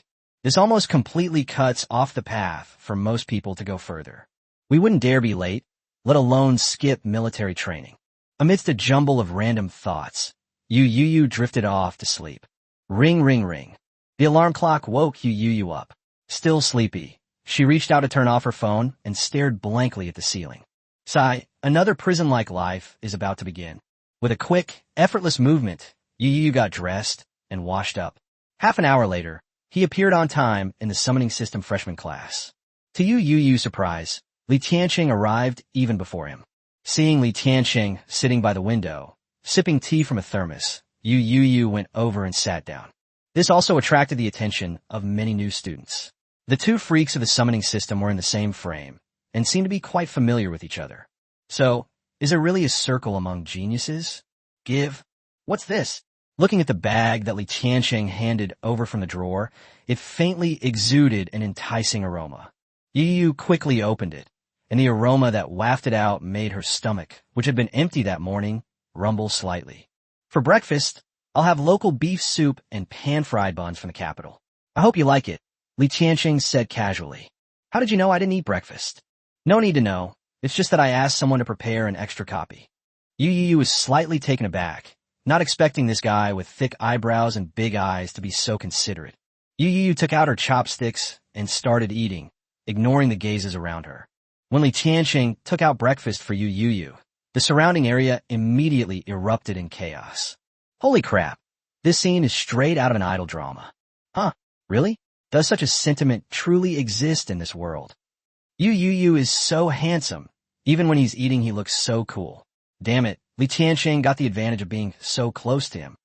Hey classmate, don't jump to conclusions. Li Qianqing is a man too. Oh, sorry, I thought he was a girl because of his long hair. Hearing the murmurs around her, Yu Youyou paused and looked at Li Qianqing with some suspicion. You didn't do this on purpose, did you? Li Qianqing's face darkened as well. If I had known that students' thinking was this outrageous, I would never have brought you breakfast even if you paid me. Seeing Li Qianqing's attitude, Yu Youyou withdrew her gaze with some skepticism and continued eating. He has never paid much attention to the opinions of outsiders. The fight was over in 5 minutes, and just then, footsteps could be heard outside the classroom. Tang Ming walked into the classroom with a burly young man in military uniform. The classroom fell silent. Tang Ming glanced around the students, a slight sense of relief washing over her. She then looked at the young man beside her and said, Instructor Zhou, all 36 new students in the summoning department are present. Zhou Qing nodded, his sharp eyes sweeping over everyone, and said in a deep voice, Let me introduce myself. My name is Zhou Qing. I belong to the Manga garrison and am in charge of your summoning department's military training this time. For the next 14 days, you will basically be dealing with me. If you need to ask for leave or anything else, just report it to me directly. However, what I hope for is that you will obey orders more often than have all sorts of problems. You have 20 minutes left. Hurry up and change into your military training uniforms, then assemble at the gate. As they spoke, Tangming also opened the cardboard box that had been placed on the podium beforehand. Chapter 79, even if a coin falls from the sky in the capital, it will be surnamed Lee. Back when I registered, my personal information included my clothing and shoe size. Therefore, these military training clothes and shoes were prepared in advance based on the information submitted. Even if some people did not prepare the information, there were extras of each size. The 36 people quickly ran back to their dormitory, changed their clothes, and returned. Yu Youyou put on her hat and looked at herself through the window. Their military training uniforms were quite distinctive. They weren't the camouflage green or brownish yellow of their previous lives, but rather a patchwork of navy blue and brown. Then, a simple dragon pattern is faintly embroidered on the left chest. The shoes were also the brown high-top boots, which Yu Youyou found quite novel. What are you being so vain about? Let's go. Li Qiansheng looked at Yu Youyou, gesturing towards the window, stepped forward and patted her on the shoulder, seemingly not expecting Yu Youyou to have such a vain side. Although she's good-looking, there's no need for her to be infatuated with herself. What nonsense are you talking about? Yu Youyou slapped Li Qiansheng's hand away, frowning slightly. You should check if you put on your hat properly. Li Qiansheng gave him a look that said, "Do you believe me or not?" The two walked out of the classroom and found a place to stand under the gaze of a group of people. The 36 people spontaneously divided themselves into 4 rows and 9 columns. Yu Youyou stood on the side of the second row, with Li Qiansheng in front of her. Once everyone was in position, Zhou Qin glanced at his wristwatch and nodded. Good schools are different. The students there are significantly better than those in ordinary schools. At least for now, no clueless troublemakers have emerged. All right, everyone listen to my command. Turn right and run towards the training ground. Following Zhou Qin's command, the 36 people began to jog towards the comprehensive training field. The comprehensive training ground is the largest training ground in the affiliated high school. It is not divided by department, and its main purpose is to be used for military training or some school activities, as it is now. It's also said to be a favorite spot for young couples to stroll hand-in-hand late at night.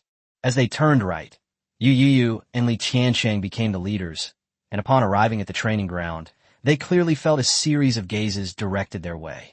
The summoning department is the second most popular department in the school after the space department, and it undoubtedly became one of the focal points upon its arrival. The training ground quickly filled with people, with instructors in the front row giving their teams a watchful look. The following process was no different from the military training that Yu Youyou had seen in her previous life. First, everyone handed in their mobile phones, and then they trained in military posture and formation. Then it's time for running, chanting slogans, and so on. Although the amount of exercise was relatively greater than the military training in his previous life, such as running 2,500 meters right off the bat, it was obviously not a big problem for the mages who had already been tempered by the elements. This is even less of a problem for Yu Youyou and Li Qiansheng, who were both level 2 summoners. Even by the end of the day, not a single bead of sweat had appeared on either of their faces. As soon as Zhou Qin dismissed them, the 36 people scattered and rushed towards the cafeteria. After training all morning, the only thing these freshmen were obsessed with was eating. Seeing a group of figures rushing by, not only from their department, but also from other departments, totaling over 1,000 people, Yu Youyou stopped in her tracks at the sight of that vast, imposing crowd. Will we be able to get lunch this time? Yu Youyou said with some worry, while Li Qiansheng, who hadn't moved either, chuckled and said, "With me here, do you think I'd let you go hungry?" All right. Thinking about the breakfast that clearly didn't belong to the school, Yu Youyou looked at Li Qiansheng excitedly. Wait a minute. I can't just take care of your teammate. Li Qiansheng took out his phone and kept replying to messages. Upon hearing this, Yu Youyou's expression froze. He understood what Li Qiansheng meant, but he really didn't want to meet the two sisters. However, he had no choice but to endure it for the sake of food. Youyou. Soon after, 2 surprised voices rang out almost simultaneously from behind. Yu Youyou looked over and saw the twin sisters, dressed in military training uniforms. Their trousers were rolled up in thick clumps because they were too long, and even their clothes were a bit loose, like children wearing adults' clothes. Why are your clothes so big? Didn't you change them? Yu Youyou couldn't help but chuckle. The two sisters paused for a moment, and Yang Zipei said in a low voice, somewhat annoyed, "It's already the smallest size." Yu Youyou. Embarrassing, Yu Youyou looked up at the sky, but it was still quite obvious that there were two resentful looks in their eyes. "Let's go." Fortunately, Li Tiansheng, who was standing nearby, helped Wang Xiandong out of the predicament. The group followed young Master Li with some curiosity toward the school gate, or more accurately, the security booth at the gate. The security guard seemed to recognize young Master Li and quickly let them in. As soon as she entered, Yu Youyou smelled a delightful fragrance. Sure enough, a table and dishes had already been set out inside the guard booth. "Wow, how did you do that? Did you bribe the security guards?" Yu Youyou gave Li Tiansheng a thumbs up. He originally thought that at most his subordinates would help him bring food, but he didn't expect to be treated to a grand feast. This security booth is quite large, covering several dozen square meters, and is usually used by several security personnel for rest. So this table is a large round table, with a full 20 or so dishes. The security guards of the affiliated high schools, including more than half of the high schools in Shanghai, are all outsourced to our security company. Li Tiansheng explained casually, and without any hesitation, began to savor the delicious food. Wang Xiandong and the two sisters showed no surprise. Only Yu Youyou was a little depressed, realizing that she had been narrow-minded all along. He thought he had bribed the security guard, but it turned out to be someone else's employee. Seeing Yu Youyou's depressed look, the two sisters covered their mouths and laughed. Yang Zijin said softly, "You, it seems you don't know much about the captain's background. Let me put it this way. Back in the day, even a coin falling from the heavens in Luoyang had to be surnamed Li." Yu Youyou was stunned, somewhat taken aback by these words. Although she felt that Yang Zijin might be exaggerating, the fact that she said it was enough to prove how extraordinary young Master Li's background was. "All right, let's eat." Li Tiansheng then spoke, seemingly somewhat reluctant to let the group discuss this issue. Upon hearing this, Yu Youyou immediately let go of a bunch of thoughts and stopped thinking about it. No matter how powerful young Master Li's background was, it had nothing to do with him. At most, he would just marvel a couple of times. Yu Youyou started to focus on eating, but this time eating was not as easy as last time. The two sisters flanked him on either side, constantly serving him food. Two pairs of beautiful eyes stared at him without blinking, as if just watching him eat was enough to fill them up. Finally, Yu Youyou couldn't take it anymore and sped up her inhalation. When she was only about 70% full, she quickly took the food off the table and went to rest on the small sofa next to her. Before he could take out his phone, two soft, delicate bodies squeezed in next to him. Chapter 80, the first day of military training at Mongshan, passed quickly. Perhaps because it was the beginning, Zhou Qing did not put too much pressure on them. The second day was noticeably different. The 2,500 meters became 5 kilometers, and it was with a load. The sudden increase in intensity was too much for even these level 1 mages who had been tempered once. By the end of the day, their backs and knees ached, and they collapsed. Even Yu Youyou and Li Tiansheng broke out in a sweat. The intensity was increased every day afterward. It seemed that the instructors had been ordered to train them to the point of exhaustion, leaving them no room to relax. These are all things that ordinary people can do with a little training. Are you magicians even less capable than ordinary people? Then what are you doing at a magic high school? Zhou Qing's reprimands became more and more frequent. Some of them were unconvinced and retorted. "We're here to learn magic. No matter how strong our bodies are, can we withstand magic?" Yu Youyou thought Zhou Qing would be very angry and scold her back, and use this troublemaker as an example to scare the rest. However, Zhou Qing calmly presented a set of data. In China, there is a data report that refers to the average time that various mages can last when fighting until they are exhausted of their magical energy. The highest average time has always been that of their military mages, which relies on their strong combat skills and physical fitness. Military mages are the only mages who improve their physical abilities and close combat skills, while simultaneously enhancing their magical power. This prevented them from becoming lambs to the slaughter or wooden stakes when their magic energy was depleted. As long as they got close, they still had a chance to kill their enemies. With a series of data to prove it, the student hesitated and dared not speak further. Perhaps he could argue that he shouldn't put himself in that situation, especially since they were summoners with summoned creatures to tank for them. But this student does have some sense. His rebuttal was just a momentary impulse, and if he continues to argue, things might not end well. Perhaps to confirm his statement, in the last few days, Zhou Qing also taught them a set of close combat boxing and dagger fighting techniques. Relying on the magician and the academic genius's powerful memory, the group fought quite well over the next few days, but the actual effectiveness in real combat remained to be seen. 7 days passed quickly, and many students were still unaware of what would happen after the 7 days were over. On the 8th day, looking at the 36 people gathered together, Zhou Qing said in a deep voice, "Everyone, turn right and run to the school gate." Apart from Yu Youyou and Li Qiancheng, who knew the situation and ran towards the school gate without hesitation, everyone else paused slightly. Fortunately, Zhou Qing had built up his authority over the past few days, so the group didn't ask any more questions and followed him. The school gate was already filled with military trucks carrying people.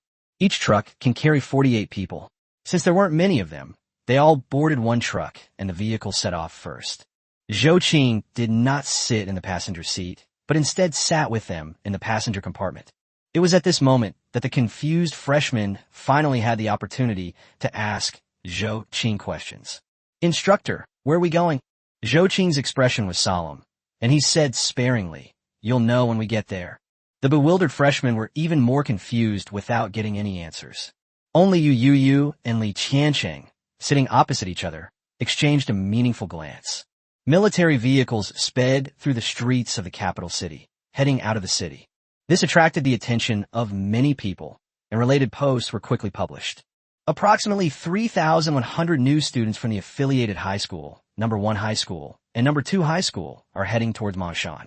This year's military training may include more practical training exercises, and it is highly likely that these exercises will take place within the Manga restricted area. The post with the accompanying picture quickly became a trending topic, and comments flooded in.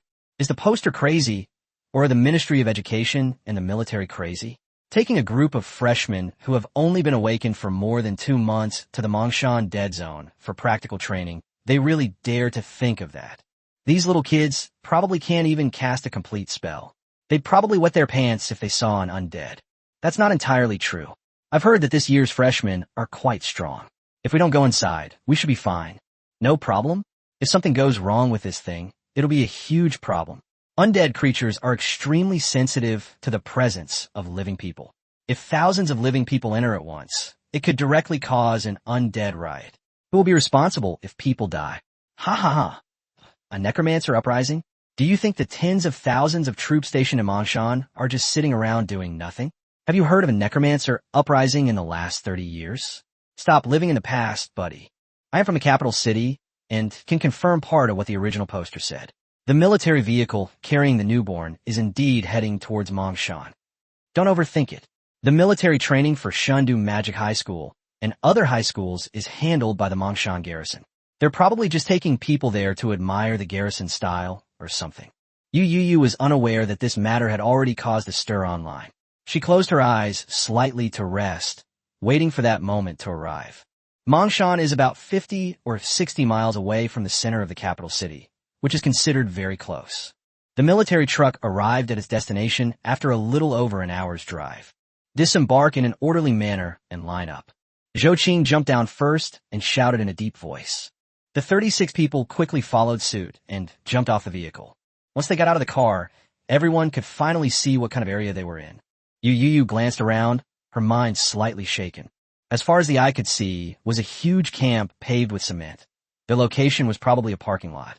The parking lot alone is unimaginably large, with military trucks and various armored vehicles stretching as far as the eye can see. Then to the right is the camp, with rows of square barracks stretching out in an endless line. What truly shocked Yu Youyou was the continuous mountain range directly opposite her.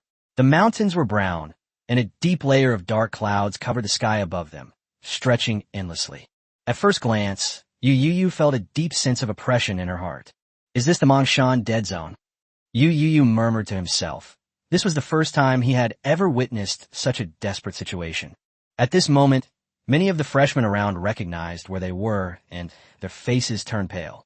"Instructor, how do we get to Mongshan?"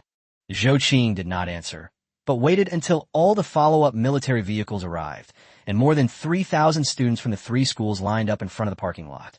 The dark mass, combined with their bearing and demeanor after 7 days of training, gave them the imposing presence of a large army. At that moment, 5 figures of different colors fell from the distant sky like shooting stars. 5 figures slowly descended. The leader had a square face, thick eyebrows, and tiger-like eyes. His hair was half-white, and although he was not tall, he was extremely upright, like a javelin stuck in the void.